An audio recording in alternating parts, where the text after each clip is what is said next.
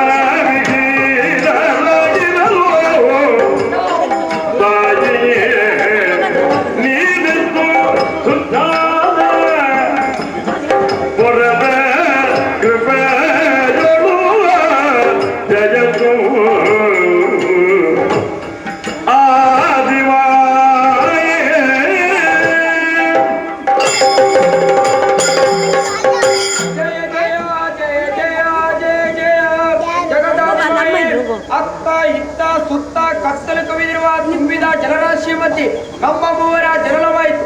ಅಜ್ಞಾನದ ಕತ್ತಲೆಯಲ್ಲಿ ತೊಳಲಾಡುತ್ತಿರುವಾಗ ಸುಚ್ಚಾದ ಬೆಳಕನ್ನು ನೀಡುವುದರ ಮೂಲಕ ನೀನು ಯಾರು ಏನು ಎನ್ನುವುದನ್ನು ತಿಳಿದುಕೊಳ್ಳುವುದಕ್ಕೆ ಸಾಧ್ಯವಾಯಿತು. ಅಮ್ಮ, ನೀನಲ್ಲದೆ ಎಲ್ಲರೂ ಇನ್ಯಾರಿದ್ದಾರೆ? ನಮ್ಮನ್ನು ಸಂಪ್ರೀತಿಯಿಂದ ರಕ್ಷಿಸಬೇಕು, ಕಾಪಾಡಬೇಕು ತಾಯಿ. ಜಯ ಜಯ ಜಯ ಜಯ ಜಯ ಜಯ. ಮಕ್ಕಳೇ, ಹರಿಗರ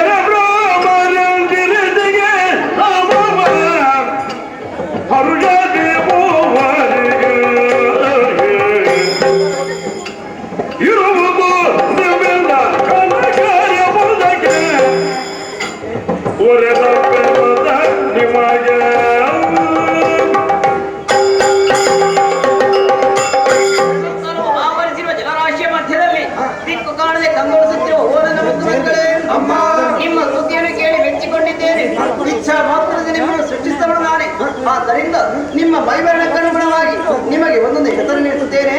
ರಕ್ತವರ್ಣದ ರಂಜಿಸುತ್ತಿರುವವರೇ ಬ್ರಹ್ಮ, ನೀಲವರ್ಣದಿಂದ ಶೋಭಿಸುತ್ತಿರುವವರೇ ವಿಷ್ಣು ಆಗಲಿ.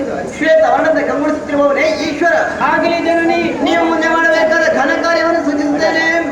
ಏನಮ್ಮ? ಹೋದ ಕಲ್ಪದಿಲಯವಾದ ಪ್ರಪಂಚವ ಮೋದದಿ ತೆಗೆದುವರನೆ ಕಾಯ್ದು ಮೇಲದ ಲಯ ಕುಡಿಯುವ ಅದಕ್ಕೆ ಆದಿಲಿ ನೀವಾದರೆ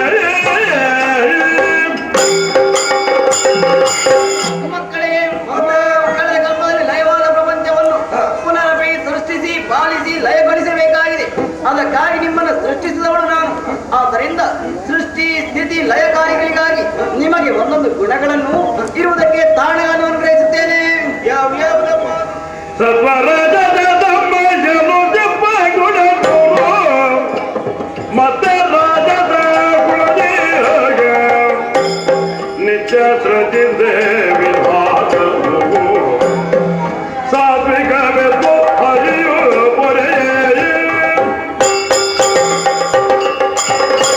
ಮಗನೇ ಬ್ರಹ್ಮ, ನಿನಗೆ ರಾಜಸುಕುಲವನ್ನು ಉಂಟು ಮಾಡಿದ್ದೇನೆ. ಸತ್ಯಲೋಕದಲ್ಲಿದ್ದು ಸೃಷ್ಟಿಯ ಕಾರ್ಯವನ್ನು ಮಾಡು. ವಿಷ್ಣು, ನಿನಗೆ ಸಾತ್ವಿಕ ಗುಣವನ್ನು ಉಂಟು ಮಾಡಿದ್ದೇನೆ. ವೈಕುಂಠ ಲೋಕದಲ್ಲಿದ್ದು ಪಾಲನಾ ಕಾರ್ಯವನ್ನು ಮಾಡು. ಈಶ್ವರ, ಜನನಿ, ನಿನಗೆ ತಾಮಸ ಗುಣ. ಕೈಲಾಸದಲ್ಲಿದ್ದು ಲಯ ಕಾರ್ಯವನ್ನು ಮಾಡು. ಹಾಗೆ ಜನನಿ, ನನ್ನ ಇಚ್ಛೆಯಂತೆ ನಿಷ್ಠಾವಂತರಾಗಿ ವ್ಯವಹರಿಸುತ್ತಾ ಬನ್ನಿ ಮಕ್ಕಳೇ. ನಮ್ಮ ಪಾಲಿಗೆ ಕಷ್ಟ ಬಂದ್ರೆ ಏನು ಮಾಡಬೇಕು? ಕಷ್ಟ ಬಂದಾಗ ನಿಶ್ಚಯ ಬದಿದಲು ಕೊಟ್ಟು ಸಂತಮುಷಾದವ ಇಷ್ಟದಿ ಬರವೇನು ಸಮಯ ಬಿದ್ದೈತನು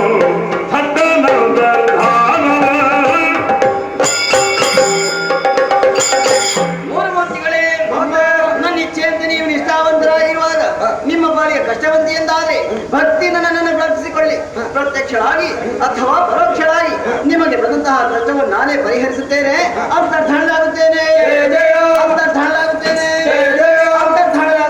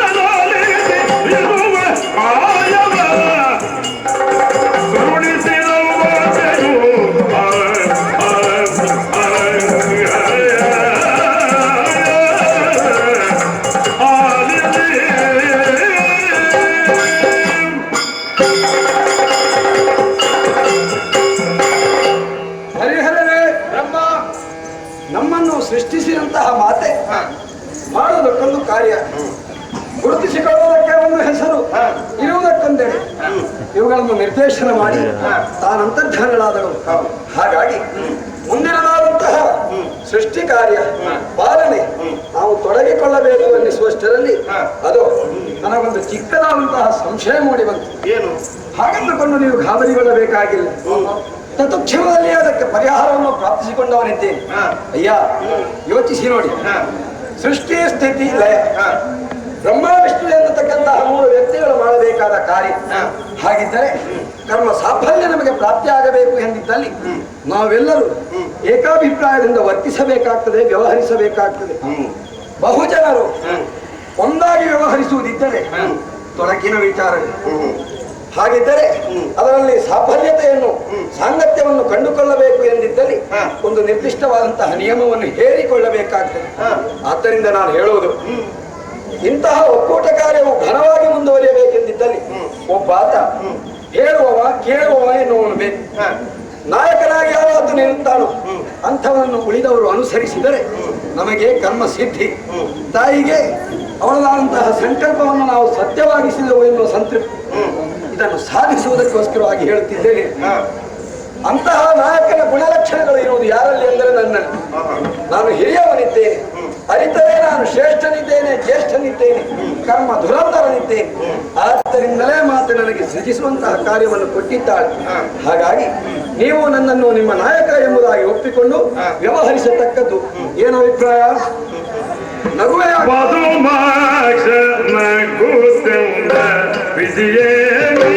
ತುಂಬನೆ ನೀ ತುಂಬನೆ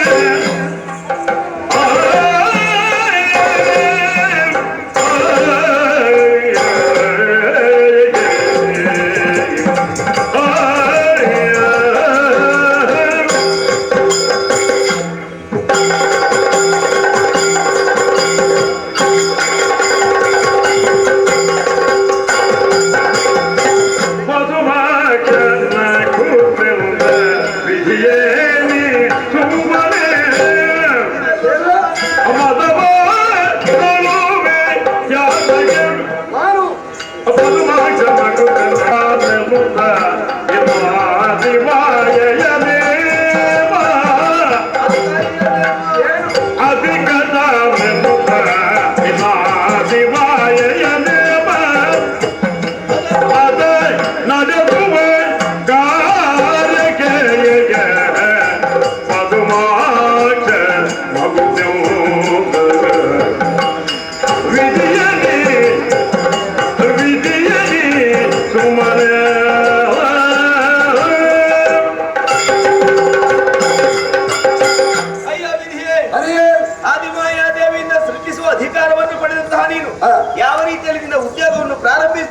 ನಿರೀಕ್ಷೆಯಲ್ಲಿ ನಾನಿದ್ದೆ.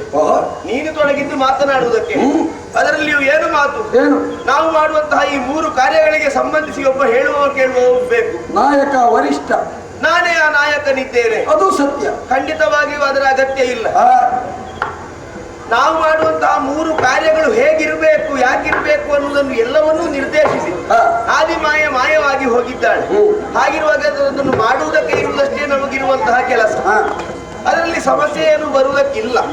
ಒಂದು ವೇಳೆ ಬಂದರೂ ಕೂಡ ಆದಿಮಾಯೆ ಹೇಳಿದಂತಹ ಮಾತದು, ಏನಾದ್ರೂ ಕಷ್ಟ ಬಂತ ಮಕ್ಕಳೇ ನನ್ನನ್ನು ಪ್ರಾರ್ಥಿಸಿ ನಾನೇ ಬಂದು ಪರಿಹರಿಸ್ತೇನೆ.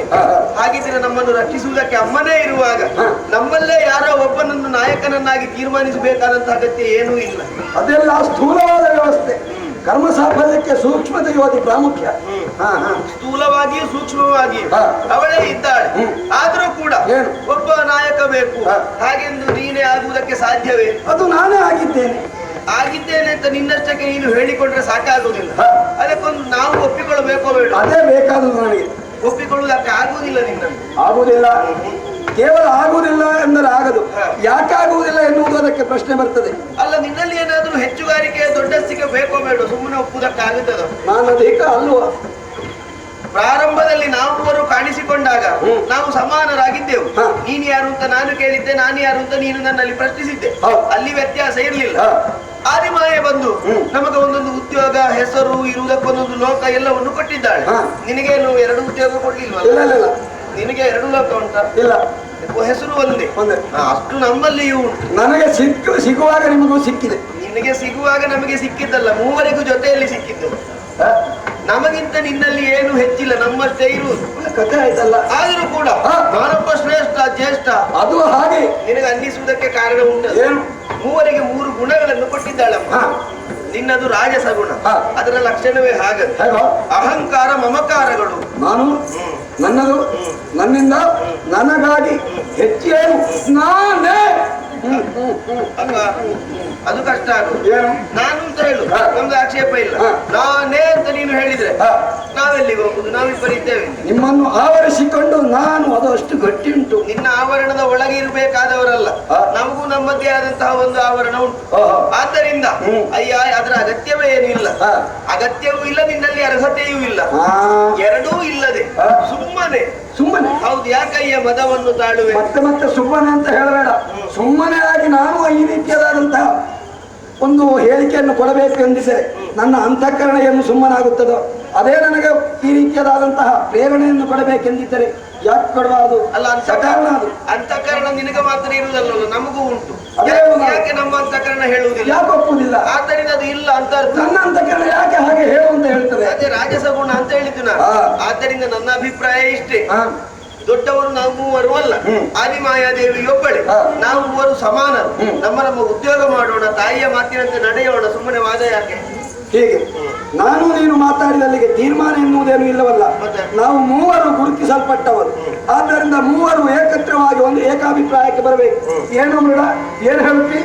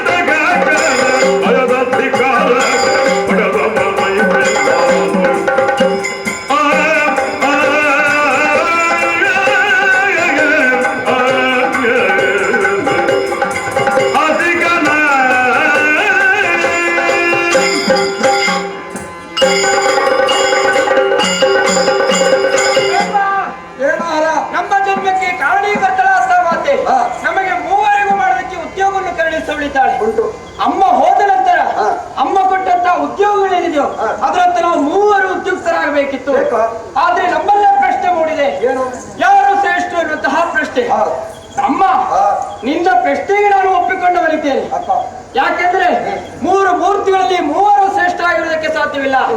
ಯಾರಾದ್ರೂ ಒಬ್ಬರೇ ಆಗಬೇಕು ಅಲ್ವಾ? ತದನಂತರ ನೀನೇ ಉತ್ತರ ಹೇಳಿದ್ಯಲ್ಲ, ಏನು? ಆದ್ರೆ ಅದಕ್ಕೆ ಮಾತ್ರ ಒಪ್ಪಿಕೊಳ್ಳುವುದಕ್ಕೆ ಸಾಧ್ಯವಿಲ್ಲ.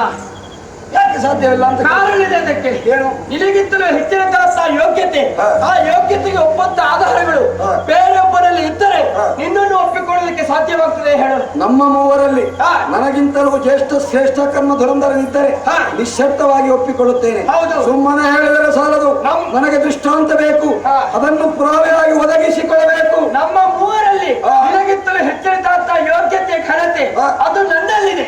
ನಿನ್ನಲ್ಲಿ ಹೌದು. ಅದಕ್ಕೆ ಇಷ್ಟೊಂದು ಬಲವಾದ ಪೀಠಿಕೆ. ಸರಿ, ನೋಡೋಣ, ಪ್ರಸ್ತುತಪಡಿಸು. ಕೇವಲ ಹಾ. ಹೇಳೋದು ಮಾತ್ರವಲ್ಲ, ಹಾ. ಅದು ಕಣ್ಣಿಗೆ ಕಾಣುವ ಹಾಗೆ ತೋರಿಸಿಕೊಡ್ತೇನೆ. ದೃಷ್ಟಾಂತ. ಹೌದು. ಹೇಗೆ? ನಿಮ್ಮಿಬ್ಬರು ನೀವು ಸರಿಯಾಗಿ ನೋಡಿಕೊಳ್ಳಿ. ನನಗೆ ನಾವು ವಿಶೇಷ ಗೋಚರನಾಗುವುದಿಲ್ಲ. ಇಲ್ಲಲ್ಲ, ಇಲ್ಲ. ನಿಮಗಿಬ್ಬರಿಗಿರುವುದು ಎರಡೆರಡೇ ಕಣ್ಣುಗಳ ಮುಖದಲ್ಲಿ. ಹಾ, ಆದ್ರೆ ನನಗೆ ಎಷ್ಟು ಕಣ್ಣಿದೆ? 1 2 3 ಮೂರು. ನೀನು ವಿಷಮಾಕ್ಷ, ವಿರೂಪಾಕ್ಷ. ಆಹಾ, ಹಾ. 3 ಕಣ್ಣುಗಳುಳ್ಳವನಾಗಿದ್ದೇನೆ. ಹಾ. ಕೇವಲ ಸಾಮಾನ್ಯ ಕಣ್ಣುಗಳಾಗಿ ಅದನ್ನು ಭಾವಿಸಿಕೊಳ್ಳಬೇಡ. ನಿನ್ನ ಹೆಚ್ಚಿನ ಕಣ್ಣು, ಹೆಚ್ಚಿನ ಕಣ್ಣು, ಕೆಚ್ಚಿನ ಕಣ್ಣು. ಅಪ್ಪ. ಸೃಷ್ಟಿಕರ್ತರಾದಂತಹ ನೀನು ಹಾ. ಸೃಷ್ಟಿಸಿದಂತಹ ಸಕಲ ಜೀವರಾಶಿಗಳನ್ನು ಹಾ. ನಾನು ಕೋಪಗೊಂಡು ಆ 3ನೇ ಕಣ್ಣನ್ನು ತೆರೆದು ನಿಂತಾದ್ರೆ ಹಾ. ಅರಕ್ಷಣದಲ್ಲಿ ಸುಟ್ಟು ಬಸ್ ಮಾಡ್ತೇನೆ. ಓಹೋ. ಹೌದು. ಹಾ. ಅಷ್ಟೇ ಅಲ್ಲ, ಮತ್ತೆ? ನಿಮಗಿಬ್ಬರಿಗೆ ಇರುವುದು ಒಂದೊಂದೇ ತಲೆಗಳು. ಧಾರಾಳ ಸಾಕು. ಆದ್ರೆ ನನಗೆಷ್ಟಿದೆ? ಏನು? ಎಷ್ಟು? 1 2 3 ಪಂಚಮುಖ, 4 5 5 ತಲೆಗಳುಳ್ಳವನಾಗಿದೆ. ಶಿರನಿತ್ತಿ. ಹೌದು. ವಿಚಿತ್ರ ಪ್ರಾಣಿ. ಇಲ್ಲವೇ ಇಲ್ಲ. ಹಾ. ಆದ ಕಾರಣ ವಿಕಾರಿ. ನಮ್ಮ ಮೂವರಲ್ಲೂ ಹಾ. ನಾನೇ ಶ್ರೇಷ್ಠ. ಹಾ. ಲಯದ ಅಧಿಕಾರಿ ಅಂತ ನಾನೇ ಶ್ರೇಷ್ಠ ಇದ್ದಾರೆ, ಒಪ್ಪಿಕೊಳ್ಳಿ ನೀವು. ಹೇಗಾಗುತ್ತದೋ ಯಾಕೆ? ಯೋಚಿಸಿ ನೋಡು. ಏನು? ಒಂದು ದೇಹದ ಸಮಗ್ರತೆಯನ್ನು ಸಾಧಿಸಬೇಕು ಎಂದಿದ್ದಲ್ಲಿ ಹಾ. ಇಷ್ಟಿಷ್ಟು ಅಂಗಗಳು ಇಷ್ಟಿಷ್ಟು ಸಂಖ್ಯಾ ಪ್ರಮಾಣದಲ್ಲಿ ಇರಬೇಕು ಸರಿ ಎನ್ನುವುದೇ ಸಿದ್ಧಾಂತ. ನನ್ನನ್ನು ನೋಡುವ ಅವನನ್ನು ನೋಡು. ಹಾ. ಒಂದು ತಲೆ, ಅದರಲ್ಲಿ 2 ಕಣ್ಣುಗಳು. ಅದು ವಸ್ತುವನ್ನು ಕಂಡು ಅದನ್ನು ಮನಸ್ಸಿನಲ್ಲಿ ಸ್ಪಷ್ಟೀಕರಣಗೊಳಿಸಿಕೊಂಡು ಮುಂದೆ ಬುದ್ಧಿಯ ಪ್ರಚೋದನೆಯಿಂದ ಬೇಕಾದಂತೆ ವರ್ತಿಸುವುದಕ್ಕೆ ಇಷ್ಟು ಪರ್ಯಾಪ್ತ. ನೀನು ಹಾಗಲ್ಲ. ಏನು? ನಿನಗೂ ಅಮ್ಮ 2 ಕಣ್ಣು ಕೊಟ್ಟಿರ್ಬೇಕು, ಆಹಾ. ನಿನ್ನನ್ನು ಪರೀಕ್ಷೆಯೂ ಮಾಡಿರ್ಬೇಕು.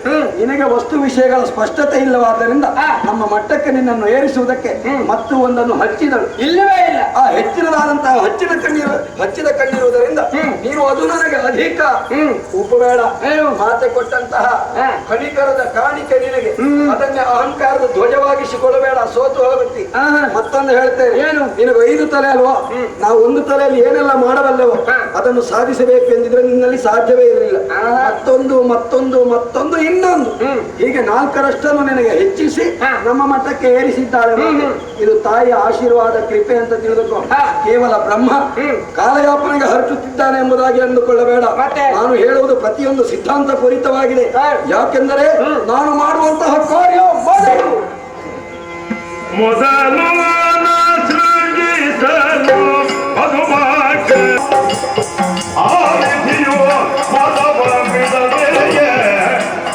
ಭಗವಾನ್ ನಾನು ಪ್ರಸ್ತುತಪಡಿಸಿದ್ದು ಯಾಕೆ? ಅಂತಹ ಅರ್ಹತೆ ಇದೆ, ಯೋಗ್ಯತೆ ಇದೆ, ಸಾಧಿಸಿ ತೋರಿಸಿ ಅನ್ನೋ ಛಲವಿದೆ. ಹಾಗಾಗಿ ನಾನು ನನ್ನದು, ನನ್ನಿಂದ ನನಗಾಗಿ ನಾನೇ, ನನ್ನ ಪೂರ್ವ ಸಾಧನೆ ಸುಳ್ಳಾಗುವುದಕ್ಕಿಲ್ಲ. ಯೋಚಿಸಿ ನೋಡಿ. ನೀನು ಮಾಡುವುದೇನು? ಪಾಲನೆ. ಪಾಲನೆ ಎನ್ನುವಂತಹ ಕಾರ್ಯವನ್ನು ಮಾಡಿದರೆ ಪಾಲನ ಕರ್ತೃವಾಗಿ ನಿನಗೆ ಮೌಲ್ಯ, ನಿನಗೆ ಮನ್ನಣೆ, ಅದರಲ್ಲಿಯೇ ನನಗೆ ಕರ್ಮ ಸಾಫಲ್ಯ, ತಾಯಿಯ ಆಜ್ಞೆಯಂತೆ ನಡೆದುಕೊಂಡಂತಹ ಮನ ನೆಮ್ಮದಿ. ನಾನು ಹಾಗಲ್ಲ. ಮತ್ತೆ ನಾನು ಸೃಷ್ಟಿ ಮಾಡಿ ನನ್ನ ಸೃಷ್ಟಿಯನ್ನು ನೀನು ಪಾಲನೆ ಮಾಡಬೇಕು. ಹಾಗಿದ್ದರೆ ನಿನ್ನದಾಗಿರ್ತದೆ. ನನ್ನ ಸೃಷ್ಟಿ ಕಾರ್ಯದ ಅವಲಂಬನೆಯ ಮೇಲೆ ನಿನಗೆ ವ್ಯಕ್ತಿತ್ವ ಪ್ರಾಪ್ತಿಯಾಗುತ್ತದೆ. ಆದ್ದರಿಂದ ನಾನು ಸ್ವಾಮಿ, ನೀನು ಭೃತ್ಯ, ಸೇವಕ. ಒಂದಾಯ್ತಾ? ಬೇಸರವಾಯ್ತು. ನಾನು ಸೇವಕ. ಸ್ವಲ್ಪ ಆಚೆ ನೋಡಿ. ನಾವು ಇರುವ ಸ್ಥಳದಿಂದ ಎತ್ತರಕ್ಕೆ ನೋಡೋದಲ್ಲ, ತಗ್ಗಿನಲ್ಲಿ ಏನುಂಟು ಅಂತ ನೋಡ್ಬೇಕು. ನಿನಗಿಂತಲೂ ಕೆಳಮಟ್ಟದಲ್ಲಿದ್ದಾರ ನಾನು ಮಾಡುವ ಸೃಷ್ಟಿ, ನಿನ್ನ ಪಾಲನೆ, ಇವುಗಳನ್ನು ಅವಲಂಬಿಸಿಕೊಂಡಿರುವವನು ಶಿವ.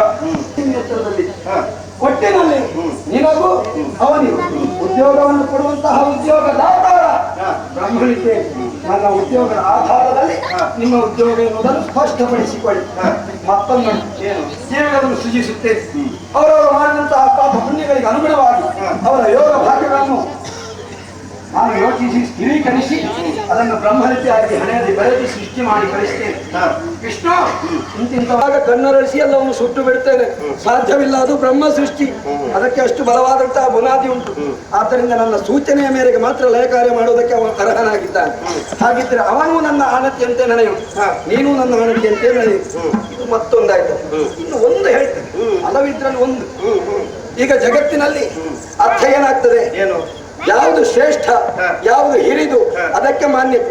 ನನ್ನ ಹೆಸರು ನೋಡು, ಬ್ರಹ್ಮ. ಬೃಹತಿ ಇತಿ ಬ್ರಹ್ಮ, ದೊಡ್ಡದು. ಮಾನವನು ದೊಡ್ಡದು ಎನ್ನುವುದರ ಎಷ್ಟರವರೆಗೆ ದೊಡ್ಡದು? ಬ್ರಹ್ಮದಷ್ಟು ದೊಡ್ಡದು. ಆಮೇಲೆ ಏನಾದ್ರೂ ಇದ್ದರೆ ಶಬ್ದ ಸ್ಪರ್ಶ ರೂಪ ರಸ ಗಂಧ ಆಕಾರ ಏನು ಇಲ್ಲದಂತಹ ನಿರಾಕಾರ ಪರಬ್ರಹ್ಮ. ಹಾಗಿದ್ದರೆ ಮಾನಕ್ಕೆ ಬ್ರಹ್ಮ. ವಿಷ್ಣುವನ್ನೊಂದು ಮಾನವಾಗಿ ಇಟ್ಟುಕೊಳ್ಳುವುದು ಉಂಟು ಇಲ್ಲ? ಇಲ್ಲ. ಹರನನ್ನು ಒಂದು ಮಾನವಾಗಿ ಇಟ್ಟುಕೊಳ್ಳುವುದಕ್ಕಿಲ್ಲ. ಹಾಗಿದ್ದರೆ ದೊಡ್ಡದು ಎನ್ನುವುದಕ್ಕೆ ಸಂಕೇತವೇ ಬ್ರಹ್ಮ. ಇಷ್ಟೆಲ್ಲ ಇರುವಾಗ ನನ್ನನ್ನು ಒಪ್ಪಿಕೊಳ್ಳುವುದಕ್ಕೆ ಹಿಂದೆ ಸರಿಯುತ್ತಿದ್ದೀರಲ್ಲ, ಏನಾದರೂ ಒಪ್ಪಿಕೊಳ್ಳಿ. ನಾನು ದೊಡ್ಡವ, ನಾನು ನಿಮಗೆ ಸ್ವಾಮಿ, ನಾನೇ ನಿಮಗೆ ಆಧಾರ. ಸೃಷ್ಟಿಯ ಕಾರ್ಯ ದೊಡ್ಡದು, ಘನವಾದು. ಸೃಷ್ಟಿ ಕಾರ್ಯವು ಅಷ್ಟೊಂದು ಘನವಲ್ಲ.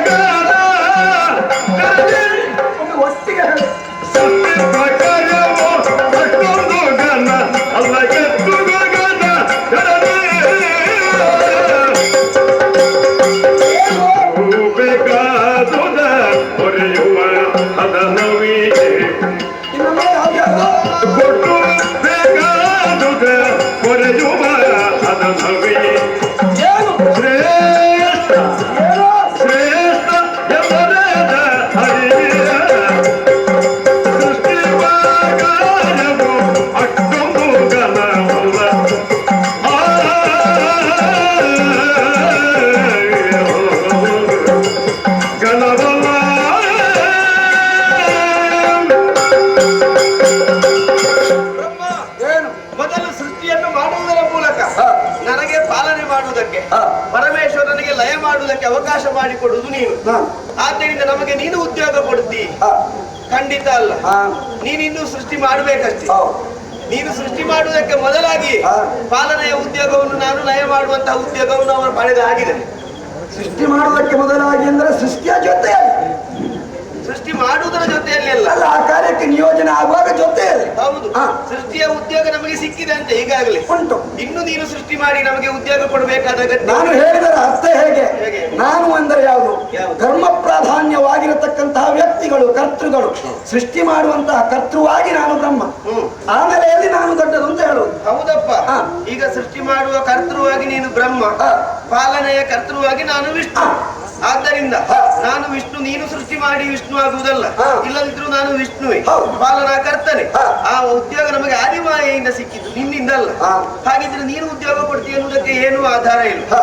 ಆಮೇಲೆ ಜೀವಿಗಳ ಹಣೆಯಲ್ಲಿ ಬೇಕಾದದ್ದನ್ನು ಬರೆಯುವವನು ನೀನು. ಆದ್ದರಿಂದ ನೀನು ಆಜ್ಞೆ ಕೊಡುವವನು, ನಾನು ಪಾಲಿಸುವವನು. ನೀನು ಯಜಮಾನ, ನಾನು ಭೃತ್ಯ. ಖಂಡಿತ ಅಲ್ಲ. ಹಣೆಯಲ್ಲಿ ಬರೆಯುವುದು ಹೌದು ನೀನು, ಆದ್ರೆ ಆಜ್ಞೆ ಮಾಡುವುದಲ್ಲ. ಅದು ಲಿಖಿತ ಆಜ್ಞೆ. ಆಮೇಲೆ ಅಲ್ಲಿ ಸ್ವಲ್ಪ ತಪ್ಪಿತು ಅಂತ ಆಗಬಾರ್ದು. ನನ್ನದೆಲ್ಲ ಸ್ಪಷ್ಟತೆ ಸ್ಥಿರತೆ ಅಲ್ಲ. ತಪ್ಪದೆ ಹಾಗೆ ಬರೆಯುವುದು ಮಾತ್ರ, ನೀನು ಆಜ್ಞೆ ಮಾಡುವುದಲ್ಲ ಅಂತ. ನಡಿಬೇಕು ಅಂತ ನಡಿಬೇಕು, ಹೌದು. ಅದನ್ನು ನಿರ್ಧರಿಸುವುದು ನಿನ್ನಲ್ಲ. ಬೇಕಾದ ಹಾಗೆ ಬರೆಯುವ ಸ್ವಾತಂತ್ರ್ಯ ಇಲ್ಲ ನಿನಗೆ. ಬೇಡ, ಅದಕ್ಕೆ ನಿಯಮ ಅಂತ ಅಂದ್ರಲ್ಲ, ಬದಲಿಸುವುದಕ್ಕೂ ಆಗುವುದಿಲ್ಲ. ಇಲ್ಲ, ಬೇಡ. ಜೀವಿಯು ಮಾಡಿದಂತಹ ಕರ್ಮದ ಫಲ ಏನುಂಟು ಅದನ್ನು ಓದಿ ತಿಳಿದು ಹಾಗೆ ಬರೆಯುವವನು. ಹಾಗಿದ್ರೆ ನೀನು ಆಜ್ಞೆ ಕೊಡುವವನಲ್ಲ. ನಾನು ಹಾಗಲ್ಲ. ಏನು? ನೀನು ಯಾವ ಜೀವಿ ಎಷ್ಟು ಪಡೆಯಬೇಕೆಂದು ಬರೆದರೂ ಕೊಡಬೇಕಾದವನು ನಾನು, ಕೊಡಬೇಕಾದವ. ಹಾಗೆ ನೀನು ಅಷ್ಟೇ. ನಾನು ಬ್ರಹ್ಮ ಬರೆದಿದ್ದಾನೆ, ಆದ್ರಿಂದ ಕೊಡುವುದಕ್ಕೆ ನನಗೆ ಇಷ್ಟವಿಲ್ಲ, ಕೊಡಲಾರೆ. ಅಷ್ಟೇ ಯಾಕೆ ಬ್ರಹ್ಮ ಬರೆದಿದ್ದಾನೆ, ಇನ್ನೂ ಅಷ್ಟನ್ನು ಕೊಡುತ್ತೇನೆ. ಸ್ವತಂತ್ರವಾಗಿ ವರ್ತಿಸುವುದಕ್ಕಾಗುವುದಿಲ್ಲ. ಏನು ಕೊಡುಕೊಳ್ಳುವುದಿದ್ದರೂ ನನ್ನ ಲಿಖಿತವೇ ಆಧಾರ ನಿನಗೆ. ಹೌದು, ನಿನ್ನ ಲಿಖಿತ ಆಧಾರ ಯಾಕೆ? ಜೀವಿಯ ಕರ್ಮದ ಫಲ. ಹಾಗಿದ್ದರೆ ನೀನು ಕೊಡುವಂತಹ ಯೋಗ ನಿನಗೆ ಪ್ರಾಪ್ತವಾದುದು, ಪಡೆಯುವ ಯೋಗ ಪ್ರಾಣಿಗೆ ಪ್ರಾಪ್ತವಾದುದು ಜೀವಿಯ ಕರ್ಮವೇ. ಜೀವಿಯ ಕರ್ಮವೇ ಪ್ರಧಾನ. ಅದರಲ್ಲಿ ನಾನು ಅಲ್ಲ ಅಂತ ಹೇಳುವುದಿಲ್ಲ, ಮತ್ತೆ ನಿನ್ನ ಆಜ್ಞೆ ಅಲ್ಲ ಅಂತ ಹೇಳಿದ್ದು ನಾನು.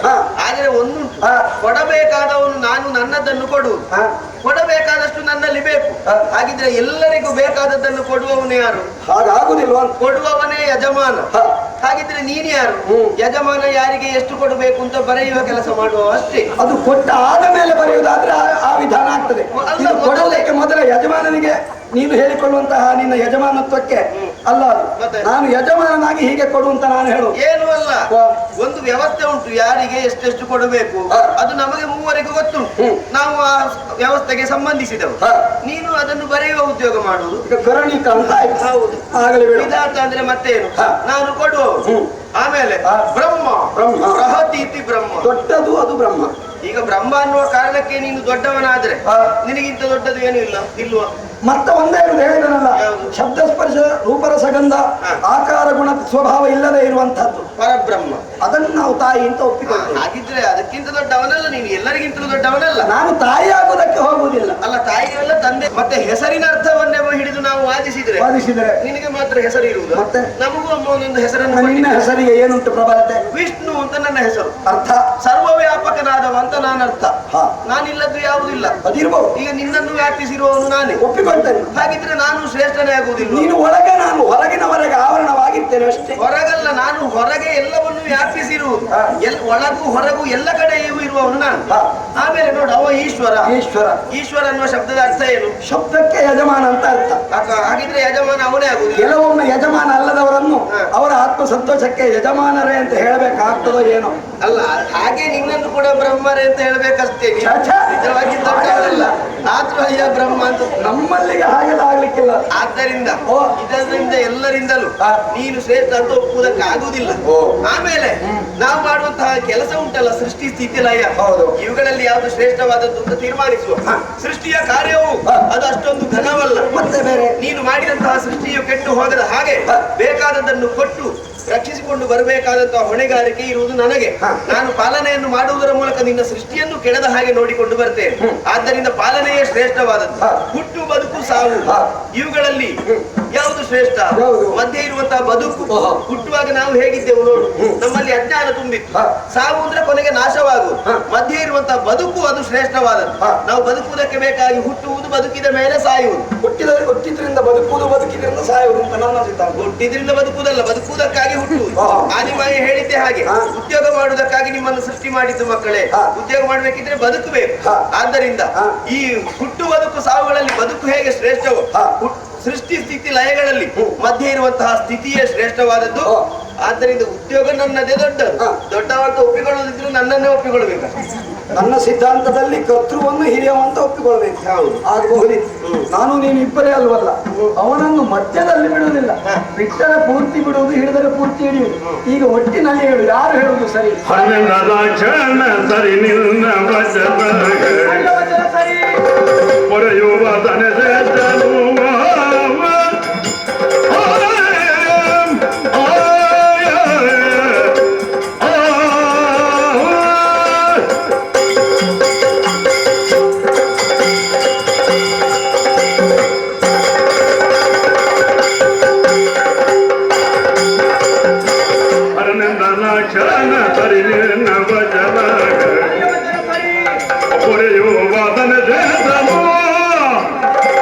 ಹರಿಹರದ ಮಾಡು ಹರಿಹರದ ಮಾಡು ಎರಗವಾಗಿ ಅರವಿಂದ ಕ್ಷಣ ಸರಿ ನಿಂದ ಸರಿ.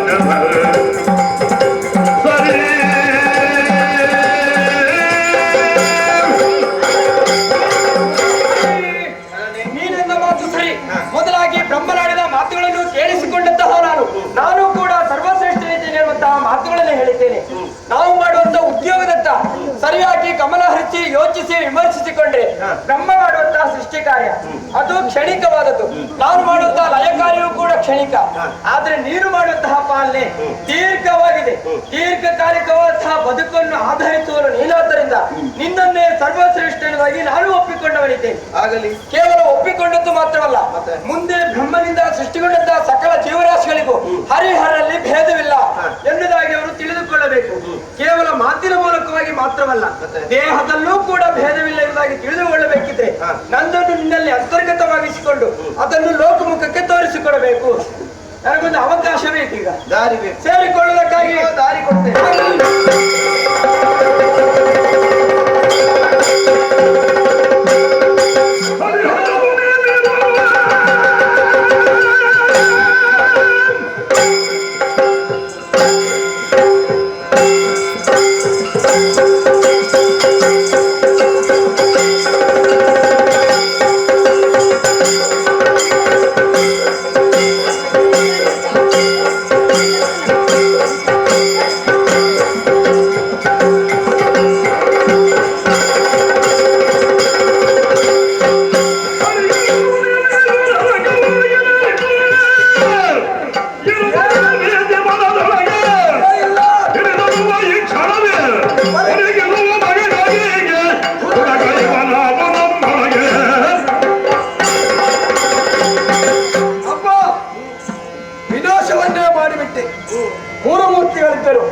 ಒಬ್ಬನನ್ನು ಒಲಿಸಿಕೊಂಡೆ, ನಿನ್ನಲ್ಲಿ ಅಂತರ್ಗತಗೊಳಿಸಿಕೊಂಡೆ.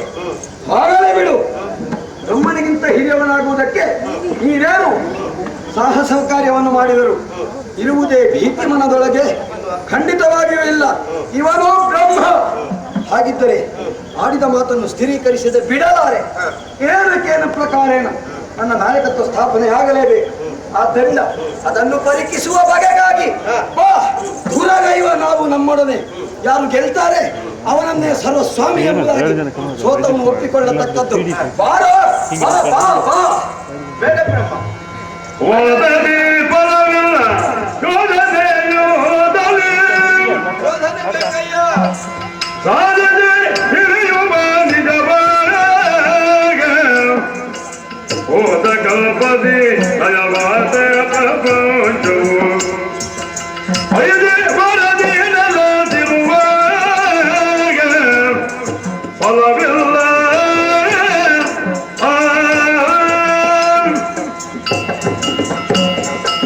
ಬ್ರಹ್ಮ ಪ್ರಾರಂಭದಲ್ಲಿ ವಾದ ಮಾಡಿದೆ, ಈಗ ಹೋರಾಟಕ್ಕೆ ಮುಂದಾಗಿದ್ದೀಯ. ವಾಕ್ ಯುದ್ಧ ನಿಜವಾಗಿಯೂ ಅಪಾರ್ಥದಿಂದ ನೀನು ಈ ಸಿಟ್ಟಿಗೆದ್ದು ಈಗ ಹೊರಟಿದ್ದೀಯ. ಅಪಾರ್ಥ. ಪರಮೇಶ್ವರ ನನ್ನನ್ನು ಸೇರಿಕೊಂಡದ್ದು ನಿನ್ನನ್ನು ಸೋಲಿಸುವುದಕ್ಕಲ್ಲ, ಮತ್ತೆ ಹರಿಹರರಲ್ಲಿ ಭೇದ ಇಲ್ಲ. ನಾನು ಹೇಳಿದ್ದನ್ನು ಅವ ಒಪ್ಪಿಕೊಂಡಿದ್ದಾನೆ. ಮಾತಿನಿಂದ ಹೇಳಿದ್ರೆ ಅದಕ್ಕೆ ಆಧಾರ ಇಲ್ಲ. ಅದಕ್ಕಾಗಿ ದೇಹ ಒಂದಾದದ್ದು. ಹೌದು, ಗೊತ್ತುಂಟು ನನಗೆ. ಏನು? ಆಗಲೇ ಕೇಳಿದ್ದಿ, ನಿನಗೇನು ಎರಡು ವ್ಯಕ್ತಿತ್ವ ಉಂಟಾ? ಈಗ ಎರಡನ್ನು ಹೊಂದಿ ಈಗ ನನ್ನಲ್ಲಿ ಉಂಟು ಎಂಬುದನ್ನು ಅದನ್ನು ಮುಂದೆ ಮಾಡೋದು ಬೇಡ. ಎರಡು ವ್ಯಕ್ತಿತ್ವ ಉಂಟು ಅಂತ ಕೇಳಿದ್ದಲ್ಲ, ಎರಡು ಉದ್ಯೋಗ ಉಂಟು. ಉಂಟಾ? ವ್ಯಕ್ತಿತ್ವ ಎಲ್ಲರಿಗೂ ಒಂದೊಂದೇ. ಎರಡು ಉಂಟಾ? ನಾವು ಪಡೆದದ್ದು ಏನುಂಟು ಆದಿಮಾಯೆಯಿಂದ, ಅದರಲ್ಲಿ ಎರಡು ಉಂಟು ಅಂತ ಕೇಳಿದ್ದು. ಪಡೆದದ್ದು ಸಾಲದೇ ಇದ್ದುದರಿಂದ ಇದ್ದುದನ್ನು ಹೊಡೆದುಕೊಂಡು ಬಿಟ್ಟೆ. ಇದ್ದದನ್ನು ಹೊಡೆದುಕೊಳ್ಳುವುದಕ್ಕೆ ಏನಿಲ್ಲ, ಅದು ನಿನ್ನ ಅಪಾರ್ಥ ಅಷ್ಟೇ, ಸುಳ್ಳು ಕಲ್ಪನೆ. ನಿಜವಾಗಿಯೂ ಪರಮೇಶ್ವರ ನನ್ನನ್ನು ಸೇರಿಕೊಂಡರು ಅವನಿಗೆ ಅವನದ್ದೇ ಆದ ಅಸ್ತಿತ್ವ ಉಂಟು. ಲಯ ಮಾಡುವುದು ಅವನೇ. ಬೇಕಾದ್ರೆ ಬರ್ತಾನೋ? ಖಂಡಿತ ಬರ್ತಾನೆ. ಪರೀಕ್ಷಿಸ್ತೇನೆ, ಕಾಲ ಬರಲಿ. ಆದ್ರೆ ನನ್ನನ್ನು ಸೇರಿಕೊಂಡದ್ದು ಯಾಕೆ? ಹರಿಹರ ತತ್ವದಲ್ಲಿ ಭೇದ ಇಲ್ಲ ಅನ್ನೋದನ್ನು ತೋರಿಸುವುದಕ್ಕೆ ಮಾತ್ರ. ಮತ್ತೆ ಅವನಿಗೆ ಅವನದ್ದೇ ಅಸ್ತಿತ್ವ, ನನಗೆ ನನ್ನದ್ದೇ. ಎರಡಲ್ಲ, ಮತ್ತೊಂದಿದ್ದರೆ ಸೇರಿಸಿಕೊಳ್ಳಿ ಇಲ್ಲ, ಅಗತ್ಯ ಇಲ್ಲ. ಯುದ್ಧಕ್ಕೆ ಈಗ ಬಾ. ನನಗೆ ಅದನ್ನು ಹಿಂದೆ ಉಳಿಸಬೇಡ. ನನ್ನ ಸಿಟ್ಟು ಇಳಿಲಿಕ್ಕೆ ಮೊದಲು ಯುದ್ಧ ಆರಂಭ ಆಗ್ಬೇಕು. ಅಲ್ಲ, ಯುದ್ಧ ಮಾಡಿಯೂ ಪ್ರಯೋಜನ ಇಲ್ಲ. ಇಲ್ವಾ? ಯಾಕಂದ್ರೆ ಯುದ್ಧ ಮಾಡಿ ಯಾರಾದ್ರೂ ಒಬ್ಬ ಗೆದ್ದರೆ ಯಾರಾದ್ರೂ ಬೇಡ, ನಾನೇ ಗೆಲ್ಲುವುದು, ಅದು ತೀರ್ಮಾನ. ಅದಿತ್ತಪ್ಪ. ಈಗ ನೀನೇ ಗೆದ್ದರೆ ನೀನು ದೊಡ್ಡವನಾಗ್ತೀಯ. ಮತ್ತೆ ನಿನ್ನ ದೇಹದಲ್ಲಿ ಬಲ ಉಂಟು ಅಂತ ತೀರ್ಮಾನಿಸು. ನಮಗೆ ಕೈ ಮುಗಿತಿ, ಕಾಲಿಗೆ ರಕ್ತಿ, ತಮ್ಮಯ್ಯ ನನ್ನನ್ನು ಕಾಪಾಡು ಅಂತ ಹೇಳ್ತಿ. ಆಗ ನಾನು ಸ್ವಾಮಿ ನೀನನ್ನು ಕೈ ಮುಗಿದ್ರು ನೀನು ದೊಡ್ಡವನಾಗುವುದಿಲ್ಲ ಅಂತ ಹೇಳುದು ನಾನು. ಆಗುದಿಲ್ವ? ಆದಿಮಾಯ ಪ್ರತ್ಯಕ್ಷಳಾಗುವಾಗ ಯಾರಾದ್ರೂ ನಮಗೆ ಕೈ ಮುಗಿದು ನಾವು ಹೇಳಿದ್ದ? ನಾನು ಭಕ್ತಿಯಿಂದ ಕೈ ಮುಗಿದ ತಾಯಿ. ಯಾರಾದ್ರೂ ಬುದ್ಧಿ ಹೇಳಿದ್ದ? ನನಗೆ ಆಗುದಿಲ್ಲ. ಭಕ್ತಿಯಿಂದ ಯಾರು ವಂದಿಸಲ್ಪಡ್ತಾರೋ ಹಾ. ಅವರೇ ನಿಜವಾದಂತಹ ಶ್ರೇಷ್ಠರು. ಹಾ. ಆ ಭಕ್ತಿಯನ್ನು ನಿಮಗೆ ಇನ್ನೊಬ್ಬರಲ್ಲಿ ಹುಟ್ಟಿಸುವುದಕ್ಕಾಗುತ್ತದೆ ಅಂತ ನೋಡು. ಅದನ್ನು ತೀರ್ಮಾನಿಸುವುದು ಹೇಗೆ? ಹೇಗೆ? ನಿಜವಾಗಿಯೂ ದೇಹದಲ್ಲಿ ಬಲ ಯಾರದ್ದು ಉಂಟು ಅಂತ ತೀರ್ಮಾನಿಸುವುದಲ್ಲ. ಮತ್ತೆ? ಯಾರು ಪರಿಪೂರ್ಣನಿದ್ದಾನೆ, ಹಾ. ಯಾರು ಸರ್ವಶ್ರೇಷ್ಠನಿದ್ದಾನೆ ಹಾ. ಅನ್ನುವುದನ್ನು ತಿಳಿಯಬೇಕು ನಾವು. ಹೇಗೆ? ಅದಕ್ಕಾಗಿ ವಾದವಲ್ಲ, ಹೋರಾಟವಲ್ಲ, ಸಾಧನೆ, ಸಾಧನೆ, ಶೋಧನೆ. ನನಗೆ ಅದೆಲ್ಲ ಹೇಳಬೇಡ. ನನಗೆ ಸತ್ಯ ಗೊತ್ತಾಗಬೇಕು, ಸತ್ಯ ದರ್ಶನವಾಗಬೇಕು. ಸತ್ಯ ಅಷ್ಟು ಸುಲಭದಲ್ಲಿ ಕಾಣಿಸುವುದಿಲ್ಲ. ಹಾ. ನಾವು ಅದನ್ನು ಹುಡುಕಬೇಕು. ಹುಡುಕ್ಬೇಕು. ಹೇಗೆ? ಕಳೆದ ಕಲ್ಪದಲ್ಲಿ ಲಯವಾದಂತಹ ಬ್ರಹ್ಮಾಂಡದ ವಸ್ತುಗಳು ಹಾ. ಮೂಲ ರೂಪದಲ್ಲಿ ಯಾರಲ್ಲಿ ತುಂಬಿಕೊಂಡಿವೆ? ನಿನ್ನಲ್ಲಿಯೇ ನನ್ನಲ್ಲಿಯೇ. ಹಾ. ನಾವು ಸೃಷ್ಟಿಸಿ ಪಾಲಿಸಿ ಲಯಗೊಳಿಸಬೇಕಿದ್ರೆ ಆ ವಸ್ತುಗಳು ಬೇಕು ನಮ್ಮಲ್ಲಿ. ಬೀಜ ಸ್ವರೂಪದಲ್ಲಿ ಅದು ಯಾರಲ್ಲಿ ಹೆಚ್ಚುಂಟು ಅವನ ಉದ್ಯೋಗವು ದೊಡ್ಡದು, ಅವನನ್ನು ಶ್ರೇಷ್ಠ ಅಂತ ತೀರ್ಮಾನಿಸುವುದಕ್ಕಾಗ್ತದೆ. ಮೂಲಧನವಾಗಿ ಆ ಸ್ಥಿತಿ ಯಾರಲ್ಲುಂಟು ಅವನು ಶ್ರೇಷ್ಠ. ಅದಕ್ಕಾಗಿ ಹಾ. ನಿನ್ನ ಹೊಟ್ಟೆಯೊಳಗೆ ನಾನು, ನನ್ನ ಹೊಟ್ಟೆಯೊಳಗೆ ನೀನು ಹಾ. ಪ್ರವೇಶಿಸಿ ನೋಡಿಕೊಳ್ಳುವುದು. ಯಾರಲ್ಲಿ ಹೆಚ್ಚಿದೆ ಅವ ಶ್ರೇಷ್ಠ ಅಂತ ತೀರ್ಮಾನಿಸುವುದು. ಸೈ ಹೇಗೆ? ಆದೀತಲ್ಲ. ಯಾಕೆ ಹೇಳು? ಯಾಕೆ? ಒಂದು ಸಿದ್ಧಾಂತಕ್ಕೆ ಬರಬೇಕಾಗಿತ್ತು. ಆದ್ದರಿಂದ ಯಾವುದೇ ಆದೀತು ಹಾದಿ. ಆದ್ದರಿಂದ ನಿನಗೆ ಪ್ರಪ್ರಥಮವಾಗಿ ನನ್ನನ್ನು ಶೋಧಿಸುವ ಅವಕಾಶವನ್ನು ಕೊಟ್ಟಿದ್ದೇನೆ. ಬಾ. ಆದೀತು. ನಿನಗೆ ಬಾಯಿ ಆದೀತ ಏನಾಗದೆ? ಈಗ ಬಾಯಿಯನ್ನು ತೆರೆದಿದ್ದೇನೆ. ಆಗ ಹರಿಹರರು ಇಬ್ಬರಾಗಿ ನನಗಿಂತ ಸ್ವಲ್ಪ ಭಾರವಂತ ಅನ್ನಿಸ್ತಿತ್ತು. ಈಗ ಮೂರ ಮೂರ್ತಿಗಳು ನಾನಾಗಿದ್ದೇನೆ. ಶೋಧಿಸ್ತಾನಂತೆ ಶೋಧಿಸ್ತಾನೆ. ಶೋಧಿಸುವುದಲ್ಲ, ನನ್ನುದರಲ್ಲಿ ರೋಧಿಸಬೇಕು, ರೋಧಿಸಬೇಕು. ಹಾಗೆ ಮಾಡದಿದ್ದರೆ ಬ್ರಹ್ಮನಲ್ಲ. ಅದಕ್ಕೋಸ್ಕರ ನವದ್ವಾರಗಳನ್ನು ದಿಗ್ಬಂಧಿಸಿ ಸುಪ್ತನಾಗಿ ಕುಳಿತಿದ್ದೇನೆ. ನೋಡೋಣ. ಆಗುವುದಿಲ್ಲ. ಯಾಕಾಗುವುದಿಲ್ಲ? ಉಸಿರಾಟ ಅಸ್ತಿತ್ವಕ್ಕೋಸ್ಕರವಾಗಿ ನಡೆಸಬೇಕಾದಂತಹ ಅನುಚಾನ ಕ್ರಿಯೆ. ಕಣ್ಣು, ಕಿವಿ, ಮೂಗು, ಬಾಯಿ ಇವೆಲ್ಲ ದೇಹದ ಶ್ರೇಷ್ಠ ದ್ವಾರಗಳು. ಇವುಗಳನ್ನಲ್ಲಿ ಆದರೂ ತೆರೆದಿಟ್ಟು ಉಸಿರಾಡುತ್ತಿದ್ದರೆ ಆತ ಅದರಿಂದಲೇ ಹೊರಬಂದಾನೆ. ಅದಕ್ಕೋಸ್ಕರವಾಗಿ ಈ ಶರೀರದ ಅಧೋದ್ವಾರವನ್ನು ತೆರೆದಿಟ್ಟು ಅವನು ಬರುವ ನಿರೀಕ್ಷೆಯಲ್ಲಿರ್ತಾನೆ. ಬರ್ತಾನಲ್ಲವೇ? ಅವನು ಬಂದಂತಹ ಕಾರಣವನ್ನೇ ಎತ್ತಿಕೊಂಡು ಅವನನ್ನು ಚುಚ್ಚಿ ಹಂಗಿಸಿ ಭಂಗಿಸಿ ನಿಂದಿಸದಿದ್ದರೆ ನಾನು ಬ್ರಹ್ಮನೇ ಅಲ್ಲ. ಬರಲಿ ಬರಲಿ, ನೋಡೋಣ. ಹರಿಯೋ ಹೋಗುತ್ತಲೇ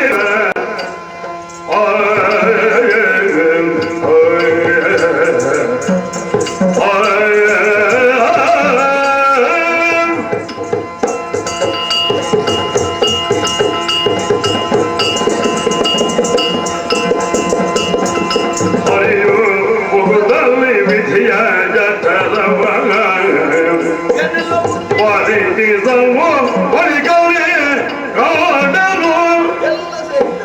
ಸರಿದ ಕಲ್ಪನೆ ಬೆಳೆಯ ಹೊಂದಿದ ಹರಗ ಹರಿ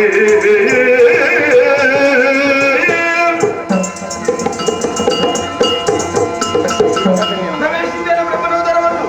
ಇನ್ನೊಬ್ಬರನ್ನು ನಾವು ಅರ್ಥ ಮಾಡಿಕೊಳ್ಬೇಕಿದ್ರೆ ಮೊದಲಾಗಿ ನಾವೇನು ಅನ್ನೋದು ಗೊತ್ತಿರಬೇಕು. ಬ್ರಹ್ಮನಿಗೆ ಸ್ವರೂಪ ಜ್ಞಾನವಿಲ್ಲ, ಅವನೇನು ಒಂದೇ ಗೊತ್ತಿಲ್ಲ ಅವನಿಗೆ. ಮತ್ತೆ ನನ್ನನ್ನು ಹೇಗೆ ಒಪ್ಪಿಕೊಳ್ಳುತ್ತಾನೆ? ಅವನು ಎಷ್ಟಿದ್ದಾನೆ ಅನ್ನೋದನ್ನು ಅವನಿಗೆ ತಿಳಿಯಪಡಿಸುವ ಉದ್ದೇಶದಿಂದ ಮೊದಲಾಗಿ ನಾನು ಪ್ರವೇಶಿಸಿದ್ದೇನೆ. ಕಾಣಬಾರದೆ? ಆಕಾಶ, ಭೂಮಿ, ಮಣ್ಣು, ನೀರು, ಗಾಳಿ, ಬೆಳಕು, ಪರ್ವತ, ಪ್ರಪಾತನಾದ ನದಿಗಳು, ಗಂಡು ಹೆಣ್ಣು, ಗಿಡ ಮರಗಳು, ಪ್ರಾಣಿ ಪಕ್ಷಿಗಳು, ಭೂಮಿಯಲ್ಲಿರುವಂತಹ ಚರಾಚರ ವಸ್ತುಗಳಲ್ಲಿ ದೇವತೆಗಳು, ಕಿನ್ನರರು, ಕಿಂಪುರುಷರು, ಉರಗರು, ಸಿದ್ಧರು, ಸಾಧ್ಯರು, ಮನು, ಮುನಿಗಳು, ಯಕ್ಷರು, ವಿದ್ಯಾಧರು, ದೇವತೆಗಳೆಲ್ಲ ಇಲ್ಲೇ ಇದ್ದಾರೆ. ಪಾತಾಳ ಲೋಕದಲ್ಲಿರುವಂತಹ ಜೀವಿಗಳೆಲ್ಲ ಇಲ್ಲೇ ಉಂಟು. ಒಂದು ಬ್ರಹ್ಮಾಂಡವೇ ಇವನ ಹೊಟ್ಟೆಯಲ್ಲಿದೆ. ಬ್ರಹ್ಮ ಈಶ್ವರ. ಓ, ಏನು ಬಂಗಾರದ ಬಣ್ಣದಿಂದ ಇವನ ಹೊಟ್ಟೆ ಹೊಳೆಯುತ್ತಾ ಇದೆ. ಹಿರಣ್ಯ ಗರ್ಭ ಇವ. ಹಾಗಿದ್ರೆ ಪರಬ್ರಹ್ಮ ಸ್ವರೂಪಿಯಲ್ಲ, ಅಷ್ಟು ದೊಡ್ಡವನಲ್ಲ ಇವ. ಯಾಕಂದ್ರೆ ಎಲ್ಲಕ್ಕಿಂತಲೂ ದೊಡ್ಡದು ಪರಬ್ರಹ್ಮ ವಸ್ತು ಅಂತ ನಾವು ಕರೆಯಲ್ಪಡುವಂತಹ ಶಕ್ತಿ. ಅದಕ್ಕೊಂದು ಬಣ್ಣವ ರೂಪವ ಯಾವುದೂ ಇಲ್ಲ. ಇವನಿಗೊಂದು ಬಣ್ಣ ಉಂಟು ಅಂತ ಹೇಳಿದ್ರೆ ಇವ ಪರಬ್ರಹ್ಮನಲ್ಲ, ಬರೇ ಬ್ರಹ್ಮ ಅಂತ ಅರ್ಥ. ಅಷ್ಟು ತೀರ್ಮಾನ ಆಗಿದೆಯಲ್ಲ. ಹಾಗಿದ್ರೆ ನಡೀತೇನೆ ಹೊರಗೆ. ಸಾರುವೆರುವರೆಗೆನುದ ಮೇಲಕ್ಕೆ ಏರಿ ತುದಿಯನು ಕಾಣದೆಯೇ ಮೇಲೆ ಕಾಣುವುದಿಲ್ಲ. ಯಾರಿಗೆಳಗೆ ನಿರಸಿ ಕಂಡದ ಹೊರ ನಡೆಯೋಣ ಅನ್ನುವ ಉದ್ದೇಶದಿಂದ ಬಂದ ದಾರಿಯನ್ನು ಹುಡುಕಿದ್ರೆ ಮೇಲಿನ ನಾನು ಬಂದ ದಾರಿಯೇ ಸಿಗುವುದಿಲ್ಲ. ಬ್ರಹ್ಮ ಬಾಯಿ ಮುಚ್ಚಿರಬೇಕು. ಕೆಳಗೆ ಬಂದೆ, ಮೇಲ್ಮುಖವಾಗಿ ಬೆಳಕನ್ನು ಹರಿಯುತ್ತಾ ಇದೆ, ಅಧೋದ್ವಾರ ಇದೆ. ನನಗೆ ಮೇಲೆ ಕೆಳಗೆ ಅನ್ನುವಂತಹ ಭೇದವೇನೂ ಇಲ್ಲ. ಮಾನ ಅಪಮಾನ ಸಮಾನರಿದ್ದೇನೆ. ನಡೀತೇನೆ ಹೊರಗೆ.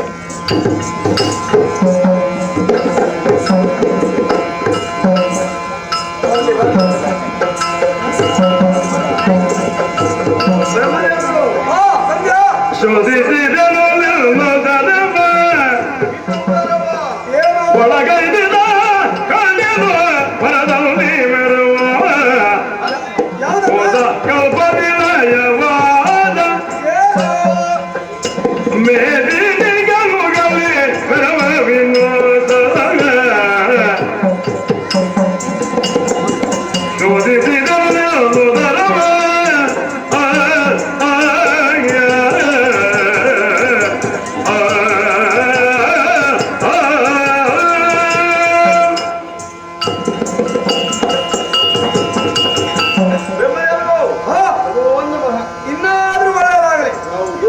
ಯಾಕಂದ್ರೆ ನಾನು ಅದರವನ್ನು ಶೋಧಿಸಿ ಬಂದೆ ಅಲ್ಲ, ನಿನ್ನ ಆದಿ ಅದರ ಪ್ರಭಾವ.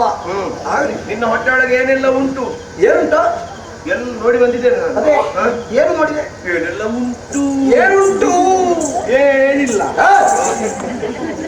ಏನು? ನನ್ನನ್ನು ಚೇಷ್ಟೆ ಮಾಡುತ್ತೀಯೋ ಅಥವಾ ಹಾಸ್ಯ ಮಾಡುತ್ತೀಯೋ? ಏನು ಇಲ್ಲದಂತ ಡೊಳ್ಳು ಹೊಟ್ಟೆ ನನ್ನದು, ಟೊಳ್ಳು ಹೊಟ್ಟೆಯ. ಹಾಗಲ್ಲ, ಮತ್ತೇನು? ಒಳಗೆ ಹೋಗಿ ನೋಡಿದ್ರೆ ಹ? ಏನುಂಟು ಏನಿಲ್ಲ ಅಂದ್ರೆ ಹೇಳುವುದಕ್ಕೆ ಸಾಧ್ಯ ಇಲ್ಲ, ಅದನ್ನು ಅಷ್ಟು ಉಂಟು ಅಂತ. ಅಷ್ಟೊಂದು ಸಂಖ್ಯಾಕವಾದಂತಹ ವಸ್ತುಗಳು ಹೌದು. ನಿನ್ನಿಂದ ಹೇಳುವುದಕ್ಕಾಗುವುದಿಲ್ಲ. ಅನಿರ್ವಚನೀಯವಾದುದು. ಅಲ್ಲ, ಹೇಳುದಕ್ಕೆ ಆಗುದಿಲ್ಲ ಅಂತಲ್ಲ, ಹ? ಹೇಳುದಕ್ಕೆ ಹೊರಟ್ರೆ ಮುಗಿಲಿಕ್ಕಿಲ್ಲ, ಅಷ್ಟು ಉಂಟು ಅಂತ. ಅದೇ ಅನಿರ್ವಚನೀಯವಾದುದು. ಮಾತಿನಿಂದ ಹೇಳುವುದಕ್ಕೆ ಸಾಧ್ಯ ಇಲ್ಲ. ಅಕ್ಕ ನನಗೆ ಆದ್ರೆ ಅಷ್ಟರಲ್ಲಿ ಸುಲಭ ಆಗುದಿಲ್ಲ. ನಿನ್ನ ಬುದ್ಧಿಗೆ ಎಷ್ಟು ಹಿಡಿಸಿದೆ ಅಂತ ಬೇಕಲ್ಲ, ಅದರಲ್ಲಿ ನನ್ನ ಬುದ್ಧಿಗೆ ಇದ್ದಷ್ಟು ಗ್ರಹಿಸಿದ್ದು ಹೌದು. ಎಷ್ಟನ್ನು ಗ್ರಹಿಸಿದ್ದು. ಇದ್ದದ್ದೆಲ್ಲವನ್ನು ಗ್ರಹಿಸಿದ್ದೇನೆ. ಹಾಗಿದ್ರೆ ಒಂದು ಮಾತಿನಲ್ಲಿ ಹೇಳು ನೋಡೋಣ, ಒಂದು ಮಾತಿನಲ್ಲಿ ಹೇಳುದಿದ್ರೆ ಸಮಗ್ರವಾಗಿ ಸಂಕ್ಷೇಪದಲ್ಲಿ ಸಂಕ್ಷೇಪವಾಗಿ. ಲಯವಾದಂತಹ ಒಂದು ಬ್ರಹ್ಮಾಂಡವೇ ಹ. ಇನ್ನು ಹೊಟ್ಟೆ ಒಳಗೆ ಇಷ್ಟು ಧಾರಾಳ ಸಾಕು. ನೀನು ಹೇಳಿತು ನೀನು ಹೇಳಿತು ಹ. ನನಗೆ ವರದಿ ಸಿಕ್ಕಿತು. ಹ. ಹ, ಹ, ಹ, ಹ. ಒಂದು ಬ್ರಹ್ಮಾಂಡ ನನ್ನ ಉದರದಲ್ಲಿ ಏಕ ಬ್ರಹ್ಮಾಂಡ ಭಾಂಡಾದರ ಬ್ರಹ್ಮದೇವ. ಹ, ಹ, ಹ. ಬ್ರಹ್ಮಾಂಡೋದರ ಭರಿತ ಬ್ರಹ್ಮಾಂಡೋದರ ಭರಿತ ಇನ್ನೂ ಉಂಟು. ಮತ್ತು ಕಂಡೆಯ ಹೌದು. ಇರಬಹುದು. ಬ್ರಹ್ಮ ಇದ್ದಾನೆ. ಬ್ರಹ್ಮ ಇದ್ದಾನೆ. ಏನ್ ಮಾಡ್ತಾನ ಅವನು? ಏನು ಮಾಡುದು? ಇಲ್ವಾ? ಒಳ್ಳೆ ನಾನಿಲ್ಲಿ ಸಕ್ರಿಯನಾಗಿರುವಾಗ ಅವನು ಅಲ್ಲಿ ಹಾಗೆ ಇರುವುದು ಉಚಿತ. ಈಶ್ವರನು ಇದ್ದಾನೆ, ಅವನೇನ್ ಮಾಡ್ತಾನೆ? ಅವನು ಅಷ್ಟೇ. ಅವನು ಅಲ್ಲಿ ಅಂತ ಇಲ್ಲಿಯೂ ಹಾಗೆ ಇದ್ದು ಬಾಗಲಿ ಬಿಡು. ಆದ್ರೆ ವಿಷ್ಣು ಇಲ್ಲ. ಇಲ್ವಾ? ಅಳ್ಳವ ಇದ್ರೆ ನಿನ್ನ ಕಣ್ಣಿಗೆ ಕಂಡಿದೆ. ಹ. ನಿನ್ನಗೂ ಕಾಣದೇ ಇದ್ದು ಇರಬೇಕು ಎಂದಾದರೆ ಅವನಲ್ಲಿ ಇಲ್ಲ. ಅಪ್ಪ, ನಿನಗೂ ಕಾಣದೇ ಇದ್ದರೆ ಅದೇನು ನಿನ್ನ ಹೊಟ್ಟೆಯಲ್ಲಿ ವಿಷ್ಣು ಇಲ್ಲ? ವಿಷ್ಣು ಇಲ್ಲದೆ ಇರುವುದಕ್ಕೆ ಒಂದು ಪ್ರಬಲವಾದಂತಹ ಕಾರಣ ಏನು? ಕಳೆದ ಕಲ್ಪದಲ್ಲಿ ಕೇವಲ ಬ್ರಹ್ಮ ಶಂಕರರಿಬ್ಬರೇ ಇದ್ದದ್ದು, ತ್ರಿಮೂರ್ತಿಗಳಿದ್ದದ್ದು. ಈ ಬಾರಿ ಹಾಗಲ್ಲ, ಮಕ್ಕಳಿಗೆ ಸ್ವಲ್ಪ ಸುಖ ಸಿಗಲಿ, ಸ್ವಲ್ಪ ಕಾರ್ಯ ಲಾಭ ಆಗಲಿ ಅಂತೇಳಿ ಮತ್ತೊಂದು ಕೊಟ್ಟಿದ್ದಾರೆ, ಉಡುಗೊರೆ ಮೂರ್ತಿ, ವಿಷ್ಣು ಮೂರ್ತಿ. ಅದಕ್ಕೆ ಅಲಂಕಾರದ ವಸ್ತು ನೀನು. ಆಗಲಿ, ಓ, ಮುಂದುವರೆದು ನೋಡಿದ್ರೆ ಬಂಗಾರದ ಬಣ್ಣದಿಂದ ನಿನ್ನ ಹೊಟ್ಟೆ ಹೊಳೆಯುತ್ತಾ ಉಂಟು. ಬಂಗಾರದ ಬಣ್ಣ, ಹೌದಪ್ಪ. ಸುವರ್ಣ ವರ್ಣ ನಮ್ಮದು ದರದಲ್ಲಿ. ಹೌದೇನ? ಈಗ ಇಷ್ಟೊಂದು ಬಣ್ಣ ಕೊಡುವಂತಹ ವಸ್ತು ನನ್ನಲ್ಲಿದ್ದು ಒಂದು ಸ್ವಲ್ಪ ಆದ್ರೂ ನಾನು ಹೊರಗೆ ತೋರಿಸ್ತಿದ್ದೆ ಇಲ್ಲ, ಎಷ್ಟು ಸರಳವಾಗಿದ್ದೆ ನೋಡಿ. ಆದ್ರೆ ನಿನ್ನ ಸರಳತೆ ಮಾತ್ರ ಅಲ್ಲ, ಹ. ಬರೇ ಸರಳತೆ ಗೊತ್ತಾದ್ರೆ ಸಾಲದು, ಹ. ನಿನ್ನ ಯೋಗ್ಯತೆ ಏನು ಅಂತ ಎಲ್ಲರಿಗೂ ಅರ್ಥ ಆಗಬೇಕು. ಎಲ್ಲರಿಗೆ ಅರ್ಥ ಆಗುವ ಅದು ಅರ್ಥ ಆಗ್ಬೇಕು. ಅದಕ್ಕಾಗಿ ನಿನ್ನ ಯೋಗ್ಯತೆಗೆ ಸರಿಯಾಗಿ ಒಂದು ನಿನಗೊಂದು ಹೆಸರು. ಮುಖ್ಯವಾಗಿ ಹೆಸರು ಕೊಡೋದು ಯಾರು? ನಾನು. ಅಪ್ಪ ಅಮ್ಮ. ನೀನು ಅಪ್ಪನ ಅಲ್ಲಪ್ಪ. ನಿನ್ನನ್ನು ಅಮ್ಮ ಅಂತ ಒಪ್ಪಿಕೊಳ್ಬೇಕು. ಬೇಡ. ನೀನು ಹೋಗುದಾಗಿದ್ರು ನಿನಗಿಂತ ಅಷ್ಟು ದೂರ ನಾನು. ಹ. ಆದ್ದರಿಂದ ನಿನ್ನ ಯೋಚನೆಯ ಸಲಹೆಯನ್ನು ತಿರಸ್ಕರಿಸಲಾಗಿದೆ. ಹಾಗಲ್ವಾ? ಹ. ತಂದೆ ತಾಯಿ ಅಂತ ನನ್ನ ಹೆಸರು ಕೊಡುವುದಲ್ಲ ನಿನಗೆ. ಮತ್ತೆ? ಒಂದು ಬಿರುದು ಕೊಡು. ಗೌರವ ಸೂಚನೆ. ಹೌದು. ಒಂದು ಅಂತ ಹಿಂದೆ ಸರಿಬೇಡ. ಮತ್ತೆ? ಮನಸ್ಸಿದ್ರೆ 9 ಸೇರಿಸಿ 10 ಮಾಡಿ ಒಟ್ಟಿಗೆ ಈಗಲೇ ಕೊಡ್ತೀನಿ. ಅಲ್ಲ, ಈಗ ಒಂದು ಕೊಡ್ತೇನೆ. ಆಮೇಲೆ ಬರ್ತಾವ ಹೇಳು. ಆದಿ ಬಂಗಾರದ ಬಣ್ಣವನ್ನು ಹೊಟ್ಟೆಯಲ್ಲಿ ಹೊಂದಿದವನು ಹ. ಹಿರಣ್ಯ ಗರ್ಭ. ಹಿರಣ್ಯ ಗರ್ಭ, ಹೌದು. ಕನಕ ಗರ್ಭ, ಬ್ರಹ್ಮದೇವ. ಏ ನನ್ನ ಒಂದು ಋಣದಲ್ಲಿ ಸಿಲುಕಿಸಿದ್ಯೋ? ಹಗಲು ಭಾರ ಆದ ಹಾಗೆ ಋಣ ಭಾರ ಅದೆಲ್ಲ ಬೇಡ. ನೀನು ನನ್ನ ದೇಹದಿಂದ ಹೊರಬಂದದು ಅಧೋದ್ವಾರದಲ್ಲಿ. ಹೌದು. ಅದೇ ಒಂದು ಕಾರಣ ಆಗದ ಅಂತ. ಯಾವುದು? ನಿನಗೂ ಒಂದು ಹೆಸರು ಕೊಡ್ಲಿಕ್ಕೆ ಆದೀತು. ಗೌರವ ಸೂಚನೆ. ನನಗೆ ಮನಸ್ಸಿದ್ದ ಹಾಗೆ ನೋಡು. ಒಬ್ಬಬೇಡ. ಇದು ಹೆಸರು ಅಂದ್ರೆ ನಿನಗೆ ಗೌರವ ಅಲ್ಲ. ಮತ್ತೆ? ನಾನು ನೀನು ಇರುವಾಗ ಹೇಳುವುದಾದ್ರೆ ಇದು ನಿನ್ನ ನೇರ ನಿಂದನೆ. ಹೌದಾ? ಆದರೆ ಕೇಳಿದವರಿಗೆ ಆಕರ್ಷಣೀಯವಾಗಿ ರಮ್ಯವಾಗಿದ್ದುಕೊಂಡು ವಿಷ್ಣುವಿನ ಹೊಗಳಿಕೆಯ ಶಂಕೆಯಲ್ಲಿ ಬೀಳ್ಬೇಕು. ನೋಡು, ನೀನು ನನ್ನ ಅಧೋದ್ವಾರದಿಂದ ಬಂದೆ. ಬರುವುದಕ್ಕೆ ಅಧೋದ್ವಾರವನ್ನು ಅಧೋಕ್ಷೆಯನ್ನು ಉಪಯೋಗ ಮಾಡಿಕೊಂಡು ಬಂದವನಾದ್ದರಿಂದ ನೀನು ಅಧೋಕ್ಷಜ. ಆಗ ಕೇಳ್ತಾರೆ ಗೊತ್ತಿಲ್ಲದವರು ಅದೇನು ಹಾಗೆ ಅಧೋಕ್ಷಜ ವಿಷ್ಣು ಅಂತ. ಅದು ಬ್ರಹ್ಮನು ಹೀಗೆ ಈಗ ಒಂದು ಆಯ್ತು, ಅಧೋದ್ವಾರದಲ್ಲಿ ಬಂದ, ಅದಕ್ಕೆ ಹೆಸರು. ಅದ್ರಲ್ಲೇನುಂಟು ಅಧೋದ್ವಾರ ಅಂದ್ರೆ? ನಿನ್ನೊಂದು ಕೆಳಗೆ ಮೇಲೆ ಉತ್ತಮ ಅಧಮ ಒಂದು ಮಾನ ಮರ್ಯಾದೆ ಎನ್ನುವುದೇ ಇಲ್ಲ. ಮಾನ ಮರ್ಯಾದೆ ನಿನಗಿದ್ರಲ್ವ, ನನಗಿಲ್ಲ. ಯಾಕೆ ನನಗಿಲ್ಲ?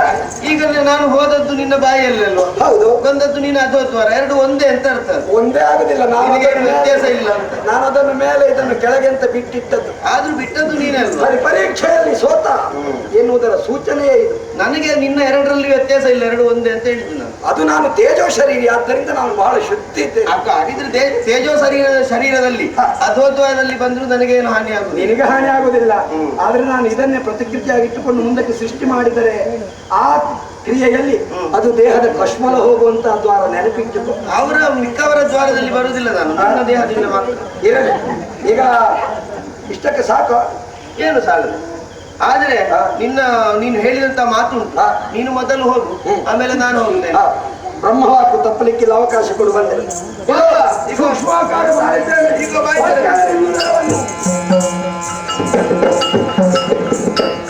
ಹೋದ್ರಲ್ಲ ಚಿತ್ತಿಲ್ಲ, ಹೊರಗೆ ಬರುವಾಗ ಸರಿಯಾಗುತ್ತಾನೆ. ಅದಕ್ಕಾಗಿ ಹೊಗಳಿ ಹೊಗಳಿ ಕಳಿಸಿದ ನಾನು. ಅಷ್ಟರವರೆಗೆ ಸುಮ್ಮನೆ ಇದ್ದು ಬಿಡ್ತೇನೆ.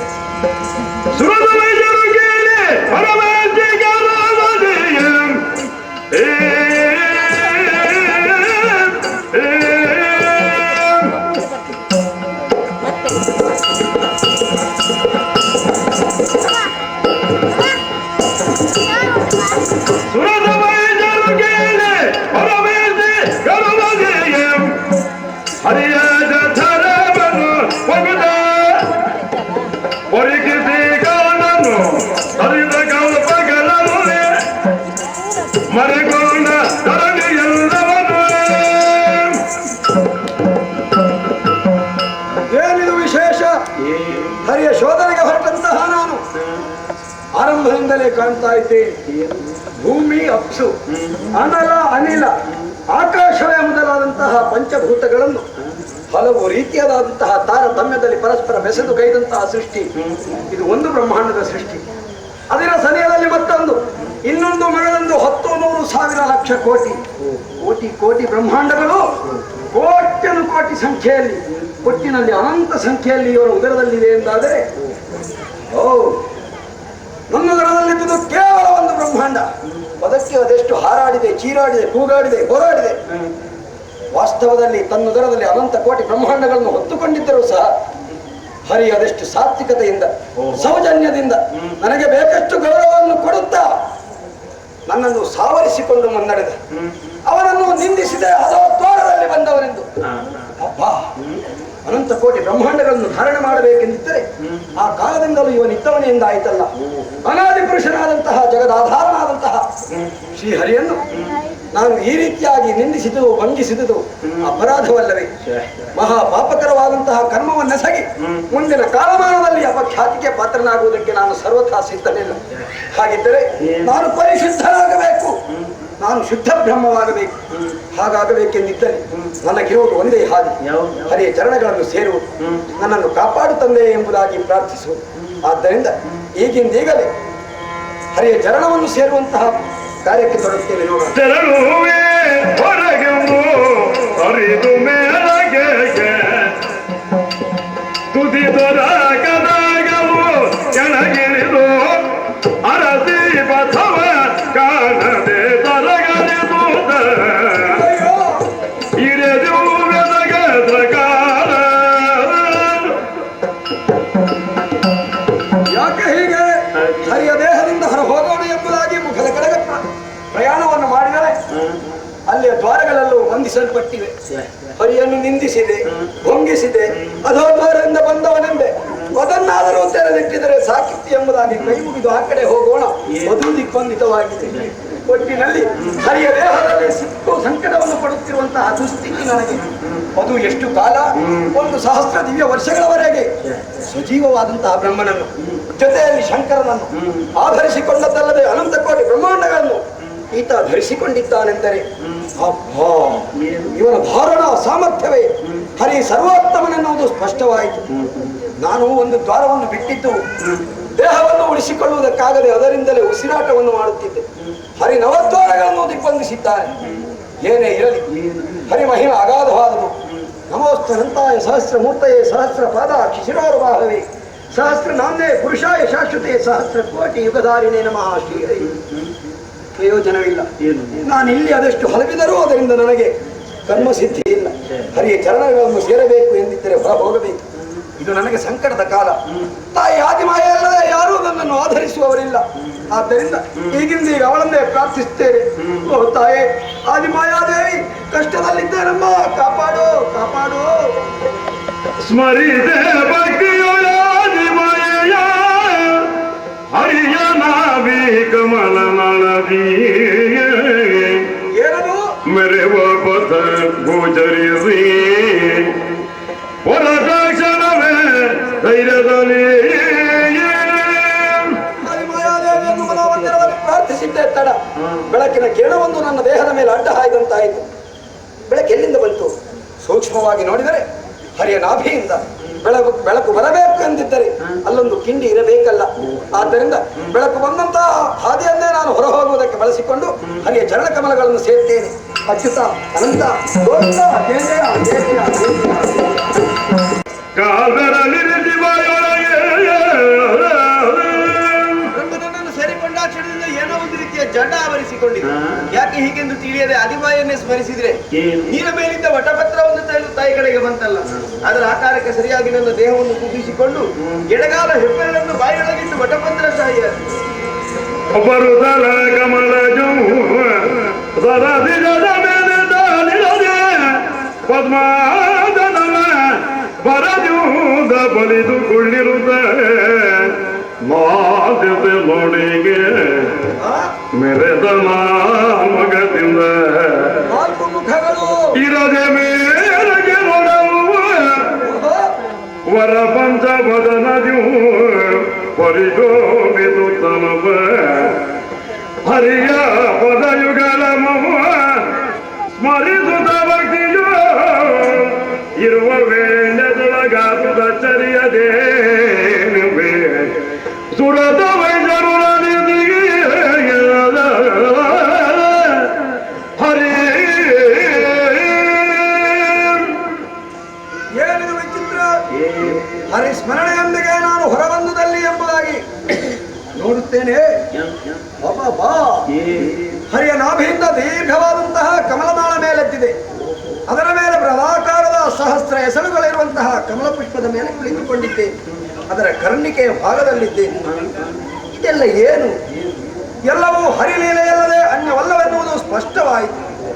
ಏನೇ ಇರಲಿ, ಹರಿಯನ್ನು ಪಿತನಾಗಿ ಸ್ವೀಕರಿಸುವುದಕ್ಕೆ ನಾನು ಸಿದ್ಧನಿರಲಿಲ್ಲ, ನಿರಾಕರಿಸಿದ್ದೆ. ಈಗ ತಾನಾಗಿ ನನ್ನನ್ನು ಹೊರಗೆಳೆಯುತ್ತಾನೆ ಎನ್ನುವಾಗ ನಾನು ಅವರಿಗೆ ಮಗನಾಗಿದ್ದೇನೆ. ಆತ ಪದ್ಮನಾಭನಾಗಿದ್ದಾನೆ. ಒಟ್ಟಿನಲ್ಲಿ ತನ್ನದಾದಂತಹ ಮಾಯಾ ವಿಶೇಷಗಳನ್ನು ಆಗಾಗ ಆಗಾಗ ನನಗೆ ಪ್ರಚುರಪಡಿಸಿ ಪ್ರಕಟಪಡಿಸಿ ತನ್ನ ಶ್ರೇಷ್ಠತೆಯನ್ನು ಸಾರಿ ಹೇಳುತ್ತಿದ್ದಾನೆ. ಅಂತೂ ಈ ಮಹನೀಯನ ಲೀಲೆ ಅಗಾಧವಾದುದು. ಸುತ್ತಮುತ್ತ ಏನಾಗಿದೆ ತಿಳಿದುಕೊಳ್ಳುವುದಕ್ಕೋಸ್ಕರವಾಗಿ ಎಡಭಾಗಕ್ಕೆ ಬಲಭಾಗಕ್ಕೆ ಹಿಂಭಾಗಕ್ಕೆ ತಿರುಗಿ ನೋಡಿ ಅದು ಒಂದೊಂದು ತಲೆಗಳುವಲ್ಲಿಂದ ಮೂಡಿಕೊಂಡವಲ್ಲ. ಹಾಗಿದ್ದರೆ ಊರ್ಧ್ವಭಾಗದಲ್ಲಿ ಏನು ಎನ್ನುವುದನ್ನು ಪರಿಲೋಕಿಸುವುದಕ್ಕೆ ನೋಡಿದರೆ ಮೇಲ್ಮುಖವಾದಂತಹ ಮತ್ತೊಂದು ಶಿರಸ್ಸು. ನಾನು ಈ ಕಾಲದಲ್ಲಿಯೂ ಪಂಚಶಿರನಾಗಿದ್ದೇನೆ. ಆರಂಭದಲ್ಲಿ ನಾನು ಶಂಕರನಿಗೆ ಹೇಳಿದ್ದೇನೋ 5 ಶಿರಗಳಿರುವಂತಹ ವಿಚಿತ್ರ ವಿಕಾರಿ ಪ್ರಾಣಿ.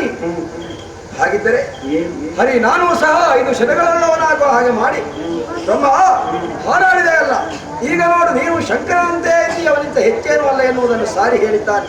ಒಟ್ಟಿನಲ್ಲಿ ಅಡಿಗಡಿಗೆ ಸಾಕ್ಷಿ ಸಹಿತವಾಗಿ ತನ್ನ ಸರ್ವಶ್ರೇಷ್ಠತ್ವವನ್ನು ಸ್ಥಾಪಿಸುತ್ತಿದ್ದಾನೆ ಶ್ರೀಹರಿ. ಅಣೋರಣೀಯನೂ ಮಹತೋ ಮಹೀಯನೂ ಆದಂತಹ ಶ್ರೀಮನ್ನಾರಾಯಣನ ಎದುರಿನಲ್ಲಿ ನಾವು ಯಾರೂ ಏನೂ ಅಲ್ಲ, ಈ ಜಗತ್ತು ಏನೂ ಅಲ್ಲ, ಸರ್ವಾತ್ಮಕನಾದಂತಹ ಸರ್ವಾಧಾರನಾದಂತಹ ಅವನೇ ಸರ್ವಶ್ರೇಷ್ಠ ಎನ್ನುವುದನ್ನು ನಿರ್ವಿವಾದವಾಗಿ ಯಾರು ಒಪ್ಪಿಕೊಳ್ಳಬೇಕಾಗಿದೆ. ಇದನ್ನು ಕೇಳಿಕೊಳ್ಳೋಣವೆಂದರೆ ಅಯ್ಯೋಯ್ಯೋ ಏನಿದು ವಿಶೇಷ.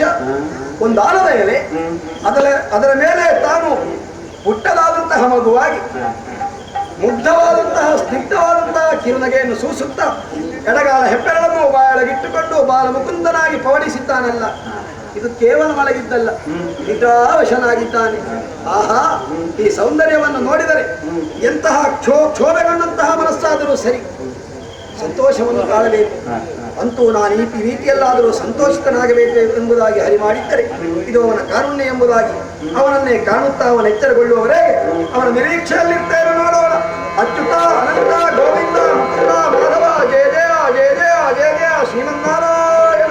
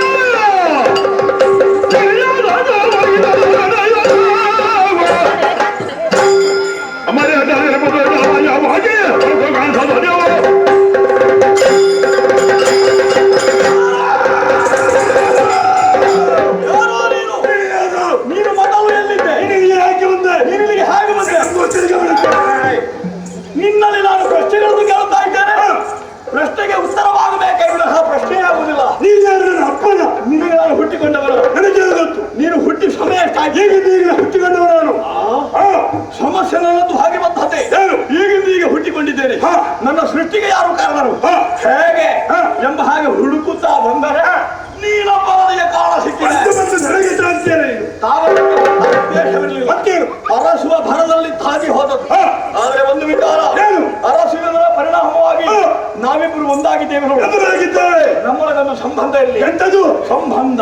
ಸಂಬಂಧವ ಯಾವ ರೀತಿಯಲ್ಲಿ? ನಿನ್ನನ್ನು ನೋಡ್ತಾ ಇದ್ದ ಹಾಗೆ ಪ್ರೀತಿ ಅಧಿಕವಾಗುತ್ತಿದೆ. ಎಂತದ್ದು ಪ್ರೀತಿ? ಪ್ರೀತಿ ಸ್ವಲ್ಪ ಸಣ್ಣವ ನೀನು, ನನಗೆ ಸ್ವಲ್ಪ ಕಡಿಮೆ, ನಿನಗೆ ನನಗೆ ಕಡಿಮೆ, ನಿನಗೆ ಹೆಚ್ಚು ದೈಹಿಕವಾಗಿ. ಆದ್ದರಿಂದ ನಿನ್ನನ್ನು ನಾನು ತಮ್ಮ ತಮ್ಮ ನಿನ್ನನ್ನು ನೋಡುವಾಗ ನಿನ್ನ ಬಗ್ಗೆ ಗೌರವ ಮೂಡ್ತಾ ಉಂಟು ನನಗೆ. ಓಹೋ, ಗೌರವ ಮೂಡಿದ ಪರಿಣಾಮವಾಗಿ ನಿನ್ನನ್ನು ತಮ್ಮ ಗೌರವ ಮೂಡಿದ ತಮ್ಮ ಅಂತ ಹೇಳುದ? ಮತ್ತೆ ಗೌರವ ಮೂಡಿದ ಅಣ್ಣ ಯಾಕಂದ್ರೆ ಆಗ ಅಣ್ಣಯ್ಯ ಅಣ್ಣಯ್ಯ ಅದೆಂತ ಅಣ್ಣಯ್ಯ ಅಣ್ಣ ಅಂತ ಹೇಳ ಅಣ್ಣು ಅಣ್ಣು ಅಣ್ಣು ಅಣ್ಣು ಅಣ್ಣು ಅಣ್ಣು ಅಣ್ಣ ಅಣ್ಣ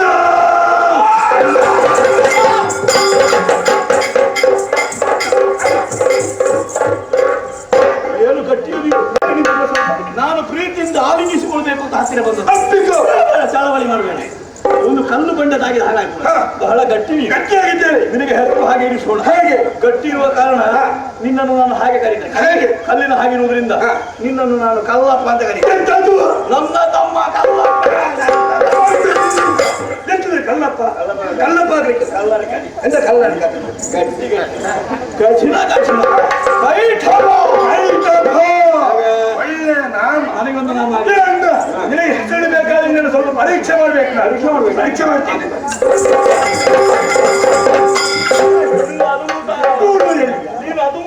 ಹಾಗಲ್ವಾ? ನಿನ್ನ ದೇಹದ ಮೇಲೆ ಕೈ ಆಡಿಸಿದ್ರೆ ಕೈ ತೆಗೆಯುವುದಕ್ಕೆ ಮನಸ್ಸು ಬರುವುದಿಲ್ಲ. ಅದೇನು ಹಾಗೆ? ಯಾರು ಮೆತ್ತಗೆ ಅಂತದ್ದು. ನಾನು ಮೆತ್ತಗೆ ಗಟ್ಟಿ ಅಲ್ಲ. ಒಳ್ಳೆ ಹೆಸರು ಆಯ್ತಲ್ಲ. ಹೇಗೆ? ಅಣ್ಣ ಮೆತ್ತಗೆ ಮೆತ್ತಗೆ ಬರ್ಬೋದು. ಆದ್ರೆ ಹೆಸರು ಬೇರೆ ಆಗಬೇಕು. ಮೆತ್ತಗೆ ಆಗಿಲ್ಲ, ಅದಾಗಲಿಲ್ಲ. ಮೃದು ಬೇರೆ ನಾಮ ಆಗಿ ಮೃದು ಶರೀರವನ್ನು ಹೊಂದಿದ ಕಾರಣ ನೀನು ಮಧು. ನಾನು ಮಧುವೆ. ಮಧುವೆ ಹೀಗೆ ಮಾಡುದು ಅಲ್ಲ. ಹೆಸರೇ ಮಧು ದೈಟ ಬರಲು ತಲಿ ಹೆಸರೇನಾಯಿತು. ಆದರೆ ಹಸುವೆ ಆಗ್ತಾ ಇದೆಯಲ್ಲ.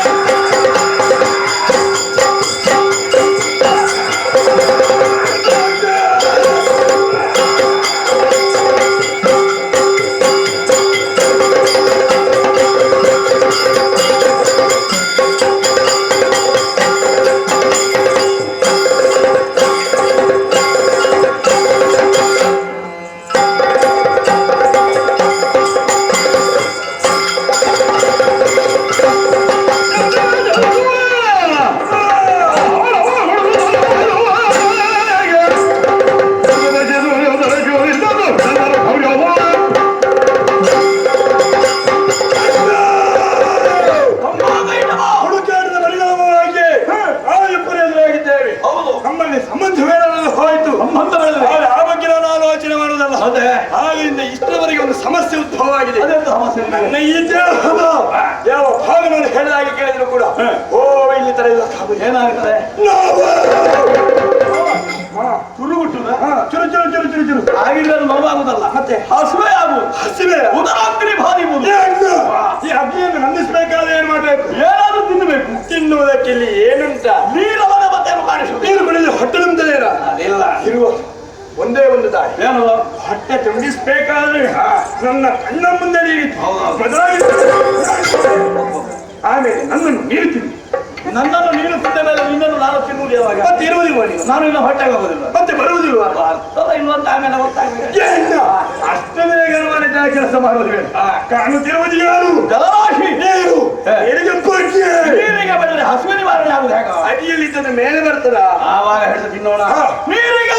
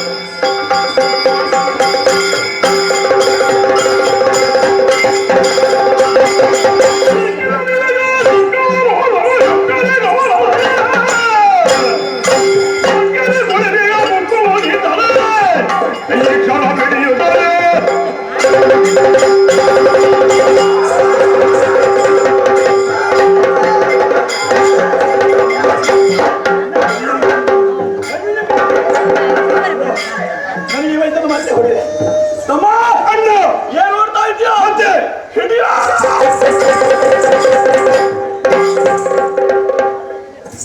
ಅಣ್ಣ ನೀನು ಮಾಲತಿ ಸ್ವಲ್ಪ ನೆರೆ ನಿಂತ್ಕೊಳ್ಳ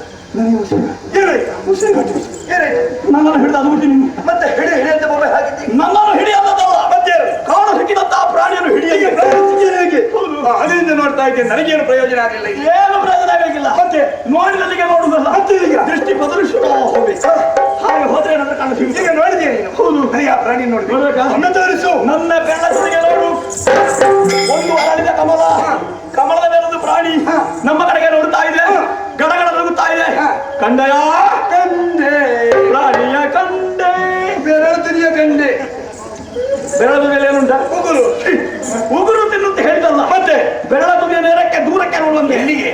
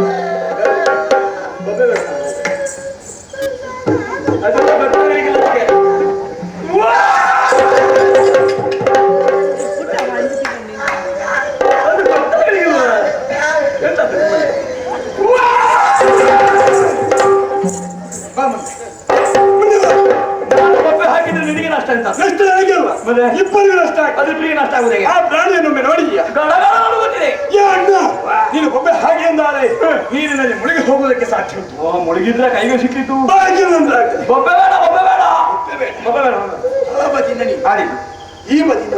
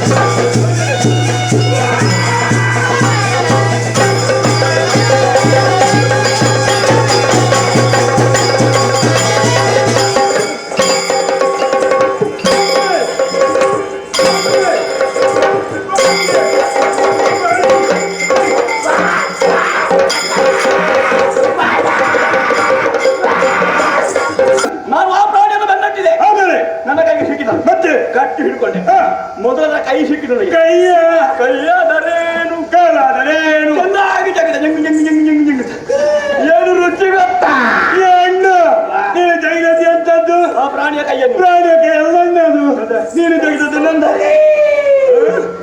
ಹಾಗಿದ್ರೆ ನನ್ನ ಬಾಯಿ ನಿನ್ನ ಬಾಯಿ ನನ್ನ ಕೈ ಹೌದೇ ಹಾಗಿದ್ರೆ ಆ ಪ್ರಾಣಿ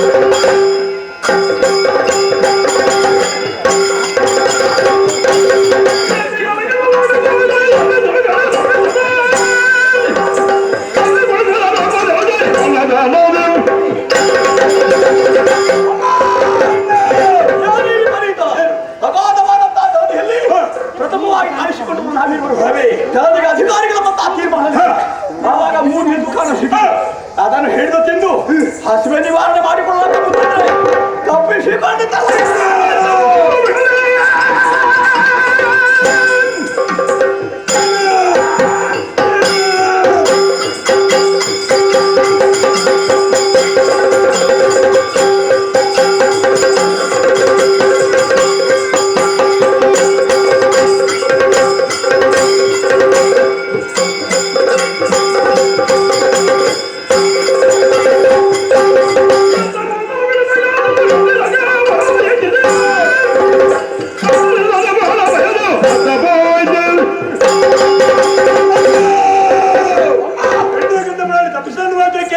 ಸುಮ್ಮನೆ ಉಳಿವು ಸರಿಯಲ್ಲ. ಹೇಗೆ ಬೆಳೀತು ಮುಂದುವರಿಯುವ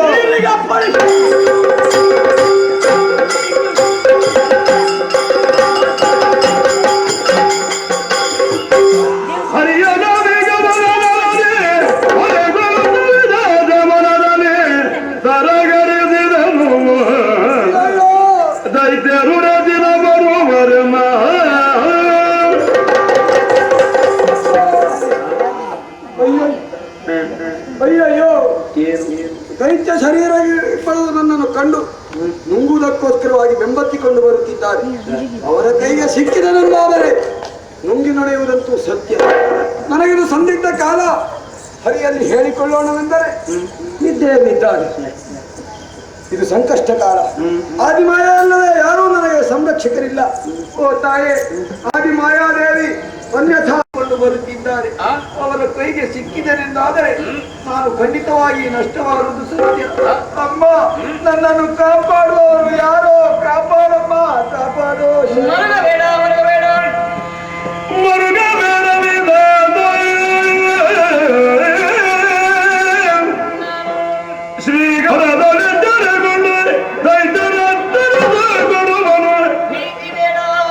ವರಸುದರ್ಶನ ಕೊಡುತ್ತವಗೆ ನೀ ಮರೆಯೊಳಿಗುವುದು ಮರುಗ ಬೇಡವಿದಾತ ಮಗನೇ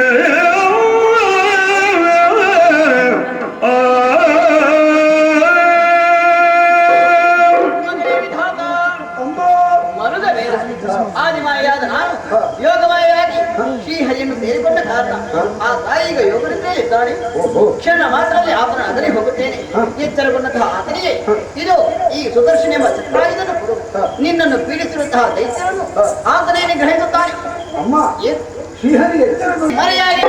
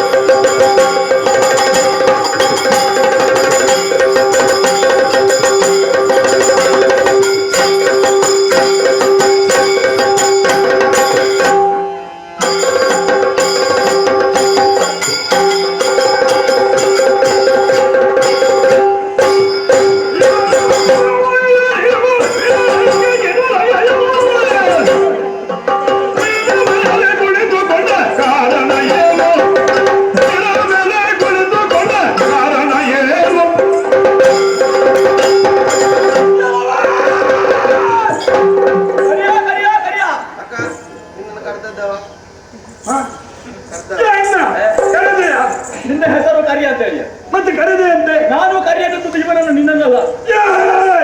ಅವ ಕರಿ ಅನ್ನೋದು ನನ್ನನ್ನಲ್ಲ, ನಿನ್ನನ್ನು. ನಾನು ಕರಿಯಣ ಮತ್ತೆ ನೀನು ಬಿಳಿಯ ನನಗೆ. ಮತ್ತೆ ಅವ ಬಿಳಿಯನ ಅವನನ್ನು ಸರಿ ನೋಡು. ಅಮ್ಮ, ಅಣ್ಣ ನಿನ್ನ ಬಣ್ಣ ನೋಡ್ತೇನೆ ನಾನು. ಬಣ್ಣ ನಿನ್ನ ಒಲವಿ, ನಿನ್ನ ಬಣ್ಣ, ನಿನ್ನ ಕೈಯ ಬಣ್ಣ. ನೀನು ಕಪ್ಪೆ, ನೀನು ಕಪ್ಪೆ. ನಾನು ಕಪ್ಪೆಯ, ನಾನು ಕಪ್ಪೆ, ನಾನು ಕಪ್ಪೆ. ಇವ ಕಪ್ಪು ಕಪ್ಪೆ.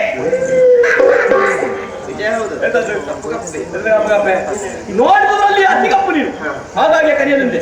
ಎಲ್ಲವೋ ಕರೆಯಲೇ ದೂರದಿಂದ ಬರುತ್ತಿರುವಂತಹ ನಮ್ಮನ್ನು ನೋಡ್ತಾ ಇದ್ದಲ್ಲ, ನಮ್ಮನ್ನು ಯಾಕೆ ನೋಡಿದೆ? ನಿಮ್ಮನ್ನು ಯಾರು ನೋಡ್ಬಾರ್ದು ಅಣ್ಣ.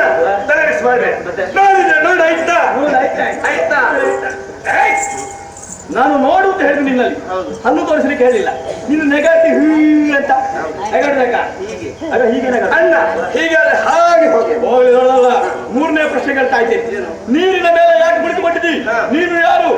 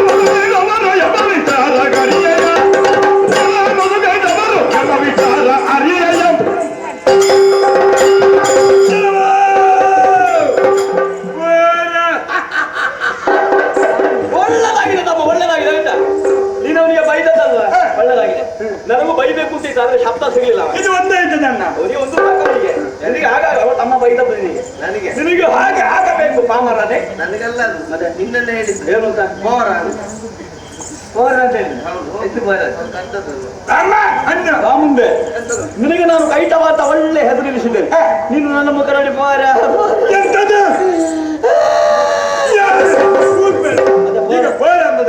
ನೀನ್ ಯಾರು ಹೇಳುವುದಕ್ಕೆ ಸಣ್ಣವಳಿ ಅಂತ ಆದ್ದರಿಂದ ಕೋಲ ಎಂದು ಹಾಗೆ ಕರೆದಿ. ನೀನು ಅವನಿಗೆ ಹೇಳಿದ, ಅವನು ನನಗೆ ತಿರುಗಿಸಿದಾಗ ಕೋಲ ನಾನಲ್ಲ, ಕೋಲ ನೀನು.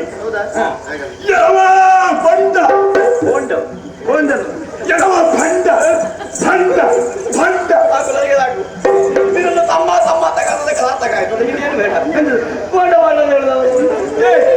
ಈಗ ನಿನ್ನಲ್ವ ಬಂಡ ಅಂದದ್ದು ಇವರನ್ನು. ನೀನು ನನ್ನ ಮುಖ ನೋಡಿ ಹೇಳಿದ್ರೆ ಅವರಿಗೆ ಗೊತ್ತಾಗುತ್ತೆ. ಕೇಳಿದ್ದೆ ಯಾಕೆ ನೀನು ಕೇಳಿದ್ದೆ ಯಾಕೆ? ನನಗೊಂದು ಸಂಶಯ. ಸಂಶಯ ಬೇಡ, ನಾನು ಅವನಿಗೆ ನಾನೇ ಹೇಳ್ತೇನೆ. ನಿನಗೆ ಅವ ಹೇಳಿದ್ದು ಗೊತ್ತಾಗ್ಲಿಲ್ಲಲ್ಲ? ಅವ ಹೇಳಿದ್ದು ಬಂಡ ಅಂತ ಹೇಳಿ.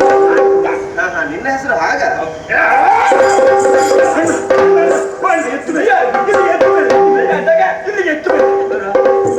ಬಂಡ ನಾನವ ನೀನು ಎಲ್ಲ ನಾನು ಕರಿಯ ಕುರಿಯ ಅಲ್ವಾ? ಕರಿಯ ಕರಿಯ ಭಂಡ ಕರಿಯ ಎಲ್ಲವೂ ನೀನೇ. ಮೊದಲು ಕಂಡ ಪ್ರಾಣಿಯನ್ನು ನೀರ ಮೇಲೆ ಮಾಡಿಸಿಕೊಂಡು ಬರ್ತೀವಿ ಸಮಾಜದಲ್ಲಿ, ಅದು ನಮ್ಮ ಕಣ್ ತಪ್ಪಿಸಿದೆ. ನಿನ್ನೆಲ್ಲ ವಿಚಾರಿಸ್ತಾ ಇದ್ದೇವೆ. ಮೊದಲು ಕಂಡ ಪ್ರಾಣಿಯನ್ನು ಅದನ್ನು ತೋರ ತೋರ ತೋರ ಅಲ್ಲ ತೋರಿಸಬಹುದು. ಹೇಳುವವರು ನೀವು ಯಾರು ಅಂತ ಬೇಕೋ ಬೇಡುವ ನಿಮ್ಮ ಪರಿಚಯವೇ ಅಣ್ಣ ನಿಮಗೇನು ಗೊತ್ತಿಲ್ಲ. ನೀವ್ಯಾರು? ಸಾಮಾನ್ಯರಲ್ಲ, ಪೀರರು ಪೀರರು ಶೂರರು ಗಣಗಂಭೀರರು ಪೀರ ಮಧು ಭರ ಮಧುಗೈದ ಭರೆ ನೀವು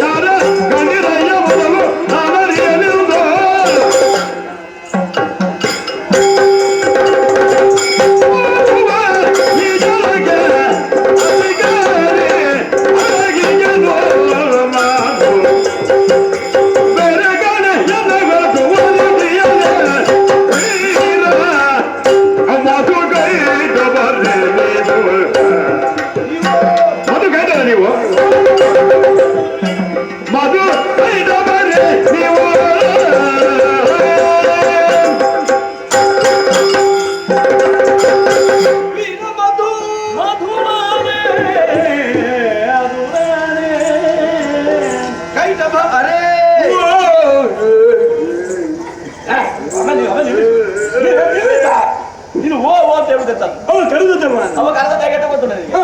ಕೈಟಪ್ಪ ಆರ್ರೆ ಅಂತ ಹೇಳಿ. ಸರಿಯಾದ ಹೆಸರು ನನ್ನದು. ಸರಿಯಾದ. ಆರ್ರೆ ಅಂದ್ರೆ ಏನು? ಅದೇನು ಏನು ಪೂರ್ಣ ಇಲ್ಲ ಅಂತ. ಊರಿನಲ್ಲಿ ಅಂದ್ರೆ ನಿನಗೆ ಸರಿ ಇಲ್ಲ ಅಂತ ಹೇಳಿದ. ಯಾರಿಗೆ ನಿನಗೆ. ಈಗ ಹಾಗೆ ಕಾಣ್ತೀರ ಸರಿ ಇಲ್ಲದವರ ಹಾಗೆ. ಅಲ್ಲ ಕಾಣುವಾಗ ಸರಿ ಉಂಟು. ಮತ್ತೆ ಮುಂದೆ ಬರ. ಕಾಣುವಾಗ ಸರಿ ಉಂಟು, ಒಳಗಿಂದ ಸರಿ ಇಲ್ಲ ಅಂತ ಹೇಳಿದ್ರು. ಹಾಗಲ್ವಾ ನಾನು ಇಬ್ಬರನ್ನೊಂದು ಸೇರಿಸಿ ಮಾತಾಡಿ ಅದೇ ವೀರಭದ್ರ ಕೈಟಬರೆ ಅಮ್ಮ ಅಣ್ಣ ಅವ ಸೇರಿಸಿ ಮಾತನಾಡ್ತಾರೆ. ಹೇಗ ವೀರ ಮತ್ತು ಕೈಟ ಬರೆ ಅಂತ ಹೇಳಿ. ಕೈಟ ಬರೆ ಅಂತ ಬರೆ ಅಲ್ವಾ ಮತ್ತೆ? ಮಧು ಕೈಟ ಅಬರೆ ಅಬರೆ ಅದನ್ನೆಲ್ಲ ಬೇರೆ ಬೇರೆ ಮಾಡುದು ಯಾಕೆ? ನೀನು ಹೇಳಿದೆ ಹೇಗೆ ಮತ್ತೆ? ಜೊತೆಯಲ್ಲಿ ಹೇಳಿದ್ದು ನಾನು ವೀರಭದ್ರ ಕೈಟಬರೆ. ತಮ್ಮ ಅಣ್ಣ ಅವ ನಮ್ಮನ್ನು ಸೇರಿಸಿ ಮಾತನಾಡ್ತಾನೆ. ಹೇಗೆ ಒಂದು ಕೈಟ ಬರೆ ಅಂತ ಅದಕ್ಕೆ ಏನ್ ಸಾಯಿ ಭೂರಿ ದೋಷವಂತೆ ದಿಟವು. ಪೂರಿ ದೋಷ ಅಂತ ಹೇಳಿದ್ರೆ ಹಾಗಲ್ವಾ ಭೂರಿ ದೋಷ. ಭೂರಿ ದೋಷ ಹೌದು. ಏನು ಹಾಗಾದ್ರೆ ಬಹಳ ಸಂತೋಷ ಆಯ್ತು ನನಗೆ. ಯಾಕಾಗಿ ಸಂತೋಷವಾಗಿದೆ? ಈ ನೀರಿನ ಮಧ್ಯೆ ನಾನೊಬ್ಬನೇ ಕುಳಿತಿದ್ದೆ. ಹಾ. ನನಗೆ ಒಬ್ಬನಿಗೆ ಕುಳಿತು ಕುಳಿತು ಬೇಸರ ಆಗಿದೆ. ಅವನಿಗೆ ಬೇಸರ ನೀನು ಯಾಕೆ ಕೂಗುವುದು? ನಾನು ನೆಗಾಡಿದಲ್ವೇ? ನಾನು ನೆಗಾಡಿದ್ದ. ಯಾಕೆ ಇವನ ಮಾತನ್ನು ಕೇಳುವಾಗ ನಗು ಬಂತು ನಮ್ಮನ್ನು. ಇವನ ಆಡಿದ ಅವನಿಗೆ ಬೇಸರವಾಯಿತಂತೆ. ಇವನಿಗೆ ಬೇಸರ ಆಯ್ತಾ? ಹೌದು. ನಮಗೇನು ಬೇಸರ ಆಯ್ತು? ನನಗೆ ಆದೀತ. ಏನು? ನಾವಿಬ್ಬರಿಲ್ವ ತಮ್ಮ? ಇಬ್ಬರಿಗೆ ಬೇಸರ ಆಯ್ತು. ನಿನ್ನ ಮುಖವನ್ನು ನಾನು ನೋಡುದು, ನನ್ನ ಮುಖವನ್ನು ನೀನು ನೋಡುದು. ನಿನ್ನಲ್ಲಿ ನಾನು ಮಾತಾಡುದು, ನನ್ನಲ್ಲಿ ನೀನು ಮಾತಾಡುದು. ಅದೊಂದು ವಿಷಯ ಹೌದು. ನಿನ್ನ ಮಗ ನಾನು ನೋಡುದು, ನನ್ನ ಮಗ ನೀನು ನೋಡುದು. ನಿನ್ನಲ್ಲಿ ನಾನು ಮಾತಾಡುದು, ನನ್ನಲ್ಲಿ ನೀನು ಮಾತಾಡುದು. ನಿನ್ನ ತಾಳೆ ಮಾತಾಡುದಲ್ಲ, ಮಾತನಾಡುದು. ಅದೇ ಮಾತನಾಡು. ಸಂಭಾಷಣೆ. ಹಾಗೆ ನಾವು ಇರುವರಿರುವ ಕಾರಣದಿಂದಾಗಿ ನಮಗೆ ಬೇಸರವಾಗಲಿಲ್ಲ. ಇವನು ಒಬ್ಬನಿರುವ ಕಾರಣ ನಿಮಗೆ ಬೇಸರವಾಯ್ತಲ್ಲ. ಒಬ್ಬನೇ ಸರಿಯಾ ಮಾತುಗಳು? ಅವನ ಹಾಕಿದ್ದು ಆವಾಗ ನಕ್ಕೆದ ನದರಿಂದ ನೀವಾದ್ರೂ ಬಂದಿರಲ್ಲ. ನೀನಾದ್ರೂ ಬಂದಿರಲ್ಲ ಎಲ್ಲ ಹೇಳಿ ಕಳಿಸಿ ಬರ್ತದೆ ಇಲ್ಲಿ ನಾವು. ಅದು ಮಾತಾಡೋದಕ್ಕೆ ಮಾತಾಡಲಿಕ್ಕೆ ನಮಗೆ ಸಮಯ ಇಲ್ಲ. ಅದೇನು? ನಮಗೆ ಕಜ್ಜಾಯ ಕಚ್ಚಾ ನಾನು ಹೇಳಿದ್ದೆ ಯಾವ್ದು? ಬೇರೆ ಕಚ್ಚಾ ಉಂಟು. ನೀನು ಸರಿ ಹೇಳಿದ್ರಲ್ಲ, ಕಚ್ಚಾ ಕಚ್ಚಾ ಇರಬಹುದು. ಹಾ. ಆದ್ರೆ ಬಂದವರು ನೀವು ಸುಮ್ಮನೆ ಇರುವುದಿಲ್ಲ. ಮತ್ತೆ? ಒಬ್ಬೆ ಹೊಡಿ ಏನು? ತೋರು ಬೇಗ ಮೊದಲು ಕಂಡ ಕೋರನಲ್ಲಿ ಪಾದ ಭಂಡ ವೀರ ಮತ್ತು ಕೈಟ ಬರೆಂಬ ವಿಚಾರ ಯಾರನ್ನು ನೋಡಿದ್ದೀರಿ ಅಂದ್ರೆ ನೀವು? ಹಾ. ನನ್ನಲ್ಲಿ ಕೇಳ್ತಾ ಇದ್ದೀನಿ. ಹಾ. ನೀವು ಎಲ್ಲಿಗೆ ನೋಡುದು ಯಾರು? ನಾನು ಅಲ್ಲಿ ನೋಡ್ತಿದ್ದೇನೆ, ನಿನ್ನಲ್ಲಿ ಮಾತಾಡ್ತಿದ್ದೇನೆ. ಮೊದಲು ಕಂಡ ಪ್ರಾಣಿ ಅಲ್ಲಿ ಇರ್ತಿತ್ತು. ನಮ್ಮನ್ನು ಕಂಡ ಹಾಕಿದ್ರೆ ಗಡ ಗಡ ಗಡ ಗಡ ಗಡ ನೀರಿಗಿಂದ ಓಡದ ಕದಗಿತ್ತು. ನಾ ಎಂತ ಮಗ ದೊಡ್ಡವ? ಮತ್ತೆ ನಾನು ಚಿಕ್ಕವ? ಏಯ್, ಯಾರಿಗೆ ದೊಡ್ಡ ಚಿಕ್ಕ ಮಗ? ಇಲ್ಲ, ಚಿಕ್ಕ ಮಗನಿಗೆ ದೊಡ್ಡ ಮಗ. ಹಾಗಲ್ವಾ? ಅದಲ್ಲ. ಅವನಿಗಿಂತ ನೀವು ದೊಡ್ಡವನಲ್ವಾ? ಅಯ್ಯೋ ಸಣ್ಣ. ನಾನು ಎಂತವ ಅಂತ ಹೇಳಿದ್ದು ನಾನು. ಹೌದು. ಬಿಡುವವನಲ್ಲ. ಹಾ. ಆ ಪ್ರಾಣಿಯನ್ನು ಓಡಿಸಿದೆ. ಹಾ. ಓಡಿಸಿ ಓಡಿಸಿ ಓಡಿಸಿ ಓಡಿಸಿ ಓಡಿಸಿ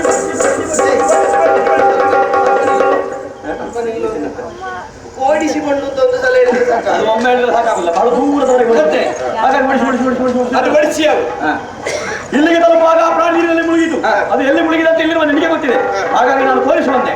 ನೀನು ನೋಡಿದ್ದೀರಿ? ನಾನು ಕೂಡ ಓಡಿಸ್ಕೊಂಡು ಬಂದಿದ್ದೇನೆ. ಅಲ್ಲ ಇರಬಹುದು. ಈಗ ನಿಮಗೆ ತೋರಿಸಬೇಕಿದ್ರೆ ನಾನು ನೋಡ್ಬೇಕೋ ಬೇಡ? ಆವಾಗ ಒಂದು ಸ್ವಲ್ಪ ಮೊದಲು ನಮಗಿಂತ ಮೊದಲು ಬಂದಿತ್ತು ಆ ಪ್ರಾಣಿ. ಇಲ್ಲಿಗೆ ಬರಲಿಲ್ಲ. ಭಯ ಆಗಿದೆ. ಇಲ್ಲಿಗೆ ಇಷ್ಟು ದೊಡ್ಡ ಇಷ್ಟೇ ದೊಡ್ಡ ಎಷ್ಟು ದೊಡ್ಡ? ಇಲ್ಲಿಗೆ ಬರಲಿಲ್ಲ. ನಾನು ನೋಡ್ಲಿ. ಹೌದಾ? ಎಲ್ಲಿಂದ? ಅಮ್ಮ ಅಣ್ಣ ವಿಷಯ ಬೇರೆ. ಎಂತದ್ದು? ಆ ಪ್ರಾಣಿ ಆವಾಗಲೇ ಬಂದು ಮುಳುಗಿಯಾದೆ. ಇವನು ಈವಾಗ ಬಂದಿರ್ತಾನೆ. ಈವಾಗ ಬಂದಿರತಕ್ಕಂತಹ ಪ್ರಾಣಿ ಆವಾಗ ಮುಳುಗಿರ್ತಕ್ಕಂತಹ ಪ್ರಾಣಿಯನ್ನು ತೋರಿಸುವುದು ಹೇಗೆ ತಮ್ಮ? ಏಯ್, ಸ್ವಲ್ಪ ನಾನು ಪ್ರಾಣಿ ಅಂತ. 100 ರೂಪಾಯಿ ನಾನು ಈಗ ಬಂದದ್ದೆ ಇಲ್ಲಿಗೆ. ಅಲ್ಲ ಮತ್ತೆ? ನಾನು ಯಾವಾಗ ಬಂದಿದ್ದೇನೆ? ಹೇ? ಹೌದಾ? ನೀನು ಇಲ್ಲಿಯೇ ಇರುವೆಯ? ಈಗ ಇಲ್ಲಿಯೇ ಯಾಕೆ ಇರುವೆ? ಬಿಟ್ಟು ಹೋಗುವುದಕ್ಕೆ ಗೊತ್ತಿಲ್ಲ, ಆದ್ದರಿಂದ ಇರುವೆ. ಏನು ಬಿಟ್ಟು ಹೋಗೋದಕ್ಕೆ ಗೊತ್ತಿಲ್ಲದಿರುವೆ? ಇಲ್ಲಿಗೆಲ್ಲ ನಾನೇ ಅಲ್ವೇನು? ಅದೇ. ಕಾಣುವ ಜನರಿಗೆ ನಾನೇ ಒಡೆಯ.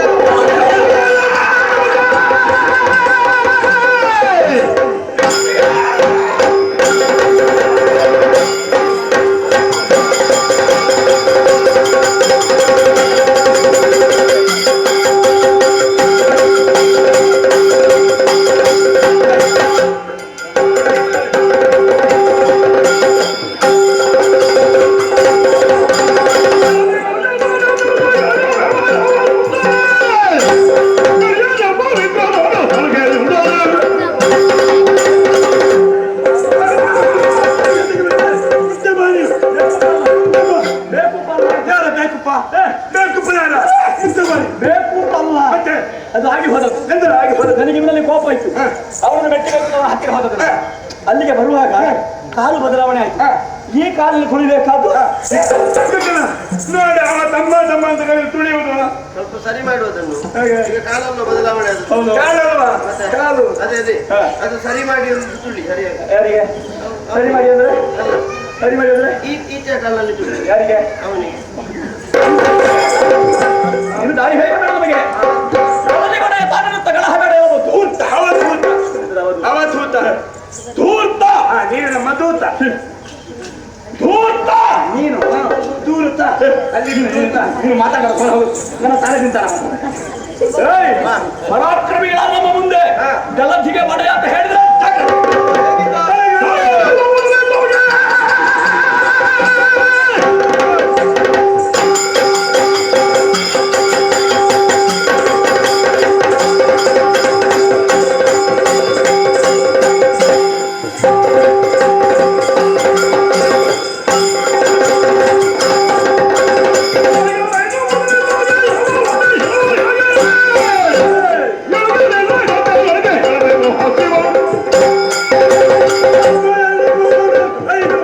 ಮತ್ತೆ ಬರುವುದಿಲ್ಲ ನಿಮಗೆ ಎಂತದ್ದು? 6, 7, 8 ಅಂತೆಲ್ಲ ಉಂಟು. ಅಲ್ಲಿದ್ದದಷ್ಟೇ ಏನಿರ್ತದೆ 5 ಅಲ್ಲಿ 5 ಐತದೆ. ನನಗೆ 5 ತಲೆ ಎಲ್ಲ ಹೇಳಿ ನನಗೆ 5 ತಲೆ ಅಂತ ಅದನ್ನು ಮೊದಲೇ ಹೇಳಬಾರ್ದ. ನಾನು ಆಗಿದ್ರೆ ಪಂಚಮುಖನಿದ್ದೆ, ಮದುವಾದಂತ ನಾನು ಪಂಚಮುಖನಾಗಿರುವೆನು. ಎಂತದು? ಪಂಚಮುಖ ಏಣ್ಣ, ನೀನು ಪಂಚಮಗನಾದ್ರೆ ನಿನ್ನ ಒಂದು ಮಗ ಬಿಟ್ಟು ಚೌಟಿದೆ ಈಗ ಅದು ಚಿವುಟಿದೆ ಚೌಟಿ ಅಲ್ವಾ? ಈಗ ನನಗೆ 5 ತಲೆ ಅಲ್ವಾ? ಮೊದಲಿಗೆ ನೋಡಿ ಐಕಿತ್ತ ಇವನಿಗೆ ಒಂದೇ ಆ ಮಟ್ಟಿಗೆ ಇವನಿಗೆ ಕಡಿಮೆ. ನನಗೆ ತುಂಬಾ ಏಯ್! ಮೊದಲು ಕಂಡ ಪ್ರಾಣಿಗೆ 5 ಶೀರ, ನಿನಗೆ 1 ಶೀರ. ಹಾಗಲ್ವ ಅದಕ್ಕೆ 5 ಶಿರ ನನಗೊಂದು ಶಿರ ತಲೆ ಅಂತ ಹೇಳು. ಬೇಡ ಮಂಡೆ ಅಂತ ಅದಕ್ಕೆ 5 ಮಂಡೆ, ನಿನಗೆ 1 ಮಂಡೆ. ಮೊದಲ ಪ್ರಾಣಿ ಹೇಗಿತ್ತು? ಅದು ಬೆಳ್ಳಗೆ, ಇದು ನೋಡು ಇವನು ಕರ್ರಗೆ. ಕಪ್ಪು ಬಿಡು. ಮಾತಾಡಬೇಡ ನೀನು, ಕಪ್ಪು ಬಿಡ್ಲ ಎತ್ತ ಕಪ್ಪು ಬಿಡು, ಬಣ್ಣ ಮಂಡೆ ಇಲ್ಲ. ಅಣ್ಣ ಮೊದಲ ಕಂಡ ಪ್ರಾಣಿ ಏನ್ ಮಾಡ್ತಿದ್ದ? ಅದು ನಮ್ಮನ್ನು ನೋಡಿ ಗಡ ಗಡ ಗಡ ಗಡ ನುಡುಗಿದೆ. ಇದನ್ನು ನೋಡಿದ್ಯಾ? ಇವ ನಮ್ಮನ್ನು ನೋಡಿ ಹಾಸ್ಯ ಮಾಡ್ತೀವಿ. ಹಾಸ್ಯ ಮಾಡ್ತೀಯಾ? ಮಾತಾಡಬೇಡ ನನಗೆ. ನನಗೆ ಕೋಪ ಅಂತ ಏನು ಮಾಡ್ತಾರೆ ಗೊತ್ತಿಲ್ಲ, ಮಾತಾಡ್ತಾ ಇಲ್ಲ ಮತ್ತೆ. ನಿನ್ನಲ್ಲಿ ಹೀಗೆ ಹಿಡಿಯುವುದು ಕುಡುಂಬದ ಮುಂಗೇನು ಇಳಿವ ತುತ್ತಲ್ಲ ಗಂಟಲಲ್ಲಿ ಇಳಿಸುವ ಛಲ ಉಂಟು ನಮ್ಮಲ್ಲಿ. ನಿಮ್ಮ ಛಲವನ್ನು ಬಲವನ್ನು ನನ್ನಲ್ಲಿ ತೋರಿಸುತ್ತೇನೆ. ಏನ ನಿನ್ನಲ್ಲಿ ತೋರಿಸಾರೆ? ನಾನು ಯಾರು ನೀವು ಯಾರು? ನೀನು ನೀನೇ, ನಾನು ನಾನೇ. ಆ 5 ತಲೆ ಕಲಿಗಳಾದಂತಹ ನೀವು ನಾವೆಲ್ಲ ಒಂದೇ ಅಲ್ವೇ? ಒಮ್ಮೆ ಸುಮ್ಮನೆ ಕುಳಿತುಕ. ನೀನು ಬೇರೆ, ನಮ್ಮ ಕೈತಪ ಬೇರೆ, 5 ತಲೆಯದ್ದು ಬೇರೆ, ನಾನು ಬೇರೆ, ಎಲ್ಲ ಬೇರೆ ಬೇರೆ. ಅಕ್ಕ ನೀನು ಬೇರೆ ಅಂತ ಏಣ್ಣ, ಈಗ ನೀನು ಪ್ಯಾರಿ ನಾನು ಪ್ಯಾರಿ ಅಂತ ಹೇಗೆ? ಎಲ್ಲ ವಿವರಣೆ ಕೊಡಿ. ದೇಹದಿಂದ ಬೇರೆ ಬೇರೆ ಅಲ್ವೇನೋ? ಅದಕ್ಕೆ ಹಾಗಾಗಿ ನೀನು ಪ್ಯಾರೆ, ನಾನು ಪ್ಯಾರೆ ಎಂದು. ಅವ ಅಂದದ್ದು ಅವ ಬೇರು ನಾನು ಬೇರು ಅಂತ. ನನ್ನ ತಲೆ ಬೇರೆ ಬೇರೆ ಅಂತ ಹೇಳಿದ. ಅದೇ ಬೇರೆ ಬೇರೆ ಅಂತ. ಈಗ ಬೇರೆ ಬೇರೆ ಕಾಣ್ತದೆ ನಿಮಗೆ. ಎಲ್ಲ ಬೇರೆ ಬೇರೆ ಕಾಣ್ತದೆ. ಕಾರಣ ಉಂಟಲ್ಲ, ಏನು? ಈ ಹಸಿವೆ ಹೆಚ್ಚಾದ್ರೆ ಮತ್ತೆ ಕಣ್ಣು ಕಾಣುವುದಿಲ್ಲ. ಕಣ್ಣು ಕಾಣುವುದಿಲ್ಲ, ಅದರ ಮೇಲೆ ಕೆಟ್ಟವನ ಯಾರಿಗೆ ಕಣ್ಣು ಕಾಣುವುದಿಲ್ಲ. ನನ್ನ ಕಣ್ಣು ಇಷ್ಟು ಸ್ಪಷ್ಟವಾಗಿದೆ. ಅಣ್ಣ ಗಂಡ ಅಸ್ಪಷ್ಟ ಆಗಿದೆ. ಎಂತದ ಅಸ್ಪಷ್ಟ? ಸ್ಪಷ್ಟ ಅದೇ ಸ್ಪಷ್ಟ. ನನ್ನ ಕಣ್ಣ ಮುಂದಿರ್ತಕ್ಕಂಥ ನೀವು ಗೋಚರಿಸುತ್ತಾ ಇದ್ದೀವಿ. ಮತ್ತೆ ಕಣ್ಣು ಕಾಣುವುದಿಲ್ಲ ಅಂತ ಹೇಳ್ತೇನೆ. ಯಾರಿಗೆ ಕಣ್ಣು ಕಾಣುವುದಿಲ್ಲ? ನಿನ್ನ ಕಣ್ಣು ಕಾಣ್ತದೆ ನಿನಗೆ.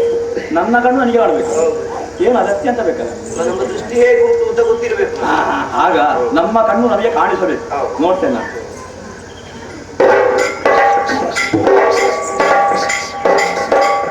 ನನಗೆ ಗೊತ್ತುಂಟು ನೀವು ಕೆತ್ತ ಅಂತ. ಇವನಿಗೆ ಗೊತ್ತಾದ್ರು ಬೇಡ ಆಯ್ತಾ? ಆಯ್ತು ಗೊತ್ತಾಗ್ತದೆ ಕಣ್ಣು. ಕಣ್ಣು ಸರಿ ಹಾಗೆಲ್ಲ ನೋಡುದು. ಈಗ ನೋಡು ಹಾಗೆ ಹೇಳಿದ್ರೆ ಕಾಣ್ತದ?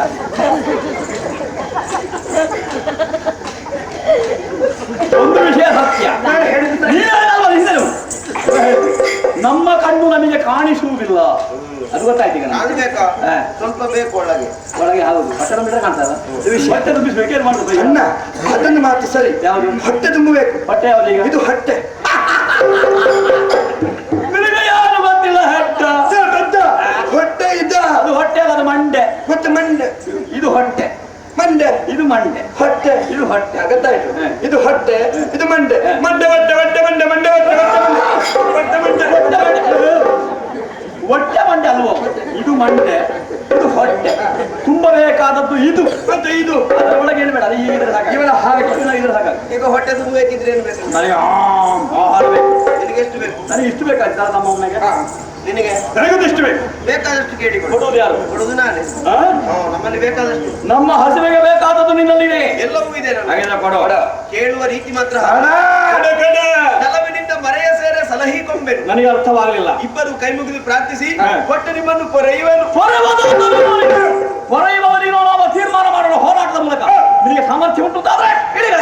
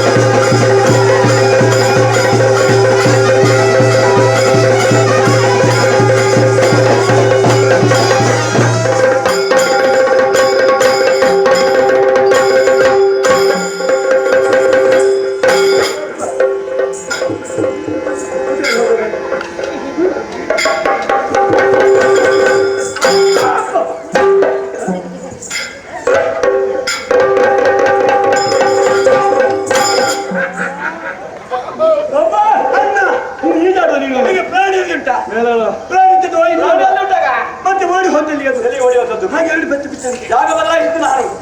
ನೀನು ಎರಡು ಸಾಕು ಬಿಟ್ಟಿದ್ದು ನನಗಲ್ವ? ನನಗಲ್ವ? ಪ್ರಾಣಿ ಸಿಟ್ಟು ನನಗೆ. ಹೌದಾ? ತಿಳಿಸ್ಕೊಳ್ಬೇಕು.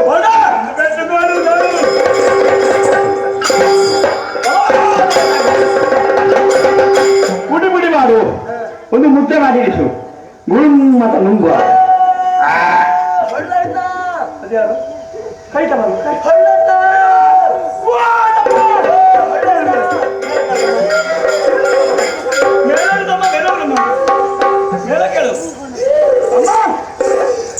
ಹೆಸರು ಕೂಡ ಮಾಡ್ತಾ ನೀನು ಹೊಳ್ಳಣ್ಣ ಹೊಳ್ಳಣ್ಣ ಹೊಳ್ಳಣ್ಣ ಹಲ್ಲಣ್ಣ ಅನ್ನೋದು ನಾನು ಹಲ್ಲಣ್ಣ ಆಯ್ತು ಹಲ್ಲು ಬಿಡಿ ಆಯ್ತು. ಹಲ್ಲು ಬಿಡಿ ಸಿಟ್ಟಿನಿಂದ ತುಳಿಯಕ್ಕಾಗಿ ಕಾಲಲ್ಲಿ ಎತ್ತಿದೆ ಹಲ್ಲು ಪುಡಿ ಹಲ್ಲು ಬಿಡಿ ಡಬಾರ್ ಹಲ್ಲು ಬಿಡಿ ಮೆಟ್ಟಿದ್ದೀನಿ ಅಪಾರ ಅಂತ ತೊಳೆದವ ಪುಡಿ ಆಯ್ತು. ಕೆಂಪು ಕೆಂಪು ಅದರ ಹಲ್ಲು ಹುಡಿ ಆಯ್ತಾ? ನನಗೆ ನೀನು ಹಲ್ಲಣ್ಣ ಅಂತ ಹೇಳಿ ಕೇಳಿ ನೀನು ಹೊಳ್ಳಣ್ಣ ಅಂತ ಹೇಳಿ ಹಲ್ಲಣ್ಣ ಅಂತ ನನ್ನಿಂದ ಅವರ ಒಂದು ವಿಚಾರ ಏನು ನಿನಗೆ ಹೊಡೆಯೋದಕ್ಕೆ ಗೊತ್ತಿಲ್ಲ ಏಟು ಇಲ್ಲಿಗೆ ಬೀಳ್ಬೇಕು ಎದ ಗುಂಡಿಗೆ ಒಂದು ಅಲ್ಲಿಗೆ ಬಲಿ ಯಾವುದಕ್ಕೆ ಗುಂಡಿಗೆ ಬಲಿ ಗುಂಡಿಗೆ ಬಲಿ ಅದಕ್ಕೆ ನೀನು ಆಗಲಿಕ್ಕಿಲ್ಲ ಹೊಡೆಯುವ ಕ್ರಮ ನೋಡಿ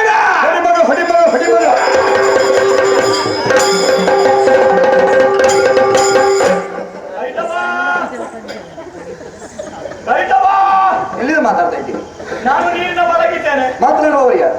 ಇದು ನಾನು ಮಾತನಾಡಲ್ಲ. ಸರಿಯಾಗಿ ಕೇಳಿಸಿದ್ರೆ ಸ್ವಲ್ಪ ಮೇಲೆ ಬಂದು ಮೇಲೆ ಬರ್ಲಿಕ್ಕೆ ಆಗುದಿಲ್ವಾ? ಮತ್ತೆ ಅದನ್ನೆಲ್ಲ ನೀರಿಗೆ ಹೇಳಿಕೊಂಡು ಸಾಧ್ಯ ನನಗೆ ಮೇಲೆ ಬರ್ಲಿಕ್ಕೆ ಮಾತಾಡುವವರು ಯಾರು? ನಾನು ಮಧು ಅಣ್ಣ ಮಧು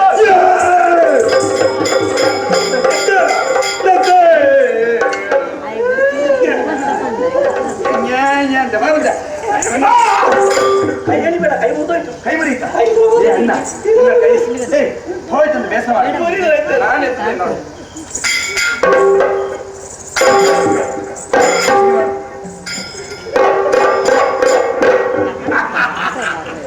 ಮುರಿದ ಕೈಯನ್ನು ನೇರ ಮಾಡಿದ್ಯಲ್ಲ ಅಮ್ಮ. ಆದ್ರೆ ಒಂದು ವಿಚಾರ, ಅವನು ಕಾಣುವುದಕ್ಕೆ ಚೋಟು ದೈವ ಇಷ್ಟೇ. ಹೊಡೆದ್ರೆ ಕೈ ಬರೀತಾರೆ, ಕುಡಿದ್ರೆ ಕಾಲು ಬರೀತಾರೆ. ಏನಿರ್ಬೇಕು ಒಳಗಡೆ ಏನೋ ಇರ್ಬೇಕು. ಏನಾಗಲಿ ನಮಗೀಗ ಆಹಾರ ತಿಂದು ಮುಗಿಸುವ. ನಾವು ತಿಂಬ. ನೀನು ಹೋದ್ರೆ ನನಗೆ ಏನು ಸಿಗ್ಲಿಕ್ಕಿಲ್ಲ. ಮತ್ತೆ ನೀನು ಹೋದ್ರೆ ನನಗೆ ಒಂದೇ ಬಾಯಿ. ಒಂದೇ ಬಾಯಿ. ನಾವು ಹಾಲು ಮಾಡಿದಿಲ್ವಾ? ಹಾಲು ಮಾಡಿ ಕೆಳಗೆ ಹೀಗೆ ಮಾಡಿ ನಡ ಹಿಂದೆ ಕರಿಯ ಬಂದೇವ ಕೂತುರೆ ಅಂದ್ರೇನು ಮಜರ ಅಂದ್ರೇನು ಮಜ ಕೂತುರೆ ಅಂತಾರೇನು ಅದಕ್ಕೆಲ್ಲ ಬೇರೆ ಬೇರೆ ಅರ್ಥ ಇಲ್ವಾ? ಶಬ್ದಗಳು ಬೇರೆ ಬೇರೆ ಆಗಿವೆ ಅಲ್ಲ ಒಂದೇ ಅರ್ಥದಲ್ಲಿ ಹೇಳ್ತೀನಿ. ಏನರ್ಥ? ನಾನು ನಿಮ್ಮನ್ನು ಮೆಚ್ಚಿದ್ದೇನೆ. ಯಾಕಾಗಿ ಮೆಚ್ಚಿದೆ? ನಿಮ್ಮ ಹೆಚ್ಚಿನ ತೋಳ ನನಗೆ ಹೆಚ್ಚಿಗೆ ಉಂಟ ತಮ್ಮ ಅಣ್ಣ ಮುಂದಕ್ಕೆ ಬಾ ನನಗೆ ಹೆಚ್ಚಿಗೆ ಏನಾದ್ರು ಉಂಟಂತ ನೋಡ್ಬೇಕಾಯ್ತಾ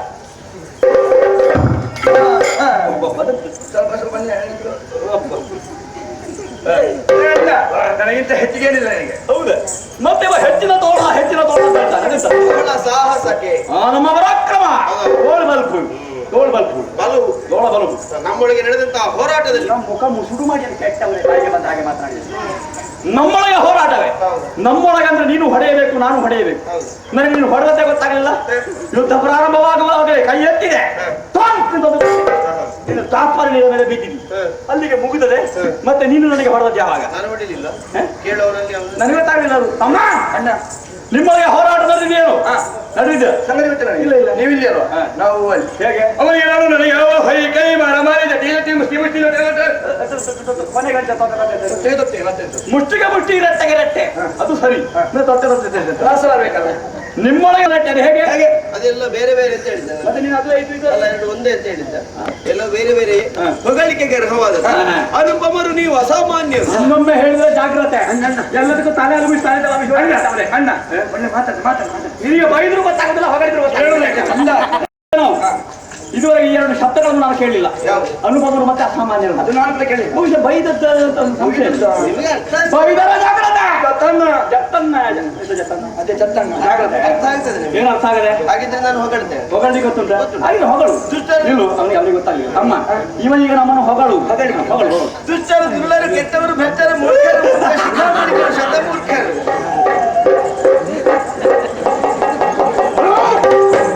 ನಗಾಡಿ ಹಾಯ್ತೇನೆ ಅದು ನಗುವಿನ ಅಲೆ ಬಂದದ್ದು ನಗುವಿನ ಅಲೆ ಅದು ಹಾಗೆ ಯಾಕೆ ನಗಾಡಿದ ಯಾಕೆ ಏನು ಹೊಗಳಿ ಬಿಟ್ಟದಮ್ಮ ಏನು ಹೊಗಳಿ ಬಿಟ್ಟ ಅದರಲ್ಲಿ ಒಂದು ಶಬ್ದ ನಿಮಗೆ ಒಳ್ಳೆ ಒಪ್ಪುತ್ತದೆ ಮೂರ್ಖ ಶಿಖಾಮಣಿ ಎಲ್ಲವ ಮೂರ್ಖ ಶಿಖಾಮಣಿ ತಮ್ಮನೇ ಅಣ್ಣನ ಕರೆದ್ರೆ ಹೇಗೆ ಬಂದಂತ ನೀನು ಶತಮೂರ್ಖ ಕಣ್ಣ ಶತಮೂರ್ಖ ಮತ್ತೆ ನಿನ್ನ ಮೂಡೆ ಅಂತ ಹೇಳಿ ಮೂಢ ನೀನು ಅಜ್ಜ ಅಂತ ಹೇಳ್ತೇನೆ ಹಾಗಲ್ವ ಅಜ್ಞ ಅವ ಅರ್ಜುನ್ಯ ಅಂತ ಅರ್ಜುನ್ಯ ಅಲ್ಲ ಆಮೇಲೆ ಬಾಲ್ವಾಳ ಹಾಗೆಂದು ಬರೇ ಹೊಗಳುವುದು ಮಾತ್ರ ಅಲ್ಲ ಎಂತಹ ನಿಮಗೆ ಏನಾದ್ರು ಕೊಡ್ಬೇಕು ಅಂತ ತೀರ್ಮಾನಿಸಿದ್ದೇನೆ ಹೌದಾ ಬಹುಮಾನ ಕೈಗೆ ಬಂದು ಬೆಳೆಸಬೇಕು ಹೌದು ಗ್ರಹಿಸಿ ನಾನೇ ಇಂಥದ್ದು ಅಂತ ಕೊಡುವುದಲ್ಲ ನೀವೇ ಬೇಕಾದದ್ದನ್ನು ಕೇಳಿ ನಾನು ಕೊಡ್ತೇನೆ ಹೇಗೆ ನೀವು ಕೇಳಿ ನಾನು ಕೊಡ್ತೇನೆ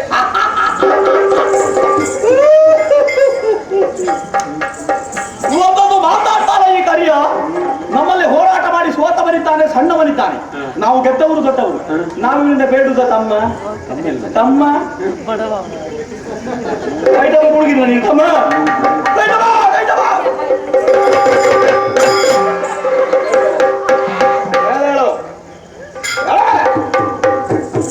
ನನ್ನ ತಮ್ಮನಾಗಿ ಅವನ ಪಾದ ಬುಡದಲ್ಲಿ ಹೋಗಿ ಕುಳಿತುಕೊಂಡಿದ್ದಲ್ಲ ನೀನು ನಾನು ಮಾತಾಡ್ತಿರುವ ಹೀಗೆ ಸ್ವಲ್ಪ ಹಿಂದೆ ಮಾಡಿದೆ ಹೌದು ದೂರ ನಿಂತು ಇಲ್ಲಿ ಬಾರ ಇಲ್ಲಿ ಬಾರ ಇಲ್ಲಿ ಬರ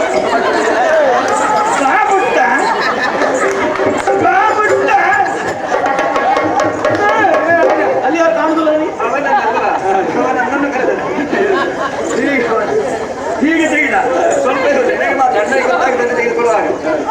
ಅಷ್ಟು ಬೇಗ ನೀನು ಗುಟ್ಟಿನಲ್ಲಿ ಕೊಡುವವರಿಗೆಲ್ಲ ಕೈ ಕೊಡ್ತೀಯ ಅವನಿಂದ ಬೇಡುವುದಲ್ಲ ನಾವು ಅವನಿಂದ ಬೇಡಿದ ಸಣ್ಣವರಾಗ್ತೇವೆ ಹೋರಾಟದಲ್ಲಿ ಸೋತವರು ಸಣ್ಣವರು ನಾವು ಗೆದ್ದವರು ದೊಡ್ಡವರು ನಾವೀಗ ಅವನಿಂದ ಬೇಡಿದ್ರೆ ಏನಾಗುತ್ತದೆ ಮತ್ತೆ ನಾವು ಸಣ್ಣವರಾಗ್ತೇವೆ ಅವನು ದೊಡ್ಡವರಾಗ್ತೇವೆ ಅದು ಬೇಡ ಅವನು ಕೇಳಲಿ ನಾವು ಕೊಡೋಣ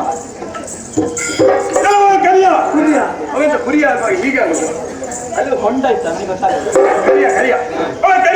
ನಿನಗೆ ಹೇಳ್ಬೇಕು ಬೇಕಾದನ್ನು ನಮ್ಮಲ್ಲಿ ಬೇಕಾದನ್ನು ಕೊಡ್ತೀವಿ ಇಷ್ಟವಿದ್ದುದ ನೀನು ಬೇಡಿಕೋ ನಾನು ಕೊಟ್ಟು ರಕ್ಷಿಸುವೆನು ನೋಡಿಕೋ ಅಲ್ಲ ಕೊಟ್ಟರೆ ನೋಡಿಕೊಳ್ಬಹುದು ಕೊಟ್ಟಾರ ನೋಡಿದ್ರಿ ನೀವು ಕೊಟ್ರೆ ನೋಡಿಕೊಳ್ಬಹುದು ಕೊಡುವುದೇ ಇದ್ದಲ್ಲ ಅಲ್ಲ ಕೊಡದಿದ್ರೆ ನೋಡು ಎಂತದು ಕೈಗೆ ಬಂತು ಅಂತ ಭಾವಿಸು ಅಲ್ಲ ನನಗೆ ಇನ್ನೂ ಸಿಗ್ತದೆ ಅಂತ ಧೈರ್ಯ ಇಲ್ಲ ನಾನು ಅಣ್ಣಯ್ಯ ಅವನು ನನ್ನ ತಮ್ಮಯ್ಯ ನನಗೆ ನಾನು ಕೊಟ್ಟಿದ್ರೆ ಅವನು ಕೊಡ್ತಾರೆ ಅವನು ಕೊಡ್ತೇನೆ ನಾನು ಕೊಡ್ತೇನೆ ನನಗೆ ಧೈರ್ಯ ಇಲ್ಲ ಹೌದಾ ಕಷ್ಟ ಆಯ್ತು ನಿನಗೆ ಧೈರ್ಯ ಬರ್ಬೇಕಾದ್ರೆ ಮಾಡ್ಬೇಕು. ಕರ ತಟ್ಟಿ ಅಮ್ಮ ಕರ ತಟ್ಟಿದ್ರೆ ನಿಮಗೆ ಧೈರ್ಯ ಬರ್ತದೆ. ಕರ ಅಂದ್ರೆ ಎಂತ? ಕರ ಅಂದ್ರೆ ಕೈಗಳು, ಇದನ್ನು ತಟ್ಟುದು. ಆಗ್ಲಿಲ್ವಾ ಒಂದು ವಾಕ್ಯ ಹೇಳಿ ಕೊಟ್ಟದಕ್ಕೆ ಬಂದ್ರೆ ತಟ್ಟುದ. ಸರಿಯಾಗಿ ನೋಡು, ನೀನು ಕೇಳಿದ್ದನ್ನು ನಾವಿಬ್ಬರು ಕೊಡ್ತೇವೆ, ನಾವು ಕೊಡ್ತೇವೆ, ನಾವು ಕೊಡ್ತೇವೆ.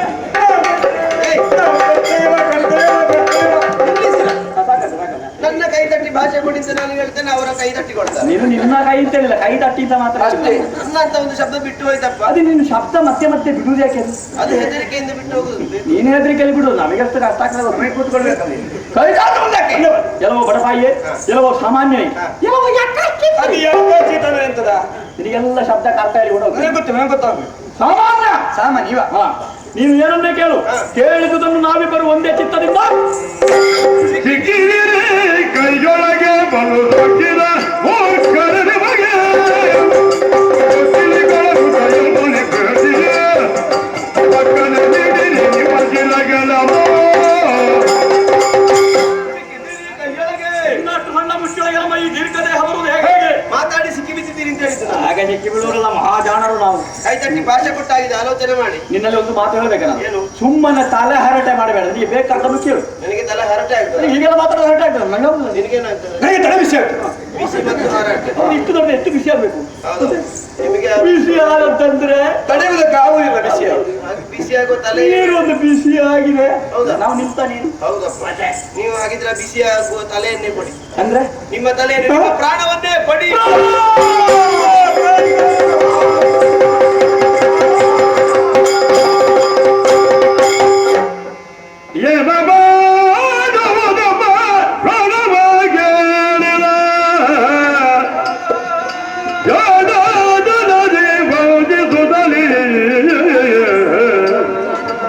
ಸಾನುರಾಗದ ನೀವೇ ಹೊಲದಿರ ಎನ್ನುತ್ತಲೇ ತಾನೋ ಮನೆಯೋದವಾದು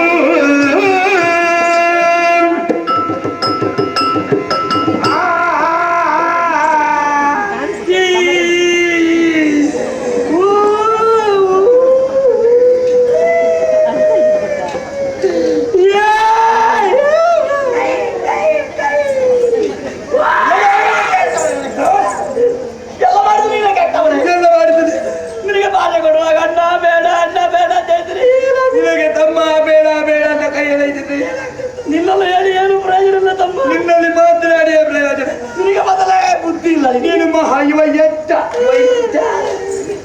ಪ್ರಾಣ ಕೊಟ್ಟ ಮೇಲೆ ಏನುಂಟು ತಮ್ಮ? ಇವ ಮಾತನಾಡಿ ಮಾತನಾಡಿ ಮೋಸ ಮಾಡಿ ಬಿಟ್ಟು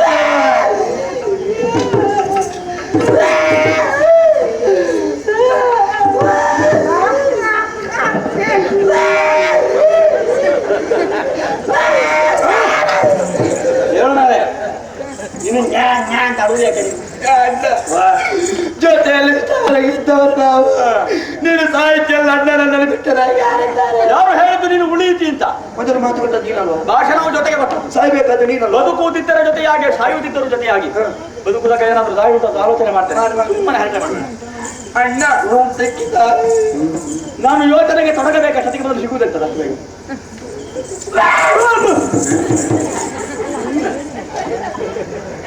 ಒಂದು ಸಿಕ್ಕಿತ್ತು ಸಿಕ್ಕಿತ್ತು ಅಂತ ಅಂತೇಳಿ ತಪ್ಪಿಸಿ ಹೋಯ್ತು ಬಾಯಲ್ಲಿ.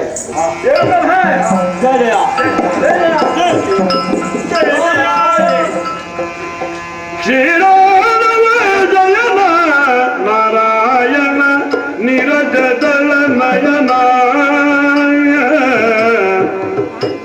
ನಾರಾಯಣ ನೀರಜದಳ ನಯನ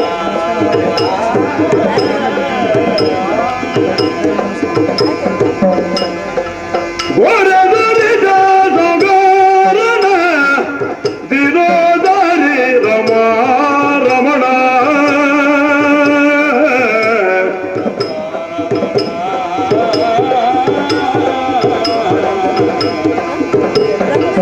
ಶ್ರೀರಾಮ ಜಯನ ನಾರಾಯಣ ನಿರಜದಳ ನಯನ ಹರೇ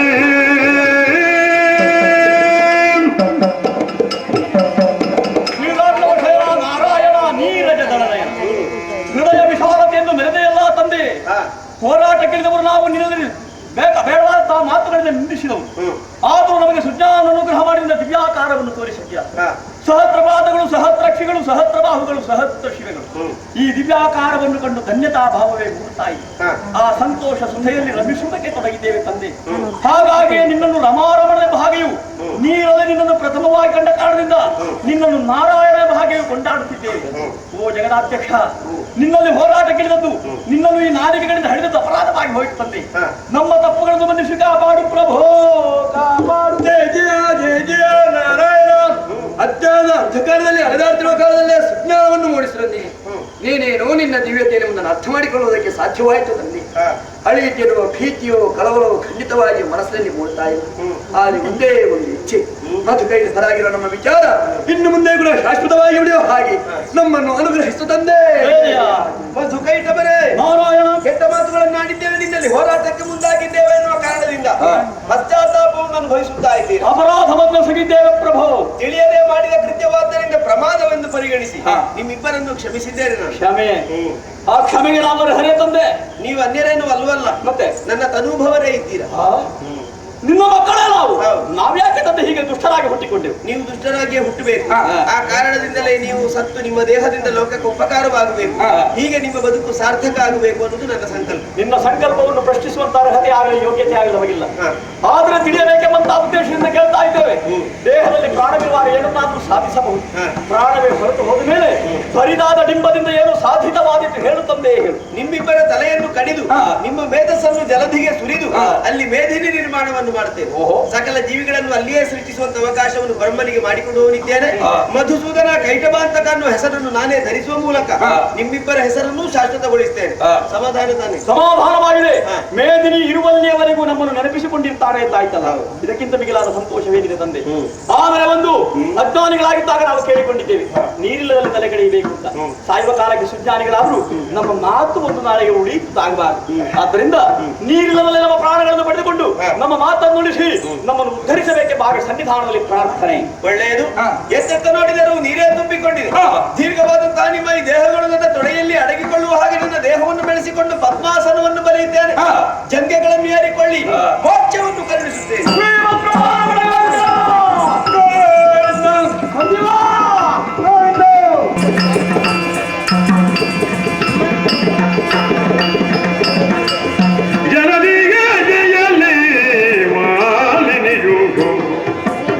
ವರ ತನುಜ ಬೇಗೆಯಲಿ ಕಾಮಿನಿಯು ಮಾಲಿನಿಯು ಕಾಮಿನಿಯು ಕನಕ. ಇಂದು ನಾನು ಅಮ್ಮನ ಬಳಿಗೆ ಹೋಗ್ತೇನೆ.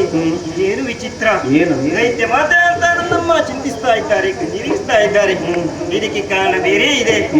ನಮ್ಮದಂತ ಸುರಗಳು ನಾಶವಾಗುವಂತ ಕಾಲ ಸಮೀಪಿಸಿದೆ ಮಗಳೇ.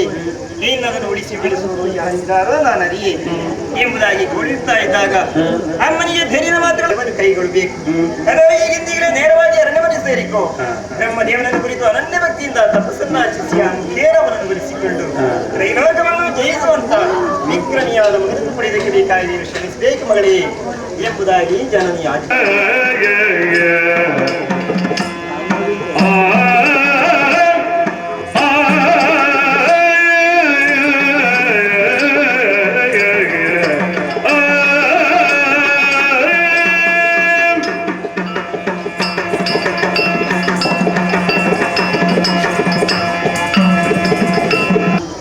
ಯಾವುದೇ ರೀತಿಯಂತಹ ವಿಘ್ನಗಳಂತೆ ನಾನು ಕಾರ್ಯಪ್ರವೃತ್ತನಾಗಬೇಕು.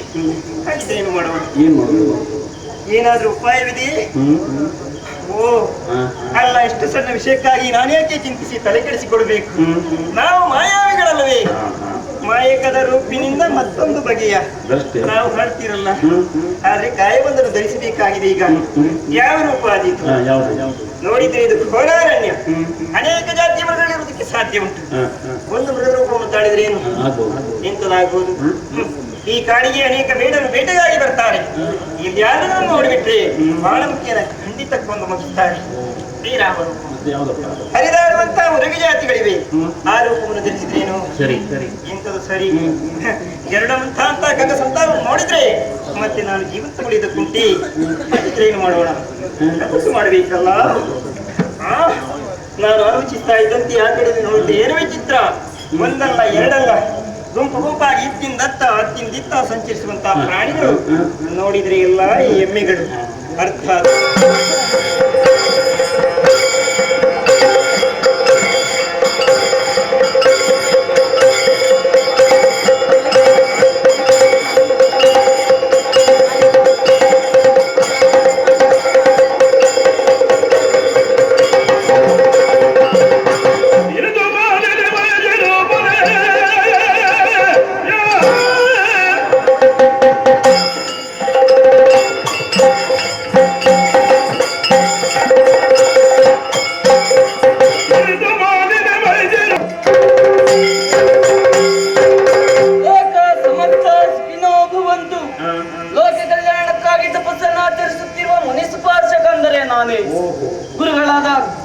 ಮೊದಲಾದವರ ಅಪ್ಪಣೆ ಅಂತೆ ಅದೆಷ್ಟೋ ದಿನದಿಂದ ಈ ಕಾಡಿನಲ್ಲಿ ತಪಸ್ಸನ್ನು ಆಚರಿಸಿಕೊಂಡು ಬಂದಿದ್ದೇನೆ. ಆದರೆ ಏನಿದು ವಿಶೇಷ ಎಲ್ಲೆಲ್ಲಿ ನೋಡಿದರೆ ನಾನು ವಿಶೇಷವನ್ನೇ ಕಾಣುತ್ತಾ ಇದ್ದೇನೆ. ತಪಸ್ಸು ಭಂಗವಾಗಿ ಹೋಗಿದೆ, ಮಾತ್ರವಲ್ಲ ಉರಿಜ್ವಾಲೆ ಸಹಿಸಿಕೊಳ್ಳುವುದಕ್ಕೆ ಸಾಧ್ಯವಿಲ್ಲ. ಓಹೋ, ನನ್ನಷ್ಟಕ್ಕೆ ನಾನು ಯೋಚಿಸುವುದಲ್ಲ, ಜ್ಞಾನ ದೃಷ್ಟಿಯಲ್ಲಿ ನೋಡ್ತೇನೆ.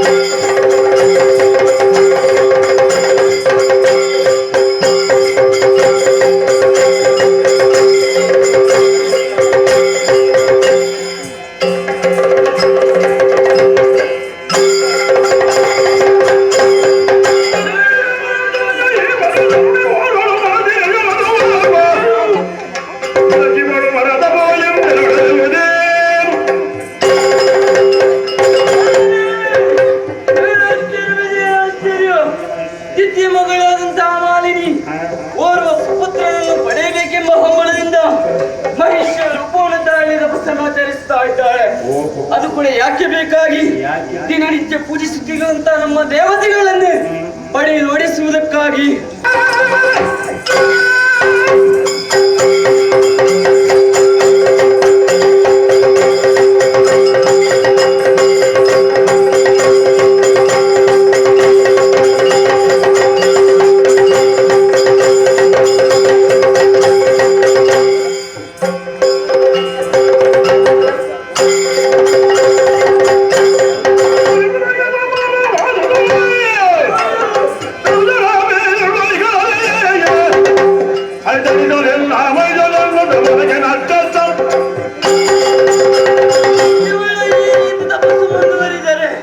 ಇದು ನಮ್ಮಂತ ಮನುಕುಲಕ್ಕೆ ಅಪಮಾನವೇ ಸರಿ.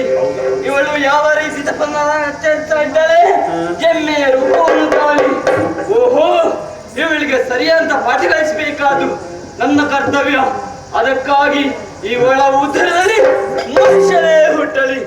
ಇದು ನಾನು ಕೊಟ್ಟಂತಹ ಶಾಪವನ್ನು 3 ಮೂರ್ತಿಗಳಿಂದಲೂ ಪರಿಹಾರ ಸಿಗದೆ ಹೋಗಲಿ. ನನ್ನ ತಪಸ್ಸು ಮುಂದುವರಿಬೇಕಾಗಿದೆ.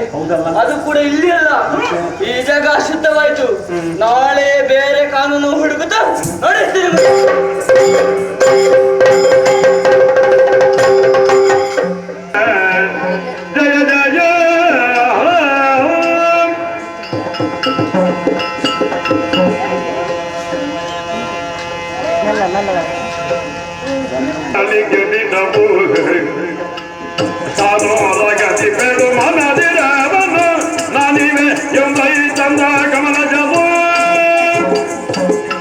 ಮಗಳೇ ಮಾಲಿನಿ, ಏನಿದು ವಿಶೇಷ? ಘೋರವಾದಂತಹ ತಪಸ್ಸಿಗೆ ತೊಡಗಿರುವೆ. ಇದು ಪ್ರತ್ಯಕ್ಷನಾಗಿ ಬಂದಿದ್ದೇನೆ, ಬೇಕಾದ್ದನ್ನು ಕೇಳಿಕೋ ಮಗಳೇ, ಕರುಣಿಸುವುದಕ್ಕಾಗಿಯೇ ಬಂದವಳು.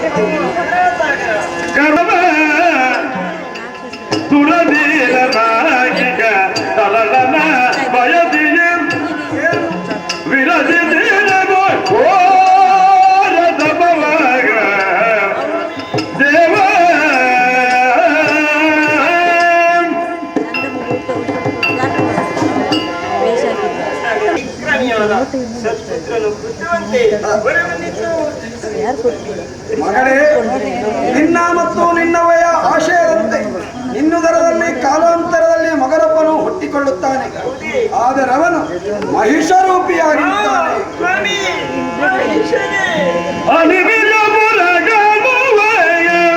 ಮಗನ ಬಯಸಿ ಹಿಡಿದಾಗಿದೆ ತಪವ ಜನಿದೆ ಮಗಿದ ಯೌವನೆ ಕೊಳವೇನು ಎಲ್ಲ ಜನನಿಯೋ ಏನೆನಲೆ ವಿಧಿ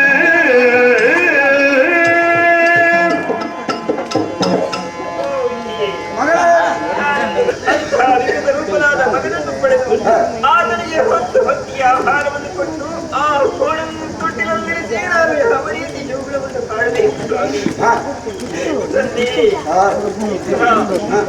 ಆ ಮಹಿಷನಿಂದ ಮುಂದೇನು ಫಲವಿದೆ, ಏನು ಮಾಡಿ ನಾನು ಮಾಲಿನಿ ಮರುಗದಿರು ಮಾಲಿನಿಯಗೆ ಮುನಿವರ ನೊರೆದ ವಚನವು ತಪ್ಪಲರಿಯದು ಮಗಿಜನು ಜನಿಸಿದರು ನಿಲ್ಲುದರದಲ್ಲಿ ಮುಂದೆಯೇ ಪರಾಕ್ರಮಿ ಎನಿಸಿದ ಜಗದೇ ಬೆಳೆಯುವನು ಘನಕೀರ್ತಿಯಿಂದಲೇ ಮರೆಯ ಮಾತಲ್ಲ ಇದು ವಿಧಿಯ ಮಾತು ಮಗಳೇ ಮಾಲಿನಿ ಮರುಗದಿರು ಮಗ ನೀನು ಮರುಗಿ ಪ್ರಯೋಜನವೇ ಇಲ್ಲ. ಯಾಕೆಂದರೆ ಸ್ವತಃ ಮಹಿಷಿ ರೂಪವನ್ನಂತು ಋಷ್ಯಾಶ್ರಮದ ಸನಿಹದಲ್ಲಿ ತಪಸ್ಸಿಗೆ ತೊಡಗಿದ ಕಾರಣದಿಂದಾಗಿ ಮುನಿವರನೋರ್ವನು ಕ್ರುಧಿತನಾದ. ಪರಿಣಾಮವಾಗಿ ನಿನ್ನುದರದಲ್ಲಿ ಮಹಿಷನೇ ಹುಟ್ಟುವಂತೆ ಶಾಪವನ್ನು ಕೊಟ್ಟಿದ್ದಾನೆ. ಹೆಚ್ಚೇನು 3 ಮೂರ್ತಿಗಳಾದ ನಮ್ಮಿಂದಲೂ ಪರಿಹಾರ ದೊರಕದಾಗಲಿ ಎನ್ನುವಂತಹ ಅನುಶಾಪವೂ ಇದೆ. ಮುನಿವರನ ವಚನ ಸುಳ್ಳಾಗುವುದಕ್ಕೆ ಸಾಧ್ಯವಿಲ್ಲದಿದ್ದರೆ ಏನಂತೆ ಯೋಚಿಸಿ ನೋಡು. ವಿರೂಪ ಎನ್ನುವುದು ನಿಮ್ಮ ವಂಶಕ್ಕೆ ಒಂದು ಅಪವಾದವಲ್ಲ, ಬಾಳಿ ಬೆಳಗುತ್ತಾನೆ. ಅಂತಹ ವೀರಪುತ್ರನಿಗೆ ಮಾತೆಯಾಗುವುದು ನಿನ್ನ ಯೋಗವಲ್ಲವೇ? ಅದು ನಿನ್ನ ಭಾಗ್ಯವಲ್ಲವೇ? ಮತ್ತೆ ಯಾಕೆ ಮರುಕ ಹೀಗಾಗಿ ಕಾನನಕ್ಕೆ ಕಳಿಸಿಕೊಟ್ಟವಳು ನಾನು. ಹೋದ ಉದ್ದೇಶ ಏನಾಯ್ತು ಮಗನೇ? ಅಮ್ಮ, ನಿಮ್ಮ ಆಜ್ಞೆಯನ್ನು ಪಡೆದುಕೊಂಡಂತ ನಾನು ನೇರವಾಗಿ ಕಾಂತಾರವನ್ನು ಸೇರಿಕೊಂಡು ಬ್ರಹ್ಮದೇವನನ್ನು ಕುರಿತು ಅಂತಿಮ ಜೀವನ ತಪಸ್ಸನ್ನು ಆಚರಿಸಿದೆ. ಮೆಚ್ಚಿದಂತ ದೇವರು ಮೈದಾರಿ ವರವನ್ನು ತಿಳಿಸಿದ್ದಾರಮ್ಮ. ಆದರೆ ನನ್ನ ಉದರದಲ್ಲಿ ಜನಿಸುವಂತ ಮಗ ಕೋಣನಂತೆ. ನಿನ್ನ ಉದರದಲ್ಲಿ ಜನಿಸುವಂತ ಮಗ ಕೋಣನೇ ಮಗಳೇ. ದೈತ್ಯಪುರದ ನಂದಾದೀಪ ಬೆಳಗಿಸಬೇಕಾದ್ರೆ ಪರಾಕ್ರಮಿಯಾದಂತ ಪುತ್ರನನ್ನು ಪಡೆಯಬೇಕಾದಂತ ಉದ್ದೇಶದಿಂದ ತಪಸ್ಸನ್ನಾಚರಿಸಿದ್ರೆ ನಿನ್ನ ಉದರದಲ್ಲಿ ಜನಿಸುವಂತ ಮಗ ಕೋಣನೇ. ಆ ಕೋಣನಿಂದ ಏನು ಪ್ರಯೋಜನವಂತೆ? ಹೀಗಾಗುವುದಕ್ಕೆ ಕಾರಣವಾದರೂ ಏನು ಮಗಳೇ? ಏನದು? ನಾನು ತಪಸ್ಸು ಮಾಡುತ್ತಿರುವಂತಹ ಸಂದರ್ಭ ಈ ರೂಪವನ್ನು ಮುಂದುವರಿದೆ ಹಲವು ರೀತಿಯಲ್ಲಿ ನಮ್ಮ ಪಾಲಿಗೆ ವಿಘ್ನಬರುವುದಕ್ಕೆ ಸಾಧ್ಯತೆ ಇದೆ ಎಂಬುದನ್ನು ನಾನು ನಮ್ಮದಾದ ಮಾಯಾ ವಿದ್ಯೆಯಿಂದ ಮಹಿಷಿ ರೂಪವನ್ನು ತಪಸ್ಸನ್ನು ಆಚರಿಸಿದೆ. ಅಮ್ಮ, ಆ ಕ್ಷೇತ್ರ ಸ್ಪರ್ಶ ಮುನಿಗಳ ಆಶ್ರಮದ ಸಮೀಪವಾಗಿದ್ದಂತೆ ನನ್ನ ಮನಸ್ಸಿನ ಆಂತರ್ಯವನ್ನು ಅರಿತಂತಹ ಮುನಿಯು ನನ್ನ ಪಾಲಿಗೆ ಮುನಿದು ನಿನ್ನುಗರದಲ್ಲಿ ಜನಿಸುವಂತಹ ಮಗ ಮಹಿಷನೇ ಆಗಲಿ ಎಂಬುದಾಗಿ ಘೋರ ನಿನ್ನ ಪಾಲಿಗೂ ಮುನಿಗಳ ಶಾಪವೇ. ಹೌದು, ಆ ಶಾಪದ ಪರಿಹಾರಕ್ಕೆ ದಾರಿ ಏನಾದರೂ ಬ್ರಹ್ಮದೇವರು ಸೂಚಿಸಲಿಲ್ವೇ ಮಗಳೇ? ಅಮ್ಮ, ಏನು ಅಷ್ಟಕ್ಕೆ ಮತ್ತೇನು ಮಾಡು? ಸ್ವಲ್ಪ ಸಮಾಧಾನವನ್ನು ತಂದುಕೊಳ್ಳಿ. ಅಮ್ಮ, ನಾನು ಚಿಂತಿಸಿ ಕಣ್ಣೀರಿಟ್ಟು ಬ್ರಹ್ಮದೇವರ ಕಾಲು ತೊಳೆದು ಬೇಡಿಕೊಂಡೆ. ಆ ಹುಟ್ಟಿಯ ಒಂದು ಸಮಾಧಾನ ಮಾತ್ರ ಕೇಳಿದ್ದಾರಮ್ಮ. ಏನೆಂದು? ಮಗಳೇ, ಈ ಪ್ರಪಂಚದಲ್ಲಿ ಯಾವತ್ತೂ ರೂಪ ಮುಖ್ಯವಲ್ಲ, ಪರಾಕ್ರಮ ಮುಖ್ಯ. ಹಾಗಾಗಿ ನಿನ್ನದರದಲ್ಲಿ ಜನಿಸಿದಂತ ಮಗ ದ್ರೋಣನಾದ್ರು ಜಾಣನಾಗ್ತಾನೆ, ಅಸುರ ಕುಲದ ಅಭ್ಯುದಯಕ್ಕಾಗಿ ಶ್ರಮಿಸ್ತಾನೆ ಎನ್ನುವಂತ ಸಮಾಧಾನ ಮಾತನ್ನು ಆ ಬ್ರಹ್ಮದೇವರೇ ಆಡಿದಾರಮ್ಮ. ಹೌದೇ ಮಗನೇ, ಈಗ ಮನಸ್ಸಿಗೆ ಬಹಳ ಸಂತೋಷವಾಯಿತು. ಹುಟ್ಟುವಂತ ಮಗ ಕೋಣನಾದ್ರು 3 ಲೋಕವನ್ನು ವಶಪಡಿಸುವಂತ ಸಾಮರ್ಥ್ಯ ಆತನಲ್ಲಿ ಇದೆ ಎಂದಾದಲ್ಲಿ ಚಿಂತಿಸಬೇಕಾದ ಅಗತ್ಯವಾದ ಕಾನನವನ್ನು ಸೇರಿ ಅದೆಷ್ಟು ಕಾಲ ಕಳೆದಿದೆ. ಹಸಿವಾಗ್ತಿದೆ ಏನು ಒಳಗಿದ್ದು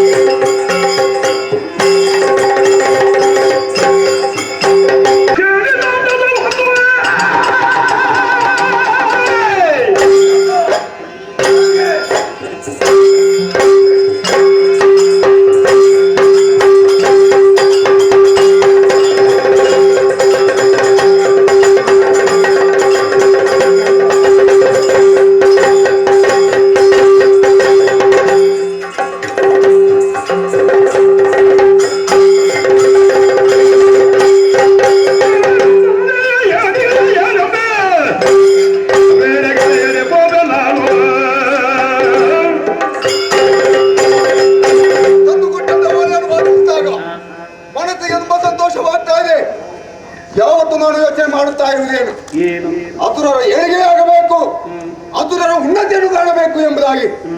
ಆದರೆ ನನ್ನ ಜನಬಲ ಧನಬಲ ಸೇನಾಬಲ ಎಂಬುದು ಸ್ವಲ್ಪ ಕಡಿಮೆ ಆಗಿತ್ತು. ಇದನ್ನು ಸೇರಿಸುವುದು ಹೇಗೆ ಎಂಬುದಾಗಿ ಯೋಚನೆ ಮಾಡ್ತಾ ಇದ್ದೆ. ಅದನ್ನು ಸೇರಿಸುವಂತ ಕಾಲ ಸನ್ನಿಹಿತವಾಗಿದೆ. ಅಂದ್ರೆ ಶೋಣಿತಾಪುರದ ಒಡತಿಯಾದಂತಹ ಆದಿತ್ಯಮ್ಮ ಕಳಿಸಿದ ಒಲೆ ತನ್ನ ಮಗಳಾದಂತಹ ಮಾಲಿಯನ್ನು ನಿನಗೆ ಕೊಟ್ಟು ವಿವಾಹ ಮಾಡುತ್ತೇನೆ, ಇಬ್ಬನಿಗನಾಗಿ ಬರಬೇಕು ಎಂಬುದಾಗಿ ಬರುತ್ತೇನೆ ಎಂಬುದಾಗಿ ಭಾಷಣ ಕೊಟ್ಟಿದ್ದೇನೆ. ಹೋದರೆ ಮದುವೆಯಾಗಬೇಕು, ನನ್ನ ಸೇರಲು ತಿಳಿಸಬೇಕು. ದೇವತೆಗಳಲ್ಲಿ ಒಂದು ಕಲ್ಲಿಂದ 2 ಹಣ್ಣು ಉದ್ರಬೇಕು ಎಂಬುದಾಗಿ ಈಗಾಗಲೇ ಯೋಚನೆಯನ್ನು ಮಾಡ್ತಾ ಇದ್ದೇನೆ. ಮೊದಲಾಗಿ ಮದುವೆ ಆಗಬೇಕಾಗಿದೆ, ಮದುಮಗನಾಗಿ ಹೋಗಬೇಕು. ನಾನು ನೋಡೋಣ ಹೋಗುದಲ್ಲ, ನನ್ನ ಕೆಲವು ವ್ಯಕ್ತಿಗಳಿದ್ದಾರೆ, ಅಂದ್ರೆ ಗಣ್ಯ ವ್ಯಕ್ತಿಗಳು, ಅವರನ್ನು ಕರ್ಕೊಂಡು ಹೋಗ್ಬೇಕು. ಯಾರಲ್ಲಿ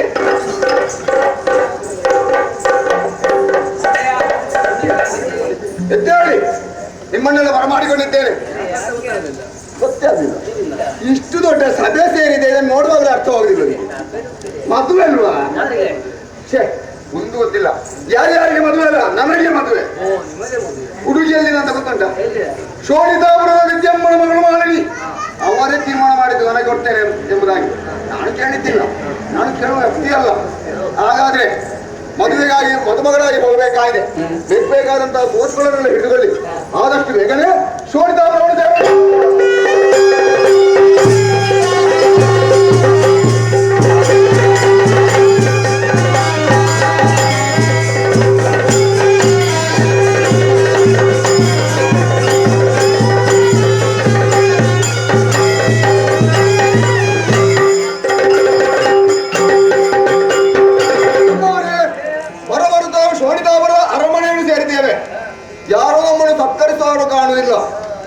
ಸತ್ಕಾರ ಮಾಡದಿದ್ರೆ ನಾವು ನಿಲ್ಲುವಂತ ವ್ಯಕ್ತಿಗಳೇ. ಹೋಗೋಣಂತೆ. ಸ್ವಲ್ಪ ತಡಿ, ವಿಚಾರಿಸುವವರು ಯಾರಿಲ್ಲ ಅಂತ ಭಾವಿಸಿಕೊಳ್ಬೇಡಿ. ನಾನಿದ್ದೇನಲ್ಲ, ತಾವು ಯಾರು ಗೊತ್ತಾಗಲಿಲ್ಲ. ಇವತ್ತಿನ ಮದುಮಗಳ ತಾಯಿ, ಮುಂದೆ ನನಗೆ ಅತ್ತೆ ಆಗುವವರು ವಿದ್ಯುನ್ಮಾಲಿ ನನ್ನ ಅಳಿಯ. ವಂದಿಸಿಕೊಂಡಿದ್ದೇನೆ. ಒಳ್ಳೆದಾಗಲಿ, ಹೀಗೆ ಬರ್ಬೇಕು. ಬಹಳ ದೂರದಿಂದ ಬಂದಿದ್ದೀರಿ. ಹೌದು. ನಿಮಗೆ ಬಾಯಾರಿಕೆಗೆ ಏನಾದ್ರು? ಅಮ್ಮ, ನೀವು ಕೇಳುವ ಅಗತ್ಯವೇ ಇಲ್ಲ. ನೀವು ಮಾಡಿದಂತ ವ್ಯವಸ್ಥೆಯನ್ನು ಕಂಡಾಗಲೇ ಮಾಡುತ್ತೆ ತುಂಬಾ ಸಂತೋಷವಾಗ್ತಾ ಇದೆ. ಯಾರ್ಯಾರಿಗೆ ಎಲ್ಲೆಲ್ಲಿ ಏನೇನು ಬೇಕು ಅಲ್ಲಿ ಅಂತ ವಸ್ತುಗಳಿವೆ.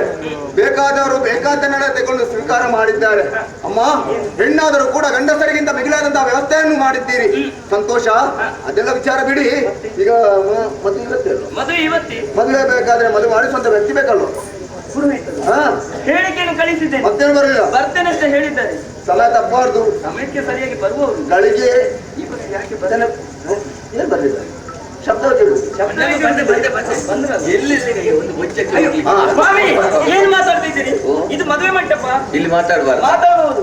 ಅಪಶಕುನ ಮಾತಾನೆ ಹೇಳಿದಾರಲ್ಲ, ಬಜ್ಜೆ ಅಂತ ಹೇಳಿದಾರಲ್ಲ. ಇಲ್ಲಿ ಬಜ್ಜೆ ಯಾರಿಗೆ? ಬುಜ್ಜಿ ಇಲ್ಲಿ ಯಾರಿಗೆ? ಮತ್ತೆ ನೀವು ಹೇಳಿದ್ದೀರಿ ಅಲ್ಲಿ ಬರುವಾಗ ನಮ್ಮ ಪರಿಚಯದ ಗೋವಿಂದ ಭಟ್ರು ಅವರಿಗೆ ಒಂದು ಅಧಿಕ ಬಂದ್ರೆ ಎಲ್ಲಿ ಅಂತ ಕೇಳಿಬಿಡಿ.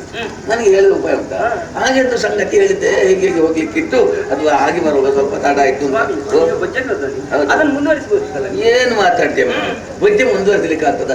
ಮದುವೆನಾದರೂ ಕಾರಣಾಂತರದಿಂದ ಮುಂದುವರಿಸಲಿಕ್ಕೆ ಆಗ್ತದೆ. ಬುಜ್ಜೆ ಮುಂದುವರಿಸಬೇಕಾದ್ರೆ ಕುಟುಂಬದಲ್ಲಿ ಮತ್ತೊಬ್ಬ ಸಾಯ್ಬೇಕಾಗ್ತದೆ. ಅದು 15 ವರ್ಷಕ್ಕೆ ಆಗ್ಬೇಕಲ್ಲ, ವಹಿಸಿಕೊಂಡದನ್ನು ಬಿಡ್ಲಿಕ್ಕೆ ಆಗ್ತದ. ಅದನ್ನು ಪೂರೈಸಿ ಮನೆಗೆ ಬರುವಾಗ ನಿನ್ನಾಳು ಬಂದು ಕೂತ್ಕೊಂಡಿದ್ದ. ಏನಪ್ಪ ಸಂಗತಿ ಕೇಳುದು? ಅರಮನೆಗೆ ಬರ್ಬೇಕಂತ ಮಹಾರಾಣಿ ಹೇಳಿದ್ರು ಅಂತ ಹೇಳಿದ. ತಕ್ಷಣ ಹೆರಟ್ಟು ಬಂದದ್ದು. ವಿಷಯ ಏನಂತ ಗೊತ್ತಾಗ್ಲಿಲ್ಲ. ನಾನು ಹೇಳು ಅವ ಹೇಳಲಿಲ್ಲ, ನಾನು ಕೇಳಲಿಲ್ಲ. ಅವಾಗ ಮದುವೆ ಅಲ್ಲ, ಮದುವೆ ಆಗದವ್ರು ತುಂಬಾ ಜನ ಇದ್ದಾರೆ. ಯಾರಿಗಂತ ಹೇಳಿ ಅಂದಾಜು ಮಾಡುವುದು? ಅವರಿಗೆಲ್ಲ ನಾನೇಕೆ ಮದುವೆ ಮಾಡಿದ್ದೇನೆ? ಅಲ್ಲಿ ಎಲ್ಲಾದ್ರೂ ಸಾಮೂಹಿಕ ಅಲ್ಲ, ನನ್ನ ಮಗಳಿಗೆ ಮಾಲಿನಿಗೆ, ಸ್ವಂತ ಮಗಳಿಗೆ. ಮತ್ತೆ ಮನೆ ಬಂತಲ್ಲ, ಇಬ್ಬಳದ ಕಡೆಯವರೆಲ್ಲ ಬಂದಿದ್ದಾರೆ. ಎಲ್ಲವರಿಗೂ ಶುಭ ಹೋಗಲ್ಲಪ್ಪ. ಶುಭ ಶುಭ ಆದ್ರೆ ಮತ್ತೆ ಮಾಡುತ್ತೇನೆ. ಎಂತದಕ್ಕೆ ಮತ್ತೆ ಮಾಡುವುದು? ಅದಲ್ಲ ಪುಣ್ಯಾತ್ಮ, ಶುಭವಾಗಲಿ.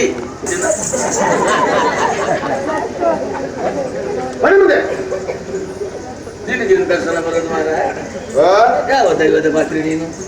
ಯಾರಲ್ಲಿ ಮಾತಾಡೋದು ಗೊತ್ತುಂಟಲ್ಲ ನಿಮಗೆ? ಸರ್ವಸಾಮಾನ್ಯ ಗೊತ್ತುಂಟು. ತಾವು ಬ್ರಹ್ಮಾಂಶದಲ್ಲಿ ಹುಟ್ಟಿದವರು, ಅನುಮಾನ ಉಂಟು ನಿನಗೆ? ಬ್ರಾಹ್ಮಣರು. ಹೌದು. ಅದರಲ್ಲಿ ಪುರೋಹಿತರು, ವೇದಾಧ್ಯಯನ ಪಂಡಿತರು. ಯಾವತ್ತೂ ತಪ್ಪಿ ಕೂಡ ನಿಮ್ಮ ಬಾಯಿನ ಯಾವತ್ತೂ ತಪ್ಪು ಶಬ್ದ ಬರಬಾರದು. ಬರ್ಲಿಕ್ಕೆ ಇಲ್ಲ. ಇಲ್ವಾ? ಇಲ್ಲ. ಎಲ್ಲೋ ಬಂದದ್ದು ತಪ್ಪಿ. ಇಲ್ಲಿ ತಪ್ಪ? ಎಲ್ಲಿ ಬಂತು? ನಿಮ್ಮ ಬಾಯಿಂದ. ಏನ್ ತಪ್ಪು? ಮದುವೆ ಮಂಟಪವನ್ನು ಪ್ರವೇಶ ಮಾಡುವಾಗ ಹೇಳಿದಂತ ಮಾತೇನು? ಏನು? ಹೊಚ್ಚಕ್ಕೆ ಹೋಗ್ಲಿಕ್ಕಿತ್ತು. ಹೌದು. ಅಪಶಕುನದ ಶಬ್ದ. ಈಗ ಶಕುನ ಹೇಗೆ ಇರ್ಲಿ, ಹಾ. ಕೇಳಿದ್ದಕ್ಕೆ ಸುಳ್ಳು ಹೇಳ್ಬೇಕು, ಸತ್ಯ ಹೇಳ್ಬೇಕು. ಹೇಳೋದು ಸತ್ಯವನ್ನು ಹೇಳಬೇಕು. ಹಾಗಾದ್ರೆ ಸತ್ಯವನ್ನೇ ಹೇಳಿದ್ದು ವಹಿಸಿಕೊಂಡ ಬಜ್ಜ ಈ ಊರಲ್ಲಿ ಪುರೋಹಿತ ನಾನೊಬ್ಬನೇ, ಏನು ಮಾಡುವ ನನ್ನ ಮುಖ್ಯ ನನ್ನೇ ಹವ ಆಗಬೇಕು ಅಂತ ಹಾಗೆ ಹೇಳಿದೆ. ಅದು ತಪ್ಪು. ಕಾರಣಕ್ಕೆ ಬೇಕಾಗಿ ಹೇಳಿದ್ದೀರಿ. ಹೌದು. ಆನಂತರ ಮದುಮಗೆಯಲ್ಲಿ ಎಂಬ ನಿರೀಕ್ಷೆಯಲ್ಲಿ ನೀವಿರುವಾಗ ಹಾ. ನನ್ನ ಅತ್ತೆಯವರು ತೋರಿಸಿದ್ರು ಎತ್ತರವಾದಂತಹ ಮಂಟಪವನ್ನು ಅಲಂಕರಿಸಿಕೊಂಡಿದ್ದಾಳೆ ಎಂಬುದಾಗಿ. ಯಾವುದೋ ದೊಡ್ಡ ಮಂಟಪದಲ್ಲಿ ಅಲಂಕರಿಸಿದ್ದೀರಿ. ಮದುಮಗ ನನ್ನ ಯೋಗ್ಯತೆಗೆ ಸರಿಯಾಗಿ ಹೌದು. ಅಲ್ಲಿಗೆ ಬಂದು ನೀವು ಆಶೀರ್ವಾದ ಮಾಡಿದ್ದೇನು? ಏನು? ಸತ್ತು ಹೋಗಲಿ ಯಾರು? ನನಗೆ ಏನು ಮಾತಾಡ್ತಿ ಪುಣ್ಯಾತ್ಮ? ಏನು ಮದುಮಗನಾದಂತ ನೀನು ಸತ್ರೆ ಮದುವೆ ಯಾರಿಗೆ? ನನ್ನ ಅಪ್ಪನಿಗೆ. ಮತ್ತೆ ಯಾಕೆ ಹೇಳ್ತೀರಿ? ಹಾಗಲ್ಲವಯ್ಯ, ಹಾ. ತಪ್ಪು ತಿಳಿದುಕೊಂಡದ್ದು ನೀನು. ಹೇಗೆ? ಎಷ್ಟು ದೊಡ್ಡ ಸಭೆಯಲ್ಲಿ ಮದುಮಗನಲ್ಲಿ ಇದ್ದು ನಾನು ಕೂತು ಹಳ್ಳದಲ್ಲಿರುವಾಗ ನಿಮ್ಗೆ ಮಾಡಿದ್ದದು ಎಂತದ್ದು? ಹಳ್ಳ ಹಳ್ಳ ಇದ್ದುಕೊಳ್ಳಿ. ಹಳ್ಳ ಇದು ಕೋಣನಿಗೆ ಮಾಡಿ ಮತ್ತೆ ಹೇಳ್ತಾ ಇದ್ದೇನೆ ಕುತೂಹಲ. ಹಾ, ಹಾಗೆ. ಮದುಮಗನನ್ನು ಕಾಣುವ ತವಕರಲ್ಲಿ ನಾನಿದ್ದೆ. ಹಾ. ಮದುಮಗನಾದಂತ ನೀನು ವಾಷಿಂಗ್ ಕಟ್ಟಿ ಎಷ್ಟೆತ್ತಲ್ಲಿ ಕೂತಿದ್ದು. ನೀನೇ ಮದುಮಗಂತ ಗುರುತಿಸುವ ಬುದ್ಧಿ ಇಲ್ಲದೆ ಹೋಯ್ತೆ ಅಂತ ನನ್ನ ಬುದ್ಧಿಗೆ ಬೈದದ್ದು ನಿನಗೆ ದೇವರು. ನನಗೆ ನೀವೇ ಬೈದುಕೊಂಡದ್ದು. ನನಗಿನ ತಪ್ಪು ನನ್ನದೇ. ಎನ್ನತಿ ಒಪ್ಪಿಸ್ಬೇಡಿ. ಏನಿಲ್ಲ, ಏನಿಲ್ಲ, ಶಾಪ ಬರುವುದಿಲ್ಲ. ದೇವರು ಒಳ್ಳೇದು ಮಾಡ್ಲಿ. ಬಾ ಇಲ್ಲಿ ಕುದು, ಇಲ್ಲಿ ಕುದು ಕಾಣ್ದೆ ಹಾಗೆ ಇಲ್ಲಿ ಕೂರು, ಯಾವುದೆಲ್ಲ ಶಬ್ದ ಇದೆ ಇಲ್ಲಿ ಕೂತ್ಕೋ ಮಾರಾಯ. ಹಾಗೆ ಹೇಳಿ. ಸ್ವಾಮಿ ಹೇಗೆ ಗಂಡು? ಓ ದೇವರೇ, ಇದು ಗಂಡು, ಇದು ಸೋಮನಾಥ ಕಲ್ಲು ಗುಂಡಿ. ಅಂದ್ರೆ ಅಷ್ಟು ಜನ ನಮ್ಮ ಹುಡುಗಿಗೆಲ್ಲ ಯಾವ ಹುಡುಗಿಗಾದ್ರೂ ಆದೀತು. ಆದ್ರೆ ಒಂದು ಸಂಗತಿ ಉಂಟು, ಏನು? ಹುಡುಗ ನನ್ನ ಮಟ್ಟಿಗೆ ನಿನ್ನ ಮಟ್ಟಿಗೆ ಆದೀತು ಅಂತ ಆದರೂ ಮದುವೆ ಆಗುವ ಹುಡುಗಿಯ ಮಟ್ಟಿಗೆ ಹೇಗೆ ಅಂತ ಅವಳಲ್ಲಿ ಕೇಳಿ ನೀವೊಮ್ಮೆ ಸುಮ್ಮನೆ ಕುಳಿತುಕೊಳ್ಳಿ. ಚೆನ್ನಾಗಿ ಸೀರೆ ಉಡ್ಲಿಕ್ಕೆ ಮುಡಿ ಕಟ್ಟಲಿಕ್ಕೆ ಗೊತ್ತಿದ್ದವರಾಗ್ಬೇಕು. ಈ ಕಾಲದ ಹುಡುಗಿಯರಿಗೆ ಸೀರೆ ನೋಡಿದಿರೆ ಆಗುದಿಲ್ಲ, ಮುಡಿ ಕಂಡ್ರೆ ಇಡುವುದಿಲ್ಲ, ಇನ್ನಿಂದ ಮುಂದಿನ ಕತ್ತರಿಸಿ ಇಲ್ಲಿಯ ಬಾಲದಾಗಿ ಇಷ್ಟ ಮಾಡಿ ಇಡ್ತಾರೆ. ಯಾರು ಹೇಳು ಅನ್ನಲ್ಲಿ ಕಾಣುವುದಿಲ್ಲ. ಓ ಹೌದಾ? ಹೌದು. ಅವರನ್ನು ಕರೆದು ಸರಿಯಲ್ಲ. ಸರಿಯಲ್ಲ. ನಿಮ್ಮ ಹೆಂಡತಿಗೆ ಹೇಳಿಕೆ ಕಳಿಸಿದ್ದೇನಲ್ಲ? ಹೋಳಿಗೆ ಹೋಗ್ಯದ? ಹೇಳಿಕೆ ಹೋಗಿದೆ. ಹಾಗಾದ್ರೆ ಬಾಲಿಕೆ ಅದ್ಯಾಕೆ? ಅದ್ಯಾಕೆ? ಯಾವುದು ಬಾರದಿರೋ ಊಟಕ್ಕೆ ಮತ್ತೆ ಹೇಳ್ತಾ ಇದ್ದೀರಿ. ನನ್ನ ನೀನೇನು ಬಾಸಿಂಗ ಕಟ್ಟಿಕೊಂಡು ಮದುವೆಗೆ ತಯಾರಾಗಿ ಬಂದಿದ್ದಿ. ಮದುವೆ ಆಗೋದು ವಧುವಿನ ಇಷ್ಟರವರೆಗೆ ನೋಡಿದ್ಯಾ? ಎಲ್ಲಿಯೂ ಸಿಗ್ಲಿಲ್ಲ ನನಗೆ. ವಧು ನೋಡದೆ ಮದುವೆ ಆಗೋದು ಸಂಪ್ರದಾಯ ಉಂಟು ಸರಿಯಲ್ಲ ಅಲ್ವೇ? ಹಾಗಾಗಿ ಹುಡುಗಿ ಸಭೆಗೆ ಬಂದಿದ್ದಾಳೆ. ನೀನು ನೋಡಿ ನಿನ್ನ ಅಭಿಪ್ರಾಯ ತಿಳಿಸಿದ್ರೆ ಮತ್ತೆ ಕಾರ್ಯಕ್ರಮ ಮುಂದುವರಿಸಲಿಕ್ಕೆ ಅನುಕೂಲ ಆಗ್ತದೆ. ಅದರಲ್ಲಿ ಬೇಗ ನೋಡಿ ನಿನ್ನ ಅಭಿಪ್ರಾಯ ಹೇಳಿ. ಹೌದು, ಅವರವರಿಗೆ ಬೇಕಾದ್ರೆ ಮತ್ತೆ ಹಾಗೆ ಬರೋದಿಲ್ಲ. ಕೆಲವರಿಗೆ ತೋರು ಆಗುದಿಲ್ಲ, ಸಫ್ರ ಆಗ್ಬೇಕು. ಕೆಲವರಿಗೆ ಸಫ್ರದನ್ನು ಕಂಡ್ರೆ ಸ್ವಲ್ಪ ದಪ್ಪ ಬೇಕು.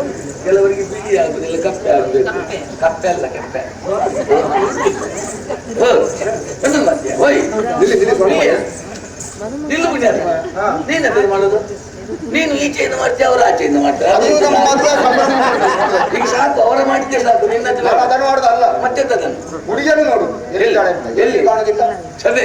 ಹೌದು, ಸಭೆಯಲ್ಲಿ ಮದುವೆ ಆಗಬೇಕಾದವರು ಎಷ್ಟು ಜನ ಇದ್ದಾರೆ ಗೊತ್ತು ನಿನಗೆ? ಎಷ್ಟು ಬೇಡ, ಒಂದೇ ಸಾಕು ನನಗೆ. ಈಗ ನಿನಗಾಗುವ ಹುಡುಗಿಯನ್ನಲ್ಲಿ ನೋಡುದಾ? ಹೌದು. ಅಲ್ಲಿ ಅವಳು ಯಾಕೆ ಪಾನಕ ಕೊಡ್ಲಿಕ್ಕೆ ಹೋದ ಅಲ್ಲಿಗೆ? ಬೇರೆ ಜನ ಇಲ್ಲ ನಮ್ಮಲ್ಲಿ.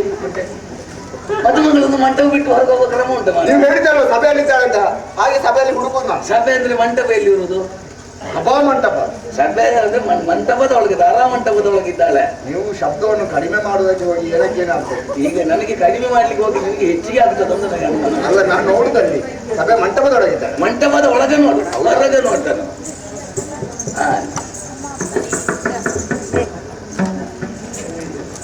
ಕಣ್ಣಿಗೆ ಏನು ಬಿತ್ತು ಅಂತ ದೋಷ ಉಂಟು.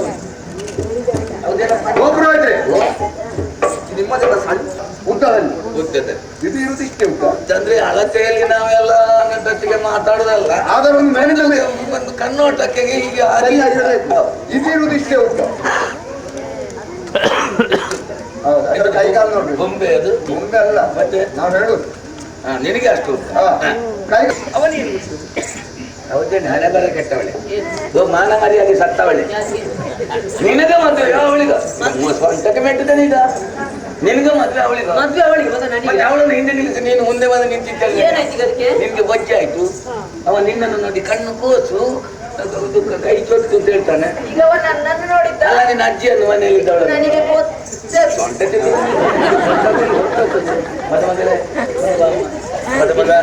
ಹೆಸರಿಸಬೇಡ. ಈಗ ನಿನ್ನ ವಧು ಅದಂದ್ರೆ ಈ ಮದುವೆ ಸಮಾರಂಭದಲ್ಲಿ ನನ್ನ ಹೆಂಡತಿ ಇದ್ದಂತಲ್ಲ, ಎಲ್ಲವೂ ಹೆಂಡತಿಯರ ಕಾರಣ. ಈ ಮದುಮಗಳು ಬೆಪ್ಪು ತಕ್ಕಡಿ ಹಾಕಿ ಕೂತಲ್ಲಿ ತಾಲಿ ತಕ್ಕೆ ತಕ್ಕಿದ್ದು ಇವರದ್ದು ಜರ ಬರ ಜರ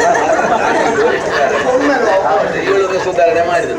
ಈಗ ನಿನ್ನ ವಧು ಕೈದು ಆಹಾ ಆಹಾ ಆಹಾ ಎಂತ ಅಂದ ಎಂತ ಚಂದ ಈ ಹುಡುಗಿ. ರೋಹಿತ್ರೆ, ಬ್ರಹ್ಮದೇವರು ನನಗೆ ಬೇಕಾಗಿ ಸೃಷ್ಟಿ ಮಾಡಿ ಅಂತ ಈ ಹುಡುಗಿ. ಹೌದು, ಬೊಮ್ಮೈ ಶೆಟ್ಟಿ ಗೊತ್ತಾಗ್ತದೆ ನಿಮ್ಮ ನೋಡಲಾಗಿ ಆ ಸಂತಾನ ಅಂತ. ನಾನು ಬ್ರಹ್ಮದಂತ. ಅದೇ ಅದೇ ಸಂತಾನ ಅಂತ ಗೊತ್ತಾಗ್ತದೆ. ಬ್ರಹ್ಮ ಸೃಷ್ಟಿಯೇ ನಿನಗಾಗಿ ಆದ್ದು ಅಂತ. ಹೌದೌದು. ರೋಹಿತ್ರೆ, ತಡ ಮಾಡಬೇಕೆ? ಕಡೆಗೆ ತಪ್ಪಾರ್ದು, ಸಮಯ ಮೀರಬಾರ್ದು. ಆದಷ್ಟು ಬೇಗ ಮದುವೆ ಮುಂದುವರಿ. ಅಮ್ಮ ಅವನೆಲ್ಲ ಬಿಟ್ಟಾಗಿದೆ. ಇವಳಲ್ಲೊಂದು ಮಾತು ಕೇಳುವ. ಮಗಳೇ ಮಾಲಿನೇ, ನಿನ್ನ ಅಮ್ಮನ ಯೋಚನೆ ಇನ್ನೊಂದು ಮನೆಯಿಂದ ಹೊರತಾಗ್ತದೆ. ನೀನು ಹೊರಗಂದ್ರೆ ಹೊಡೆದು ಬಿಡ್ತಲ್ಲ, ಮದುವೆ ಮಾಡಿ ಗಂಡನ ಮನೆ ಸೇರಿಸಿ ಬಿಡು ನಮ್ಮ ತೀರ್ಮಾನ ಮಾಡಿ. ಈಗ ನನ್ನಲ್ಲಿ ಮಾತಾಡಿನಲ್ಲ, ಅವನೇ ನಿನಗಾಗುವವರ, ಪಾತಾಳದವ, ಮಧ್ಯಾಹ್ನದ ಅಧಿಕಾರಿ, ಮಧ್ಯಾಹ್ನ ಊಟ, ಸಾಯಂಕಾಲಕ್ಕೆ ಉಪಹಾರ, ಮತ್ತೆ ಮಧ್ಯಾಹ್ನದ ಅಧಿಕಾರಿ ಅಂತ ಹೇಳ್ತಾರೆ. ಮಧುವನದ ಅಧಿಕಾರಿ, ಮಧುವನದ ಅಧಿಕಾರಿ ನಮ್ಮ ಇಸ್ಮಾಯಿಲ್ ಇರ್ತಾರೆ. ಯಾರು ಸಂಬಂಧ ಉಂಟ ನಿಮಗೆ? ಅಲ್ಲಿ ಇನ್ನಾಗಬೇಕು ಮಾಡುದಲ್ಲೇ ಅವನದ್ದು. ಯಾರದ್ದು? ನೀವು ಹೇಳಿದಂತ ಹೆಸರು ಯಾರು? ವಿದ್ಯುನ್ ಮಾಲಿ. ಮತ್ತೆ ನಾನೆಂತ ಹೇಳಿದ್ದು? ಇಸ್ಮಾಯಿಲ್ ತಾಳು ಹೇಳ್ತಾ ಇದ್ದೀನಿ. ಅಮ್ಮ ವಿದ್ಯುನ್ ಮಾಲಿ ಅಂತ ಹೆಸರು ಹೇಗೆ ಮಾದಿತ ಅಮ್ಮನಿಗೆ ಆದ್ರೆ ನೋಡಿ ನನ್ನ ಮಗಳ ಮನಸ್ಸು ಎಷ್ಟು ಒಳ್ಳೆ. ಶಾಬಾಸ್, ಮಗಳ ಮನಸ್ಸಲ್ಲ, ನೀನು ಎಂತ ಪುಣ್ಯಕ್ಕೆ ಅರ್ಥ ಮದುಮಗಳೇ. ಮದುಮಗ ಓ, ಇದನ್ನ ಹಿಡ್ಕೋ. ಯಾಕೆ? ಅದು ಕುತ್ತಿಗೆಗೆ ಹಾಕಿ ಹೊರಸಲಿಕ್ಕೆ. ಯಾರ್ಯಾರ ಕುತ್ತಿಗೆ ಅಲ್ಲ, ವಧುವಿನ ಕುತ್ತಿಗೆಗೆ. ನಾನು ಹೇಳ್ತೀನಿ, ಗಡಿಬಿಡಿ ಮಾಡ್ಬೇಡಿ, ಹಿಡ್ಕೋ. ಈಗ ಮದುಮಗಳೇ ಇದನ್ನ ಹಿಡ್ಕೊಳ್ಳಪ್ಪ. ಇದು ಮಾಡಲಿ, ನಾನು ಹೇಳ್ತೀನಿ. ಹೊರಗೆ ಬನ್ನಿ, ನೀವೇನು ಮಾಡ್ತಾರೆ? ಹುಡುಗಿಗೆ ಮಾಲೆ ಹಾಕೋ ಕ್ರಮ ಹೇಳ್ಬೋದು. ಅಮ್ಮ ಇಲ್ವಲ್ಲಿ? ಎಂತದಕ್ಕೆ ಅಮ್ಮ? ಅಮ್ಮ ಊಟಕ್ಕೆ. ಹೇಳಿಬಿಟ್ಟು ಮದುಮಗ ತಲೆ ತಗ್ಗಿಸು. ಅದೊಂದಾಗ್ಲಿಕ್ಕಿಲ್ಲ. ನಾನು ಗಂಡಸು, ಮಾತಾಡೋದ ಅಧಿಕಾರಿ ವಿದ್ಯುನ್ ಮಾಡಿ ಯಾರಿಗೂ ತಲೆ ತಗ್ಗಿಸಲಾರೆ. ಈ ಗಂಡಸು ಹೌದು ಇಷ್ಟರವರೆಗೆ. ಇನ್ನು ಗಂಡ ಇದು ಮದುವೆ ಆದ ಮೇಲೆ. ಅದೇ ಇನ್ನು ಗಂಡ ಆದ ಮೇಲೆ ಮತ್ತೆ ದಂಡ. ಈಗ ಬೇಡ. ಹೇಳ್ತೀನಿ, ನೀನೆಲ್ಲ ಲೋಕದಲ್ಲಿ ನನ್ನಾಗ್ರೆ ತುಂಬಾ ಜನ ಹೇಳ್ತಾರೆ, ನಾನು ಯಾರಿಗೂ ತಲೆ ತಗ್ಗಿಸದವ ಅಂತ. ಹೆಂಡತಿಗೆ ತಲೆ ತಗ್ಗಿಸದ ಗಂಡ ಯಾರವ? ಬದುಕಬೇಕು, ತಗ್ಗಿಸಬೇಕು. ಇವತ್ತು ತಗ್ಗಿಸಿದ ತಲೆ ಇದು ಜೀವನ ಪೂರ್ತ ಎತ್ತಲಿಕ್ಕೂ ಆಗುದಿಲ್ಲ. ಒಳ್ಳೆ ಜವಾಬ್ದಾರಿ. ತಲೆ ತಗ್ಗಿಸು. ಮಾಲಿನಿ ನಾವೇ ವಿದ್ಯುನ್ ಮಾಲಿ ನಾವೇ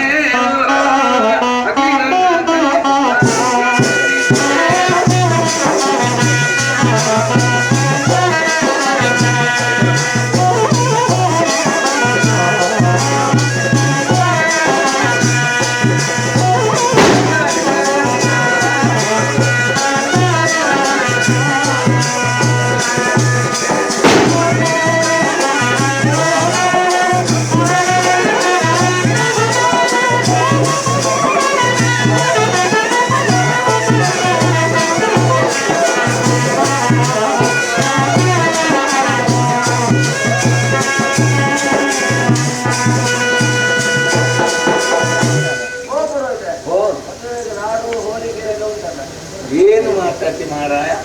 ಶೋಣಿತಾಪುರದ ಸಾಮ್ರಾಣಿಯ ಮಗಳ ಮದುವೆ ಬಾಗೆ ಒಂದೆರಡಲ್ಲ, ಹೋಳಿಗೆಲಾಡಲ್ಲಿ ನಿಲ್ಲಿಸುವುದಿಲ್ಲ, ಮುಂದುವರಿತದೆ. ಅಲ್ಲಿ ಭಕ್ಷ್ಯ ಮತ್ತು ಮುಂದುವರಿತದೆ. ಎಲ್ಲಿವರೆಗೆ? ಜಿಲಾಬಿನವರೆಗೆ. ಅಂದ್ರೆ ಲಾಡು, ಹೋಳಿಗೆ, ಹಲ್ವಾ, ಕೇಸರಿ ಬಾತು, ಜಿಲೇಬಿ ಇದೆಲ್ಲ ಮುಂದುವರಿತದೆ. ಅಪ್ಪಡಿ ಸಭೆಯಲ್ಲ ಗುಸಗುಸಂತೆ.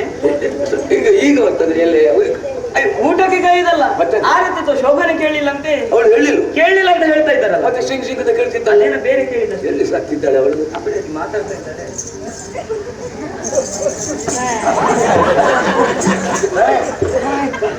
ನಿಮಗೇನು ಬಿಸಿ ಆಗುದು? ಇನ್ನ ಸೊಂಟಕ್ಕೆ ಮೆಟ್ಟಿದ್ರೆ 32 ಹಲ್ಲು. ಆನೆ ಬರ ಕೆಟ್ಟವಳು, ಮಾನ ಮರ್ಯಾದೆ ಬಿಟ್ಟವಳು, ಎಲ್ಲ ಉಂಟು ಗೊತ್ತಾಗ. ನೀನು ಹೇಳಿ ಗೊತ್ತಾಗ್ಬೇಕು. ಉಂಟುದ ಲೋಕದಲ್ಲಿ ನಡೆಯುವ ನಡತೆಯಲ್ಲಿ ಗೊತ್ತಾಗ್ಬೋದು. ಗೊತ್ತಾಯ್ತು? ನೀನೆಲ್ಲ ಸಭೆ ಸಮಾರಂಭಕ್ಕೆ ಹೋಗುದು ಇದಕ್ಕ? ಯಾವುದಕ್ಕೆ? ಯಾರಲ್ಲಿ ಮಾತಾಡ್ಲಿಕ್ಕೆ? ಯಾರಲ್ಲಿ ಮಾತಾಡಿದ್ದೆ ನಾನೀಗ? ಈಗ ಮತ್ತೆ ಅವನಲ್ಲಿ ಮಾತಾಡ್ತೇನೆ. ನೀವು ನೋಡಿದ್ರಾ? ನನಗೆ ಕಣ್ಣು ಸರಿ ಇಲ್ಲ ಅಂತ ತಿಳ್ಕೊಂಡಿದ್ದೆ ನೀನು. ನಾನೇನು ಇದ್ದವರೆಲ್ಲ ನೋಡ್ತಾರೆ ನಿನ್ನ ಹಣೆ ಬಾರ. ನೀನು 2 ಕಣ್ಣಿನಿಂದ ಕಾಣುದು ಇವರನ್ನು. ನಿನ್ನನ್ನು ಎಷ್ಟು ಕಣ್ಣು ಕಾಣ್ತದೆ ನಿಮ್ಮ ಪ್ರಜ್ಞೆ ಇರ್ಲಿ. ಅವನಲ್ಲಿ ಮಾತಾಡಿದ್ರೆ ಏನಾಗ್ತದೆ ಅಂತ ಕೇಳುದು. ಈಗ ಮಾತಾಡಿದ್ರೆ ಏನಾಗುದಿಲ್ಲ, ಮಾತಾಡಿದ್ದು ಮಾತ್ರ ನಾನು. ಮಾತಾಡಿದ್ದು ಮಾತ್ರ ಇವತ್ತು. ನೀನು ನೇತಾಡ್ಲಿಕ್ಕೆ ಮನೆಗೆ ಬರ್ಲಿಕ್ಕೆ ಯಾಕೆ? ಹೊಸ ಮಕ್ಕಳಲ್ವಾ, ಅದಕ್ಕೆ ಹಾಲು ಕುಡಿದು ಹೋಗ್ಲಿಕ್ಕೆ ಬರ್ಲಿಕ್ಕೆ ಹೇಳಿದ್ದು. ಏನ್ ನಿನ್ನ ಸಂತಾನ ಅವರೇ ಅಲ್ವಾ? ನಿಮ್ಮವರು ಬೇಕಾದನ್ನು ಮಾಡ್ಲಿಕ್ಕೆ ನಿನಗೆ ಊಟ ಹೊಡೆದಿದೆ. ಹಣ ಬರ ಕಟ್ಟವಳು. ಸಭೆಯಲ್ಲಿ ಜನ ಕಾಯ್ತಾ ಇದ್ದಾರೆ ಊಟಕ್ಕೆ ಬಂದವರಲ್ಲ, ಸಭಾ ಕಾರ್ಯಕ್ರಮ ಮೇಲೆ ನಡೆಯುತ್ತದೆ ನೋಡ್ತಾ ನೋಡ್ಲಿಕ್ಕೆ ಬಂದವರು. ತಪ್ಪಲಿಲ್ಲ, ತಪ್ಪಲಿಕ್ಕೆ ಸರಿ ಇದ್ರೆಲ್ಲ ತಪ್ಪುದು. ಪುರೋಹಿತರ ಹೆಂಡತಿಯ ಬಾಯಲ್ಲಿ ಈಗ ಬರ್ತದೆ. ಎಂತದ್ದು? ಅದೇ ಪುರೋಹಿತರ ಹೆಂಡತಿಯ ಬಾಯಲ್ಲಿ ಬೆಳಿಗ್ಗೆ ತಿಂದ ಇಡ್ಲಿ ಸಾಂಬಾರು, ವಡೆ ಸಾಂಬಾರು, ಅದು ಮೊಸರು ಹಾಕಿದೆಯಲ್ಲ ಮುಕ್ಕಿದೆಯಲ್ಲ ಅದೇ ಬರ್ಬೇಕು. ಸ್ವಲ್ಪ ಒಂದಿಷ್ಟೇ ಆಗ್ತದೆ, ಅಷ್ಟೇ ಹೆಚ್ಚಿಗೆ ಆಗ್ಲಿಲ್ಲ.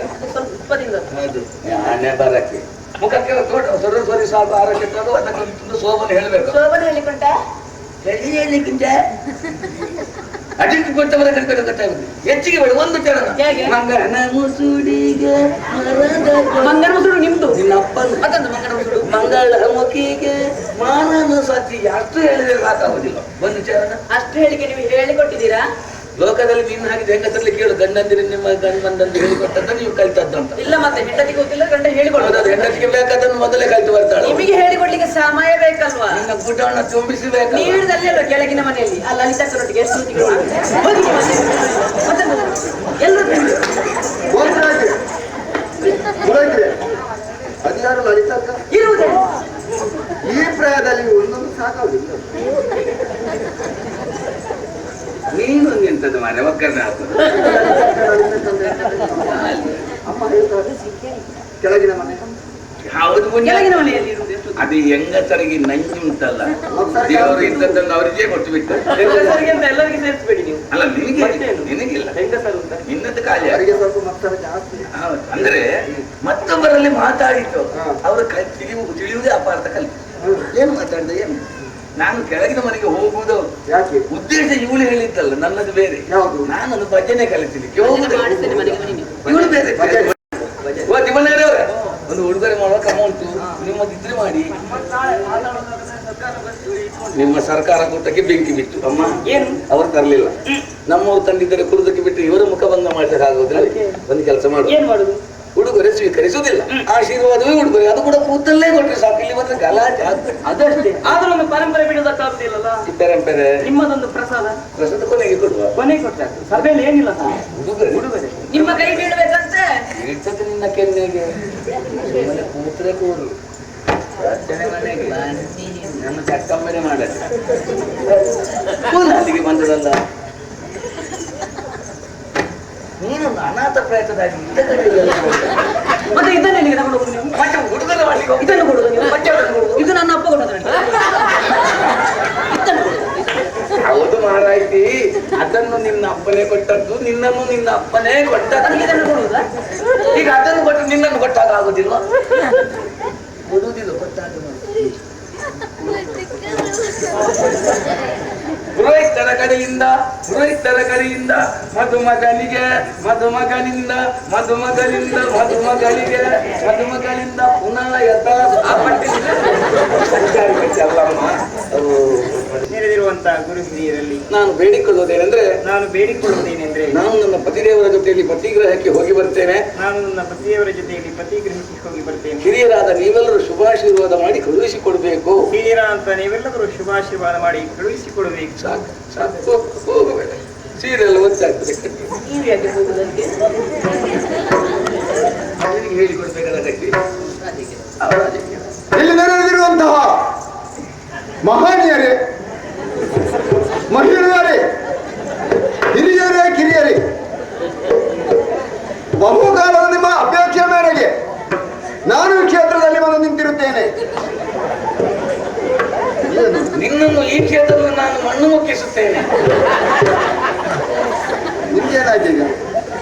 ನೀನೇನು ಹೊಸ ಸ್ಥಾನವನ್ನು ಸಿಕ್ಕಿತ್ತಲ್ಲ, ನೀವೇ ಹೇಳುದು ಮತ್ತೆ ಸಿಟ್ಟು ಬರುವುದಿಲ್ಲ. ಶೋಣಿತಾವದಲ್ಲಿ ಸ್ಥಾನ ಗಿಟ್ಟಿಸಿಕೊಂಡು ನೆರೆದಿರುವಂತಹ ಹಿರಿಯರಲ್ಲಿ ನಿನಗೆ ಜ್ವರ ಬರಲಿಕ್ಕೆ ಶುರು ಜ್ವರ ಬಂದವರು ಅದರದ್ದು ಸ್ವಲ್ಪ ನೀನು ಒಂದು ನಯ ಹೌದು, ಆದ್ರೂ ನನ್ನ ಗಾಂಭೀರ್ಯ ಬಿಡಬಾರ್ದಲ್ಲ. ನೀನೊಬ್ಬ ಮಹಾರಾಜ ಅಲ್ವಾ, ಒಂದು ಟಿವಿ ಅದನ್ನು ಬಿಡಬಾರ್ದು. ಗಂಭೀರತೆ ಬೇಕು. ಹಾಗಾಗಿ ಆ ಗಂಭೀರತೆಯಲ್ಲಿ ಹೇಳು. ನೆರೆದಿರುವಂತಹ ಗುರು ಹಿರಿಯರಲ್ಲಿ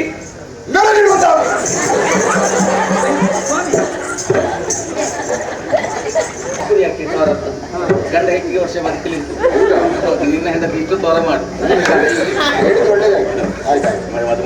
ಸರ ಇಳಿಸಿ ಒಂದು ಮಧ್ಯಮದಲ್ಲಿ ಸಂಚಾರ ಮಾಡಿ 4 ಮಾತು ಹೇಳುವ ನೆರೆದಿರುವಂತಹ ಗುರು ಹಿರಿಯರಲ್ಲಿ ನಾನು ಬೇಡಿಕೊಳ್ಳುವುದೇನೆಂದ್ರೆ ನಾನು ನನ್ನ ಹೆಂಡತಿಯನ್ನು ನನ್ನೂರಿಗೆ ಕರ್ಕೊಂಡು ಹೋಗ್ತೇನೆ. ಹಿರಿಯರಾದ ನೀವೆಲ್ಲರೂ ಶುಭಾಶೀರ್ವಾದ ಮಾಡಿ ಕಳುಹಿಸಿಕೊಡಬೇಕು. ಹಿರಿಯರಾದಂತಹ ತಾವೆಲ್ಲರೊಂದು ಶುಭಾಶೀರ್ವಾದ ಮಾಡಿ ಕಳುಹಿಸಿಕೊಡಬೇಕು. ಎಲ್ಲವರ ಪರವಾಗಿ ನಾನು ಆಶೀರ್ವಾದ ಮಾಡ್ತೇನೆ. ದೇವರು ಒಳ್ಳೆಯದು ಮಾಡಲಿ. ದೀರ್ಘ ಸುಮಂಗಲಿ ಭವ. ಅಷ್ಟ ಅಂದ್ರೆ ಎಂಟಾಯ್ತು ಗುರು ಆಯ್ತಲ್ಲ, ಎಂತೆಲ್ಲ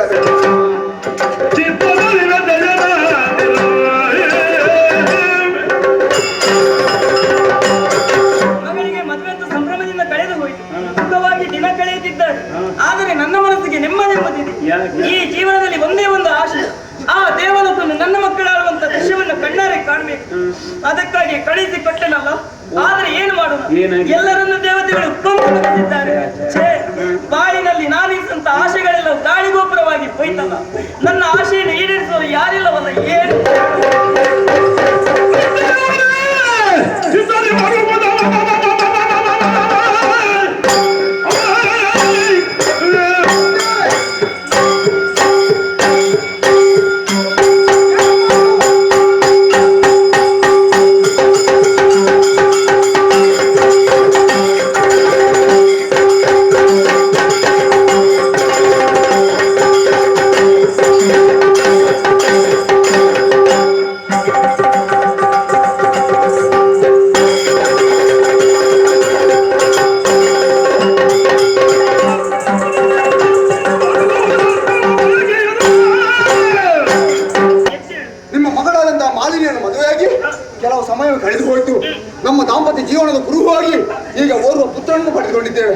ಅವನಿಗೆ ಮಹಿಷೇಮ ನಾಮಧೇಯನ್ನು ಮಾಡಿದ್ದೇವೆ. ಅವನ ಲಾಲನ ಪಾಲನೆಯನ್ನು ಮಾಡ್ತಾ, ಅವನ ಅಂದ ಚಂದವನ್ನು ನೋಡ್ತಾ, ಅವನ ಆಟ ಪಾಠಗಳನ್ನು ಕಾಣುತ್ತಾ ಸಂತೋಷದಿಂದ ಇರಬೇಕಾದಂತ ತಾವು ಕಣ್ಣಿನಲ್ಲಿ ಧಾರಾಕಾರವಾಗಿ ಕಣ್ಣೀರು ಸುರಿಸ್ತಾ ಏನು ಚಿಂತೆಯಿಂದ ಇದ್ದೀರಿ. ಅಮ್ಮ, ಹಾಗಾದ್ರೆ ಅರ್ಥೈಸಿಕೊಂಡಿದ್ದೇನೆ. ಯಾವುದೋ ಒಂದು ಕಷ್ಟ ಎಂಬುದು ನಿಮ್ಮನ್ನು ಬಾಧಿಸ್ತಾ ಇದೆ ಎಂಬುದಾಗಿ ತಿಳಿದುಕೊಂಡಿದ್ದೇನೆ. ಅಮ್ಮ, ನಿಮ್ಮ ಅಳಿಯನಂತ ವಿದ್ಯುನ್ಮಾಲಿರುವಾಗ ಯಾವ ಕಷ್ಟ ಬಂದರೂ ಕೂಡ ನೀವು ಮಾಡುವಂತ ಯೋಗ್ಯತೆ ನಮ್ಮಲ್ಲಿದೆ. ಹೋದರೂ ಚಿಂತೆಯನ್ನು ಮಾಡ್ತಾ ಇದ್ದೀರಿ. ನಿಮಗೆ ಒದಗಿದಂತಹ ಕಷ್ಟ ಏನು, ಯಾರಿಂದ ಇಂಥ ಆಪತ್ತು ಒದಗಿದೆ ನನ್ನನ್ನು ಹೇಳಿ. ನನ್ನ ಚಿಂತೆಗೆ ಕಾರಣ ಬಲವತ್ತೇ ಇದೆ. ಯಾವುದಮ್ಮ? ಸಂಪತ್ತು ಸೌಭಾಗ್ಯದಿಂದ ತುಂಬಿ ತುಳುಕಾಡ್ತಾ ಉಂಟು ಆ ದೇವಲೋಕ. ಆ ದೇವಲೋಕದ ಅಧಿಕಾರ ನಮ್ಮ ಪಾಲಿಗೆ ಸಿಗ್ಬೇಕು. ಸರಿಯಮ್ಮ. ಆದ್ರೆ ಏನು ಮಾಡುತ್ತದೆ? ಏನಾಯ್ತು? ಕಿರಿಯವಳಾದ ಆದಿತ್ಯ ಮಕ್ಕಳ ದೇವಲೋಕವನ್ನು ಆಡುತ್ತಿದ್ದಾರೆ. ಶುಷ್ಕವಾದ ಈ ಭೂಲೋಕದಲ್ಲಿ ನಾವಿದ್ದೇವೆ. ಆ ದೇವಲೋಕವನ್ನು ವಶಪಡಿಸಿಕೊಳ್ಬೇಕು ಅನ್ನೋ ಉದ್ದೇಶದಿಂದ ನಾನು ಹೊಡೆದಂತ ಮಕ್ಕಳನ್ನೆಲ್ಲ ಕಳಿಸಿಕೊಟ್ಟೆ. ಏನಾಯ್ತಮ್ಮ? ಮೋಸ ವಂಚನೆಯಿಂದ ಆ ದೇವತೆಗಳು ನನ್ನ ಮಕ್ಕಳನ್ನು ಕೊಂದು ಹೋಗಿಸಿದ್ದಾರೆ. ಮಗನೇ, ಮಕ್ಕಳನ್ನು ಕಳೆದುಕೊಂಡಂತಹ ನನ್ನ ಮಡಿಲು ಬರಿದಾಗಿದೆ, ಒಡಲು ಶೋಕದ ಕಡಲಾಗಿದೆ. ಆ ಕೆಟ್ಟ ದೇವತೆಗಳಿಗೆ ಸರಿಯಾದ ಶಿಕ್ಷೆಯನ್ನು ಕೊಟ್ಟು ದೇವಲೋಕವನ್ನು ವಶಪಡಿಸುವಂತಹ ಸಮರ್ಥರು ಯಾರಿಲ್ಲವಲ್ಲ. ಏನು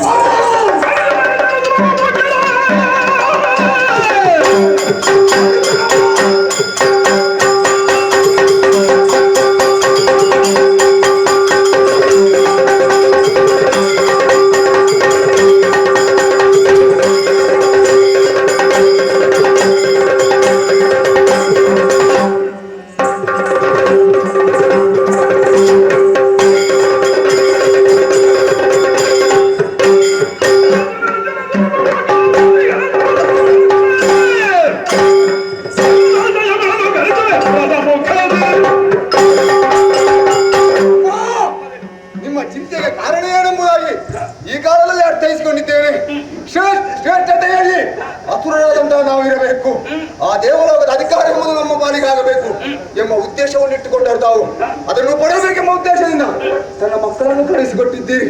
ಏನು ಮಾಡು, ಮೋಸ ವಂಚನೆ ಹೆಸರಿಗೆ ಇಂದಿರಾದಿ ಸುಮಾರು ಸರಿದ ಅಡಿದು ಹೋಗಿದ್ದಾರೆ ಮಕ್ಕಳು. ಒಂದು ಕಡೆಯಿಂದ ಪುತ್ರ ಶೋಕ ಎಂಬುದು ಬಾಧಿಸ್ತಾ ಇದೆ, ಮತ್ತೊಂದು ಕಡೆಯಿಂದ ಈ ಕಾರ್ಯವನ್ನು ಮಾಡುವುದು ಯಾರು, ಯಾರಿಂದಲೇ ಈ ಕಾರ್ಯವನ್ನು ಮಾಡಿಸಬಹುದು ಎಂಬುದರ ಬಗ್ಗೆ ಯೋಚನೆ ಚಿಂತೆಯನ್ನು ಮಾಡ್ತಾ ಇದ್ದೀರಿ. ಕಾಲದ ಬಗ್ಗೆ ನಾವು ಯೋಚನೆ ಮಾಡಬೇಕು. ನಿಮ್ಮ ಮಗಳಾದಂತಹ ಬಾಲಿನ ಮದುವೆಯಾಗಿ ಅಲ್ಲಿಯೇನಾದರೂ ಕೂಡ ನಿಮ್ಮ ಮಗಳಂತೆ ನಾನಿರುತ್ತೇನೆ, ನನಗೆ ಆಶೀರ್ವಾದ ಕೊಟ್ಟು ಕಳಿಸಿಕೊಡಿ. ಸ್ವರ್ಗದ ಸಿಂಹಾಸನವನ್ನು ಹಣೆರಿಕೊಳ್ಳುತ್ತೇನೆ. ಆ ಸಮಯ ನೋಡಿ, ಅಂದ ಚಂದವನ್ನು ನೋಡಿ ಸಂತೋಷ ಪಡಬಹುದು. ಆಶೀರ್ವಾದ ಮಾಡಿ. ಮಗನೇ, ಆಡಿದಂತಹ ಮಾತುಗಳನ್ನು ಕೇಳಿದಾಗ ಹೃದಯ ತುಂಬಿತು. ಆದಷ್ಟು ಬೇಗ ಆ ದೇವಲೋಕನ್ನು ವಶಪಡಿಸಿ ಮರಳಿ ಬಾ.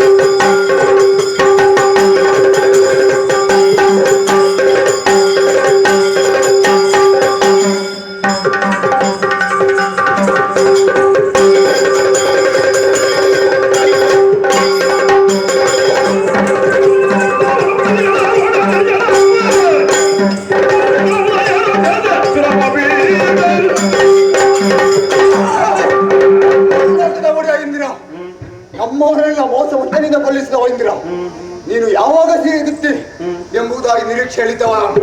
ಸರಿಯಾದಂತಹ ಸಮಯಕ್ಕೆ ಸಿಕ್ಕಿದ್ದೆ, ಸರಿಯಾಗಿ ನಿನಗೆ ಶಿಕ್ಷೆಯನ್ನು ಕೊಟ್ಟಿದ್ದೇನೆ. ಶಕ್ತಿ ಸಾಮರ್ಥ್ಯದಲ್ಲಿ ನನ್ನಲ್ಲಿ ಹೆದರಿ ಓಡಿ ಹೋಗಿದ್ಯಾ? ಓಡಿದಂತಹ ನಿನ್ನನ್ನು ಓಡಿಸುವಂತಹ ನ್ಯಾಯ ಮಾಡ ನಮ್ಮದಲ್ಲ. ನಮಗೆ ಬೇಕಾದನು ಸ್ವರ್ಗದ ಸಿಂಹಾಸನ ಮರಿದಾಗಿದೆ, ಏರ್ಗೊಳ್ಳಿದ್ದೇನೆ.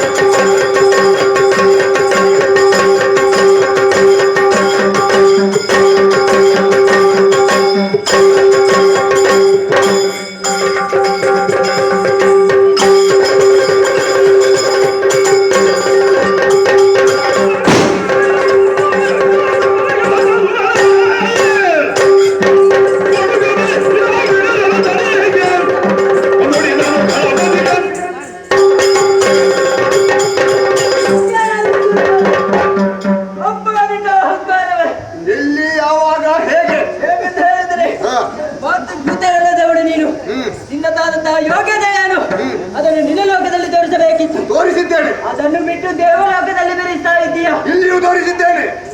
ಅಹಂಕಾರವನ್ನು ಇಳಿಸುವುದಕ್ಕಾಗಿಯೇ ಬಂದವನು ನಾನು. ಈಗ ನಿನಗೆ ಹೇಳ್ತಾ ಇರುವುದು, ಓಡಿ ಹೋಗುತ್ತಿರುವಂತಹ ದೇವತೆಗಳನ್ನು ಕರೆತಂದು ನಾಗಪೀಠವನ್ನು ಒಪ್ಪಿಸಿದ್ರೆ ನಿನಗೆ ಬದುಕುವುದಕ್ಕೆ ಅವಕಾಶ ಕೊಟ್ಟೇನು. ಅಂದ್ರೆ ಇದು ಬಂದರೆ ಎಲ್ಲಿಗೆ ತುಳಿದೇನೆ. ದೇವಲೋಕದ ಸಿಂಹಾಸನ ಏರಿದಾಗ ಒಮ್ಮಿನೊಮ್ಮೆಲೆ ಇಲ್ಲಿಗೆ ನಿನ್ನ ಆಗಮನ ನೋಡುವಾಗ ಅರ್ಥೈಸಿಕೊಂಡಿದ್ದೇನೆ ನಮ್ಮವನಲ್ಲ ಅಂತ. ನಿಮ್ಮವನಲ್ಲ, ದೇವತೆಗಳ ಪಕ್ಷವಾದಿ ಆಗಿರಬೇಕು. ಹೌದು, ಯಾರಾಗಲಿ ನನಗೆ ಲೆಕ್ಕ ಅಲ್ಲ. ಆದರೆ ಹೆಸರು ಅಂತ ಬೇಕಲ್ಲ. ನನ್ನ ಹೆಸರು ಯಕ್ಷರಾಜ ಪಿಂಗಲಾಕ್ಷ.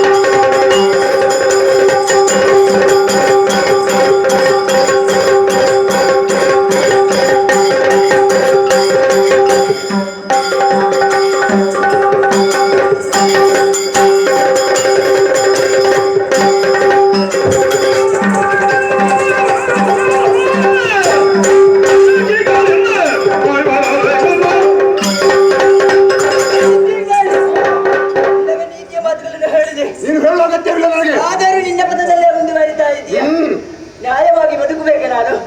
ನಾನು ಯಾವತ್ತೂ ಬದುಕುವವಳಿ. ದೇವಲೋಕದಲ್ಲಿರುವವರು ಹೇಗೆ ಬದುಕುತ್ತೆ ಎಂಬುದು 4 ದಿನ ಬದುಕುವಂತಹವರು ನಾವಲ್ಲ. 4 ದಿನ ಬದುಕುವ ಲೆಕ್ಕಲ್ಲ. ಬದುಕಿರುವುದರಲ್ಲಿ ಏನು ಮಾಡಿದ್ದಾನೆ? ನೀನು ಸಾಧಿಸಿದ್ದು ಯಾವುದಿಂತ ಈಗ ಅರ್ಥ ಆದದ್ದು ನನಗೆ. ಬೇಡದನ್ನೇ ಮಾಡುವುದು. ಈಗ ಶತಮಖಗಳನ್ನು ರಚಿಸುವುದರ ಮೂಲಕ ದೇವೇಂದ್ರನಿಗೆ ನಾಗಪೀಠ ಸಿಕ್ಕಿದೆ. ಅದನ್ನು ಶಕ್ತಿಯಿಂದ ಪಡೆಯಬೇಕೆನ್ನುವ ನಿಲುಮೆ ನಿನ್ನದು. ಯಾವತ್ತು ಅನ್ಯಾಯವನ್ನು ಸಗುವುದು ಸರಿ ಅಂತ ಕರೆದೆ ನಿನ್ನದು. ಯಾಗವನ್ನು ಪೂರೈಸಿದ್ದು ಯಾಕೆ? ಯಾಕೆ? ದೇವಲೋಕದ ಅಧಿಕಾರವನ್ನು ಮಾಡಬೇಕು. ದೇವಲೋಕದ ಅಧಿಕಾರವನ್ನು ಪಡೆಯುವುದಕ್ಕೆ ಅಧಿಕಾರವನ್ನು ಪೂರೈಸಿದಲ್ಲ.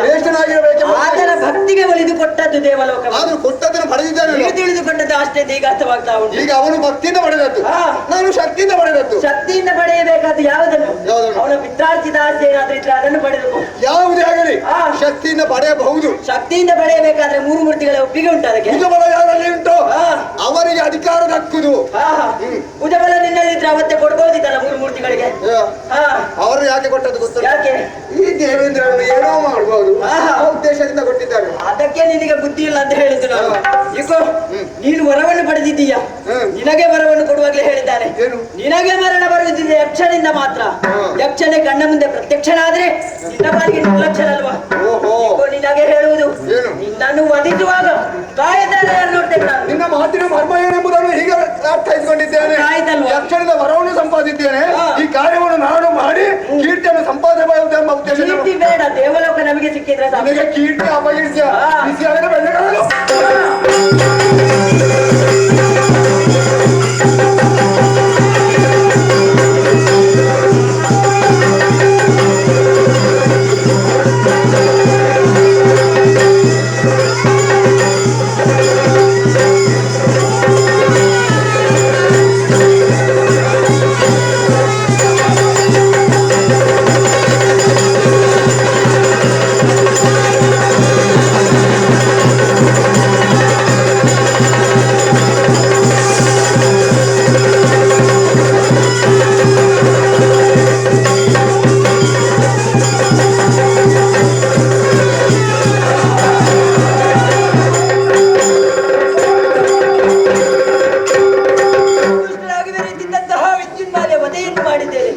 ದೇವತೆಗಳಿಗೆ ಸುರಪೀಠವನ್ನು ಬಿಟ್ಟುಕೊಟ್ಟಿದ್ದೇನೆ. ಇನ್ನೇನು ಕೆಲಸ? ನೇರವಾಗಿ ಅಕ್ಷರ ಸಿದ್ಧರು ಎಂಬುದನ್ನು ನಾನು ಲೋಕಕ್ಕೆ ತೋರ್ಪಡಿಸಿದ್ದೇನೆ. ಹೆಣ್ಣಾದರೆ ಏನಂತೆ ಗಂಡಿಗೆ ಸಮಾನ ಎಂಬುದಾಗಿ ಈಗ ತಿಳಿಯುತ್ತಲ್ಲ ನಿಮಗೆ. ಆದರೆ ಅದನ್ನು ಎಣಿಸುತ್ತಾನಲ್ಲ. ನಮ್ಮವರ ವಿಚಾರ ಎಣಿಸುವಾಗ ಸೇನಾ ಸಮೇತರಾಗಿ ದಾಯಾದಿಗಳ ದೇವಲೋಕಕ್ಕೆ ಪ್ರವೇಶ ಮಾಡಿದ್ದಾರೆ. ಆ ದೇವತೆಗೆ ಸರಿಯಾದಂತಹ ಶಾಸ್ತಿಯನ್ನು ಮಾಡಿ ಆ ಮುಖೇನ ನಮ್ಮದಾಧಿಕಾರವನ್ನೆಲ್ಲ ಸ್ಥಾಪಿಸಿ ಬರಬೇಕೆನ್ನೋ ಹಾಗೆ ಹೋಗಿದ್ದಾರೆ. ಆದ್ರೆ ಈ ತನಕ ಅವರೇ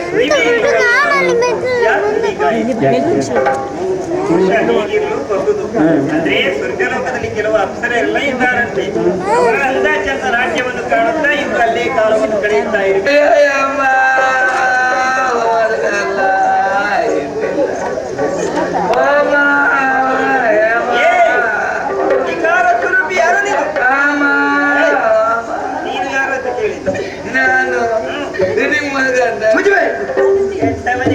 ಎಲ್ಲಿ ನಿಂತು ಯಾರಲ್ಲಿ ಮಾತಾಡಿದ ಮಾಗೆ ಪ್ರಜ್ಞೆ ಉಂಟ ಇರಲಿ.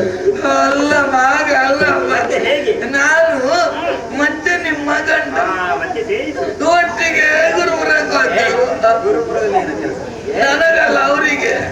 ನನ್ನ ಗಂಡನ ಜೊತೆಯಲ್ಲಿ ಗುರುಪುರಕ್ಕೆ ಹೋದವ. ಏನಾಯ್ತು ವಿಚಾರ? ಲಾಲಿಸಬೇಕು ತಾಯೇ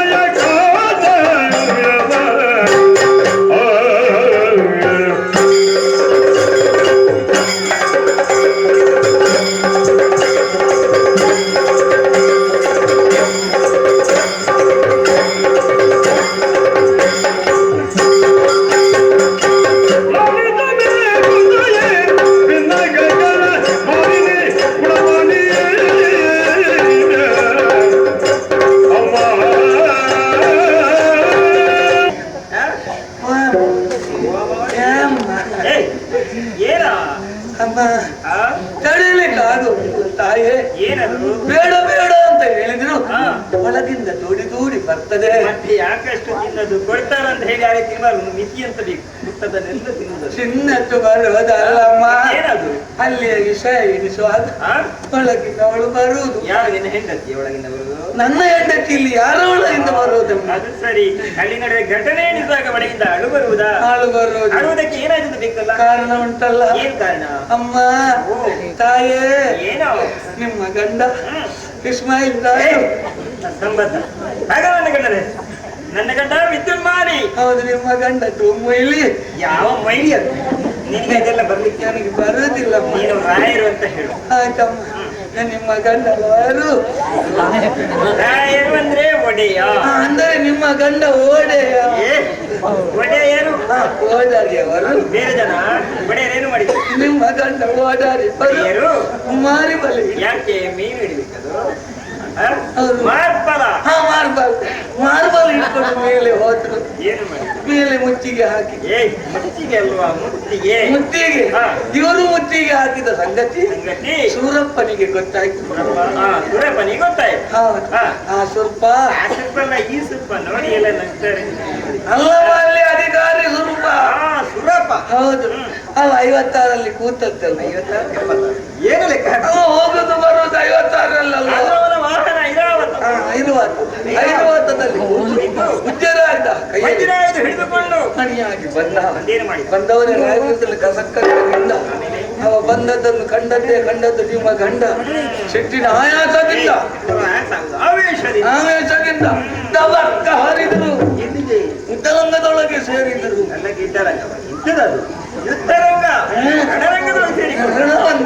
ರಣರಂಗದೊಳಗೆ ಹೋದ್ರು. ಲಂಗ ತರಬೇಕು ಒಳ್ಳೆದಿತ್ತಮ್ಮ, ಆದ್ರೂ ನೋಡ್ಲಿಕ್ಕೆ ಆಗ್ಲಿಲ್ಲ. ನೋಡಿ ಯಾರ ಜೀವ ಇದ್ದವರು. ಏನು ದರ್ಶನೆ, ಏನು ಶಬ್ದ, ಏನು ಚಾನಾ ಹಾನಿ, ಏನು ಕೋಲಾಹಲ. ಅಮ್ಮ ಈಚೆಯಿಂದ ಸಿಂಕ್ ಸಿಂಕ್ ಸಿಂಕ್ ಸಿಂಕ್ ಹೋಗ್ತದೆ. ಬಾಣ ತಗೊಳ್ಳಿ, ಎದುರಿಂದ ರಮ್ ರಮ್ ರಮ್ ಬರ್ತದೆ. ನನಗೆ ಎಲ್ಲಿಂದ ಬರುದು? ನಾನು ಅಲ್ಲಿಗೆ ಹೋಗಿದ್ದೆ. ನಾನು ಹೊರಗಿಂದ ನೋಡುವುದು ಸುರಿಮಳೆ ಭಯಂಕರ ಗದಿದೆ. ಪರಮಾನ ಒಳ್ಳೇದಾಗಿದೆ. ಪರಿಣಾಮ ಒಳ್ಳೇದಾಗಿದೆ. ಕೊನೆಗೆ ಗದಿನೆಯಲ್ಲಿ ಪೆಟ್ಟು ತಿನ್ನಂತ ಇಂದ್ರ ಸುರಪುರದಿಂದ ಬರೆಯಾದ ಪ್ರತೀಕಾರ ಆಯ್ತು. ಓ ಇಂದಿರಾ, ಓ ಇಂದಿರಾ, ಇಂದಿರಾ, ಓ ಇಂದಿರಾ. ಯಾವ ಇಂದಿರದು? ಗುರುಪುರದ ಇಂದಿರಾ, ಸುರಪುರದ ಇಂದ್ರ. ಪಾಪ ಓಡಿ ಓಡಿ ಎಲ್ಲಿ ಓಡ್ತಾನೋ, ಏನು ಮಾಡ್ತಾನೋ. ಏನು ಬೇಕಿದ್ರೆ ಮಾಡಿ. ನಿನಗೇನ ಅವನ ಬಗ್ಗೆ ಕರುಣೆ? ನಾನೊಂದು ರೀತಿಯ ಕರ್ನಾಳಲ್ವ? ಕರುಣಾಳು. ನೀನು ಅವನ ಬಗ್ಗೆ ಕರುಣೆ ಪಡುವ ಅವಶ್ಯಕತೆ ಇಲ್ಲ, ಗೊತ್ತಾಯ್ತಲ್ಲ? ಅವನ ಕಥೆ ನಿನಗೆ ಸರಿಯಾಗಿ ಗೊತ್ತಿಲ್ಲ. ಅದು ಗೊತ್ತಿಲ್ಲ. ಆ ಇಂದ್ರ ಮಹಾ ಮೋಸಗಾರ, ವಂಚಕ, ಹಿರಿಯಂತ ನಮಗೆ ಸಿಗುವ ಅಧಿಕಾರವನ್ನು ಪಡೆದು ಇಷ್ಟವರೆಗೆ ದೇವಲೋಕದಲ್ಲಿ ಸುಖವನ್ನು ಅನುಭವಿಸ್ತಾ ಇದ್ದ. ಅವನ ಕೈಯಲ್ಲಿ ಇದ್ದದ್ದು ನಮ್ಮಂತ ಅಧಿಕಾರ. ಈಗ ನೋಡು, ನಮ್ಮವರ ಸಾಹಸದಿಂದಾಗಿ ಯುದ್ಧ ಮುಖೇನ ಈಗ ನಮಗೆ ಪುನಃ ಬಂತಲ್ವಮ್ಮ? ಪುನಃ ಅಧಿಕಾರ ಬಂತು. ಮತ್ತೆ ಅಧಿಕಾರ. ಹಾಗಾಗಿ ಈ ರೀತಿ ಅಳಬಾರದು. ನೋಡಿ ಏನು ಸಭೆ ಸಮಾರಂಭ, ಎಲ್ಲವನ್ನು ನಗುನಗುತ್ತಾ ಮಾತಾಡ್ತಾ ಇದ್ದಾರೆ. ನೀನೊಬ್ಬ ಅಳುವುದನ್ನು ತಲುಪಿಸಿರಿಲ್ಲ. ನನಗೆ ಮಂಡ್ಯ ಶ್ರಮ ಇದ್ರೆ ನಾನು ಹೋಗ್ತೇನೆ. ಅವರಿಗಾದರೂ ಪುನಃ ಬರುವಾಗ ನಗಾಡಬೇಕು. ಪುನಃ ಅಧಿಕಾರ ಬಂದದಕ್ಕೆ ಅವರೆಲ್ಲ ಸಂತೋಷ ಪಡ್ತಾ ಇದ್ದಾರೆ ನೋಡಿ. ಅದೇ ನೀನು ಕೂಡ ಅವರ ಜೊತೆಗೆ ಸಂತೋಷ ಪಡ್ಬೇಕು. ಹೇಗೆ? ನಾನು ಸಹ ಕರೆಸಬೇಕು. ಸಂತೋಷ ಪಡುವುದು ಕರ ತಟ್ಟಿಯ. ಕರ ತಟ್ಟಿಲ್ಲ, ನನ್ನ ಅಪ್ಪ ತಟ್ಟಲಿಲ್ಲ, ನನಗೆ ಗೊತ್ತಿಲ್ಲ. ಅದು ಎಲ್ಲಿಲ್ಲ? ನಾನು ಹಾಗೆ ಹೇಳಿದ್ದೇನೆ, ನಿನ್ನ ಅಪ್ಪ ತಟ್ಟಿದಾರ ಇಲ್ವ ಅಂತೇಳಿ. ಈ ಕರ ಅಲ್ವಾ? ಈ ಕರ ಅಲ್ವಾ? ಈ ಕರ ಅಲ್ವಾ? ಕೈ ತಟ್ಟಿ ನಗಾಡ್ಬೇಕು. ಮತ್ತೆ ಈ ಕರ ಅಲ್ಲ, ಆ ಕರ ಅಲ್ಲ. ಈ ಕರ ಅಲ್ಲ, ಕರ ತಟ್ಟಿ ನಿಲ್ಲಿಸ. ಏನದ ಬಸವಾಗಿ ನಗಾಡ್ತಾ ಇದೆಯಲ್ಲ? ಅದಕ್ಕೆ ಭಾಷೆ ಇಲ್ಲ. ನಾನು ಹೇಳಿದ್ದೇನೆ ಗಾಡಿ ಮಾತಾಡಿ. ನೆಗಡಿಯಲ್ಲಿ ಮಾತಾಡ್ಲಿಕ್ಕೆ ನೆಗಡಿಯಲ್ಲಿ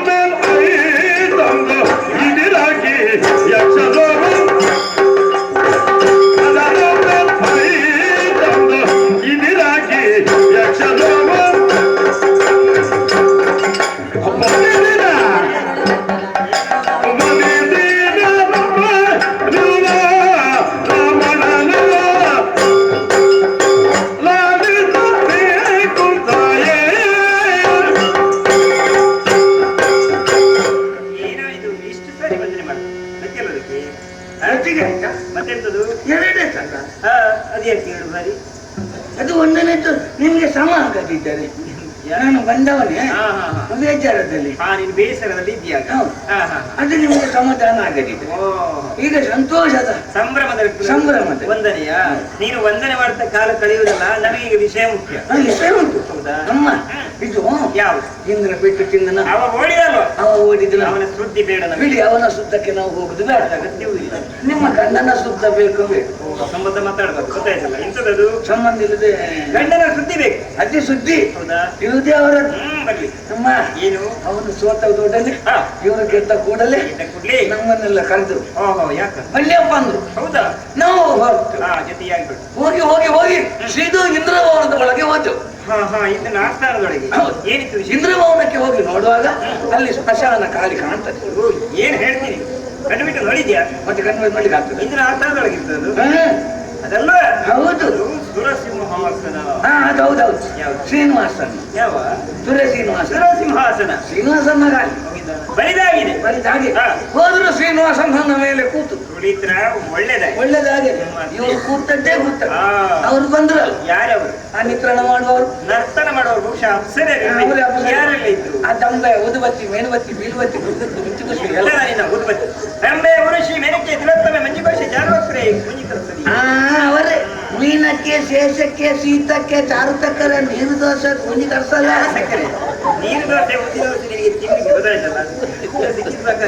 ಇದು ಊರ್ವಶಿ ಕುಂಜಿ ಕರ್ಸಲ್ಲ.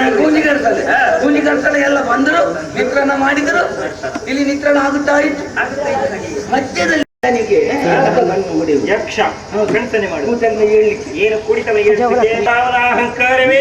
ಅಲಂಕಾರ ನೋಡಿ ಅಲಂಕಾರ ಹೇಳಿದ್ರು. ಹೌದೇನೋ? ಯಾರು ನೀನು? ಎಲ್ಲಿಂದ ಬಂದದ್ದು? ಯಾಕೆ ಬಂದದ್ದು? ಬಂದ್ರೆ ಬಾ, ಇಲ್ಲಿ ಕೂತಿದ್ಯಲ್ವಪ್ಪ. ಏನ್ ಕೂತಿದ್ಯಾ? ಇಲ್ಲಿ ಕೂತ್ಕೊಳ್ಳಿಕ್ಕೆ ಬಿಡ್ತೇವೆ ಅಂತ ಭಾವಿಸಿದ್ದೀಯಾ? ಇಲ್ಲಿಗೆ ಎಷ್ಟು ಜನ ಹೇಳುವವರು ಕೇಳುವರು ಇದ್ದಾರೆ ಗೊತ್ತು. ಇದು ನಿನಗೆ ತಯಾರು ಮಾಡಿದ್ದಲ್ಲ ಕೂತ್ಕೊಳ್ಳಿಕ್ಕೆ, ಇದಕ್ಕೆ ಜನ ಉಂಟು.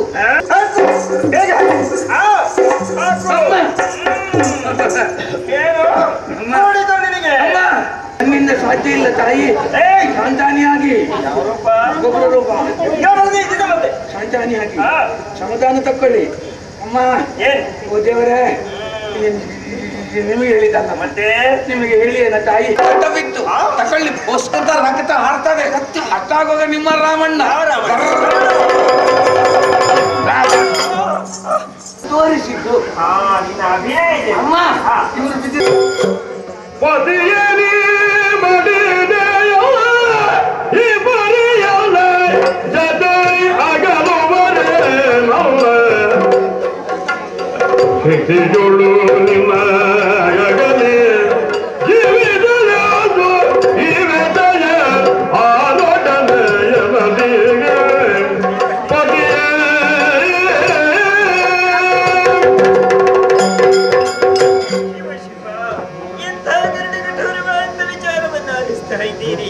ನನ್ನ ಸ್ವಾಮಿ ಸ್ವರ್ಗಲೋಕವನ್ನು ಗೆದ್ದುಕೊಂಡು ಸಂಭ್ರಮದಿಂದ ಬರುವುದು ಎಂಬುದಾಗಿ ನಿರೀಕ್ಷೆಯಲ್ಲಿ ನಾನಿದ್ದೆ.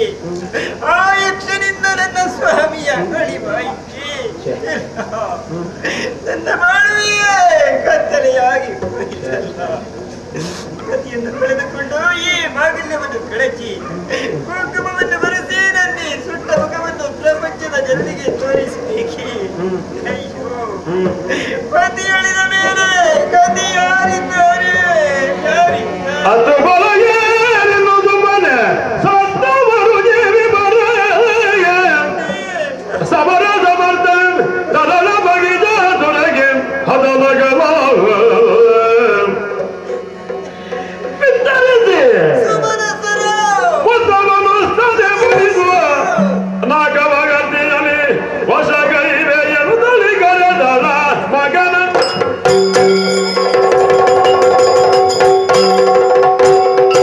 ಸತ್ತವರಿಗಾಗಿ ಅಂತಾರೆ ಸತ್ತವರೇ ಪ್ರಪಂಚದಲ್ಲಿ ಮತ್ತೆ ಜೀವಿಸಿ ಬರುವುದಕ್ಕುಂಟೆ? ಖಂಡಿತ ಇಲ್ಲ. ಹಾಗಿದ್ರೆ ನಾನು ಬದುಕಿ ಉಳಿಬೇಕು. ಯಾರಿಗಾಗಿ?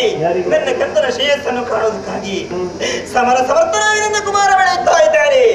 ಈ ಸಮಸ್ತ ವಿಚಾರಗಳನ್ನು ರಾನಾತನಿಗೆ ಬಿತ್ತರಿಸಿ ಆತನಿಂದರೆ ನನ್ನ ಪತಿಯನ್ನು ಕುತ್ತಾತನಿಗೂ ಆ ಕೆಟ್ಟ ದೇವತೆಗಳಿಗೂ ತಕ್ಕುದಾತ ಪ್ರತೀಕಾರ ಮಾಡಿಯೇ ಮಾಡಿಸ್ತೇನೆ. ತಡ ಮಾಡುವುದಲ್ಲ ಮಗನೇ. ಮಹಿಷ ಮಗನೇ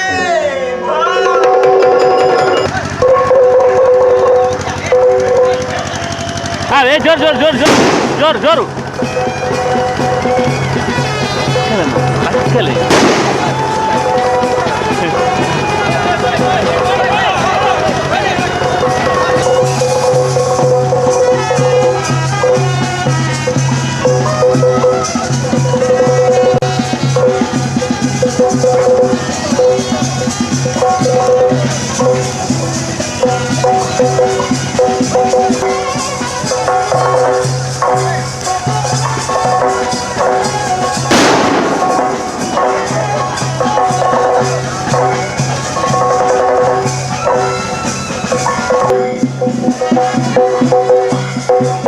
Бигели, слушай.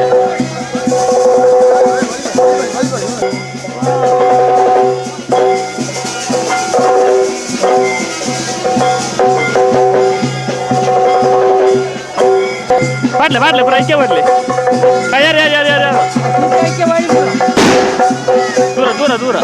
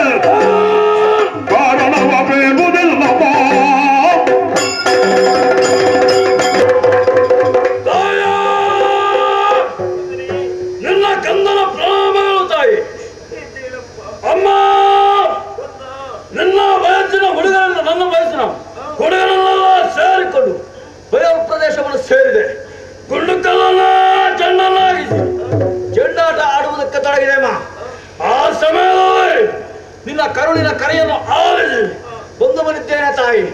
ನೋಡಿದರೆ ಏನೋ ಆಶ್ಚರ್ಯ, ನೋಟಗಳಾಗಿರುವೆ, ಧಾರಾಕಾರವಾಗಿ ಕಣ್ಣೀರು ಇಳಿತಾ ಇದೆ, ಕೈಯ ಬಲಗಳೆಲ್ಲ ಬಿಡಿಯಾಗಿ ತೆರೆಯ ಮೇಲೆ ಚೆಲ್ಲಲ್ಪಟ್ಟಿದೆ, ಹಣೆಯ ಕುಂಕುಮ ಮಾಸಿ ಹೋಗಿದೆ.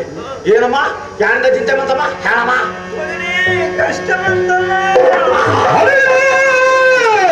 ಶಂಕರನು ಧರ್ಮಿದ ಭವನ ಅಮ್ಮ ಅಮ್ಮ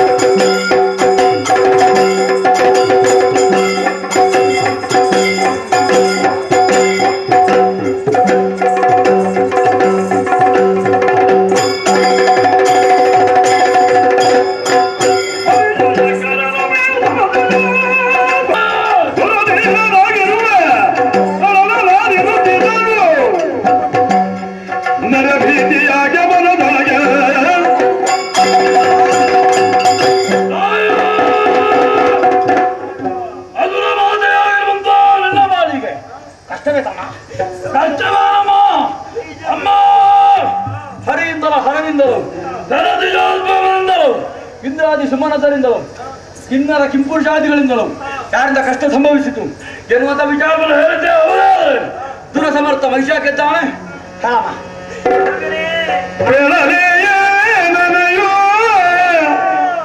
ಮುದ್ದು ಗಂಧ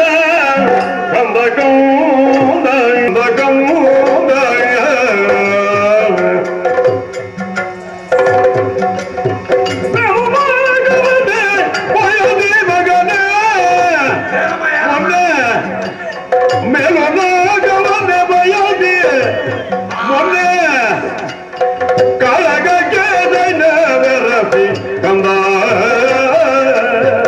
ಮಗನೇ ಅಯ್ಯಯ್ಯೋ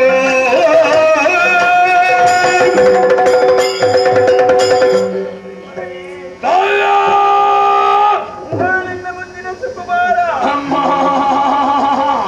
ನೀನು ನಮ್ಮ ವಂಶದ ಕೀರ್ತಿಯ ಮಗನೇ ನಿನ್ನನ್ನು ಹೇಳಿರುವ ವಿಚಾರವನ್ನು ಬೇಕಂತ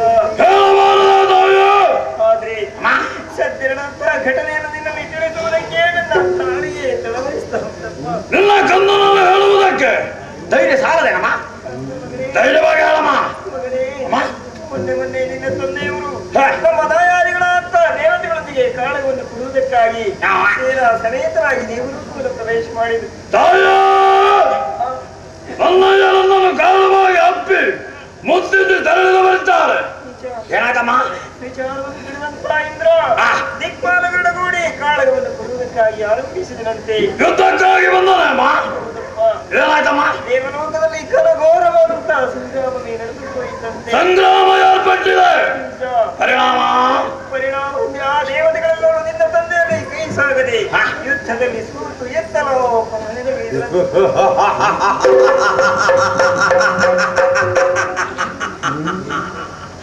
ಅಮ್ಮ ಇಂದ್ರಾದಿ ಸುಮನದನ್ನು ತಲೆಬಳೆದು ಸ್ವರ್ಗಲೋಕದ ಅಧಿಕಾರವನ್ನು ಹೊಂದಿದವರಿದ್ದಾನೆ.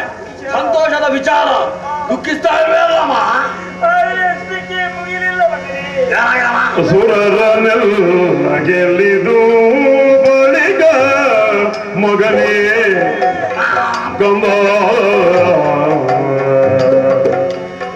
ಮೆರೆಯುತ್ತಿರಲು ನಾಗದೊಳಗೆ ಮಗನೇ ಹೊರದೊಳ್ಳೋರ ಯಕ್ಷನೈರಿ ಮಗನೇ ಪೂರ್ವ ಯಕ್ಷನೈರಿ ಕಂದ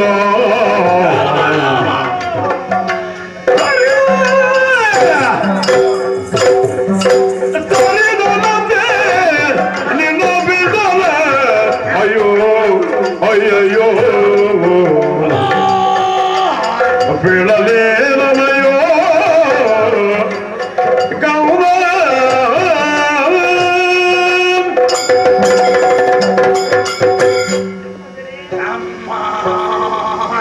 ನಮ್ಮ ಬಾಳುವೆ ತೀರಿತು ಕಂದ. ಯಾಕೆ ಇಂಥ ನುಡಿಗಳನ್ನು ಆಡ್ತಿರುವೆ ಏನಮ್ಮ ದೇವಲೋಕವನ್ನು ಗೆದ್ದು ಸಂಭ್ರಮದಿಂದ ಲೋಕದ ಸಿಂಹಾಸನವರೇರಿ ನಿನ್ನ ತಂದೆ ನಡೆಯುತ್ತಿದ್ದ ಸಂದರ್ಭ ಇದನ್ನು ನೋಡುವುದಕ್ಕೆ ಆ ಕೆಟ್ಟ ದೇವತೆಗಳಿಗೆ ಆಗಲಿಲ್ಲ ಮಗನೇ. ನೋಡುವುದಕ್ಕೆ ಸಾಧ್ಯವೇ ಇಲ್ಲದೆ ದೇವತೆಗಳು ಅವರ ಪಕ್ಷಪಾತಿಯಾಗಿ ಯಾರೋ ಒಬ್ಬ ದುಷ್ಟರನ್ನು ಯುದ್ಧಕ್ಕಾಗಿ ಕಳುಹಿಕೊಟ್ಟರಂತೆ. ಒಬ್ಬ ಬಂದಿದ್ದಾನೆ ಮುಕ್ಕೋಟಿ ದೇವತೆಗಳನ್ನು ಗೆಲ್ಲಿದಂತ ಎನ್ನಯ್ಯ ಬಂದವನನ್ನು ಲೆಕ್ಕಿದರಾದಮ್ಮ ಮಗನೇ ನಮ್ಮಂತ ದುಷ್ಟ ಸಾಮಾನ್ಯನಲ್ಲ ಶಕ್ತಿವಂತನೇ ಹೌದಪ್ಪ. ಏನಮ್ಮ ಅವರೊಂದಿಗೆ ಕಾಳಗವನ್ನು ಕೊಡುವುದಕ್ಕಾಗಿ ನಿನ್ನ ತಂದೆ ಮುಂದಾದ್ರೆ ಏನಾಯ್ತಮ್ಮ ಘನಘೋರವಾದಂತಹ ಸಂಗ್ರಾಮಗಳೇ ನಡೆಯುತ್ತಂತೆ. ಆದರೆ ಪರಿಣಾಮವನ್ನು ಯಾವ ರೀತಿಯಲ್ಲಿ ಹೇಳಿ ಸಮರದಲ್ಲಿ ನಿನ್ನ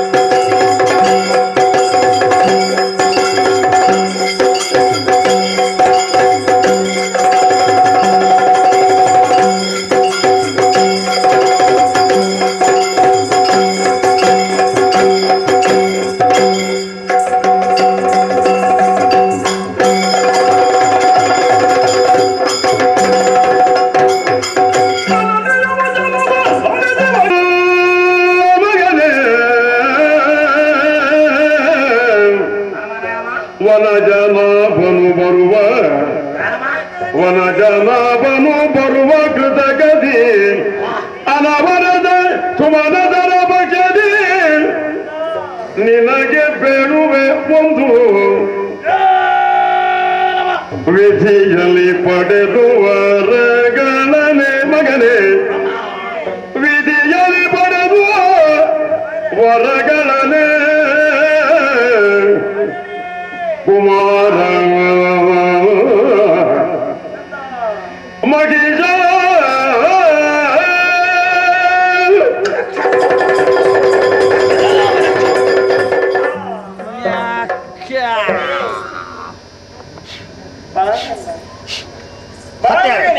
ಯಕ್ಷನಲ್ಲಿ ಎಲ್ಲಿ ಬರೆಸಿದ್ದೇನೆ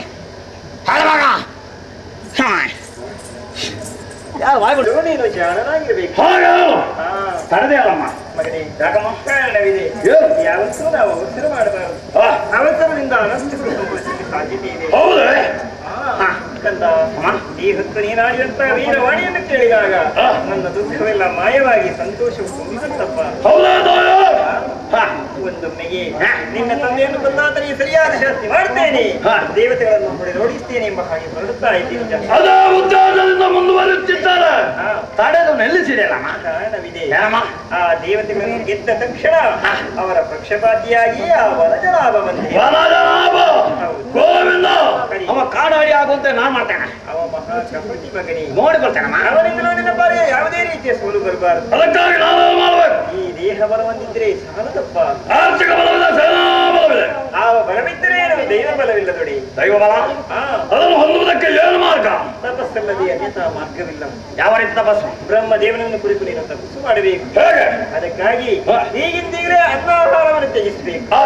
ಶುಚಿರ್ಭೂತನಾಗಿ ಹೋರಾಟವನ್ನು ಸೇರಿಕೊಂಡು ಅನನ್ಯ ಭಕ್ತಿಯಿಂದ ಅನೇಕ ಸಮಯ ವಿದ್ಯುತ್ ಕುರಿತು ತಪಸ್ಸನ್ನು ಆಚರಿಸಿ ಆ ಮುಖೇನಾಥನ್ನು ಉಳಿಸಿಕೊಂಡು ಆತನಿಂದ ಮರಣವಿಲ್ಲ ಹತ್ಯೆ ವರವನ್ನು ಪಡೆದು ಸರಿ ಆಮೇಲೆ ನೀನು ಸ್ವರ್ಗಲೋಕವನ್ನು ಏರಬೇಕು. ಆ ಕೆಟ್ಟ ದೇವತೆಗಳಿಗೆ ತಪ್ಪುದ ಮಾಡಬೇಕು ಮಗನೇ. ಇದು ನನ್ನ ಆಶಯಕ್ಕಂತ ನೆರವೇರಿಸಿಕೊಡುವೆಯಾ?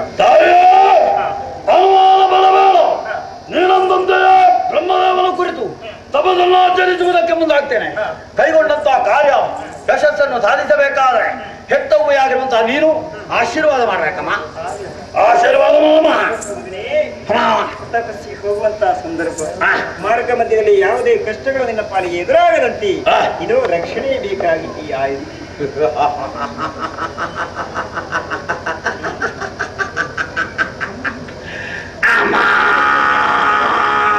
ಮಗನೇ, ಮಹಿಷಾಖ್ಯನನ್ನು ಸರಿಯಾಗಿ ನೋಡಿಲ್ವಮ್ಮ? ನೋಡುತ್ತಾ ಇದ್ದೇನೆ. ನೋಡಿದ್ದೆ. ಹೌದಾ? ನೆತ್ತಿಯ ಮೇಲೆ ವಜ್ರದಷ್ಟೇ ಕಠೋರತೆಯನ್ನು ಹೊಂದಿರುವಂತಹ ಉಭಯ ಕೋಡುಗಳನ್ನು ಹೊಂದಿದವನಿದ್ದೇನೆ. ಬರಬಹುದಂತಹ ಕಷ್ಟವನ್ನು ನಿವಾರಿಸುವುದಕ್ಕೆ ಆ ಕೋಡುಗಳನ್ನು ಉಪಯೋಗಿಸ್ತಾನಮ್ಮ. ಮಗನೇ, ಈ ಉಭಯ ಕೋಡುಗಳಿಗೂ ಈಡಾಗದಂತಹ ಶಕ್ತಿ ಬಂದ್ರೆ ಆ ದುಷ್ಟ ಶಕ್ತಿಯನ್ನು ತಡೆಯುವುದಕ್ಕೆ ಈ ಆಯುಧ ಅವಶ್ಯಕತೆ ಇದೆ. ಸಂತೋಷದಿಂದ ಸ್ವೀಕರಿಸಿದ್ದೇನೆ ಮಗನೇ. ಆದಷ್ಟು ಬೇಗನೆ ಬ್ರಹ್ಮದೇವರನ್ನು ಒಲಿಸಿಕೊಂಡು ವರವನ್ನು ಪಡೆದು ಬಾ. ನಿನ್ನ ಪಾಲಿಗೆ ಶುಭವಾಗ್ತದೆ. ಧೈರ್ಯವಾಗಿ ಒಳಗೆದುಕೋ. ಹೋಗಿ ಬಾ.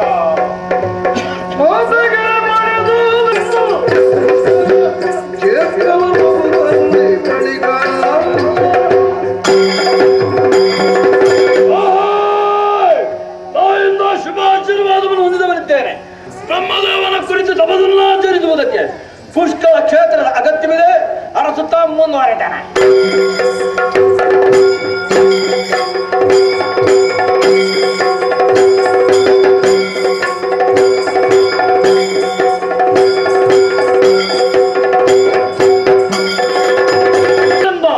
ಬ್ರಹ್ಮದೇವನ ಕುರಿತು ತಪಸ್ಸನ್ನು ಆಚರಿಸಿದ್ದಾರೆ.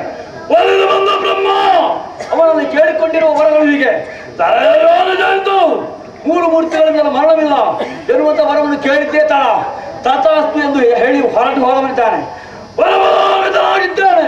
ಕಿರುವಾಣನನ್ನು ಲೆಕ್ಕಿಸುವವನೇ ಸಂತೋಷದ ವಿಚಾರವನ್ನು ಹೇಳುವುದಕ್ಕೆ ನಾನೇ ತೆರಪಡ.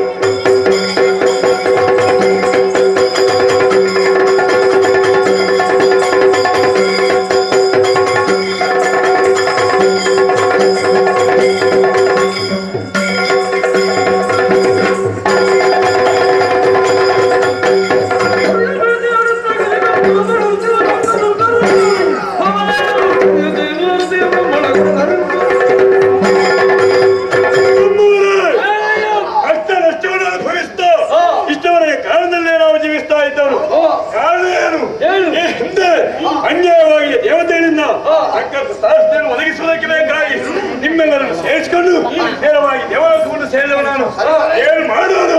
ಹರಿಯ ಕುತಂತ್ರಕ್ಕೆ ಒಳಗಾದಂತಹ ನಾವು ಅಂಗಾಂಗವನ್ನು ಕಳೆದುಕೊಂಡು ಗಿರಿಗಳಲ್ಲಿ ಇಷ್ಟರವರೆಗೆ ವಾಸವನ್ನು ಮಾಡ್ತಾ ಇದ್ದವರು.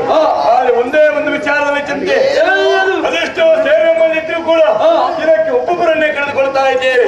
ಹೀಗೆ ಮುಂದುವರಿದು ಗೌರವರಾಗಿರೋ ನಮ್ಮ ಸಂಖ್ಯೆ ಕಡಿಮೆ ಆಗ್ತದೆ ಎನ್ನುವುದರಲ್ಲಿ ಯಾವುದೇ ಏನು ಮಾಡಲಿಲ್ಲ. ಸರಿಯಾದ ನಾಯಕನೊಬ್ಬ ಒದಗಿ ಬರ್ತಿದ್ರೆ ದೇವತೆಗಳ ಮೇಲೆ ಸೇಡನ್ನು ತೀರಿಸಿಕೊಳ್ಳಬಹುದಿತ್ತು.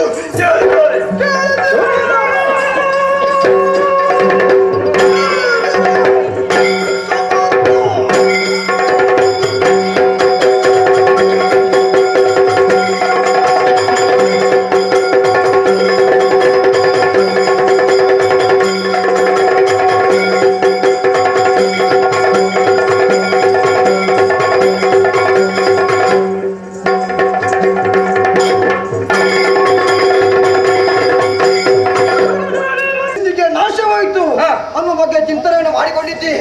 ಎಂತವರನ್ನು ನಾವೆಲ್ಲ ಕಳೆದುಕೊಂಡಿದ್ದೇವೆ. ಆದ ಚಿಂತೆಯನ್ನು ಬಿಟ್ಟು ಬಿಡು. ಹೀಗೆ ತಿರುಗಾಟ ಮಾಡುತ್ತಾ ನಮ್ಮಂತ ಶೋಣಿತಾಪುರವನ್ನು ಸೇರಿಕೊಂಡೆ. ಶೋಣಿತಾಪುರದಲ್ಲಿ ಕೆಲವೆಲ್ಲ ಹೊಸ ವಿಚಾರವನ್ನು ತಿಳಿದುಕೊಂಡು ಬಂದಿದ್ದೇನೆ. ಮಾಲಿಗೆ ಮತ್ತು ವಿದ್ಯುತ್ ಮಾಲಿಗೆ ಸುಕುಮಾರಗೊಬ್ಬ ಮಹಿಷನೊಬ್ಬ ಹುಟ್ಟಿಕೊಂಡಿದ್ದಂತೆ. ಬರೆಯ ಹುಟ್ಟಿಕೊಂಡದ್ದು ಮಾತ್ರವಲ್ಲ, ಕೆಲವನ್ನೆಲ್ಲ ಸಂಪಾದಿಸಿಕೊಂಡು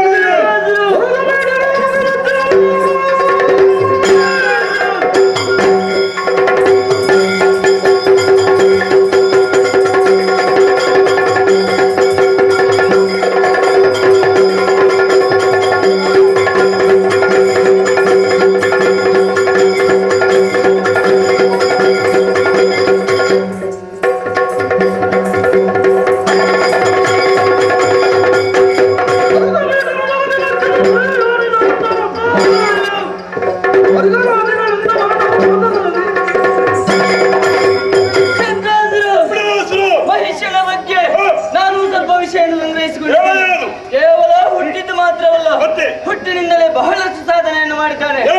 ಕಾಡನ್ನೇ ಸೇರಿ ಬ್ರಹ್ಮನನ್ನೇ ತಪಸ್ಸಿನಲ್ಲಿ ಮೆಚ್ಚಿಸಿ ಅವನಿಂದ ವರಗಳನ್ನು ಪಡೆದುಕೊಂಡಿದ್ದಾನೆ. ಒಂದನೇ ವರವಾಗಿ 3 ಮೂರ್ತಿಗಳಿಂದಲೂ ಮರಣವೇ ಬಾರದ ಹಾಗೆ, ಎರಡನೇ ವರವಾಗಿ ಈ ದರೆಯ ಯೋನಿದರಿಂದ ಮರಣವೇ ಬಾರದ ಹಾಗೆ, ಒಂದೆಡೆಯಲ್ಲಿ ವರಬಲ ಮತ್ತೊಂದೆಡೆಯಲ್ಲಿ ಸಾಮರ್ಥ್ಯವಲ್ಲ. ಏನು ಮಾಡುವುದು? ನಿಮ್ಮ ಮಾತನ್ನು ಕೇಳಿದಾಗ ಮನಸ್ಸಿಗೆ ತುಂಬಾ ಆನಂದವಾಗಿದೆ. ಸರಿಯಲ್ವಾ? ನಮ್ಮ ಕಷ್ಟ ವಿಚಾರವನ್ನು ಆತನ ನಿವೇದಿಸುವ. ಏನು ಮಾಡ್ತಾನೆ ನೋಡುವ.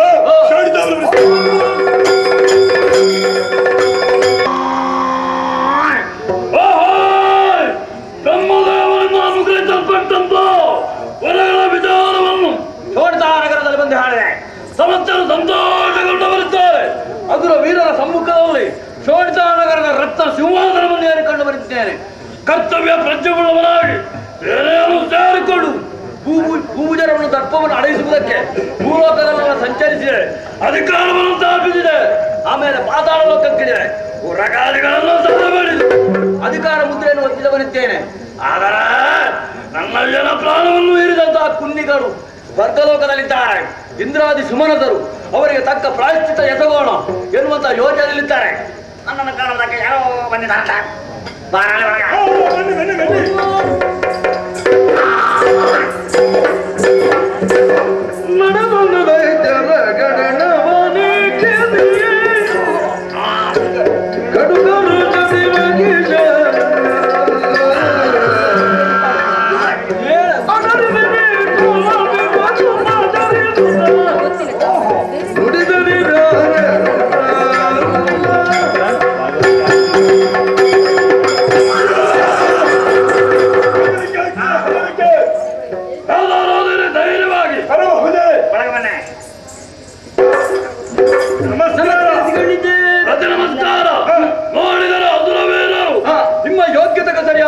ಪೀಠವನ್ನು ಇರಿಸಿದ್ದೇನೆ, ಸ್ವೀಕರಿಸಿಕೊಳ್ಳಿ.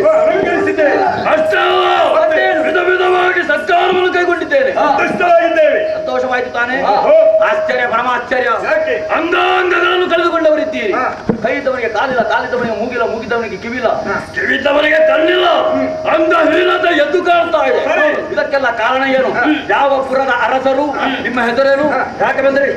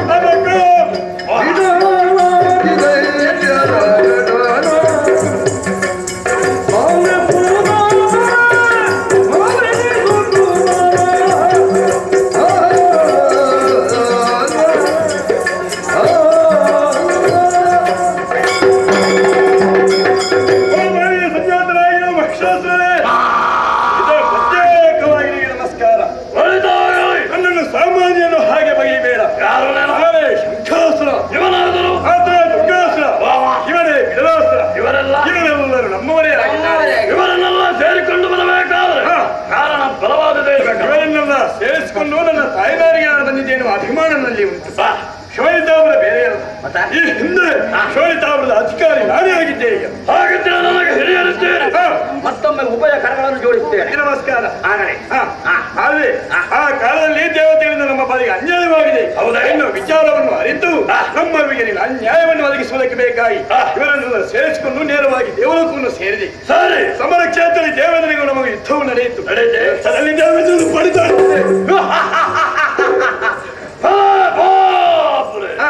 ಸಂತೋಷವಾಯಿತು. ಸ್ವರ್ಗಲೋಕದ ಅಧಿಕಾರವನ್ನು ಹೊಂದುವಂತ ಉದ್ದೇಶದಿಂದ ನಾನಿದ್ದವ.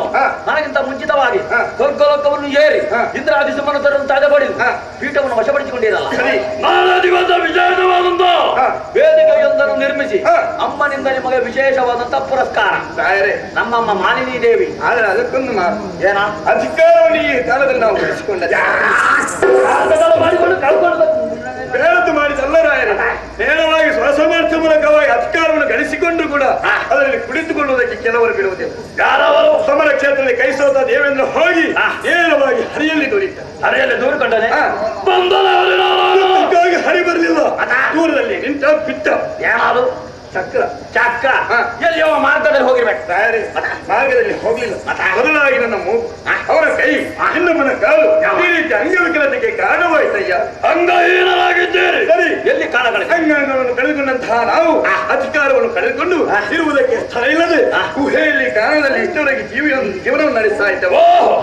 ಆ ಕಾಲದಲ್ಲಿ ಒಂದು ವಾರ್ತೆಯನ್ನು ಓದುವುದಕ್ಕೆ ಮುಂದಾದ. ಬೆಳಗಿನ ಜಾವದಲ್ಲಿ ಶೋಣಿತಾಪುರದಲ್ಲಿ ವಿದ್ಯುನ್ ಮತ್ತು ಮಾಲಿನಿಯ ದಾಂಪತ್ಯ ಜೀವನ ಮೂಲಕವಾಗಿ ಪುತ್ರನ್ನು ಒದಗಿಸಿಕೊಂಡಿದ್ದಾನೆ. ವರವಲಾನ್ವಿತನಾಗಿ ಮೆರೆಯುತ್ತಾ ಇದ್ದಾನೆ. ಹಾಗೆ ನಮ್ಮ ಕಷ್ಟ ವಿಚಾರವನ್ನು ನಿನ್ನ ನಿವೇದಿಸುವುದಕ್ಕಾಗಿ ಬಂದಿದ್ದೇವೆ. ದೇವತೆಗಳಿಂದ ನಮ್ಮ ಪಾಲಿಗೆ ಅನ್ಯಾಯವಾಗಿದೆ. ದೇವರು ನಮ್ಮ ಪಾಲಿಗೆ ಮಾತ್ರ ಅನ್ಯಾಯ, ಮಾತ್ರ ನಿಮ್ಮ ಪಾಲಿಗೆ ಅನ್ಯಾಯವಾಗಿದೆ. ತಂದೆಯನ್ನು ಕಂಡು ಬಂದೇವೆ.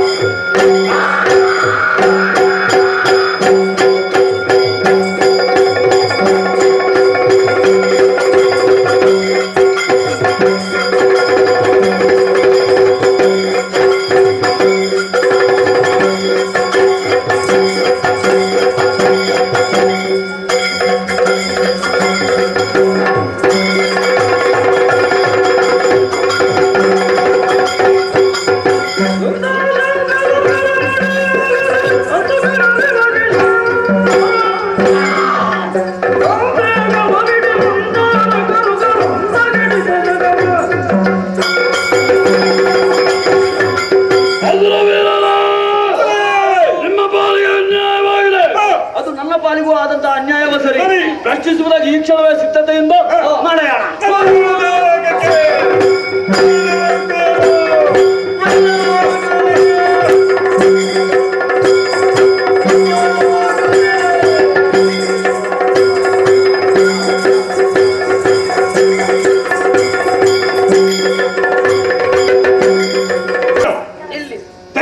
ನಿಲ್ಲಿ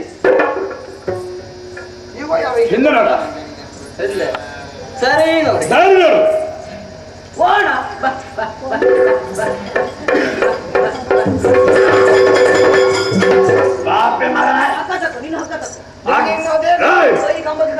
ಹಗ್ಗ ತೆಗೆದುಕೊಳ್ಳುವ ಸಂದರ್ಭ ನಿಮಗೆ ಬರ್ತದೆ. ಕೋಣನ್ನು ನೋಡಿ ಕೋಣನೆಂದು ಹೇಳ್ತಾ ಓಡಿದಿರ್ಬೇಡ. ಮತ್ತೆ ಕೋಣನ್ನು ನೋಡಿದ ಕೋಣ ಅಂತ ಹೇಳ್ಬಾರ್ದು. ಓ, ಇದು ಮೂರ್ತಿಗಳಿಲ್ಲ, ಆರಕ್ಕೆ ಹುಟ್ಟಿಕೊಂಡಿದೆ. 3 ತಿಂಗಳಲ್ಲಿ ಹುಟ್ಟಿಕೊಂಡು ಯಾರು ನಿನಗೆ ಅದೇ ರೀತಿ ಕಾಣಬೇಕಷ್ಟೇ. ನಾನು ಯಾತಕ್ಕಾಗಿ ಬಂದಿದ್ದೇನೆ, ನನ್ನ ಉದ್ದೇಶ ಏನು, ನನ್ನೊಂದಿಗೆ ಬಂದವರು ಯಾರು, ವಿಚಾರವನ್ನು ಹೇಳ್ತಾರೆ. ಹೇಳಿದ್ದನ್ನು ಕೇಳಿಕೊಂಡು ಒಳಗೆ ಹೋಗಿ ಹೇಳ.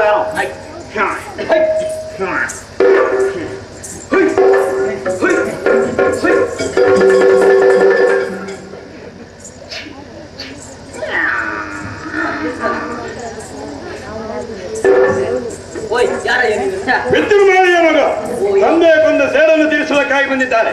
ಸ್ವರ್ಗಲೋಕವನ್ನು ಮತ್ತೊಮ್ಮೆ ಪಡೆಯಬೇಕು ಇಚ್ಛೆಯಿಂದ ಬಂದಿದ್ದೇವೆ. ದೇವರ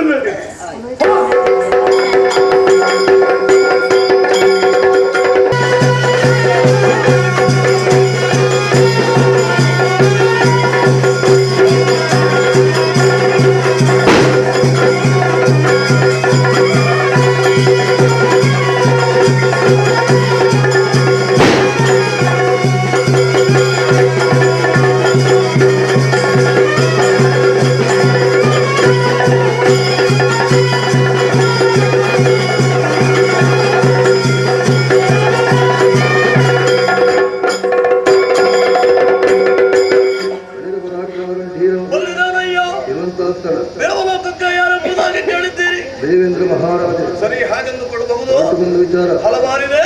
ಯಾರಲ್ಲಿ?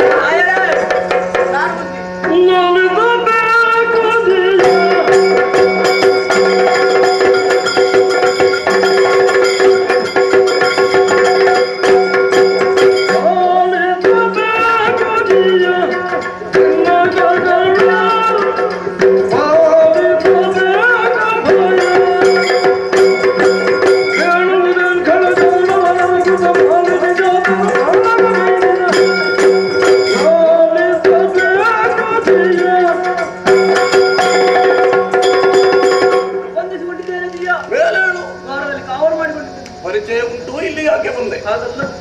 ವಿಶೇಷವಾದ ಒಂದು ಘಟನೆ ನಡೀತು. ಹೇಳು ನೋಡುವ. ದೊಡ್ಡ ಒಂದು ಸೇನೆ ಬಂತು. ವಿಚಾರಣೆ ಮಾಡಿದ್ಯಾ? ಉಂಟು. ಶೋಣಿತಾಪುರದ ಹೆಸರೇನು? ಭೀಷದಾನ. ಇಲ್ಲಿಗೆ ಯಾಕೆ ಬಂದ? ಅವನ ಅಪ್ಪನನ್ನು ಕೊಂದಂತ ಸೇಡಂತೆ ಮತ್ತೇನಾಗಬೇಕು? ರಾಯರೇ, ಅವನೊಬ್ಬನೇ ಬಂದಲ್ಲ, ಅವನೊಟ್ಟಿಗೆ ಆ ಶಂಕದುರ್ಗರು ಇದ್ದಾರೆ. ಅವರಿಗೆ ಹಳೆಯ ದ್ವೇಷವಂತೆ. ಒಟ್ಟಿನಲ್ಲಿ ತೀರ್ಮಾನ ಸ್ವರ್ಗದ ಅಧಿಕಾರ ಪಡೆಯುವ ಉದ್ದೇಶ ಹೇಳಿದೆ. ಎಲ್ಲ ನಿಮ್ಮಲ್ಲೇ ಹೇಳಿದ್ವಿ. ಒಳಗಿದ್ದಕ್ಕೋ ಅಪ್ಪ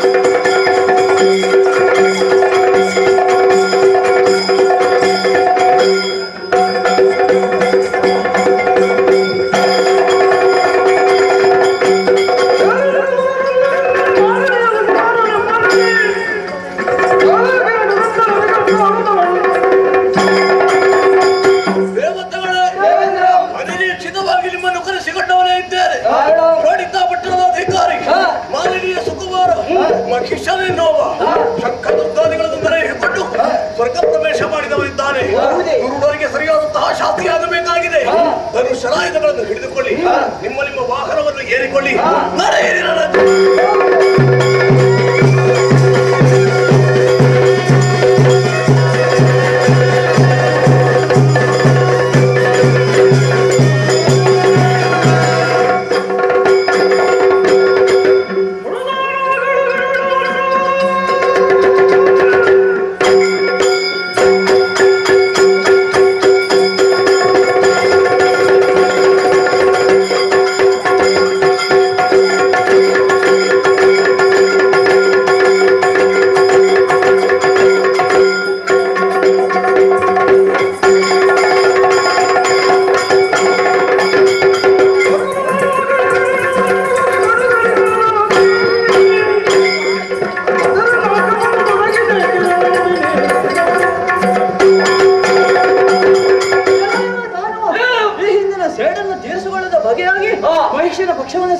ಆಗಿದ್ಯಾ ಒಂದೇ ಮಾತಿ ಹೇಳ್ತೇನೆ ಗೊತ್ತಾ, ಸೇಡನ್ನು ಸೇಡು ತೀರಿಸಿಕೊಳ್ಳುವುದು ಯಾವತ್ತಿದ್ರು ಮೂರ್ಖರು.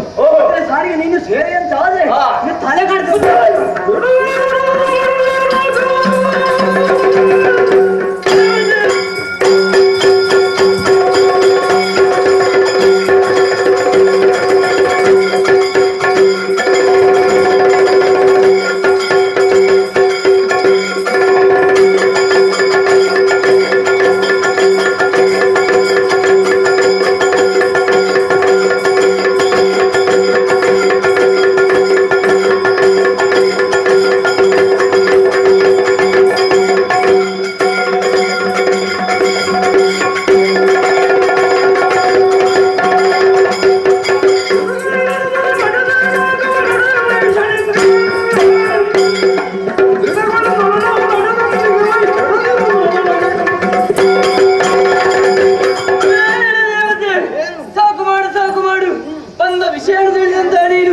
ಅಧಿಕಾರವನ್ನು ಮನುಷ್ಯನಿಗೆ ಬಿಟ್ಟುಕೊಡಬೇಕಾಗಿತ್ತು.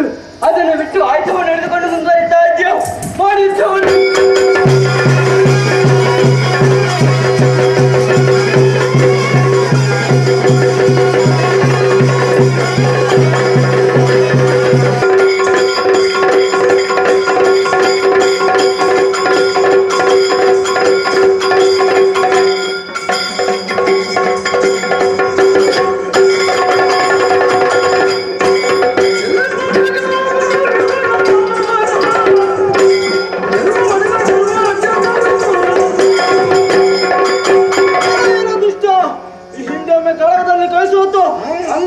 ಕಳೆದುಕೊಂಡು ಓಡಿ ಹೋಗಿದ್ದೀರಿ.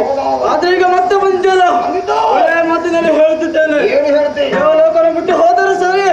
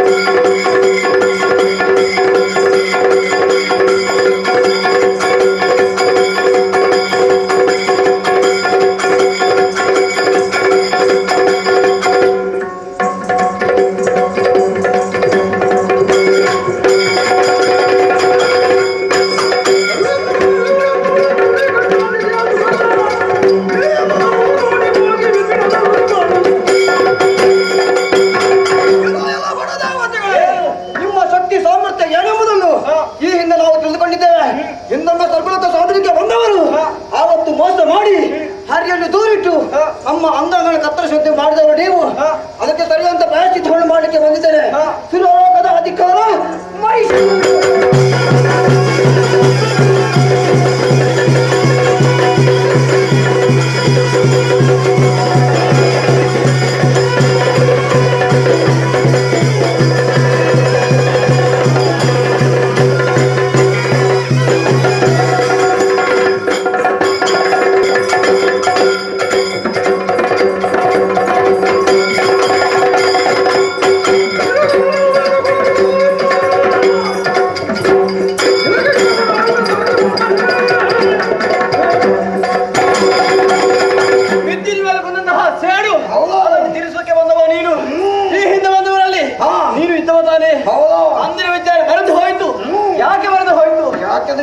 ನಿನ್ನ ಅಂಗಕ್ಕೆ ಮಾತ್ರ ಹೋಲದು. ಪ್ರಾಣ ಉಳಿದಿತ್ತು. ಮತ್ತೊಮ್ಮೆ ತಪಸ್ಸಿನ ಮೂಲಕ ಪಡೆದುಕೊಂಡಿದ್ದೇವೆ. ಹೇಗೆ ಪಡೆದಿದ್ದಿ? ತಪಸ್ಸು ಮಾಡಿ ಪ್ರಾಣ ಉಳಿದ ಕಾರಣ ಅಲ್ವಾ? ಈಗ ಅದನ್ನೇ ತೆಗಿದ್ದೇನೆ.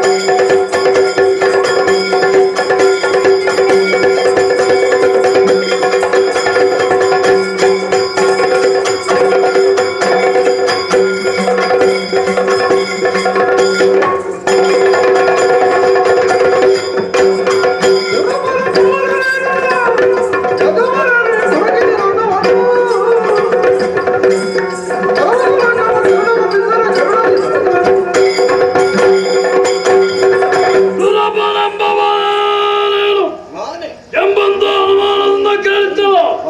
ಏರಿಕೊಂಡು ಬಂದಿರುವಂತಹ ವಾಹನ, ಧರಿಸಿರುವಂತಹ ಆಯುಧ, ಇವುಗಳನ್ನೆಲ್ಲ ತಿಳಿದೇ ಪ್ರಶ್ನಿಸ್ತಾ ಇದ್ದೇನೆ. ಮಾಡಿರುವಂತಹ ಅನ್ಯಾಯವನ್ನು ಬಿಟ್ಟುಗಳು.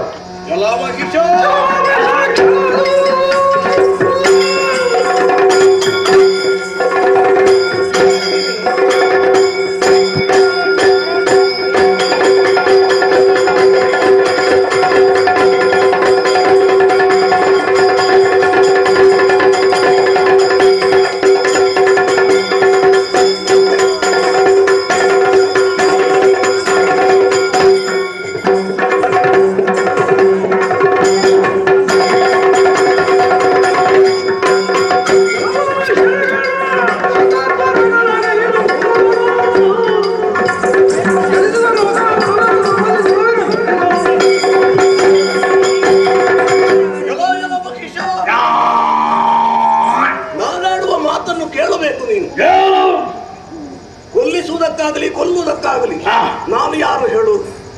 ಯಾವರೇ ಆಗಲಿ ಅವನು ಎತ್ತರಕ್ಕೆ ಏರಬೇಕಾದ್ರೂ ಅಲ್ಲ ಎತ್ತರಕ್ಕೆ ಇಳಿತಾನೆ ಅಂತೇಳಿ ಆದರೂ ಅವನವನ ನಡವಳಿಕೆಯ ಕಾರಣವಾಗಿರ್ತದೆ.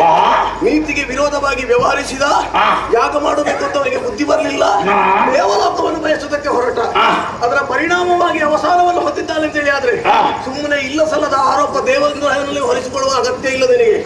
ಏನೋ ಇದೇ ಪಥವನ್ನು ಸರಿಸಿಕೊಂಡು ಬಂದಂತಹ ಶಂಖದುರ್ಗಾದಿಗಳು ನಿನ್ನ ಜೊತೆಗಿದ್ದಾರೆ, ಅವರನ್ನು ಕೂಡಿಕೊಂಡು ಸ್ವರ್ಗ ಪ್ರವೇಶ ಮಾಡಿದ ಮಾತ್ರಕ್ಕೆ ಸ್ವರ್ಗದ ಅಧಿಕಾರ ಸಿಗುತ್ತದೆ ಅರ್ಥ ಅಲ್ಲ. ಶತಮಖಗಳನ್ನು ಮಾಡು, ಸ್ವರ್ಗದ ಪೀಠವನ್ನು ಏರು, ನಿನಗೂ ನಾನು ಪೋಷಕರಾಗ್ತೇನೆ.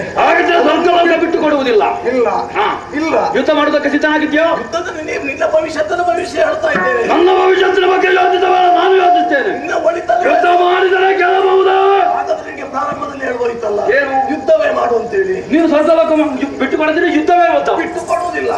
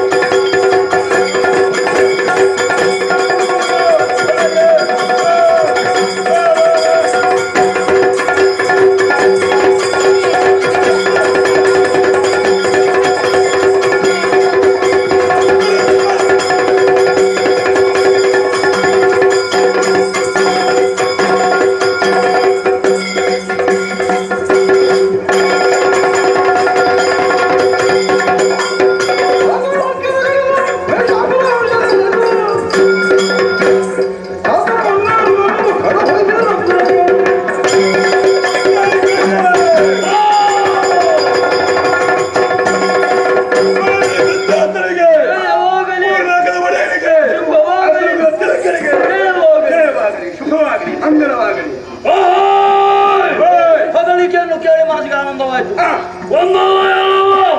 ಮೂರು ಲೋಕಗಳಿಗೂ ಅಧಿಕಾರಿ ಈ ಮಹಿಷಾಸುರ ಇದ್ದಾನೆ ಎನ್ನುವಂತ ವಿಚಾರವನ್ನು ತಿಳಿವಡಿಸುವುದಕ್ಕೆ ಏನು ವ್ಯವಸ್ಥೆ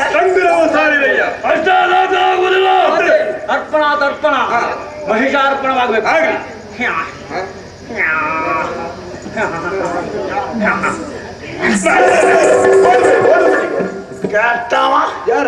ಅಲ್ಲಿಂದ ಬಿಳಿ ಬಿಳಿ ಬಿಳಿ ಬಿಳಿ ಬಿಳಿ ಆಗಿಂದ ನೋಡ್ತಾ ಇದ್ದಾನೆ. ಓ ಮೊದಲೇ ಬರ್ತಾ ಇದ್ದ ಚಂದ್ರ. ಚಂದ್ರ ಓ ಇಲ್ಲಪ್ಪ ಸೂರ್ಯ ಅದೇ ಹೋಗುದು ನೋಡುದವ ಈಗ. ಸೂರ್ಯ ಚಂದ್ರರಾಗಲಿ ಇನ್ನು ಮುಂದೆ ಸಂಚರಿಸಬೇಕಾದ್ರೆ ಈ ಮಹಿಷಾಕಿಯನ್ನು ಅಪ್ಪಣಬೇಕು. ಒಂದು ವೇಳೆ ನನ್ನ ಶಾಸನವನ್ನು ಉಲ್ಲಂಘಿಸಿದರೆ ಏನ್ ಮಾಡ್ಬೇಕು? ತಕ್ಕ ಪ್ರಾಯಶ್ಚಿತ್ತ ಆಗಲೇಬೇಕು.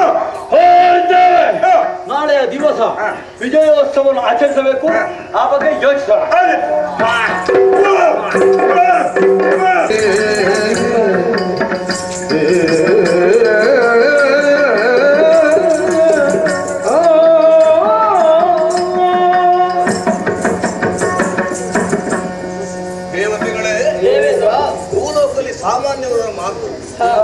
ರಾವಣನ ಮುಂದೆ ಕಿನ್ನರಿ ಬಾರಿಸಿದ ಹಾಗೆ ದೇವಲೋಕವನ್ನು ಬಯಸುವಲ್ಲಿ ಮುಂದಾದಂತಹ ಮಹಿಷಾಸುರನಿಗೆ ಒಳ್ಳೆ ಮಾತುಗಳನ್ನು ಹೇಳಿದ್ರೆ ನನಗೆ ಪಥ್ಯವಾಗಲಿಲ್ಲ.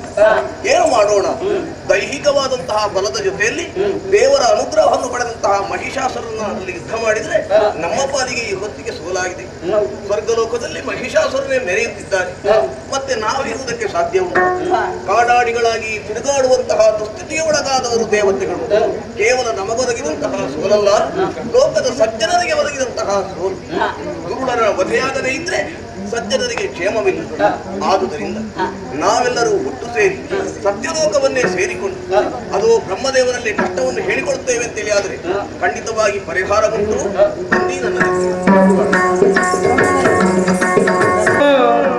ಅವತರಿಸು ನೀ ಕಮಲ ಸಂಜಾತ ಏನಯ್ಯ ದುರುಳರ ತುಡಿಯನ್ನು ಒರೆಯುವುದಿಲ್ಲ, ದೊರೆಯುವುದು ವರುಣಳ ಹರರಬಲ್ಲ,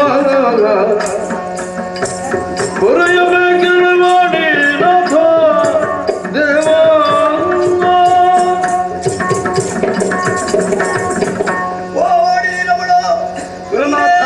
ಕಾಪಾಡಬೇಕು ದೇವರೇ, ಕಾಪಾಡಬೇಕು. ಸುರನಾಥ, ಜಗತ್ತಿಗೆ ಸಾಹಸದ ಪ್ರತೀಕ ನೀನು. ಮೇಲಾಗಿ ಅಷ್ಟೈಶ್ವರ್ಯ, ಸೌಭಾಗ್ಯಗಳು, ಅಧಿಕಾರ ಇವೆಲ್ಲವೂ ಇದ್ದುಕೊಂಡು ಯಾಕೆ ಈ ಕಣ್ಣೀರು? ಏನಾಯ್ತು? ವಿಷಯ ನೀವು ಹೇಳುವುದು ಹೌದು ಸ್ವಾಮಿ. ಆದರೆ ಮಹಿಷಾಸುರನು ಮಾಲಿನಿ ಮಗ ದೇವಲೋಕವನ್ನು ಬಯಸಿದ, ವಿರೋಧಿಸಿದರೆ ಕಾಳಗವೇ ಆಯಿತು. ನಾವೇ ಸೋಲನ್ನು ಅನುಭವಿಸಿದವರು. ಅಂತೂ ಇಂದು ಲೋಕಮೂಲದಲ್ಲಿ ಪ್ರಭುತ್ವವನ್ನು ಸ್ಥಾಪಿಸಿಕೊಂಡು ಸೂರ್ಯ ಚಂದ್ರಾದಿಗಳ ಸಂಚಾರಕ್ಕೆ ತಡೆಯನ್ನು ಉಂಟು ಮಾಡಿ ಯಜ್ಞ ಯಾಗಾದಿಗಳ ಕಂಟಕನಾಗಿ ಸಜ್ಜನರಿಗೆ ಬದುಕುವುದಕ್ಕೆ ಬಿಡುತ್ತಾ ಇಲ್ಲ. ಕ್ಷಣದಿಂದ ಕ್ಷಣಕ್ಕೆ ವಿಧ್ವಂಸಕ ಕೃತ್ಯಗಳನ್ನು ಸಗುತ್ತಾ ಮಾಡಬಾರದ ಅನ್ಯಾಯ ಅನಾಚಾರಗಳನ್ನೇ ಮುಂದುವರಿಯುತ್ತಾ ಇದ್ದಾರೆ. ದೇವರೇ, ಇಂತಹ ಉತ್ಪಾದಗಳನ್ನು ಪಾಪಿಗಳನ್ನು ಹೊತ್ತುಕೊಂಡು ಧರಾದೇವಿ ಹೇಗೆ ಕಾಲ ಕಳೆಯುತ್ತಾಳೆ ಆ ಶಿವನಿಗೆ ಗೊತ್ತಷ್ಟೇ. ಏನೇ ಆಗಲಿ ನಾವೆಲ್ಲರೂ ಈ ಹೊತ್ತಿಗೆ ನಿಮ್ಮ ಮಕ್ಕಳ ಮುಂದೆ ಕೈ ಮುಗಿದು ಬೇಡಿಕೊಳ್ತಾ ಇದ್ದೇವೆ. ಆ ಮಹಿಷಾಸನ ಹೊತ್ತಿಗೊಂದು ದಾರಿ ತೋರಿಸಿದ್ದೇವರೇ. ಹಾಗಾದರೆ ಅದರ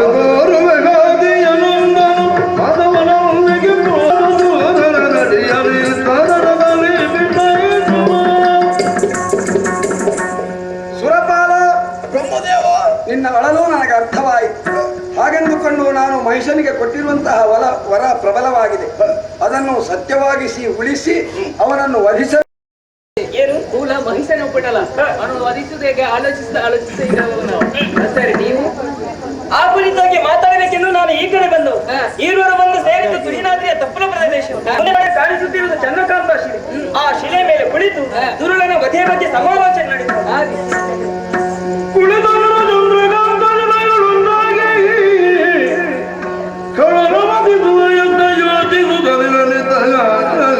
ಏನು ಮಾಡುದು? ನಾಡಿನ ಬಾವದುರರದ ನೊಡಗುಳು ನಡೆದಂದು ವೈಕುಂಠನವು ಕಾಣದೇಗೆ ಇಲ್ಲಿ ಶ್ರೀಹರಿಯೇ ಇಲ್ಲವಲ್ಲ. ಬಳಿಗರ ಶರೀರವಾಣಿ ನಡೆದು ಅದೋ ಶರೀರವಾಣಿ ನಡೆದಂದು ಹರಿಗರರ ಪದಕ್ಕೆ ರಗಿ ಸಕಲರು ದುರುಳನಗೆ ಜಾತುರನ ಮಾದಯ ಹೊರಗರೆದು ತಲೆ ನೀವೇ ನಮ್ಮನ್ನು ತೊರೆಯುವುದೇ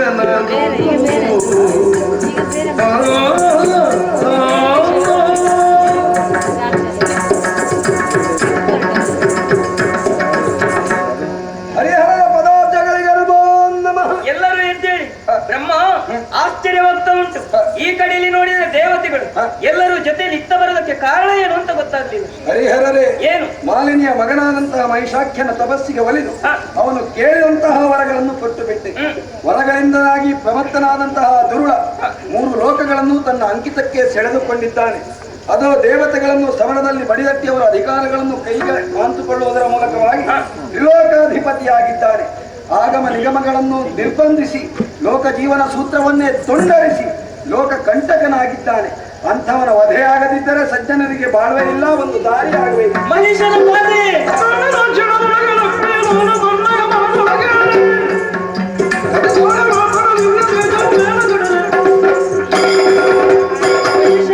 ಮಹಿಷ ಎಲ್ಲೆಲ್ಲಿ ನೋಡಿದ್ರು ಅವನಂತೆ ಅಟ್ಟಹಾಸ. ಶೀಘ್ರದಲ್ಲಿ ದುಷ್ಟರ ವಧೆಯಾಗಲೇಬೇಕು. ಅದಕ್ಕಾಗಿ ನನ್ನಲ್ಲಿರುವ ದಿವ್ಯ ತೇಜನ್ನು ಮಹಿಷವಧಾರ್ಥವಾಗಿ ನನ್ನಲ್ಲಿರುವ ಬ್ರಹ್ಮಶಕ್ತಿಯನ್ನು ಹೊರಗಡೆಗಿದ್ದೇನೆ. ನನ್ನಲ್ಲಿರುವ ದಿವ್ಯ ತೇಜಸ್ಸನ್ನು ದುಷ್ಟರ ನಾಶಕ್ಕಾಗಿ ನಮ್ಮಲ್ಲಿ ಅಡಕವಾಗಿರುವಂತಹ ದಿವ್ಯ ತೇಜಸ್ಸನ್ನು ಹೊರಗಡೆಗಿದ್ದೇವೆ. ಮೂರ್ತಿಗಳ ಮುಖದಿಂದ ದುರಟಿಯ ತೇಜ ಚಾರು ದಿಕ್ಪಾಲಕರ ತೇಜ ಮುಂದಾಗುತ್ತಲೇ ನರಿಯ ಕೃತಿ ತಳೆದು ನರಿಗಳಿಗೆ ಸುರರು ತೇಜಯವೆಂದು ಕೃತಿಗೈದ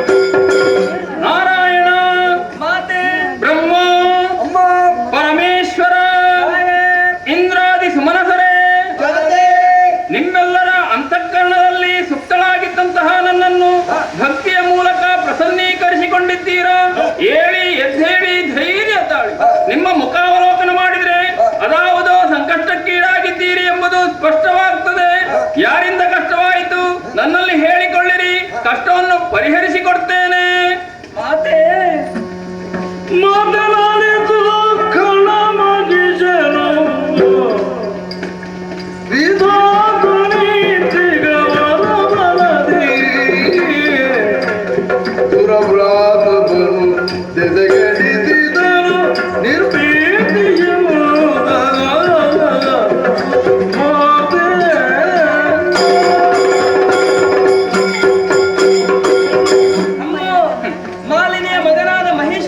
ವಿಧಿಯ ವರಬಲದಿಂದ ಕೊಬ್ಬಿ ಅಮರ ಲೋಕವನ್ನು ಸೇರಿ ಸುಮನಸರನ್ನು ದೆಸೆಗೆಡಿಸಿದ್ದಾನೆ. ಸಾಧು ಸಜ್ಜನರಿಗೆ ಬದುಕುವುದಕ್ಕೆ ಅವಕಾಶ ಇಲ್ಲದಂತಾಗಿದೆ. ಆತನ ದೆಸೆಯಿಂದಲಾಗಿ 3 ಲೋಕಗಳು ತತ್ತರಿಸ್ತಾ ಇವೆ. ನಿರ್ಭೀತಿಯಿಂದ ಮೆರೆಯುತ್ತಿರುವ ಖರ ಮಹಿಷನನ್ನು ವಧಿಸಿ ನಮ್ಮನ್ನು ಲೋಕವನ್ನು ರಕ್ಷಿಸಬೇಕು ತಾಯೇ, ರಕ್ಷಿಸಬೇಕು.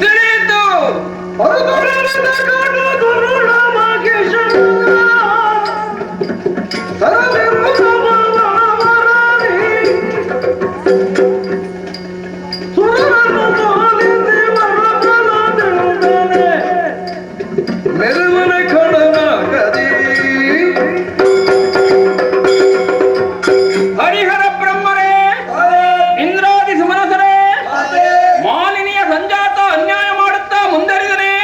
ಭೂಲೋಕದಲ್ಲಿ ಆಗುವಂತಹ ಯಾಗ ಯಜ್ಞಾದಿಗಳನ್ನು ಕೆಡಿಸಿ ಗೋವುಗಳಿಗೆ, ಬ್ರಾಹ್ಮಣರಿಗೆ, ಸ್ತ್ರೀಯರಿಗೆ ಕಷ್ಟ ಕೊಡುತ್ತಾ ಸಾಧು ಸಜ್ಜನರನ್ನು ಹಿಂದಿಸಿ ಸಾಲದ್ದಕ್ಕೆ 4 ಲೋಕವನ್ನೊಡನೆ ಅಲ್ಲಿರುವಂತಹ ದೇವತೆಗಳನ್ನೆಲ್ಲ ತ್ಯಾಗಡಿಸಿ ಅನ್ಯಾಯದಿಂದ ಸುರಗತ್ತಿಗೆ ನಡೆದುಕೊಂಡಿದ್ದಾನೆಯೇ. ಹೆದರಬೇಡಿ, ಶೀಘ್ರದಲ್ಲಿ ದುರ್ಲಭೇಶನನ್ನು ವಧಿಸುತ್ತೇನೆ. ನಿಮ್ಮೆಲ್ಲರಿಗೂ ಸುಖವನ್ನು ಒದಗಿಸಿಕೊಡ್ತೇನೆ. ಧೈರ್ಯಸ್ಥರಾಗಿರಿ. ಜಯ ಜಯ ಜಯ ಜಯ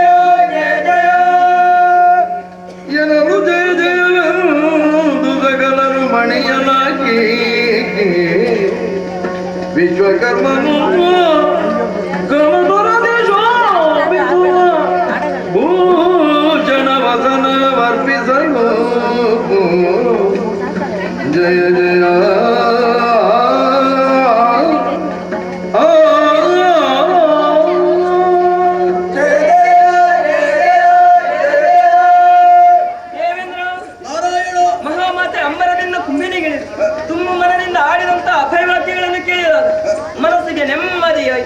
ಮಾತೆ ಮೈದರ ಹೊತ್ತಿನಲ್ಲಿ ನಿರಾಭರಣೀತಿಯಾಗಿದ್ದಳು. ಆಕೆಯನ್ನು ಶೃಂಗರಿಸುವುದಕ್ಕಾಗಿ ಮಯ ವಿಶ್ವಕರ್ಮ ದಿವ್ಯ ವಸನ ಆಭರಣಾದಿಗಳನ್ನು ತಂದಿರಿಸಿದ್ದೆ ತಡ ಸುರ ನಾರಿಯರು ಶಾಸ್ತ್ರೋಕ್ತವಾಗಿ ಮಾತೆಯನ್ನು ಶೃಂಗರಿಸಿದ್ದಾಯಿತು. ಹಾಗೆಂದು ದುರುಳನ ವಧೆಗಾಗಿ ನಮ್ಮಮ್ಮ ಬರಿಗೈಯಿಂದ ಹೋಗುವುದಲ್ಲ, ಕಳನ ವಧೆಗೆ ಮಾತೆಗೆ ಆಯುಧದ ಅಗತ್ಯವಿಲ್ಲವೆಂದಾದರೂ ಸಹ ನಮ್ಮಲ್ಲಿರುವ ಆಯುಧಾದಿಗಳು ಮತ್ತಷ್ಟು ಪಾವಿತ್ರ್ಯತೆಯನ್ನು ಹೊಂದುವುದಕ್ಕಾಗಿ ಮಾತೆಗೆ ವನಜನಾಭನು ಕರದ ಚಕ್ರವ ತ್ರಿನಯನಾಗ ತ್ರಿಶೂಲವನು ತಗ ಕನಕಗರ್ಭನು ಬ್ರಹ್ಮಡವನಿತು ಪದಕೆರಗೆ ವಿನಯದಿಂದಲಿ ಸುರಪ ಕುನಿಶವ ಅನಿಮಿಷರು ಶಕ್ತಿಯುಧಗಳ ಮಣಿದು ಮಾತೆಯ ಪದದೊಳಿರಿಸುತ್ತ ನುತಿಸಿದರು ಭಯದಿ ಜಯ ಜಯ ಜಯ ಜಯ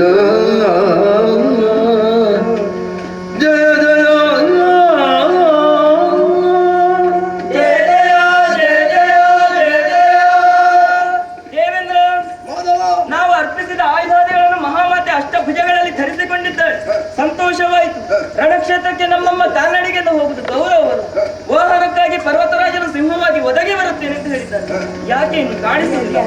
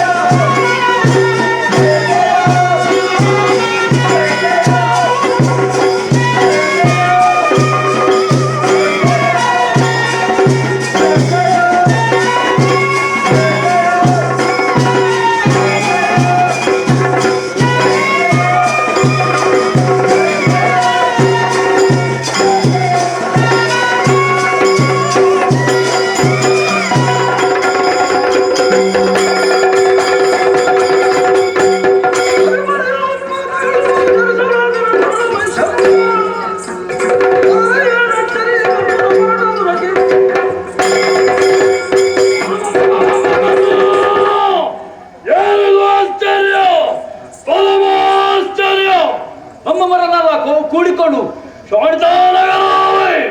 ಕಾಲ ಕಳೆಯುತ್ತಿದ್ದಾರೆ. ತೆಂಡದ ಮಳೆ ಸುರಿತಾ ಇದೆ, ರಕ್ತದ ಹೊಳೆ ಹರಿತಾ ಇದೆ, ಕಾಗೆ ಗೂಗೆಗಳ ಹಾರಾಟ ನರಿದು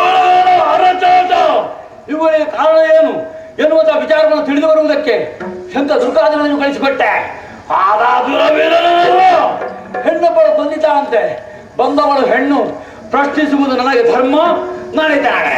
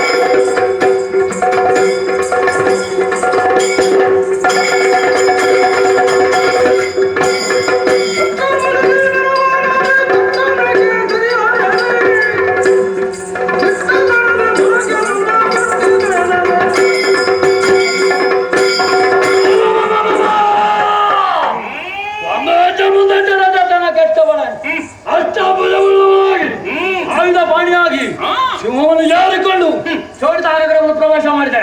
ಶಂಕ ದುರ್ಗಾದಿಗಳನ್ನು ಕೊಂದೆ. ಅವರನ್ನು ಯಾತಕ್ಕಾಗಿ ಕೊಂದೆ ಪ್ರಶ್ನಿಸುವುದಕ್ಕೆ ಬಂದವ ಮಹೇಶ.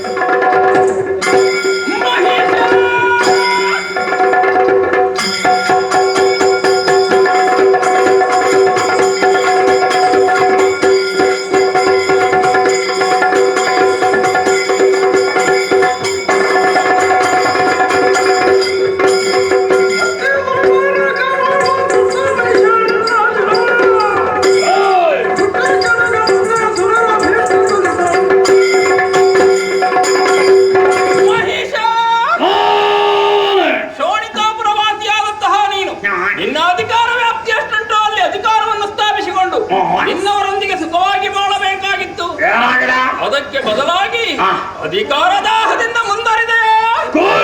ಭೂಲೋಕದಲ್ಲಿ ಆಗುವಂತಹ ಯಾಗ ಯಜ್ಞಾದಿಗಳನ್ನು ಕಡಿಸಿ ಗೋಬ್ರಾಹ್ಮಣರಿಗೆ ಕಷ್ಟ ಕೊಟ್ಟು ನಾಗಲೋಕವನ್ನು ನಡುವಿ ದೇವತೆಗಳನ್ನೆಲ್ಲ ತ್ಯಾಗಣಿಸಿ ಅನ್ಯಾಯದಿಂದ ಸುರಗತಿಯನ್ನು ನಡೆದುಕೊಂಡಿದ್ದೀಯೋ ಇನ್ನೂ ಮುಂದುವರಿದ್ದಾನೆ. ಕೇಳುವುದಕ್ಕೆ ಬರುವವರೇ ಈ ವಿಚಾರವನ್ನು ತಿಳಿದಂತಹ ನಾನು ಸುರರ ಪಕ್ಷಪಾತಿಯಾಗಿ ಸುರರನ್ನು ಪಡೆಯುವುದಕ್ಕೂ ನಿನ್ನನ್ನು ಸಾಯುವುದಕ್ಕೂ ಬಂದವಳು.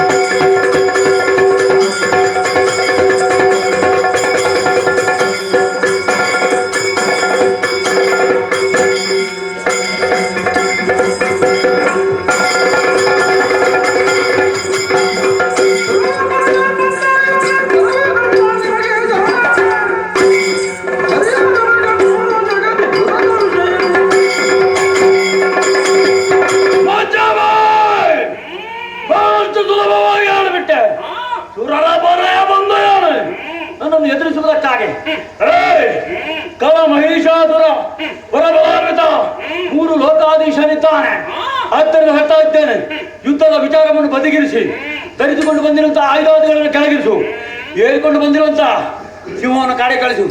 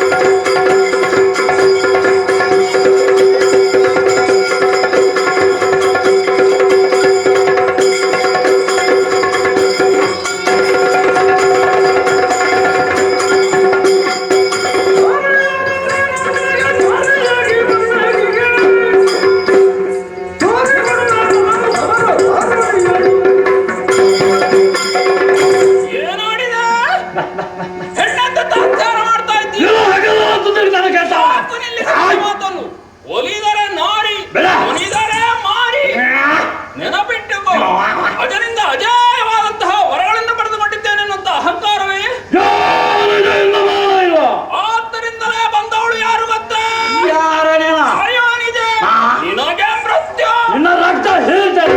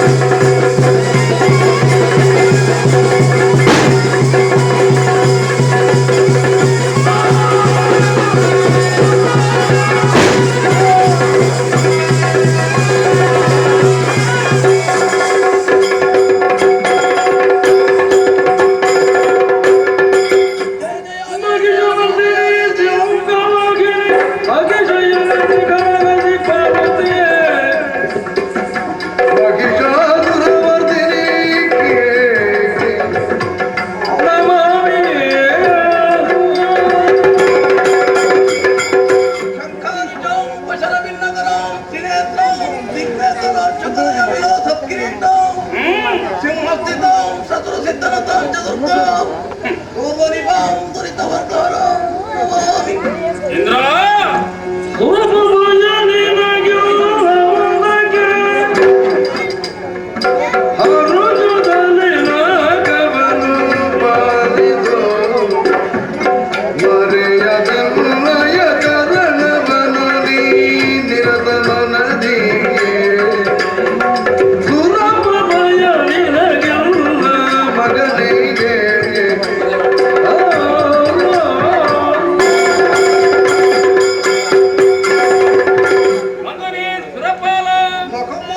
ನಿಮ್ಮೆಲ್ಲರಿಗೂ ಉಪಾಧಿಯನ್ನು ಕೊಡುತ್ತಾ ಲೋಕಗಂಟಕನಾಗಿ ಬರೆಯುತ್ತಿದ್ದಂತಹ ದುರ್ಳವೈದ್ಯನಲ್ಲಿ ಹೋರಾಡುವುದಕ್ಕೆ ಹೊರಟೆ.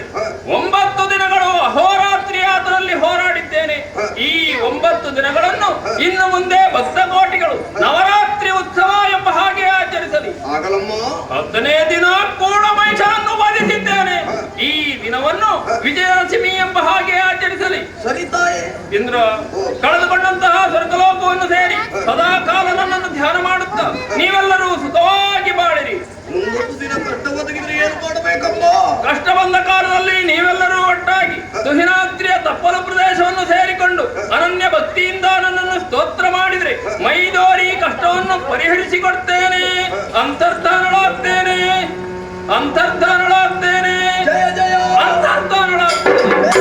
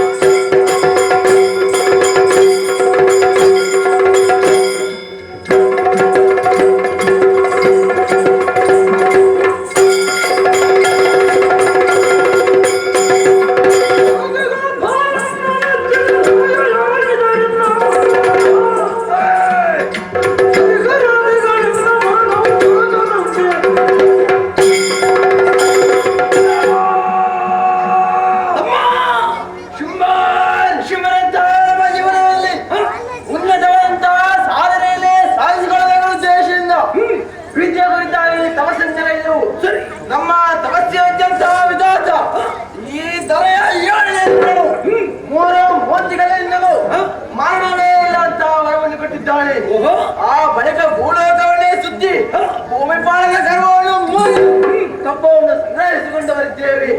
ಆ ಬಳಿಕ ಸೇರಿಕೊಂಡದ್ದು ಪಾತಾಳ ಲೋಕವನ್ನು. ಅಲ್ಲಿರಂತ ಉರದ ರಾಜನ ಎದುರಾಗಿ ಬಂದ ನಿನ್ನ ಕಾಲಿಗೆ ಶರಣಾದ ಕಪ್ಪವನ್ನು ಕೊಟ್ಟವಳಿದ್ದಾಳೆ. ಎರಡು ಲೋಕ ಸ್ವಾಧೀನವಾಗಿದೆ ಸಾಲದೆ.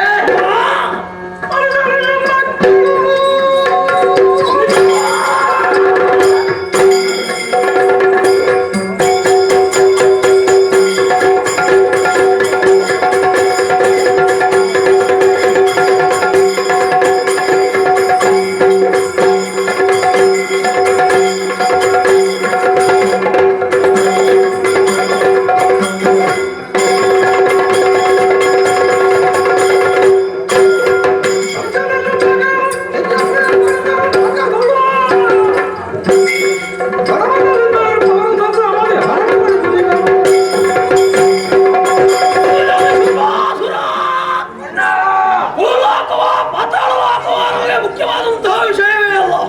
ಆ ಜನ್ಮ ಶತ್ರುಗಳಾಗಿರುವಂತಹ ದೇವತೆಗಳು ಘನಮದದಿಂದ ನಕ್ಕವನ್ನು ಆಡುತ್ತಿದ್ದಾರೆ. ಇದನ್ನು ಪಡೆಯುವುದೇ ಮುಂದಿನ ಗುರಿ. ಸೇನೆ ಸಿದ್ಧವಾಗಲಿ.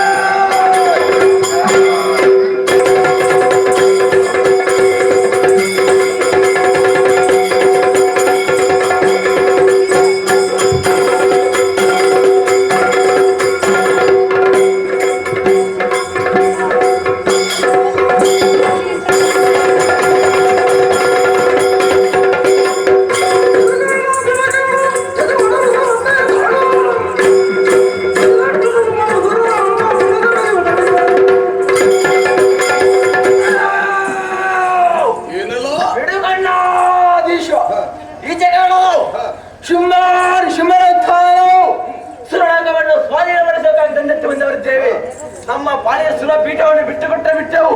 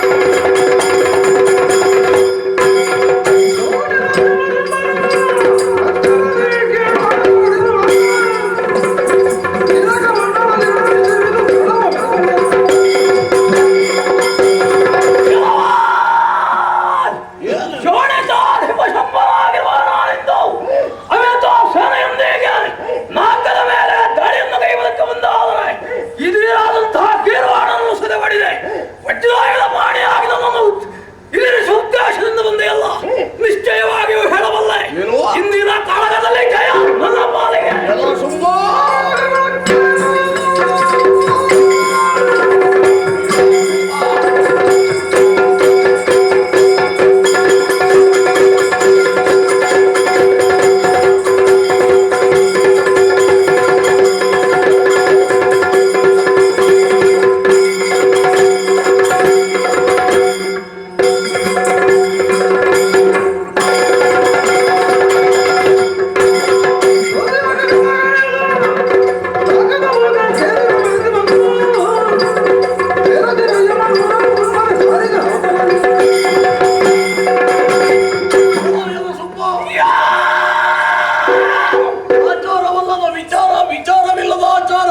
ಜೀವನದಲ್ಲಿ ಯಾರಿಗೂ ಸಲ್ಲ.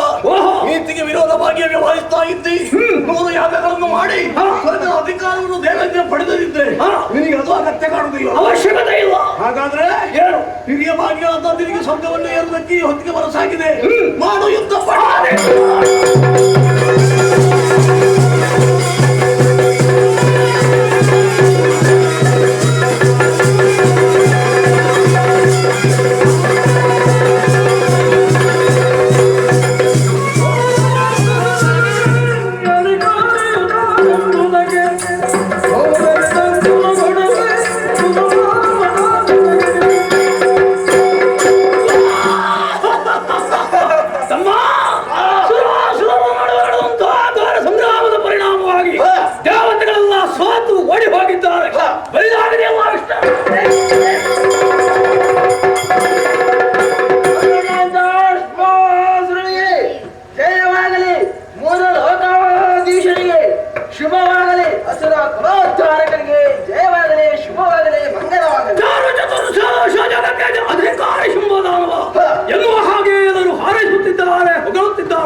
ಮನಸ್ಸಿಗೆ ಎಲ್ಲಿಲ್ಲದ ಸಂತೋಷವಾಗುತ್ತಾ ಇದೆ. ಭೂಲೋಕದಲ್ಲಿ ನಡೆಯುವಂತಹ ಯಜ್ಞಯಾಗಾದಿಗಳೆಲ್ಲ ಶುಂಭಾರ್ಪಣವಾಗತಕ್ಕದ್ದು. ಸೂರ್ಯಪುತ್ರರಾದರೂ ಆಜ್ಞವಿನಃ ಸಂಚರಿಸುವ ಹಾಗಿಲ್ಲ. ಕಾಳಗವನ್ನು ಮಾಡಿ ಜಯವನ್ನು ಹೊಂದಿದವರಾದರೂ ಶರೀರಕ್ಕಾದಂತಹ ಆಯಾಸವನ್ನು ನೆಗೆಸಿಕೊಳ್ಳಬೇಕಾಗಿದೆ. ಭವಿಷ್ಯಂತ ಪಡೆಯೋಣ.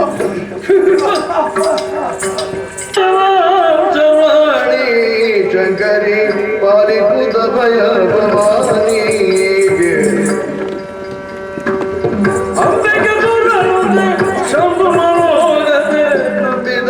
ಜಗದಂಬವ ಸರಗವ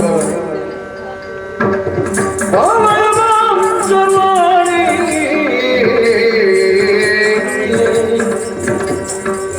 ಶಂಕರಿ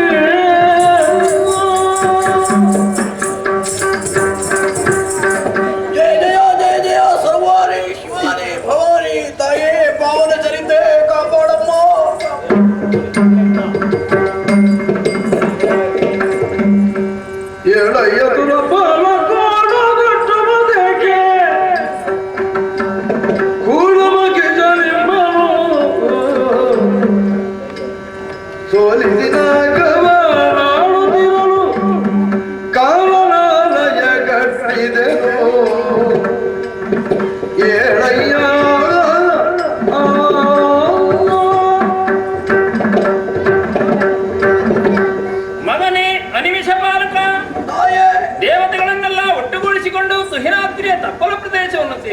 ಅನನ್ಯ ಭಕ್ತಿಯಿಂದ ನನ್ನನ್ನು ಸ್ತೋತ್ರ ಮಾಡಿದ್ದೀಯ.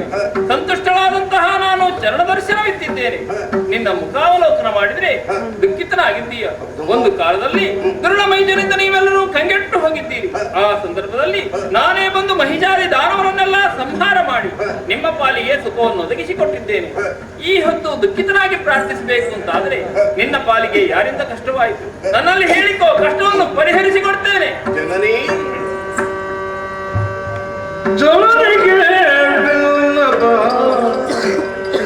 ಧನು ಜಮಗಿ ಜಗಿಂತು ಗೌರವರಾಕ್ರಮಿ ಜುಂಬರು ಅನವರದಲ್ಲಿ ಸುರರನು ತೋರಿಸುತ್ತಾರ ನಾಗವನು ಪಾಲಿಸುವ ಕಳನು ಜನನಿ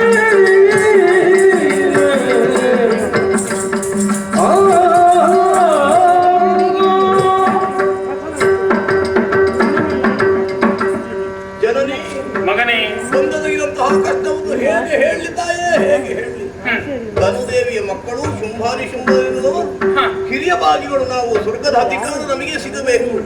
ಈ ಒಂದು ನಿಲುಮೆಯಿಂದ ಪ್ರವೇಶಿಸಿದ ಸ್ವರ್ಗಲೋಕವನ್ನು ವಿರೋಧಿಸಿದರೆ ಕಾಳಗವೇ ಆಯಿತು. ಸೋಲನ್ನು ಅನುಭವಿಸಿದವರು ದೇವತೆಗಳು. ನಮಗೇನು ತಾಯಿ, ಪಾತಾಳ ಲೋಕದಲ್ಲಿ ನಾಗಾದಿಗಳ ಹೆಣಮೆಟ್ಟಿ, ಭೂಲೋಕದಲ್ಲಿ ಭೂಪಜರನ್ನು ಹೊರಗಟ್ಟಿ ಮಹಾಪಾತಗಳನ್ನೇ ಸಗುತ್ತ ಅನ್ಯಾಯ ಅನಾಚಾರದಿಂದಲೇ ಮೆರೆಯುತ್ತಿದ್ದಾರೆ. ಹೆಚ್ಚೇ ಕಮ್ಮ ಈ ಹಿಂದೆ ಮಹಿಷೆ ಎಷ್ಟು ಪರಾಕ್ರಮಿ ಎನಿಸಿಕೊಂಡಿದ್ದಾನೋ ಅವರಿಗಿಂತಲೂ ಹೆಚ್ಚಿನಂತಹ ಶಕ್ತಿ ಸಾಮರ್ಥ್ಯವನ್ನು ಹೊಂದಿದವರು ಈ ಶುಂಭಾನಿ ಶುಂಭರು. ತಾಯಿ, ಅವರನ್ನು ವಧಿಸುವುದರ ಮೂಲಕವಾಗಿ ಸಜ್ಜನರಿಗೆ ನಿಟ್ಟುಸಿರು ಬಿಡುವುದಕ್ಕೆ ಒಂದು ಕಾರಣಲಾಗುತ್ತಾಯೇ. ಕರುಣಿಸುಗಲ ಭಯವನ್ನು ನುಡಿದರು ಕಿರಿದು ಸಮಯದಿ ಕರೆದು ನೈತಿರಣ ರವಿಯನು ಕೊರೆಯುವೆನು ನಿಮ್ಮನು ಮರೆಯ ಮಾತಲ್ಲ ಮರೆತು ನಿಜವರು ತುಗಿದ ಗಿರಿಯೊಳಗಿರುತ್ತ ನೋಡುವುದನ್ನ ಲೀಲೆಯ ಹರುಗಳೊಳಗೆ ಉಂಡನು ತ್ರಿದಶರಿಗರುಗಿ ಶ್ರೀದೇವಿ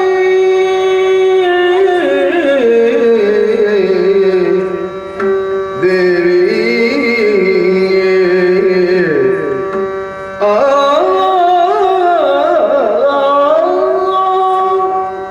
ಮಗನೇ ಸುರಪಾಲ, ಜಗದಂಬಿಕೆ ನಿನ್ನ ಅಳಲೇನೆಂಬುದು ಅರ್ಥವಾಯಿತು. ತಿಳಿಯದೆ ನಿನ್ನಲ್ಲಿ ಕೇಳಿದ್ದಲ್ಲ, ಎಲ್ಲವನ್ನೂ ಇದ್ದಲ್ಲಿಂದಲೇ ತಿಳಿದುಕೊಳ್ಳುವಂತಹ ಶಕ್ತಿ ಉಳ್ಳವಳು ನಾನು. ಆದ್ರೂ ನಿನ್ನಲ್ಲಿಯೇ ಕೇಳುವುದಕ್ಕೆ ಕಾರಣ ಇದೆ. ಏನಮ್ಮ? ಮಗುವೊಂದು ಅಳದೆ ತಾಯಿಯಾದವಳು ಯಾವ ರೀತಿ ಹಾಲುಣಿಸುವುದಿಲ್ವೋ ಅದೇ ರೀತಿ ಹೇಳುವುದಕ್ಕಿಂತ ಬಂದ ನಿನ್ನ ಬಾಯಿಂದಲೇ ನಿನ್ನ ಕಷ್ಟವನ್ನು ಕೇಳಿ ತಿಳಿದು ಆ ಬಳಿಕ ಅದಕ್ಕೆ ಪರಿಹಾರವನ್ನು ಸೂಚಿಸಬೇಕೆನ್ನುವುದಕ್ಕಾಗಿ ಪ್ರಶ್ನಿಸಿದೆ. ಶುಂಭರು ಅನ್ಯಾಯ ಮಾಡ್ತಾರೆ, ವಿಪರೀತ ತಾಯೇ, ಲೋಕಕಂಟಕರಾಗಿ ಬೆರೆಯುತ್ತಾ ಇದ್ದಾರೆ. ಹೌದಮ್ಮ. ಹೆದರಬೇಡ, ಕಿರಿದು ಸಮಯದಲ್ಲಿ ದುರುಳರನ್ನು ವಧಿಸಿ ನಿಮ್ಮೆಲ್ಲರಿಗೂ ಸುಖವನ್ನು ಒದಗಿಸಿಕೊಡ್ತೇನೆ. ಆದ್ರೆ ಅದು ತನಕ ಇದೇ ರೂಪಿನಿಂದ ನೀವು ತಿರುಗಾಡ್ತಾ ಇದ್ರಿ ಅಂತಾದ್ರೆ ನಿಮ್ಮ ಪಾಲಿಗೆ ದುರುಳರಿಂದ ಕಷ್ಟವಾದೀತು. ಅದಕ್ಕಾಗಿ ನಿಮ್ಮ ರೂಪನ್ನು ಮರೆಸಿಕೊಂಡು ಇದೇ ಸ್ಥಳದಲ್ಲಿ ಅದೃಶ್ಯರಾಗಿದ್ದುಕೊಂಡು ಮುಂದೆ ದುರುಳರನ್ನು ಯಾವ ರೀತಿ ಸಂಹಾರ ಮಾಡ್ತೇನೆ ಎನ್ನುವಂತಹ ಸಂಹಾರ ಲೀಲೆಯನ್ನು ನನ್ನ ಮಹಿಮೆಯನ್ನು ನೋಡ್ತಾ ಇದ್ದುಕೊಳ್ಳಿ, ನಿಮ್ಮೆಲ್ಲರಿಗೂ ಶ್ರೇಯಸ್ಸಾಗ್ತದೆ. ಎಂದು ಯೋಚಿಸಿ ಮಗಮಾಯೆ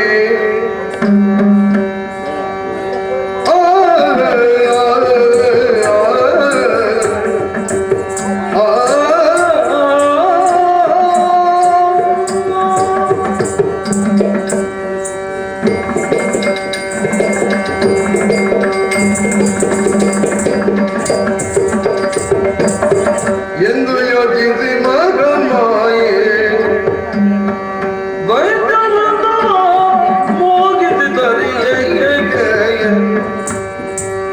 ಸುಂದರಂಗವ ತಳೆದಂತು ಕೌಶಿಕೆಯಾಗಿ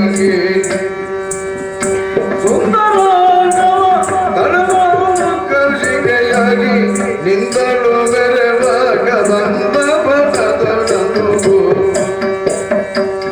ಎಂದು ಯೋಚಿಸಿ ಮಗಮಾಯೆ ದೈತು ಮೌದವ ಮೋಗಿಸಿ ತಲಿಯೇ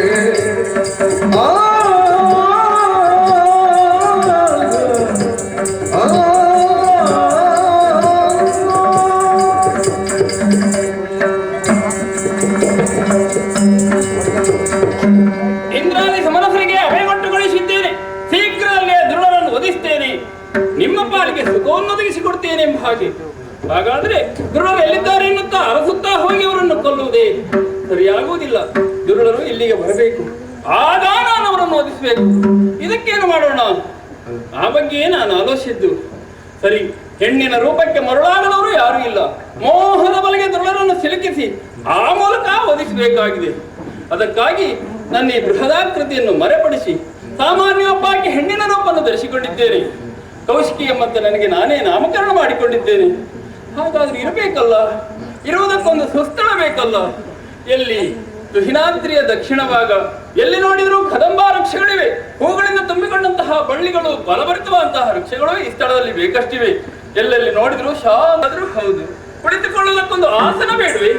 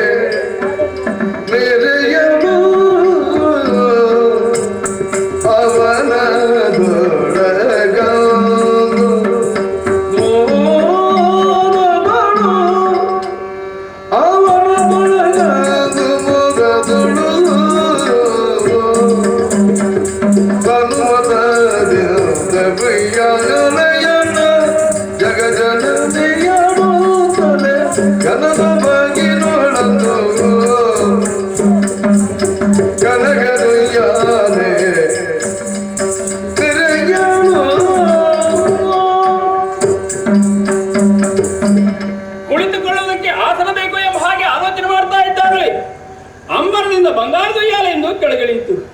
ಅದು ಕದಂಬ ವೃಕ್ಷದಡಿಯಲ್ಲಿಯೇ ಬಂದು ನಿಂತಿದೆ. ನಾನಾ ಅದನ್ನು ಶೃಂಗಾರ ಮಾಡಿದ್ದಾರೆ. ಹಾಗಾದ್ರೆ ಈ ಕನಕದ ಉಯ್ಯಾಲೆಯನ್ನು ಯಾರು ಕಳಿಸಿದ್ರು?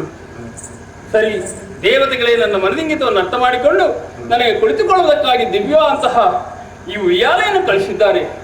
ಕುಳಿತುಕೊಳ್ಳುವುದಕ್ಕೆ ಉಯ್ಯಾಲೆಯನ್ನು ಯೋಗ್ಯವಾಗಿದೆ. ಕುಳಿತುಕೊಳ್ಳುವುದು ಹೌದು.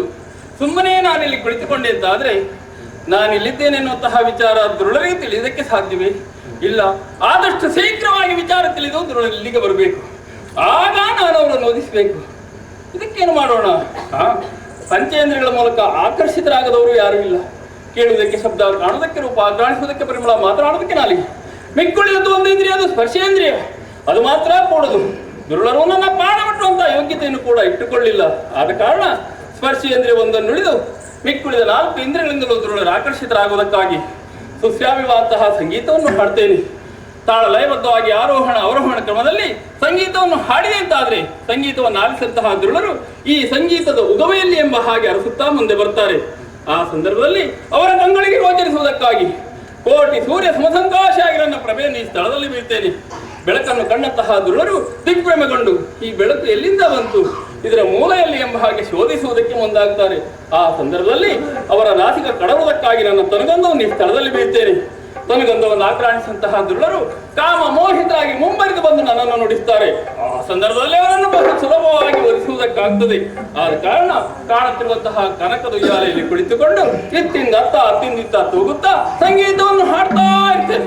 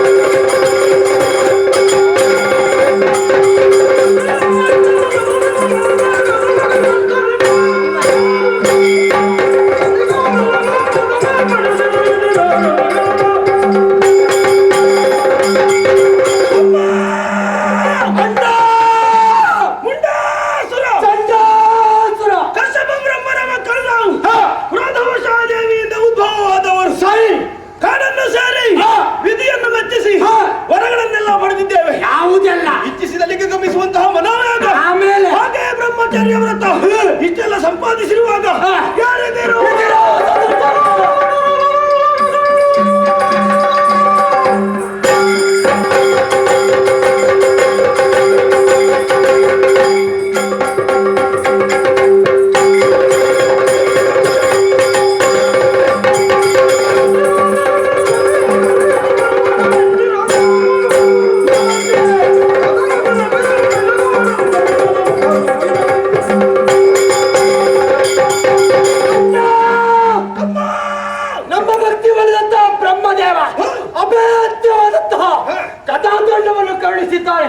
ಪರೀಕ್ಷಿಸುವುದಕ್ಕಾಗಿ ಭೂಲೋಕ ಪಾತಾಳ ಲೋಕದಲ್ಲಿ ದಿಗ್ವಿಜಯನ್ನು ಸಾಧಿಸಿ ನಮ್ಮ ಅಧಿಕಾರ ಸ್ಥಾಪನೆ ಉಳಿದತ್ತು ದೇವಲೋಕ.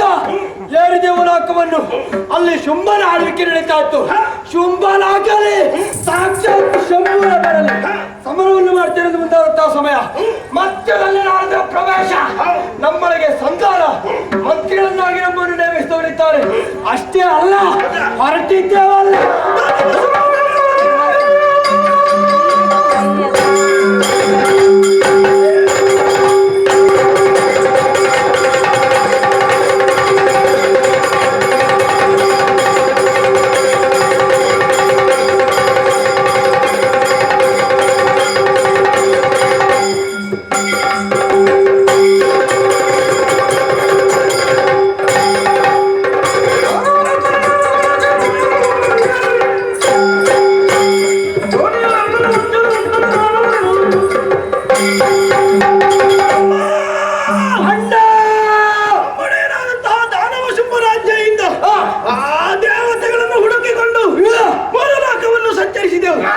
ಅದರಲ್ಲಿಯೂ ಭೂಮಿಯನ್ನು ಸಂಚರಿಸಿದ್ದೇವೆ.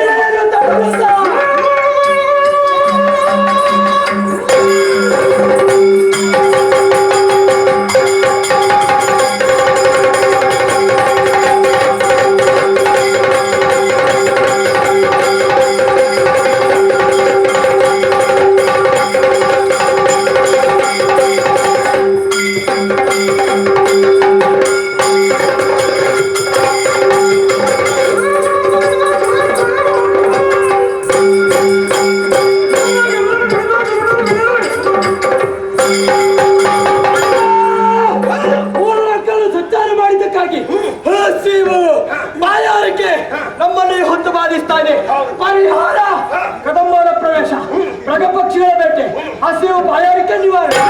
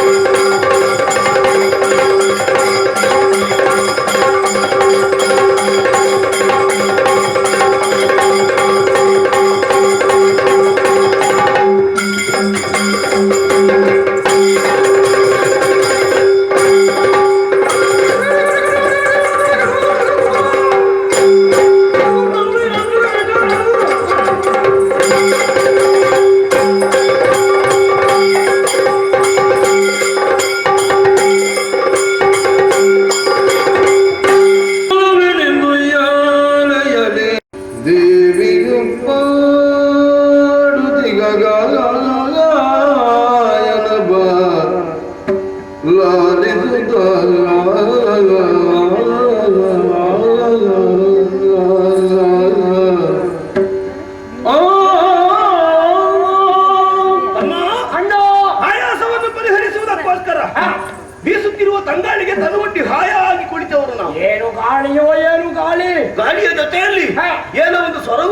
ಕಿವಿಗಳಿಗೆ ಇಂಪಾಗಿ ಕೇಳಿಸ್ತಾರೆ. ಈ ಕಾಡಿನ ಮಧ್ಯೆ ಇಷ್ಟು ಇಂಪಾಗಿ ಹಾಡುವುದು ಯಾರೋ ಇದು? ಯಾರಿದ್ದಾರ? ಇದು ಅವಳದ್ದೇ ಕೆಲಸ. ಅವಳಂದ್ರೆ ಯಾರು? ಆ ವಾಣಿ. ಯಾವ ವಾಣಿ?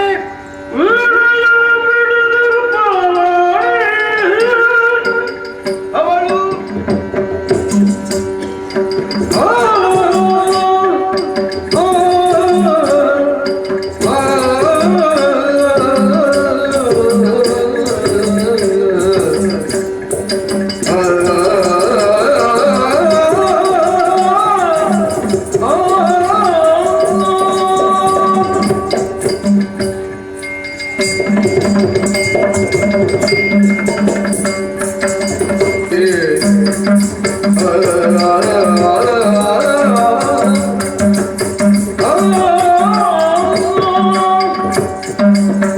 ಅವರ ಹತ್ತಿರಕ್ಕೆ ಅನುವು ಮಾಡಿಕೊಡ್ತಾರೆ. ಆ ತುಂಬ ಈ ಹೊತ್ತಿ ಕಾಡಿಗೆ ಬಂದು ಹಾಡ್ತಾ ಇದ್ದಾರೆ. ಒಬ್ಬರೇ ಲೋಕದಲ್ಲಿ ಹಾಡುವ ಮತ್ತೊಬ್ಬ ಇದ್ದಾನೆ, ದೇವಋಷಿ ನಾರದ ಮಹರ್ಷಿಗಳು. ಅವರ ಈ ಹೊತ್ತಿ ಕಾರಣಕ್ಕೆ ಬಂದು ವೀಣೆಯನ್ನು ಬಾರಿಸುತ್ತಾ ಸುಮಧುರವಾದಂತಹ ಗಾಯನವನ್ನು ಹಾಡ್ತಾ ಇದ್ದಾರೆ. ಇದು ಅವರದ್ದೇ ಧ್ವನಿ. ಅಣ್ಣ ಅವನ ಇವನ ಮತ್ತೊಬ್ಬಳು ಅಂತ ಯೋಚನೆ ಮಾಡುವುದು ಬೇಡ. ಮತ್ತೆ ಸ್ವರ ಕೇಳ್ತಾ ಉಂಟ, ಕೇಳ್ತಾ ಇದೆ. ಅದನ್ನು ಹಿಡಿಯುವ ಮೂಲಕ್ಕೆ ಹೋಗು. ಆದೀತು.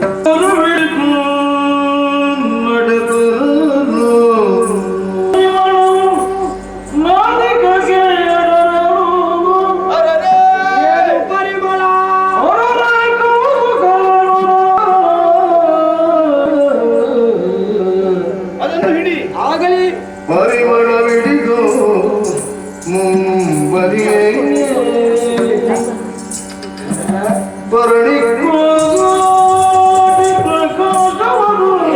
ಅದು ಬೆಳಕಲ್ಲಿಂದ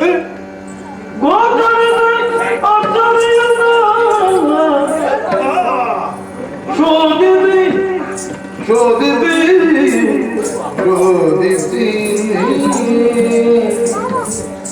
ಮರುತ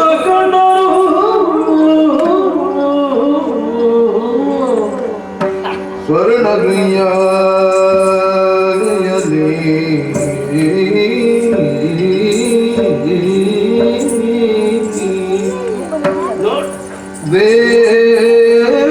ದೇವಿಯನು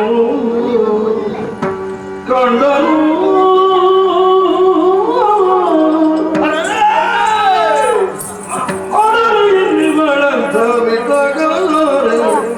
ಇವಳು ಎಂತ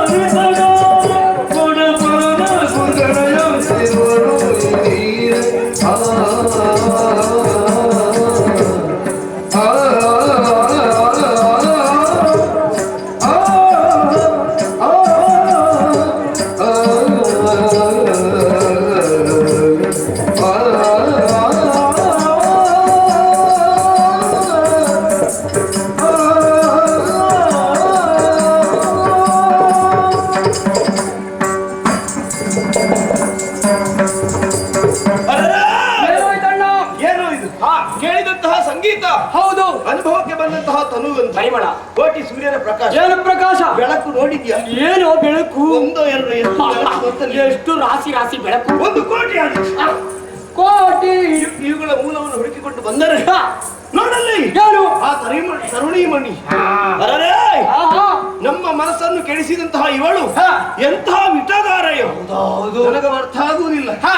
ಮನ್ಮಥನ ಬಾಣವೇ ಹೆಣ್ಣಾಗಿ ಬಂದಿತು ಅನ್ನುವ ಹಾಗೆ ಕಂಗೊಳಿಸ್ತಾ ಇದ್ದಾಳೆ. ಅವಳ ಮುಖವನ್ನು ನೋಡು, ಹೇಗಿದೆ? ಶುಭ್ರವಾದಂತಹ ಆಕಾಶದಲ್ಲಿ ಶರತ್ಕಾಲದಲ್ಲಿ ಬೆಳಗುವಂತಹ ಚಂದ್ರಮನೇ ಒಂದು ಹಾಗೆ ಪೂರ್ಣ ಚಂದ್ರ. ಹೌದು. ಹರಿಣಾಕ್ಷಿ, ಕಣ್ಣು, ವಿಮಲ ಗಾತ್ರೆ. ಅಂದ್ರೆ ಏನಾದ್ರೂ ದೋಷ ಇರ್ಲಿಕ್ಕಿಲ್ಲ ಅಂತ. ಮೇಲಿನಿಂದ ನೋಡಿದ್ರೆ ಏನು ಇಲ್ಲ, ಒಳಗಿಂದ ನೋಡಿದ್ರೆ ಇರ್ಲಿಕ್ಕಿಲ್ಲ. ಅಂದ್ರೆ ಅಂತರಂಗದಲ್ಲಿಯೂ ಬಹಿರಂಗದಲ್ಲಿಯೂ ಪರಿಶುದ್ಧವಾದಂತಹ ಸೌಂದರ್ಯವನ್ನೇ ಹೊಂದಿದವಳು ಇವಳು. ಹೌದು. ಆದ್ದರಿಂದಲೇ ತಮ್ಮ ಏನು ಇಂತಹ ಒಂದು ಹೆಣ್ಣನ್ನು ನಾವು ನೋಡುವುದು ಬಿಡು, ಇಷ್ಟವರೆಗೆ ಕಲ್ಪಿಸಿಯೂ ಇರಲಿಲ್ಲ. ಯಾರಿವಳು? ಈ ಭೂಮಿಯವಳಂತೂ ಖಂಡಿತ ಅಲ್ಲ, ಮತ್ತೆ ಮೇಲಿನವಳು ಇರಬೇಕು. ಮೇಲೆ ಒಂದರೊಮ್ಮೆ, ಇಲ್ಲದಿದ್ರೆ ಒಮ್ಮೆ, ಇಬ್ಬರಲ್ಲಿ ಒಬ್ಬಳು. ಅಣ್ಣ ಬಿಡು ಈ ಮಾತು.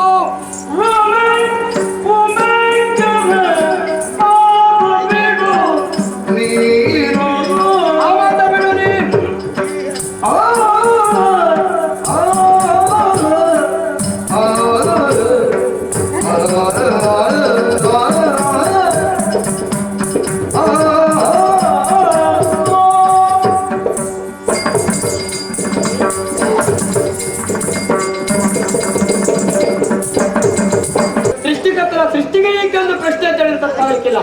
ಈವರೆಗೆ ಸೃಷ್ಟಿಸಿರುವವರಲ್ಲಿ ಏನಾದರೂ ದೋಷ ಇಟ್ಟಿದ್ದಾರೆ, ಆದ್ರೆ ಇವರಲ್ಲಿ ಏನು ದೋಷ ಕಾಣೋದಕ್ಕೆ ಸಾಧ್ಯವಿಲ್ಲ. ಹಾಗಿದ್ದರೆ ಈಕೆಯನ್ನು ಆತ ಹೇಗೆ ಸೃಷ್ಟಿಸಿರಬಹುದು? ಹೇಗೆ?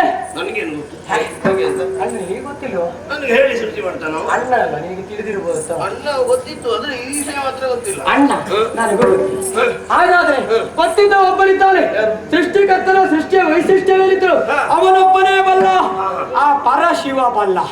ಅಣ್ಣ ನಾವೊಂದು ಕೆಲಸ ಮಾಡು. ಏನು? ವಾಯು ಹೋಗು. ಎಲ್ಲಿಗೆ? ಕೈಲಾಸಕ್ಕೆ. ಯಾಕೋ?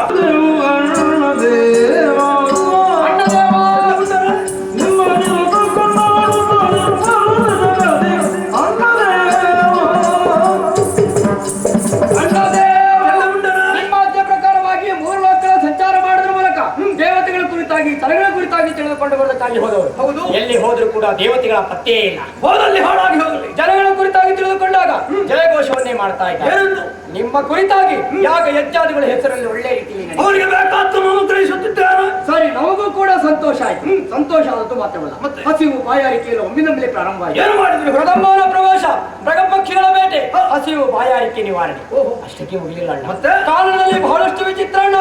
ವಿಚಿತ್ರ ಒಂದು ಸ್ವರ ಕೇಳಿಕೊಂಡು ಯಾವುದ ಪಕ್ಷಿಗಳ ಇಂಜನವಿರಬೇಕು, ಸಂಗೀತದ ಸುಸ್ವರ. ಯಾರಂತಹ ವಿದ್ವಾಂಸ ಹುಡುಕಿಕೊಂಡು ಹೋದರೆ ಕದಪ್ಪ ವೃಕ್ಷಕ್ಕೆ ಬಿಗಿದಂತಹ ಉಯ್ಯಾಲೆಯಲ್ಲಿ ಕುಳಿತು ನಾರಿ ಬಡಿಯವರುಗಳು ಹಾಡುತ್ತಿದ್ದಾಳೆ, ಪಾಡುತ್ತಿದ್ದಾಳೆ. ಸಾಮಾನ್ಯಳಾದ ತರುಣಿಯಲ್ಲ, ನಾರಿಯರ ಕುಲದಲ್ಲಿ ರತ್ನ ಸದೃಶಳಿದ್ದಾಳೆ. ವಿಶ್ವ ಸುಂದರಿ ಅನ್ನೋದ್ರಲ್ಲಿ ಅನುಮಾನವೇ ಇಲ್ಲ.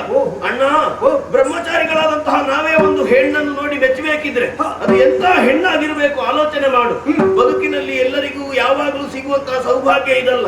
ಆದ್ದರಿಂದ ಅವಳನ್ನು ನೀನು ವರಿಸಬೇಕಣ್ಣ. ಈಗ ಸಮಾಚಾರ. ಹೌದು.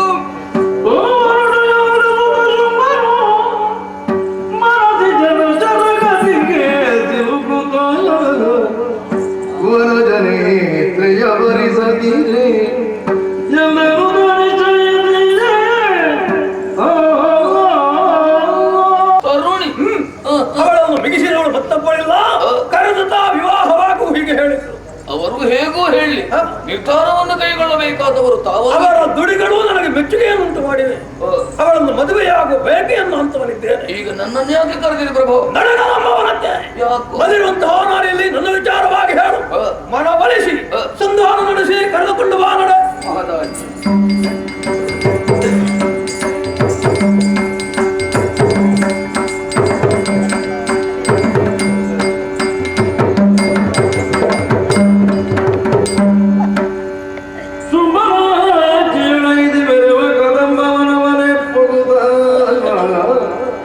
ಇದಲ್ಲೇ ಕದಮ್ಮ ನೆರೆ ಕಂಡು ಸುಗ್ರೀವ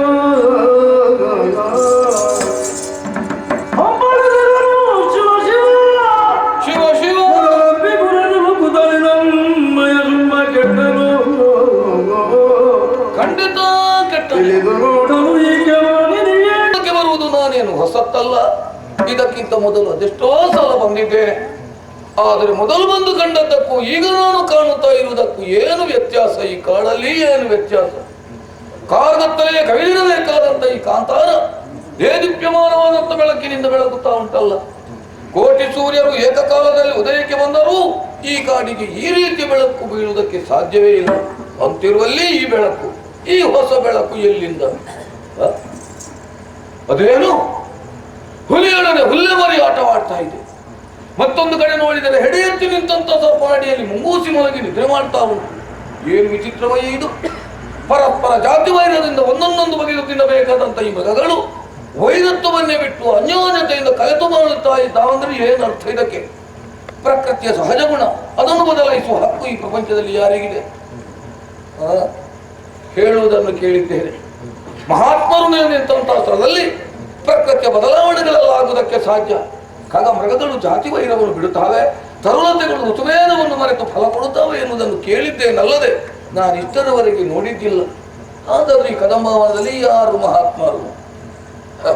ಯಾರು ಮಹಾತ್ಮರೋ ಏನು ಮಹಾತ್ಮೆಯೋ ಆ ಕಡೆಗೆ ಗಮನವಲ್ಲ, ಕರ್ತವ್ಯದ ಕಡೆಗೆ ಲಕ್ಷ್ಯ ಹರಿಸಬೇಕಲ್ಲ. ತರುಣಿಯೊಬ್ಬಳಿದ್ದಾಳೆ ಅಂತ ಹೇಳಿದ ನಮ್ಮ ಯಜಮಾನ, ಅವಳನ್ನು ನೋಡಿಸುವುದಕ್ಕೆ ಮನ ಮಾಡಿದ ನೇಮಿಪು.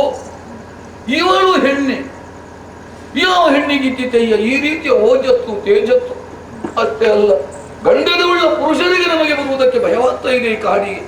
ಇಂತಹ ಕಾಡಲ್ಲಿ ಹೆಣ್ಣಾದಂತ ಈಕೆ ಏಕಾಂಗಿನಿಯಾಗಿ ನಿರ್ಭೀತಿಯಿಂದ ಉಯ್ಯಾಲೆ ಆಡ್ತಾ ಇದ್ದಾಳೆಂದರೆ ಏನರ್ಥ ಇದಕ್ಕೆ? ಯಾವ ಹೆಣ್ಣಿಗೆ ಬಂದಿದ್ದ ಈ ಧೈರ್ಯ? ಹಾಗಾದ್ರೆ ಇವಳು ಯಾರು? ಸರಿ ಸರಿ, ತಿಳಿದು ನೋಡಿದರೆ ಈಕೆ ಮಾನಿನಿಯೇ. ಚಂಡಮುಂಡರು ತಿಳಿಯದೆ ನೋಡಿದ್ದಾರೆ, ಹೆಣ್ಣೆಂಬ ಭ್ರಮೆ ತಾಳಿದ್ದಾರೆ.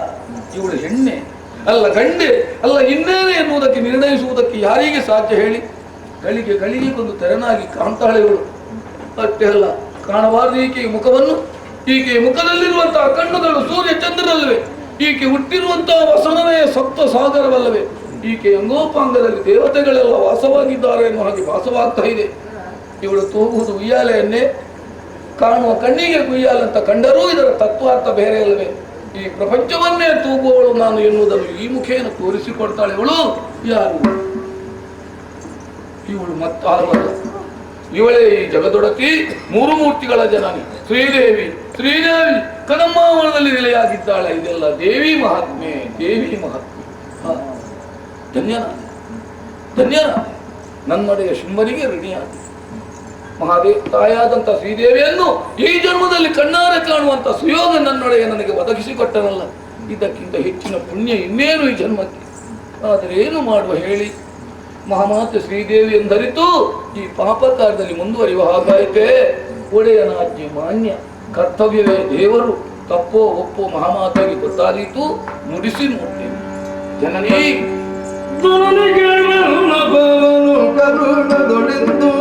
ಅಮ್ಮ ವನದಿನಿ ಕುಳಿದಿರುವುದೇಕೆ? ಯಾಕೆ ತಾಯಿ? ಸನ್ಮತವಲ್ಲಿದು ನಿನಗೆ ಬಯಕೆ ಜನನಿ.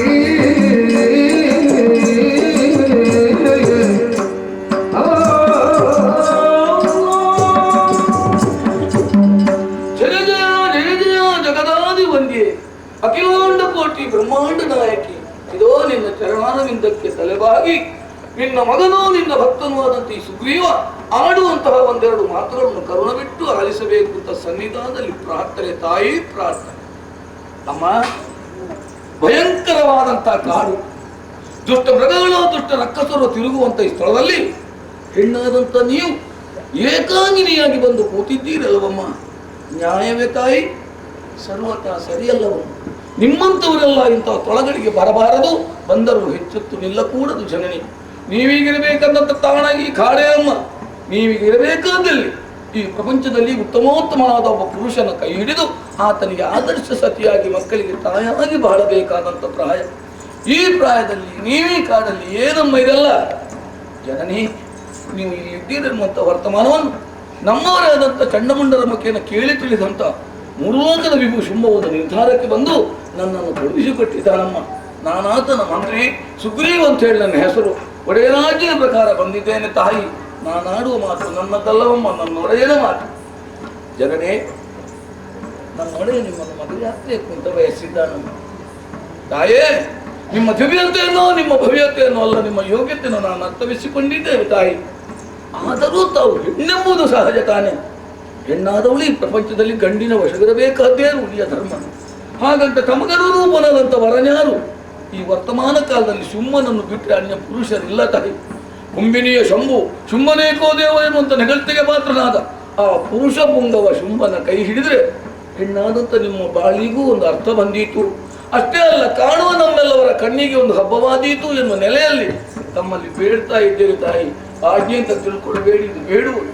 ಅಮ್ಮ, ನನ್ನೊಟ್ಟಿಗೆ ಎಲ್ಲಿವರೆಗೆ ವಿಜಯಂಗೈದು ನನ್ನೊಡೆಗೆ ಶುಂಭನ ಕೈ ಹಿಡಿದು ಮಡದಿಯಾಗಿ ಬರ್ತೀರಿ ತಾಯಿ.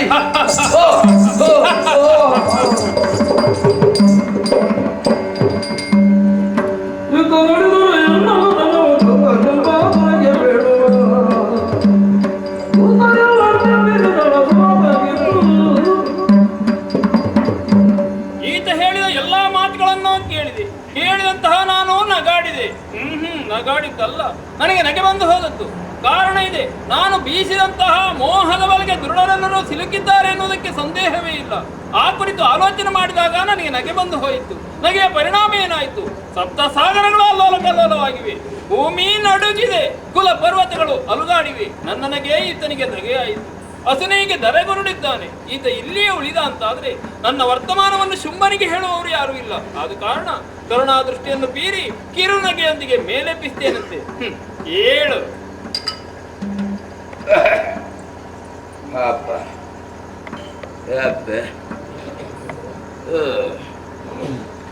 ಏನೊಂದು ಸುಖ ನಿದ್ರೆ ಮಾತ್ರ.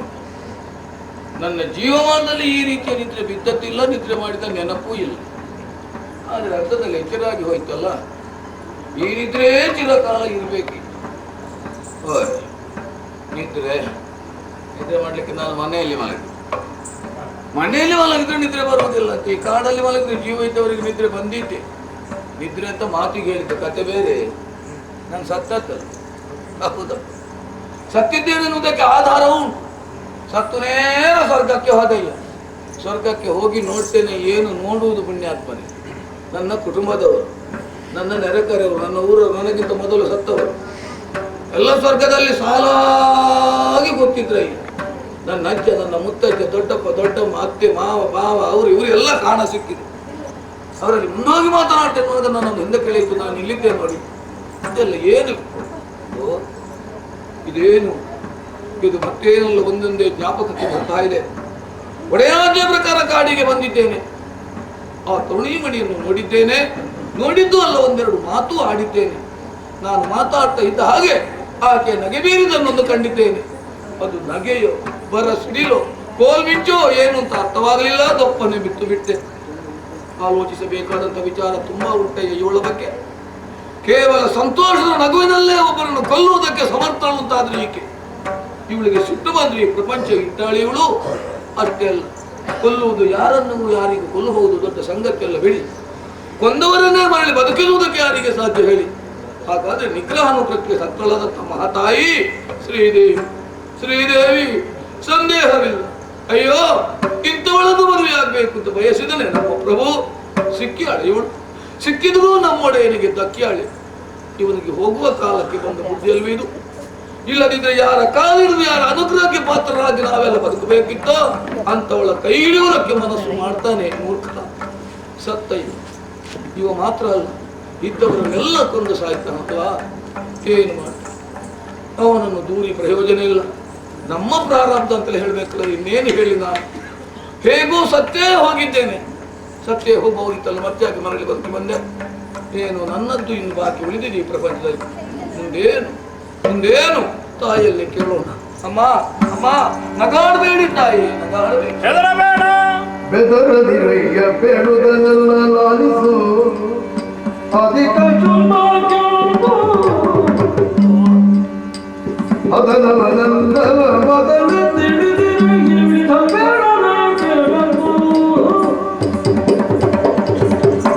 ಅಯ್ಯ ಸುಗ್ರೀವಾಸುರ, ಜನನಿ ನೀ ನೀನು ಶುಂಭನ ಅಮಾತ್ಯನಲ್ಲವೇ? ಹೌದು. ಆತನ ಆಡತ್ಯಂತೆ ಬಂದು ವಿಚಾರವನ್ನೆಲ್ಲ ಹೇಳಿದ್ದೀಯ. ಸತ್ಯ ತಾಯಿ. ಆದ್ರೆ ನಿಮ್ಮ ಒಡೆಯನ ಅಪೇಕ್ಷೆಯಂತೆ ಆತನನ್ನು ಮದುವೆಯಾಗುವುದಕ್ಕೆ ಮಾತ್ರ ಸಾಧ್ಯವಿಲ್ಲ. ಯಾಕಿಲ್ಲಮ್ಮ? ಕಾರಣ ಇದೆ. ಏನ್ ತಾಯಿ? ನಾನು ಚಿಕ್ಕವಳಿರುವಾಗಲೇ ಪಣವೊಂದನ್ನು ಮಾಡಿಕೊಂಡಿದ್ದೇನೆ. ಪಣ? ಏನು ಅಂತ ಕೇಳಬಹುದಮ್ಮ? ಯಾರು ನನ್ನನ್ನು ಮದುವೆಯಾಗಬೇಕೆನ್ನು ಹಾಗೆ ಆಸೆ ಪಡ್ತಾರೋ ಅಂತವರು ನನ್ನಲ್ಲಿ ಯುದ್ಧ ಮಾಡಬೇಕು, ಯುದ್ಧದಲ್ಲಿ ಗೆದ್ದು ನನ್ನನ್ನು ವರಿಸಬೇಕು ಎನ್ನುವ ಹಾಗೆ. ನಿಮ್ಮೊಡೆಯ ಶುಂಭ 3 ಲೋಕದ ವಿಭುವೆಂದೆನಿಸಿಕೊಂಡವ ಅಂತಾದ್ರೆ ಎಲ್ಲಾ ಕಡೆಯಲ್ಲೂ ತನ್ನ ಪೌರುಷವನ್ನು ಪ್ರದರ್ಶಿಸಿದ್ದಿದ್ರೆ ಇಲ್ಲಿ ಬರ್ಲಿ, ನನ್ನಲ್ಲಿ ಹೋರಾಡ್ಲಿ, ನನ್ನನ್ನು ಜಯಿಸಿ ಆ ಬಳಿಕ ಮದುವೆ ಆಗಲಿ. ಶುಂಭನೇನು ಅವನ ತಮ್ಮನಿ ಶುಂಭನಾಗಲಿ, ಅಲ್ಲ ಶಂಭುವೇ ತರಗಿಳಿದು ಬರಲಿ, ಯುದ್ಧ ವಿನಃ ಮದುವೆ ಆಗೋದಿಲ್ಲ. ಹೋಗು ಹೇಳು. ಅಪ್ಪಣ್ಣ ತಾಯಿ. ಅಪ್ಪಣ್ಣ ಅಮ್ಮ, ನೀವಾಡಿದ ಮಾತಿನ ಸತ್ವ ಏನು, ಅದರ ನಿಜ ತತ್ವ ಏನು? ಅಲ್ಲ, ನೀವು ಈ ರೂಪದಿಂದ ಈ ಕಾಡ ಮಧ್ಯೆ ಬಂದು ನಿಲ್ಲುತ್ತಿರುವ ನಿಮ್ಮ ಪರಮೋದ್ದೇಶ ಏನು? ಅರ್ಥವಿಸಿಕೊಂಡೆ ತಾಯೇ, ಅರ್ಥವಿಸಿಕೊಂಡೆ. ನನ್ನಡೇನಿಗೂ ಈ ವಿಚಾರವಾಗಿ ತಿಳಿಯ ಹೇಳ್ತೇನೆ. ಕೇಳುವುದು ಬಿಡುವುದು ಅವನ ಚಿತ್ತಕ್ಕೆ ಬಿಟ್ಟದ್ದು. ಜನನಿ, ನನ್ನದೇ ಆದ ಒಂದು ಬೇಡಿಕೆ ಉಂಟು, ತಮ್ಮ ಪಾದಮೂಲದಲ್ಲಿ ಕೇಳಿಕೊಳ್ಳಲೇ? ಕೇಳಿಕೋ ತಾಯಿ. ಯಾವ ಜನ್ಮದಲ್ಲಿ ಮಾಡಿದಂತಹ ಪಾಪದ ದೆಸೆಯಿಂದಲಾಗಿ ಈ ಜನ್ಮದಲ್ಲಿ ಈ ದುಷ್ಟಕೂಟದಲ್ಲಿ ಹುಟ್ಟಿ ಬಂದೆ. ನಮ್ಮ ಹುಟ್ಟಿದ ಅಂದಿನಿಂದ ಇಂದಿನವರೆಗೆ ನನಗಾಗಿಯೋ ಮತ್ತೊಬ್ಬರಿಗಾಗಿಯೋ ತಿಳಿಯದೆಯೋ ನನ್ನ ಜೀವನದಲ್ಲಿ ನಾನು ಎಷ್ಟು ಪಾಪಕರ್ಮಗಳನ್ನು ಮಾಡಿದ್ದೇನೋ ಆ ಮುಖೇನ ಪಾಪ ಸಂಚಯ ಮಾಡಿಕೊಂಡಿದ್ದೇನೆ ಅಂತ ಶಂಕೆ ನನಗುಂಟು. ಜನನಿ, ನಿಮ್ಮ ಈ ದಿವ್ಯ ಸ್ವರೂಪವನ್ನು ಕಂಡಲ್ಲಿಗೆ ನಾವು ಜನ್ಮ ಜನ್ಮಾಂತರದಲ್ಲಿ ಮಾಡಿದಂತ ಪಾಪ ಏನಿದ್ದರೂ ನಶಿಸಿ ಹೋಗಬಹುದು ಅಂತ ನಾವು ಸಮಾಧಾನ ತಂದುಕೊಂಡರು. ಹುಟ್ಟಿದವರು ಸಾಯುವುದಂತೆ, ಸತ್ತವರೇ ಮರಳಿ ಹುಟ್ಟುವುದಂತೆ ಈ ಕರ್ಮ ಪ್ರಪಂಚದಲ್ಲಿ ನನಗೂ ಮರಳಿ ಜನ್ಮ ಒಂದು ಉಂಟು ಅಂತಾದರೆ ಈ ದುಷ್ಟರ ಒಳನಾಡಲ್ಲಿ ಹುಟ್ಟದಾಗಿ ಅನುಗ್ರಹ ಮಾಡಿ ಒಳ್ಳೆ ಸದ್ಭಕ್ತರ ಕೂಟದಲ್ಲಿ ಹುಟ್ಟಿ ಬಂದು ಸದಾ ನಿನ್ನಡಿಯನ್ನು ಧ್ಯಾನಿಸಿ ನಿನ್ನ ಸೇವೆ ಮಾಡುವ ಸುಯೋಗ ಒದಗಿಸಿಕೊಡ್ಬೇಕು ಅಂತ ಪ್ರಾರ್ಥನೆ ತಾಯಿ. ಇಷ್ಟಾರ್ಥ ಸಿದ್ಧಿರಸ್ತು. ಹೋಗು.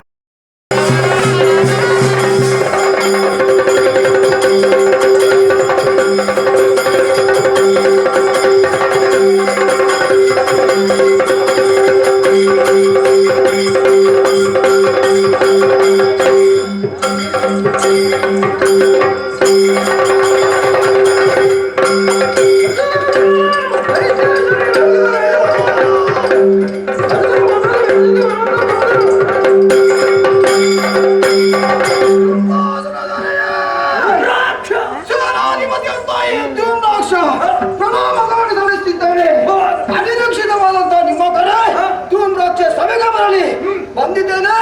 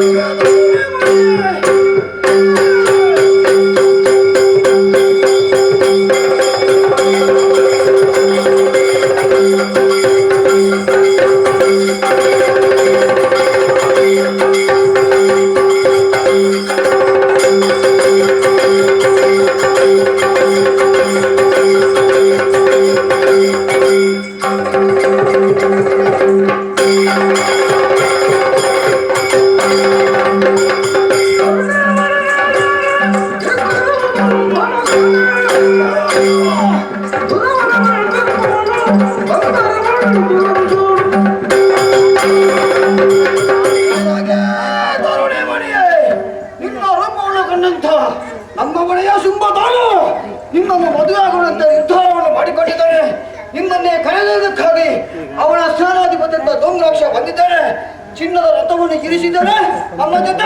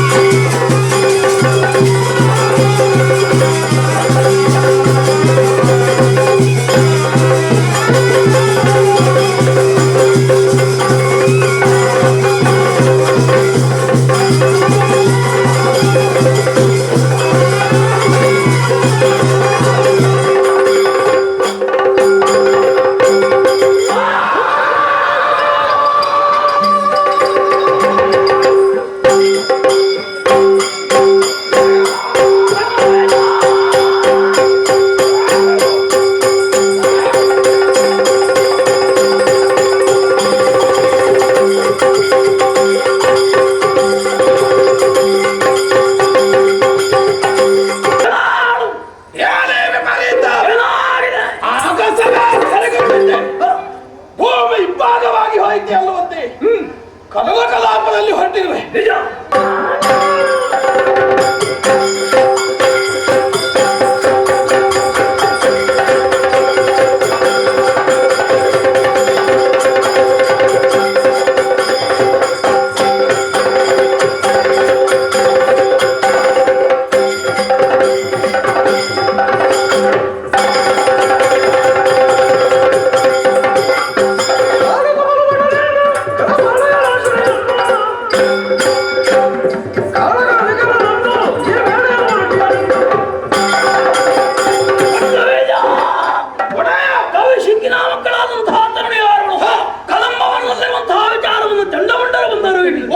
ಮದುವೆಯಾಗುವ ಉದ್ದೇಶದಿಂದ ಸಂಧಾನಕ್ಕೆಂದು ಸುಗ್ರೀವನನ್ನು ಕಳುಹಿಕೊಟ್ಟೆ. ಸಂಧಾನ ವಿಫಲವಾಗಿ ಹೋಯಿತು. ಧೂಮ್ರಾಕ್ಷನು ಮಟ್ಟಿದ ಎಳೆದುತ್ತರವದಕ್ಕಾಗಿ ತರುವುದೇನು ಬಿಟ್ಟ ಕಣ್ಣಿನಿಂದ ಹುಂಕರಿಸಿ ಸುಟ್ಟ ಧೂಮ್ರಾಕ್ಷನ ಮರಣ ಆಗಿದೆ. ಮುಂದೆ ಚಂಡಮಂಡಲವನ್ನು ಕಳುಹಿದ ಅವರನ್ನು ಚಂಡಿಕೆಯಾಗಿ ವಧಿಸಿದ್ದಾಳೆ. ಚಂಡಮಂಡಲು ಸತ್ತು ಹೋದ್ರು. ನಿಜ. ಮತ್ತು ನೀನು ಯುದ್ಧಕ್ಕೆ ಹೊರಟದ್ರ ಅರ್ಥ ಏನು? ಅಸುರ ಸಮೂಹವನ್ನೇ ತರೆಯುವಂತಹ ಮನಸ್ಸನ್ನು ಹೊಂದಿರುವಂತಹ ಆ ತರುಣಿಯನ್ನು ಶಿಕ್ಷಿಸಿ ಮದುವೆಯಾಗಲೇಬೇಕೆನ್ನುವಂತಹ ದೃಢ ನಿರ್ಧಾರದಿಂದಲೇ ಆಯುಧ ಹತ್ತಿರ ಮಧ್ಯ ಪ್ರವೇಶ ಮಾಡಿದೆಯಲ್ಲ, ಏನು ಒಂದೇ ಹೇಳು. ಮನಾಗತವಾದಂತಹ ಅಭಿಪ್ರಾಯಕ್ಕೆ ಅವಕಾಶ ಉಂಟೆ ಪ್ರಭು? ಅವಧರಿಸಬೇಕು.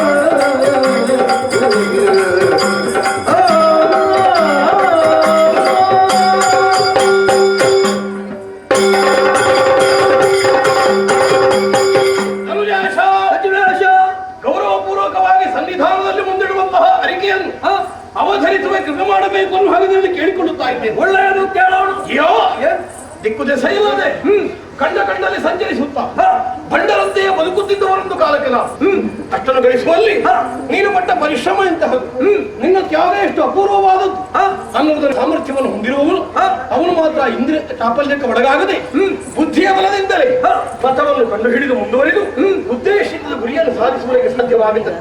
ಪ್ರಭೋ, ಇದನ್ನು ಲೋಕಕ್ಕೆ ಬೋಧೆ ಮಾಡಿದವನಲ್ಲ ನೀನು, ನಿನ್ನ ಆಚರಣೆಯನ್ನೇ ಆದರ್ಶವನ್ನಾಗಿ ತೋರಿಸಿಕೊಟ್ಟವನು. ನಮ್ಮ ವಿರೋಧಿಗಳಾದ ಚಂಡಮುಂಡರಾಡಿದಂತಹ ನುಡಿಯನ್ನು ಕೇಳಿ ಆಕೆಯ ಕುರಿತಾಗಿ ಭಾಮಕನಾಗ್ತಿ ಎಂದಾದ್ರೆ ಅವಳ ರೂಪಕ್ಕೆ ಸೋತೆಯೋ ನೀನು ನೋಡಿದ್ದಿಲ್ಲ. ಆಕೆಯದ್ದಾದಂತಹ ಲಾಲಿತ್ಯ ನಿನ್ನ ಮನಸ್ಸಿಗೆ ಮೆಚ್ಚುಗೆ ಆಯಿತೋ ನೀನಿಷ್ಟರ ತನಕ ಅವಳನ್ನು ಕಂಡದ್ದೇ ಇಲ್ಲ. ಹಾಗಿದ್ರೆ ಯಾವುದಕ್ಕಾಗಿ ನೀನು ಸೋತೆ? ಯಾತಕ್ಕೆ ಭ್ರಮೆಯ ಅಂತಿರುವೆ? ನನಗೆ ಅರ್ಥವೇ ಆಗುವುದಿಲ್ಲ. ಈ ಸಮಯಕ್ಕೆ ಎಲ್ಲೋ ಕದಂಬದಲ್ಲಿ ವಾಸಿಸಿರುವ ಹೆಣ್ಣಿನ ಕುರಿತು ನೀನು ಆಕರ್ಷಿತನಾಗ್ತಿ ಎಂದಾದ್ರೆ ಮನ್ಮಥನ ಶರವೇ? ಈ ಪ್ರಾಯದಲ್ಲಿ ನಿನಗೆ ಮನ್ಮಥನ ಶರ ಎಂತದ್ದು? ಹಾಗಿದ್ರೆ ಕೇವಲ ಹುಟ್ಟು ಕಲ್ಪನೆಯೇ? ಹಾಗಿದ್ರೆ ಮೊದಲ ಬುದ್ಧಿವಂತ ಶುಂಭ ಎಲ್ಲಿಗೆ ಹೋದ? ಒಟ್ಟು ಭ್ರಾಮಕನಾಗಿ ನೀನು ವ್ಯವಹರಿಸಿ ಅನ್ನುವುದಷ್ಟೇ ನನಗೆ ಅರ್ಥವಾಗುತ್ತದೆ. ಯಾಕೆ ಪ್ರಭು ಹೀಗಾಗಿ? ಕದಂಬವನದಲ್ಲಿ ಒಬ್ಬಳೇ ಇರುವುದಕ್ಕಿಂತ ಇಲ್ಲಿ ನನ್ನೊಟ್ಟಿಗೆ ಇರಬಹುದಲ್ಲ ಅವಳಿಗೆ. ಒಬ್ಬಳೆ ಅವಳು ಎಲ್ಲಿಯೇ ಇರಲಿ, ನಮಗೇನು ಮಾಡಬೇಕು? ಅಂತಹ ತರುಣಿ ಅಲ್ಲಿರುವುದು ಸಾಧ್ಯ ಸರಿಯಲ್ಲ. ಯಾರು ತರುಣಿ? ಅವಳನ್ನು ತರುಣಿ ಎಂದೇ ತರ್ಕಿಸಿದೆ. ಹೌದು, ತರುಣಿ ಅಲ್ಲ ಪ್ರಭಾ. ಮತ್ತೆ ಯಾರು? ತರುಣಿ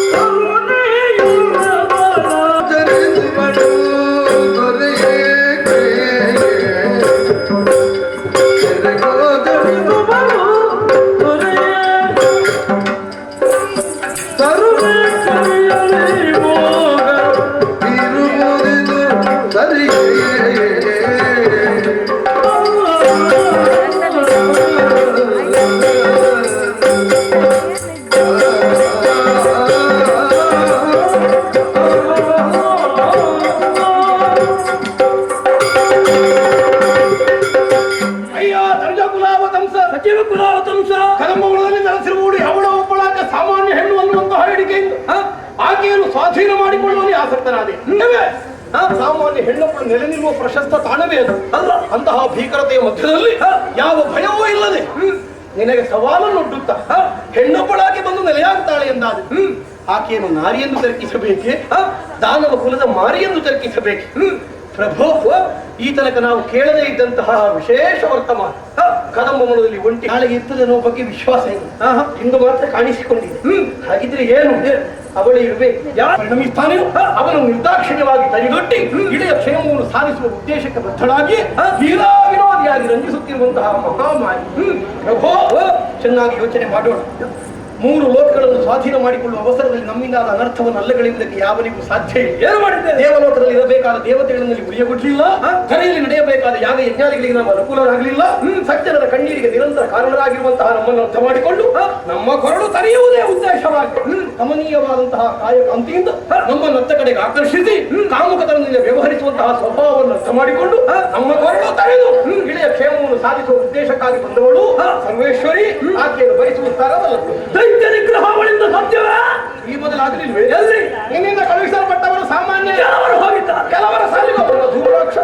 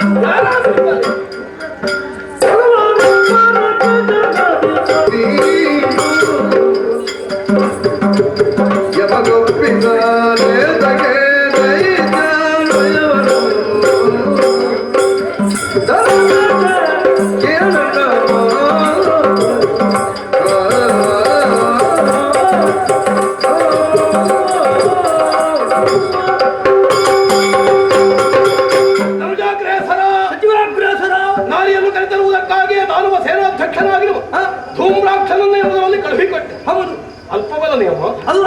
ಹಾಗೆಂದು ಬದುಕಿ ಬಂದನೆ ಇಲ್ಲ. ಅಖಂಡವಾದ ಬ್ರಹ್ಮಚರ್ಯವನ್ನು ಪರಿಪಾಲಿಸಿಕೊಂಡು ಬಂದಿರುವ ತನಕ ಮರಣವೇ ಇಲ್ಲ ಅನ್ನುವ ವರವಿಶೇಷವನ್ನು ಗಳಿಸಿರುವ ಚಂಡಮುಂಡರು ಸರ್ವನಾಶವಾಗಿ ಮೊದಲಿಗೆ ಅಳಿದನಂತೆ, ಆಮೇಲೆ ಬದುಕಿ ಬಂದು ಅವನೇ ನಿನ್ನತ್ತೆ ಈ ಕಥನವನ್ನು ಹೇಳಿದನಂತೆ. ಹೌದು, ಒಂದದ್ದು ನಾವು ಉಂಟು ಸಾವಿರದಿಂದ ಮೇಲೆ. ಓಹೋ, ಒಬ್ಬರನ್ನಾದ್ರೂ ಬದುಕಿಸಲಿಕ್ಕಾಗಿದೆ. ಅಗತ್ಯವಿರಲಿಲ್ಲ. ಅಗತ್ಯ ಮತ್ತೆ ಬಿಡು ಮರದ ಮೂರ್ಖತೆಯ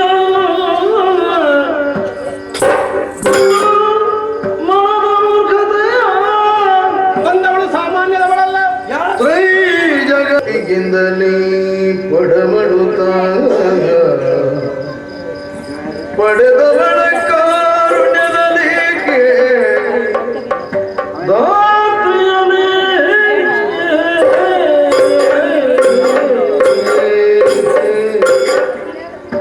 ಜಡಜ ಪೀಠ ವರಯ್ಯ ಬಾಳು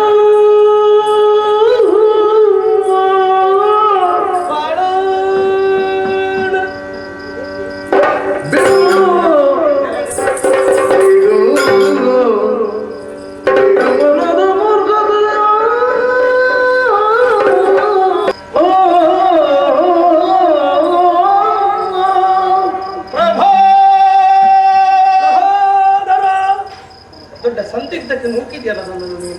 ಏನಾಯ್ತು ಈಗ? ಏನು ಮಾಡಬೇಕು ಅಂತ ನನ್ನ ಹತ್ರ ಕೇಳುವುದು ಅಭಿಪ್ರಾಯ ಬೇಕಲ್ಲ. ನಾನು ಹೇಳಿದ ಏನನ್ನು ಹೇಳುವ? ಧೂಮ್ರಾಕ್ಷ ಚಂಡಮುಂಡರ ಮರಣದ ವಾರ್ತೆಯನ್ನು ಅರ್ಥ ಮಾಡಿ ಕದನ ಕರ್ಕಶರಾಗಿ ಹೊರಟು ನಿಂತರಿಂದ ತಡೆಗೆ ತಡೆಯನ್ನು ತರುವುದೇ ನನ್ನ ಜೀವನದ ಉದ್ದೇಶವಾಗಿ. ಅದಕ್ಕಾಗಿ ಬಂದಿದ್ದೇನೆ ಪ್ರಭು. ಚೆನ್ನಾಗಿ ಯೋಚನೆ ಮಾಡಿ, ನೀನೇ ಸಂಪಾದನೆ ಮಾಡಿ ನಷ್ಟ ಮಾಡಿದ್ರೆ ದಾನವ ಸಮುದಾಯಕ್ಕೆ ಆಧಾರ ಸ್ತಂಭವಾಗಿ ಬಂದವನು ನೀನೇ ಕಟ್ಟಿದ್ದು, ನೀನೇ ಬೆಳೆಸಿದ್ದು, ಇಷ್ಟರವರೆಗೆ ನೀನೇ ಉಳಿಸಿದ್ದು ಒಪ್ಪಿಕೊಳ್ತೇನೆ ನಾನು.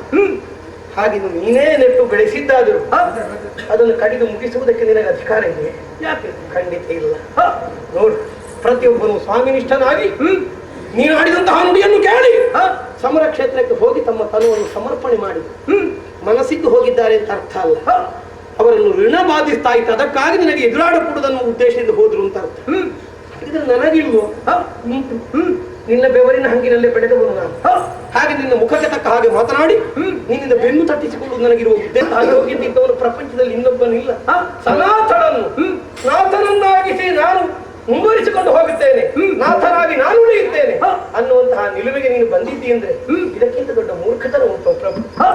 ನೀನು ಇನ್ನೊಬ್ಬರಿಗೆ ತಲೆಬಾಗುವುದಿಲ್ಲ ಅಂತ ಏನು ಜೀವನದ ಬಿಟ್ಟು ಬಿಡದನ್ನು ಬಂದವಳು ಮೂರು ಲೋಕದ ಜನನಿ ಎನ್ನುವುದು ಸ್ಪಷ್ಟವಾದ ಮೇಲೆ ಪಂಥವೇನು ಪೌರುಷವೇನು ಅಳಿದ ದಾನವ ವೀರರ ಬಗ್ಗೆ ಇನ್ನು ಯೋಚಿಸಿರೋರು ಬದುಕಿ ಬರುವ ಹಾಗೆ ಉಳಿದವರನ್ನಾದ್ರೂ ಉಳಿಸಿಕೊಂಡು ಬುದ್ಧಿವಂತ ಶುಂಭದವರೇ ಅನ್ನೋ ಹಾಗೆ ಪ್ರಪಂಚದವರು ನಿನ್ನಂತ ಶಹಬಾಸನ್ನು ಹೇಳುವಂತಹ ವ್ಯವಹಾರವನ್ನು ನೀನು ಮಾಡಬೇಕು. ನಡೆಯುವನು ಎಡುವುದು ಸಹಜ. ಕೆಡದ ಭೂಮಿಯನ್ನು ಆಧರಿಸಿ ಮತ್ತೆ ಮೇಲೆ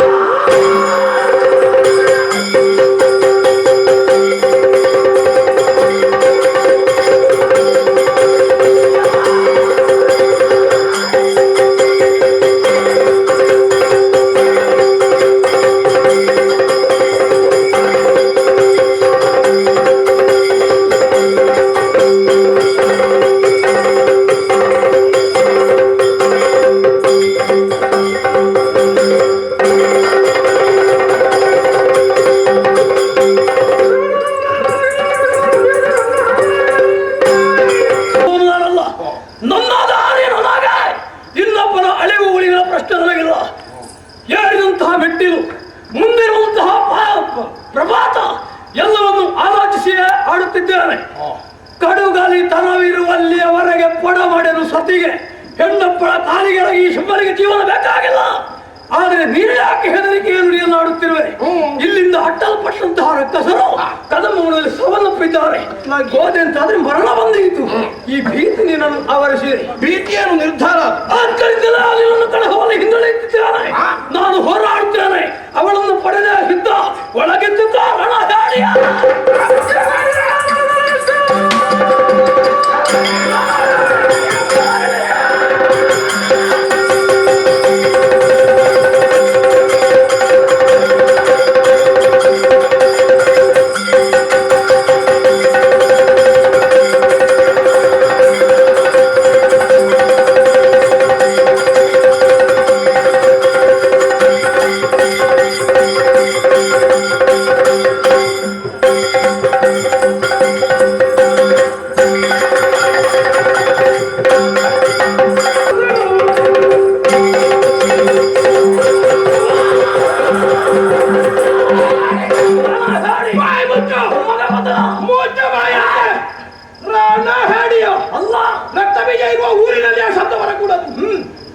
ಕಾಳಗದ ಕಣದಲ್ಲಿ ವಿರೋಧಿಗಳ ಎದೆನಡಗಿಸುವ ಸಾಮರ್ಥ್ಯ ಹೊಂದಿರುವ ನನಗೆ ಪಲಾಯನ ಪಂಡಿತರ ಪಟ್ಟ ಕಟ್ಟಿದೆಯಾ ಪ್ರಭುವೆ?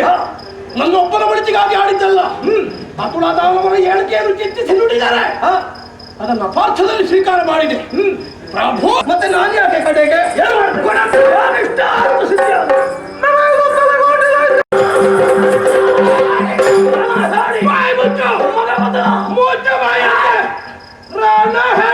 ಅಲ್ಲ ರಕ್ತ ಬೀಜ ಇರುವ ಊರಿನಲ್ಲಿ ಆ ಶಬ್ದ ಬರಕೂಡದು. ಕಾಳಗದ ಕಣದಲ್ಲಿ ವಿರೋಧಿಗಳ ಎದೆನಡಗಿಸುವ ಸಾಮರ್ಥ್ಯ ಹೊಂದಿರುವ ನನಗೆ ಪಲಾಯನ ಪಂಡಿತರ ಪಟ್ಟ ಕಟ್ಟಿದೆಯಾ ಪ್ರಭುವೆ? ನನ್ನೊಬ್ಬರ ಬಳಿತಿಗಾಗಿ ಆಡಿದ್ದಲ್ಲ. ಅತುಳಾದವರ ಹೇಳಿಕೆಯನ್ನು ಚಿಂತಿಸಿ ನುಡಿದ್ದಾರೆ. ಅದನ್ನು ಅಪಾರ್ಥದಲ್ಲಿ ಸ್ವೀಕಾರ ಮಾಡಿದೆ ಪ್ರಭು. ಮತ್ತೆ ನಾನು ಯಾಕೆ ಕಡೆಗೆ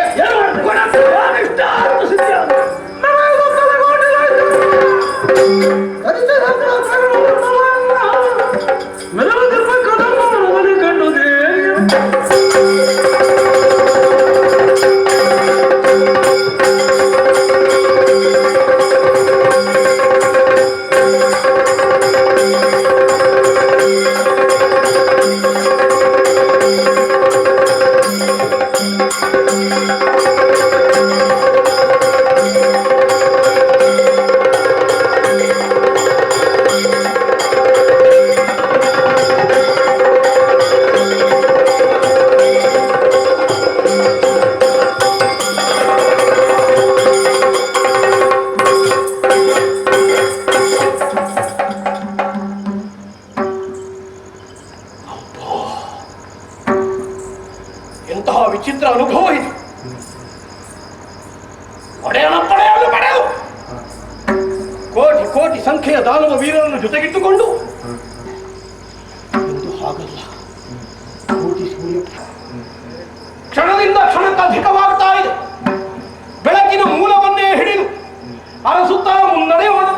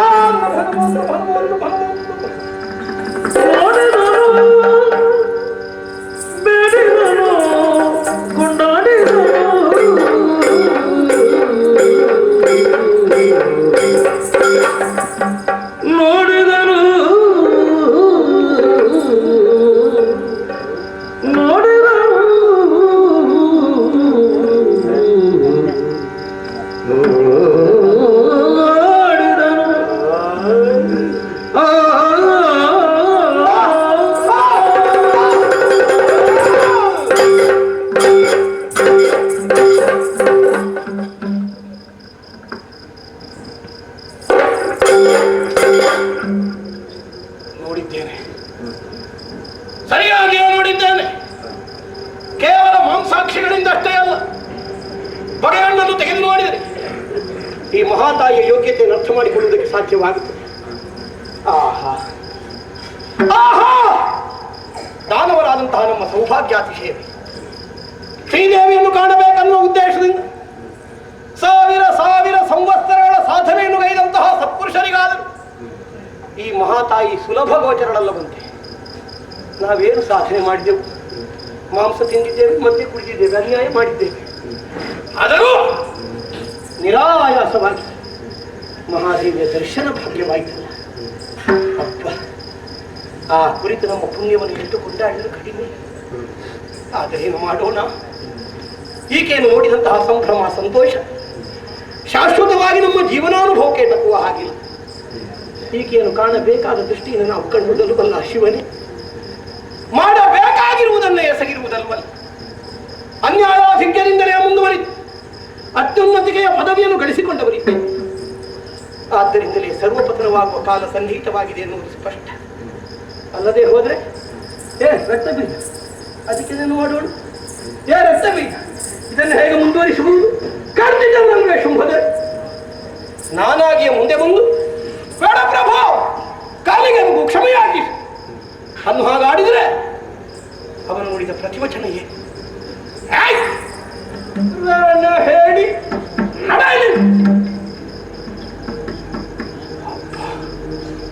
ಯೋಚಿಸಿದರೆ ಈಗಲೂ ರೋಮ ನಿಮಿರಿ ನಿಂತದೆ ನನಗೆ. ದಾನವ ಸಮುದಾಯದ ಸರ್ವತೋಮುಖವಾದ ಏಳಿಗೆಯನ್ನು ಸಾಧಿಸುವ ಒಡೆಯನ ಕಾಯಕದಲ್ಲಿ ಅವನಿಗಿಂತ ಒಂದು ಹೆಜ್ಜೆ ಮುಂದೆ ಹೋಗಿ ಅವನ ಹಗಲಿಗೆ ಹಗಲು ಕೊಟ್ಟು ದುಡಿದವನು ರಕ್ತ ಬೀಜ. ಅಂತಹ ನನಗೆ ಕೊನೆಗೂ ಕೊಟ್ಟ ಪಟ್ಟ ಜೀವಗಳಲ್ಲಿ ಧಿಕ್ಕಾರ ಇರಲಿ ರಕ್ತ ಬೀಜದ ಬದುಕಿಗೆ. ಅವನತ್ರ ಅಷ್ಟು ಹೇಳಿಸಿಕೊಂಡು ಬದುಕಬೇಕು ನಾನು. ಆದ್ದರಿಂದಲೇ ನೈಷ್ಠುರ್ಯದಿಂದ ಪಂಥದ ನುಡಿಗಳನ್ನು ಮಾಡಿ ಹೊರಟು ಬಂದಿದ್ದೇನೆ. ಈಕೆಯನ್ನು ಸಾಮದಿಂದಲೇ ಕರೆದೊಯ್ದು ನಮ್ಮ ಒಡೆಯನ ಮಡದಿಯನ್ನಾಗಿಸಬಹುದನ್ನುವ ಯಾವ ನಿರ್ಧಾರದಿಂದಲೂ ಅಲ್ಲ, ಅನ್ನದರಣದಿಂದಲಾದರೂ ಮುಕ್ತನಾಗೋಣ. ಒಡೆಯನ ಅವಸಾನವನ್ನು ಕಾಣುವ ದೌರ್ಭಾಗ್ಯ ಬರುವುದಕ್ಕಿಂತ ಮುನ್ನವೇ ಈ ರಕ್ತ ಬೀಜದ ದೇಹ ಮಣ್ಣಲ್ಲಿ ಮಣ್ಣಾಗಿ ಹೋಗದು ಅನ್ನುವ ದೃಢ ಸಂಕಲ್ಪದಲ್ಲೇ ಹೊರಟು ಬಂದವನು ನಾನು. ಅಯ್ಯೋ, ಆದರೆ ಏನು ಮಾಡುವನು? ಬದುಕುವ ಆಸೆಯನ್ನು ಚಿಗುರಿಕೊಂಡೇ ಉಂಟು. ಒಣಗಲಿ ಈಕೆಯ ನಿರ್ಣಯವನ್ನು ಮೀರಿಯೂ ನಮ್ಮವರನ್ನು ಉಳಿಸಿಕೊಳ್ಳುವ ಸಾಮರ್ಥ್ಯ ಯಾವನಲ್ಲಾದರೂ ಇದೆಯಾ ಈ ಪೃಥ್ವಿಯಲ್ಲಿ? ಒಂದು ದಾರಿ ಉಂಟು. ಭಕ್ತಿಯ ಪ್ರಾರ್ಥನೆಗೆ ಮನಸೋಲ್ತಾಳಂತೆ ಮಹಾತಾಯಿ. ಈಕೆಯಲ್ಲಿ ವಿರೋಧ ಅಲ್ಲ, ಸ್ವಲ್ಪ ಬುದ್ಧಿವಂತಿಕೆ ಮಾಡು. ಈಕೆಯ ಕಾಲ್ಗೆರಗಿ ನಾನಾ ವಿಧವಾದಂತಹ ಸಂಸ್ಕೃತಿಯಿಂದ ಈಕೆಯ ಅನುಗ್ರಹ ವಿಶೇಷವನ್ನು ಸಂಪಾದಿಸುವುದರ ದ್ವಾರ ನಮ್ಮವರ ಆಯುಷ್ಯ ರಕ್ಷಣದಷ್ಟಾದರೂ ವೃದ್ಧಿಯಾಗುವಲ್ಲಿ ನಾನು ಕಾರಣನಾಗ್ತೇನೆ ಎಂದಾದ. ಅದಕ್ಕಿಂತ ಹೆಚ್ಚಿನ ಧನ್ಯತೆಯೋ ಸಾರ್ಥಕ್ಯವೋ ಇನ್ನೇನು ರಕ್ತ ಬೀಜನಿಗೆ. ಆದ್ದರಿಂದ ಯೋಚಿಸುತ್ತಾ ಇನ್ನು ಸಮಯ ಹಾಳು ಮಾಡಲಿಕ್ಕೆ ಇಲ್ಲ.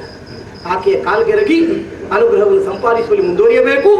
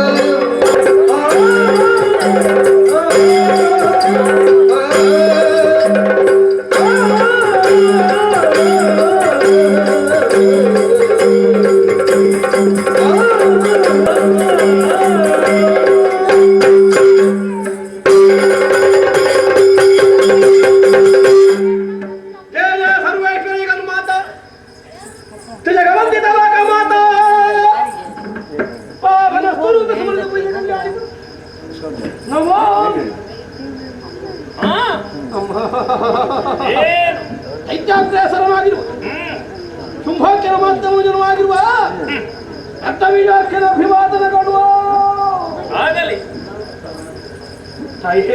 ಏನು ಸೌಂದರ್ಯ ಅತಿಶಯದಿಂದ ಹುಟ್ಟುತ್ತಿರುವ ನಿನ್ನ ವಿಷಯವರಿತು ನನಗೆ. ನಿನ್ನನ್ನು ಮದುವೆಯಾಗುವಂತಹ ಬಯಕೆಯಿಂದಲೇ ನಿನ್ನ ಬಳಿಗೆ ಸಂಧಾನಕ್ಕೆ ಸುಗ್ರೀವನನ್ನು ಕಳುಹಿಸಿಕೊಟ್ಟೆ. ಏರು ಯೌವನದಿಂದ ಒಪ್ಪುತ್ತಿರುವ ನೀನು ಸಾನುರಾಗದಿಂದ ಬಂದು ನಮ್ಮ ಒಡೆಯರನ್ನು ಮದುವೆಯಾಗುವ ನಿರೀಕ್ಷೆಯನ್ನು ನಾವಿಟ್ಟುಕೊಂಡಿದ್ದೆ. ಏನು ನಿರ್ಧಾರಕ್ಕೆ ಬಂದು ಬಿಟ್ಟೆ? ಶೌರ್ಯದಿಂದ ಸಮರಾಪೇಕ್ಷಿತಳಾದ ತಾಯಿಯೇ ಪ್ರಾಯ ಹೀಗಿರಬೇಕನ್ನುವುದನ್ನು ಹೇಳಿ ಕಾಣಿಸುವುದಕ್ಕೆ ಹೆಣ್ಣಿನಂತಿದ್ದದು. ತಾನೇನು ಹೆಣ್ಣಿಗಳದು ತನ್ನನ್ನು ಸತ್ವಸಾದ ಮುಂದರ ತಲೆ ನಿನ್ನ ಸತ್ವ ಏನು ಅನ್ನುವುದನ್ನು ಪ್ರಪಂಚ ಅರ್ಥ ಮಾಡಿಕೊಳ್ಳಿಕ್ಕಷ್ಟು ಸಾಕಾಗ. ಅಮ್ಮ ಏನು ನಿನ್ನಲ್ಲಿ ಎಷ್ಟೇ ವಿಕ್ರಮ ಇರಬಹುದು, ಅಲ್ಲ ಇನ್ನೆಷ್ಟೇ ಸೌಂದರ್ಯವನ್ನು ನೀನು ಹೊಂದಿರಬಹುದು. ಯಾವುದೇ ಕಾರಣದಿಂದ ನೀನು ಹೆಣ್ಣು ಅನ್ನುವುದನ್ನು ಸುಳ್ಳು ಮಾಡಲಿಕ್ಕೆ ಬರ್ತದೆ.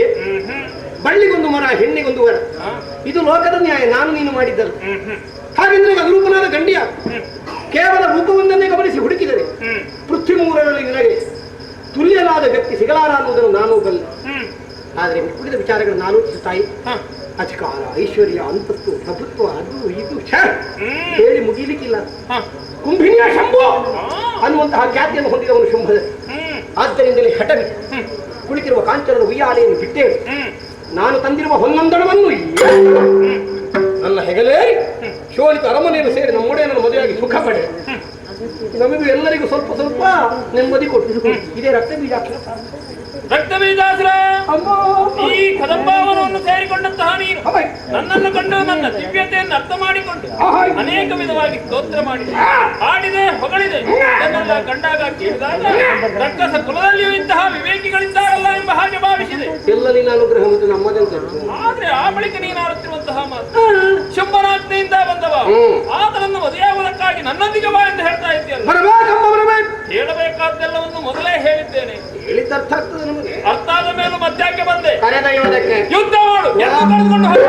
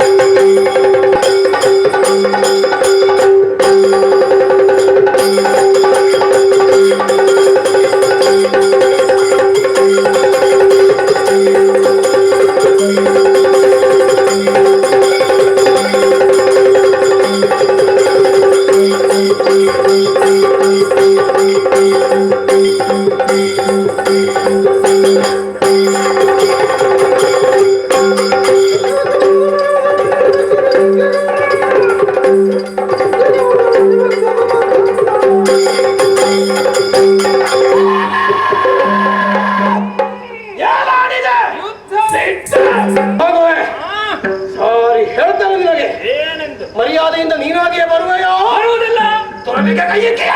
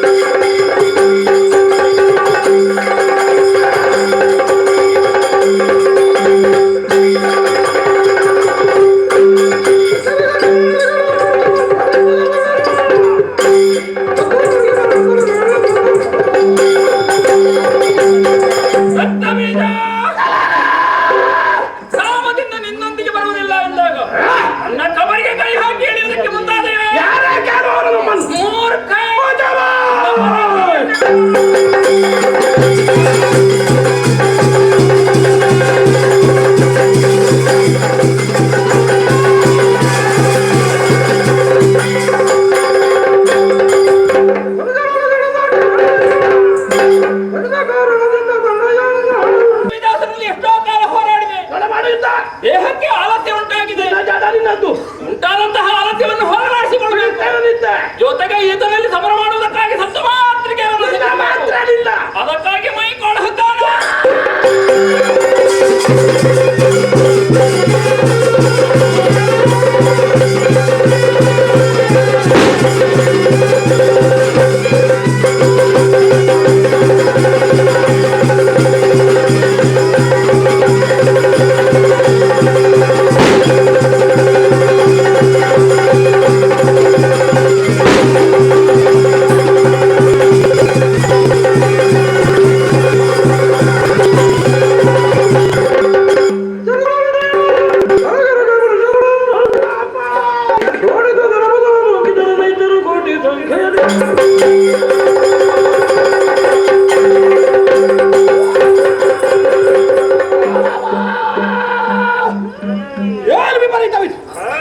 ಸತ್ತ ಪತ್ರಿಕೆಯಲ್ಲಿ ಹಾರಾಡುತ್ತಾ ಮುಂದುವರಿಯುತ್ತಿರುವಂತೆ ಹಣೆಗೊಂದು ಬಲವಾದ ಏಟು ಬಿತ್ತಲ್ಲ.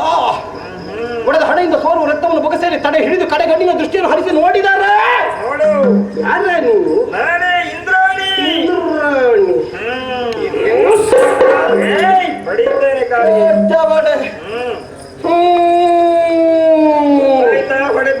ರಕ್ತ ಬೀಜ ರಕ್ತ ಹೊರಗೆ ಚೆಲ್ಲಿದ ನಿದ್ರಾಣ ಆಗ್ತದೆ ಅಂತ ಯೋಚನೆ ಮಾಡಿದ್ಯೋ? ಬೇಗ ಹೋಗ್ತಾನೆ ಮೇಲೆ ನಿನ್ನ ತಿಥಿ ಒಂದು ಬ್ರಹ್ಮದೇವನ ಬರಬರದ ಸಾಕ್ಷಾತ್ಕಾರಕ್ಕಾಗಿ ಬೊಗಸೆಯಲ್ಲಿ ತುಂಬಿರುವ ರಕ್ತವನ್ನು ಧಾರೆ ಧಾರೆಯಾಗಿ ಧರಾಮಂಡಲಕ್ಕೆ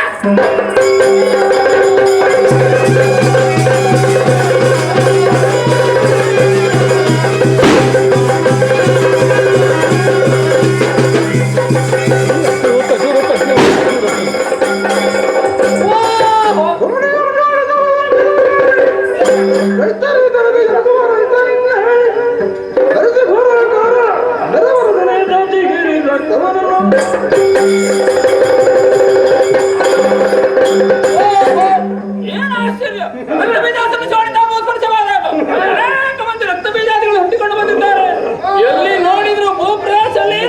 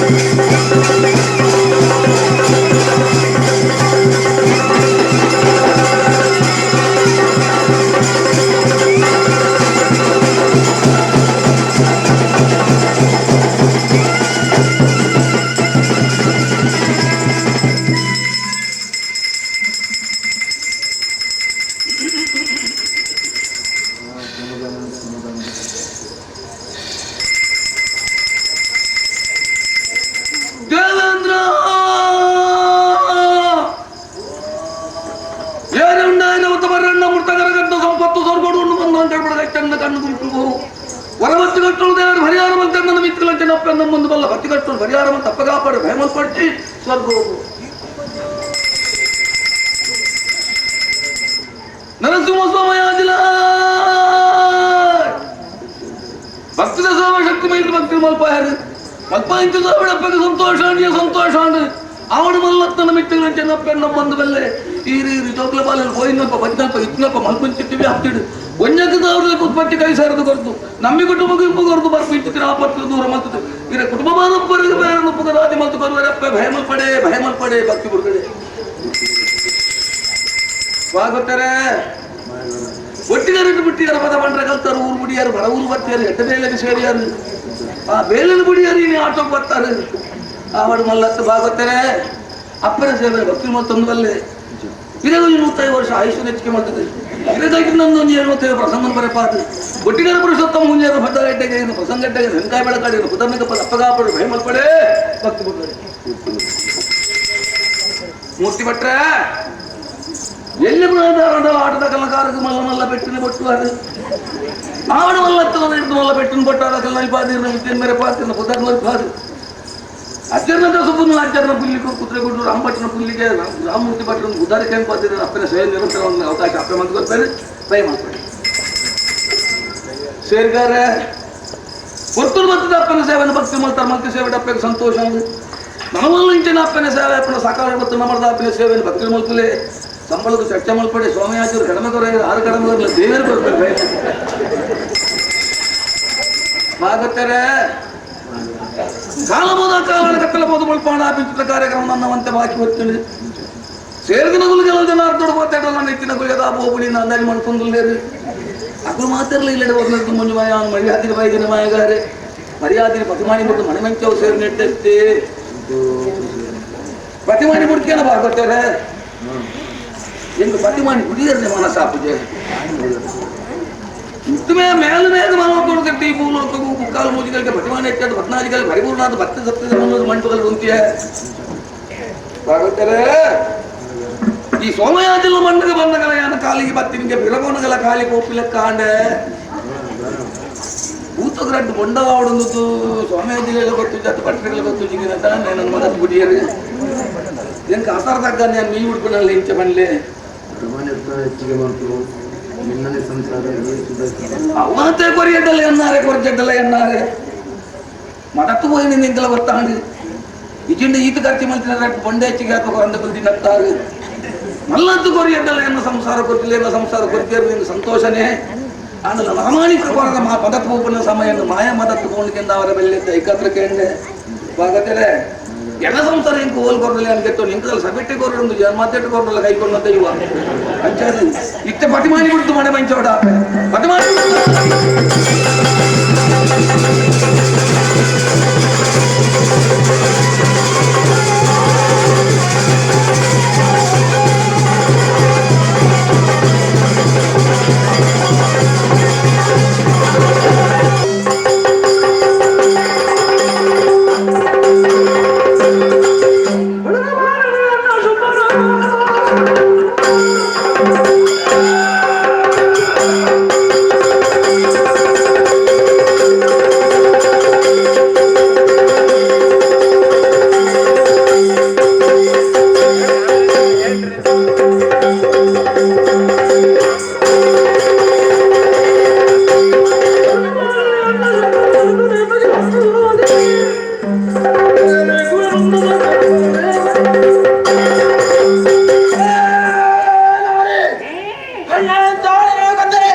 ನಮ್ಮ ಬಾಲ್ಯ ಸ್ತ್ರೀ ಹತ್ಯಾವಾಸ ಬರುವ ಉದ್ದೇಶದಿಂದ ನಿನ್ನ ಮೆರವಣಿಗೆ ಬಿಟ್ಟಿದ್ದೇನೆ. ನಿನ್ನ ಮುಂದಕ್ಕೆ ನನ್ನ ಅಣ್ಣನನ್ನು ಮದುವೆ ಬಿಟ್ಟಳು ಇಲ್ಲವಾದರೆ ಕೊಂದರೆ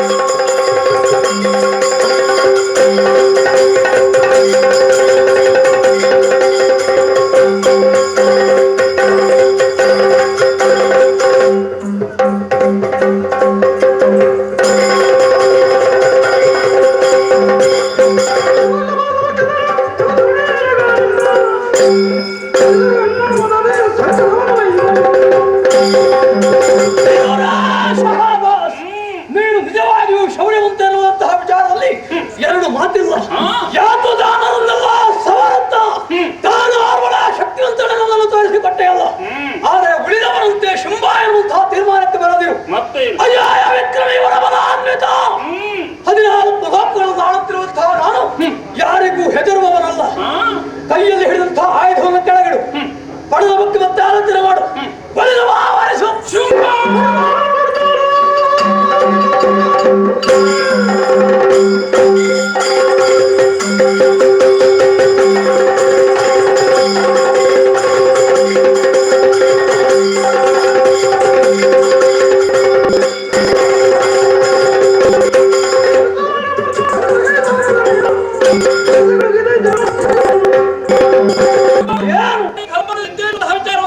ಅದೆಷ್ಟೋ ಮೊದಲು ನೀನು ತಿಳಿದುಕೊಂಡಿದ್ದೀಯ.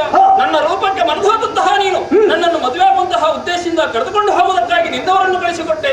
ಬಂದವರ ಗತಿ ಏನಾಗಿದೆ ಎಂಬುದನ್ನು ತಿಳಿದುಕೊಂಡಿದ್ದೀಯ. ಈ ಹೊತ್ತು ನೀನೊಬ್ಬನೇ ಉಳಿದುಕೊಂಡು ಮದುವೆಯಾಗು ಎಂಬ ಹಾಗೆ ಹೇಳ್ತಾ ಇದ್ದೀಯಲ್ಲ, ಅವಿವೇಕಿ. ಮದುವೆ ನಿನ್ನ ಕನಸಿನ ಗಂಟು. ಬದುಕುವ ಆಸೆ ಇದ್ರೆ ಇದುವರೆಗೆ ಮಾಡಿದ್ದಲ್ಲೂ ಅಪರಾಧ ಆಯ್ತು ಎನ್ನು ಹಾಗೆ ಪಾದಕ್ಕೆ ಮಾಡಿದ ಕ್ಷಮೆಯಾಚಿಸು. ಬದುಕುವುದಕ್ಕೆ ಅವಕಾಶ ಕೊಡ್ತೇನೆ. ಮಾರ್ಮಲೆದ್ದು ಮುಂದೆ ಬಂದ್ರೆ ನೀನು ಬಿಟ್ಟಂತಹ ಅಸ್ತ್ರಗಳನ್ನು ಕಡಿಯುವುದಕ್ಕೆ ನನ್ನಿಂದ ಸಾಧ್ಯವಾಗುತ್ತಿದೆ. ಹಾಗೆಂದು ನಾನು ಬಿಟ್ಟಂತಹ ಅಸ್ತ್ರಗಳು ನಿನ್ನನ್ನು ಏನು ಮಾಡುತ್ತಿಲ್ಲ. ಅವ್ಯಕ್ತಳು ವ್ಯಕ್ತಳು ಎನ್ನುವುದು ಅರ್ಥವಾಯಿತು. ರಕ್ಕಸರೆಲ್ಲರೂ ನಿನ್ನಿಂದಲೇ ಅಳಿದು ಹೋಗಿದ್ದರೂ ಕೂಡ ಹೆಣ ಬೆಟ್ಟದ ಬಾದಿಯಲ್ಲಿ ಬಿದ್ದಿದೆ. ಹಾಗೆಂದು ಅದೇ ಆ ದೃಷ್ಟಿಯನ್ನು ನಿನ್ನಲ್ಲಿ ನೋಡುತ್ತಿದ್ದರೆ ಅವರ ಪ್ರಾಣಗಳು ನನ್ನನ್ನು ಆಹ್ವಾನಿಸುತ್ತಿವೆ. ಅದಕ್ಕಾಗಿ ಬಂದವನು ನಾನು. ಎಲ್ಲರನ್ನು ಹೊಂದಿದ್ದರೆ ಮಾತ್ರ ನಾನು ಪೂರ್ಣ, ಇಲ್ಲದೇ ಇದ್ರೆ ಪೂರ್ಣನೇ ಸರಿ. ಅಂತಹ ಪೂರ್ಣತ್ವವನ್ನು ಇಲ್ಲದೆ ಕಾಣ್ತಾ ಇದ್ದಾನೆ. ಎಲ್ಲರನ್ನು ಕೊಲಿಸಿರುವಂತಹ ನೀನು ಯಾಕೆ ಸುಮ್ಮಗೆ ಅಲಿತಿರುವೆ? ಮಾಡು ಯುದ್ಧ. ಶುಂಭ, ಹಾಗಿದ್ರೆ ನಾನೇನು ನನ್ನ ದಿವ್ಯತೆ ಎನ್ನುವುದನ್ನು ಅರ್ಥ ಮಾಡಿಕೊಂಡೆ. ನೀನು ಇದುವರೆಗೆ ವ್ಯವಹರಿಸಿದ್ದಿ ಎಂಬ ಹಾಗಾಯಿತು. ನಾನು ಸಿಂಧು, ನೀನು ಬಿಂದು. ನನ್ನಲ್ಲಿ ಐಕ್ಯರಾಗಬೇಕೆನ್ನುವಂತ ಆಸೆ ನಿನ್ನದಲ್ವೇ? ಆಗಲಂತೆ ನಿಗ್ರಹಿಸುವುದರ ಮೂಲಕ ಅನುಗ್ರಹಿಸ್ತೇನೆ.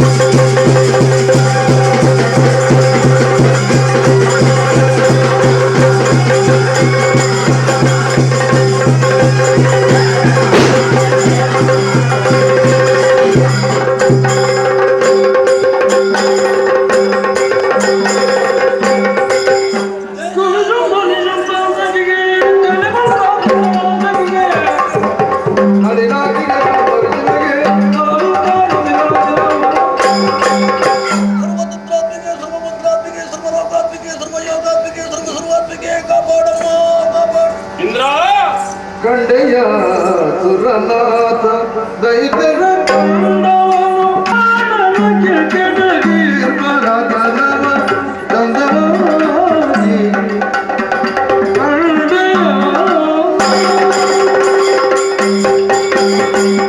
ಮಗನೇ ಅಮರೇಂದ್ರ, ನಿಮ್ಮೆಲ್ಲರಿಗೂ ಕಷ್ಟ ಕೊಡುತ್ತಾ ಲೋಕಕಂಟಕರಾಗಿ ಮೆರೆಯುತ್ತಿದ್ದಂತಹ ದುರುಳ ದಾನವರಲ್ಲಿ ಹೋರಾಡುವುದಕ್ಕೆ ಹೊರಟೆ. ರಣಕ್ಷೇತ್ರದಲ್ಲಿ ಅವರು ರುಂಡವನ್ನು ಚೆಂಡಾಡಿ ಅದೋ ಧರೆಗೆ ಉರುಳಿಸಿದ್ದೇನೆ. ಕಂಡೆಯ ಹೆಣಗಳ ರಾಶಿಯನ್ನು. ಇದುವೇ ನನ್ನ ಲೀಲೆ, ಇದುವೇ ನನ್ನ ಮಹಿಮೆ, ಇದುವೇ ನನ್ನ ಮಹಾತ್ಮೆ, ಇದುವೇ ದೇವಿ ಮಹಾತ್ಮೆ. ದೇವಿ ಮಹಾತ್ಮೆ ಎನ್ನುತ್ತಿರುವಂತಹ ಶಬ್ದಕ್ಕೆ ವಿಶೇಷವಾದಂತಹ ಅರ್ಥ ಇದೆ. ದೇ ಎನ್ನಲು ದೇಹವು ಪವಿತ್ರ, ವಿ ಎನ್ನಲು ವಿದ್ಯಾಪ್ರಾಪ್ತಿ, ಮಾ ಎನ್ನಲು ಮಹಾಲಕ್ಷ್ಮಿ ಅಲಿಯಳು, ಹಾ ಎನ್ನಲು ಹರಿಹರರ ಪದಾಬ್ಜವು, ನೇ ಎನ್ನಲು ಸಕಲ ಇಷ್ಟಾರ್ಥ ಸಿದ್ಧಿಪುದು ಎಂಬಿ ತತ್ವಾರ್ಥವನ್ನು ಲೋಕಮುಖಕ್ಕೆ ವಿಶದಪಡಿಸು. ಕಳೆದುಕೊಂಡಂತಹ ಸ್ವರ್ಗಲೋಕವನ್ನು ಸೇರಿ ಸದಾಕಾಲ ಸುಖವನ್ನು ಅನುಭವಿಸಬಹುದು. ಆದರೆ ನನ್ನನ್ನು ಮಾತ್ರ ಮರೆಯಬಾರದು. ಸರ್ವಬಾಧ ಪ್ರಶಮನಂ ತ್ರೈಲೋಕ್ಯ ಶಾಕಿಲೇಶ್ವರಿ ಏವಮೇವ ದಯಾಕಾರ್ಯ ಮಸ್ಮತ್ತೈರಿ ವಿನಾಶನಂ ಎಂಬಿ ಮಂತ್ರೋಚ್ಚಾರವನ್ನು ಅನುನಿತ್ಯವೂ ನೀನು ಪಠಿಸ್ತಾ ಇದ್ದೆ ಅಂತಾದ್ರೆ ನಿನಗೆ ಬರುತ್ತಿರುವಂತಹ ಯಾವುದೇ ದುರಿತಗಳಿದ್ದರೂ ಅದೆಲ್ಲವನ್ನು ದೂರ ಮಾಡಿ ಸದಾ ನಿನ್ನನ್ನು ಸಂರಕ್ಷಿಸುತ್ತೇನೆ. ಮುಂದೆ ನನ್ನನ್ನು ಕಾಣಬೇಕೆನ್ನುವಂತಹ ಇಚ್ಛೆ ನನಗುಂಟು ಅಂತಾದ್ರೆ 28ನೇ ದ್ವಾಪರಾಯುಗದಲ್ಲಿ ಶ್ರೀಮನ್ನಾರಾಯಣನೇ ಭೂಭಾರವನ್ನು ತಗ್ಗಿಸುವುದಕ್ಕಾಗಿ ಕೃಷ್ಣಾಭಿಧಾನದಿಂದ ಹುಟ್ಟುವುದಕ್ಕಿದ್ದಾನೆ. ಆ ಸಂದರ್ಭದಲ್ಲಿ ಆತನ ಅನುಜೆಯಾಗಿ ಮಾಯ ಎಂಬ ಹೆಸರಿಂದ ಮುಹೂರ್ತ ಮಾತ್ರ ಕಾಣಸಿದ್ದೇನೆ. ಆಗ ನನ್ನನ್ನು ಕಂಡು ಸಂತೋಷಗೊಳ್ಳಬಹುದು. ನಿಮಗೆಲ್ಲರಿಗೂ ಏನು ಬೇಕಿತ್ತು ಅದನ್ನು ಒದಗಿಸಿಕೊಟ್ಟಿದ್ದೇನೆ. ನಿಮಗೆಲ್ಲರಿಗೂ ಮಂಗಳವಾಗಲಿ, ಲೋಕಕ್ಕೆ ಸನ್ಮಂಗಳ ಉಂಟಾಗಲಿ. ಅಂತರ್ಧಾರಣಾಗ್ತೇನೆ, ಅಂತರ್ಧಾರಣಾಗ್ತೇನೆ,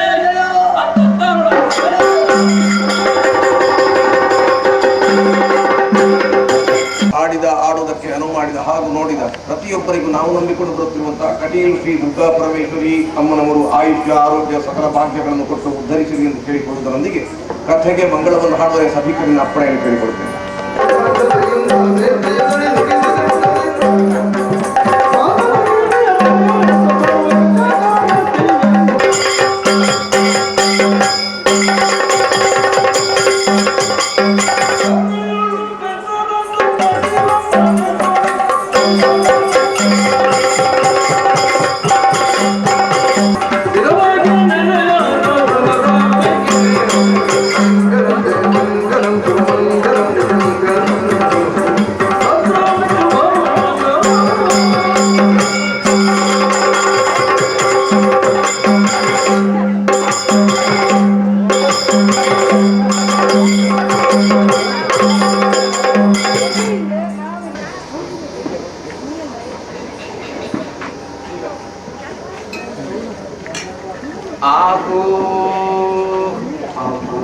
ಬಂಟ್ವಾಳದಲ್ಲಿ ಶ್ರೀಮನ್ ನರಸಿಂಹ ಸ್ವಾಮಿಯಾಜಿಯವರು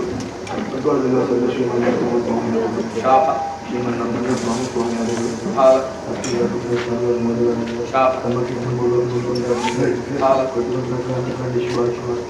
ಕಿತ್ತೂರು ಗಿಡ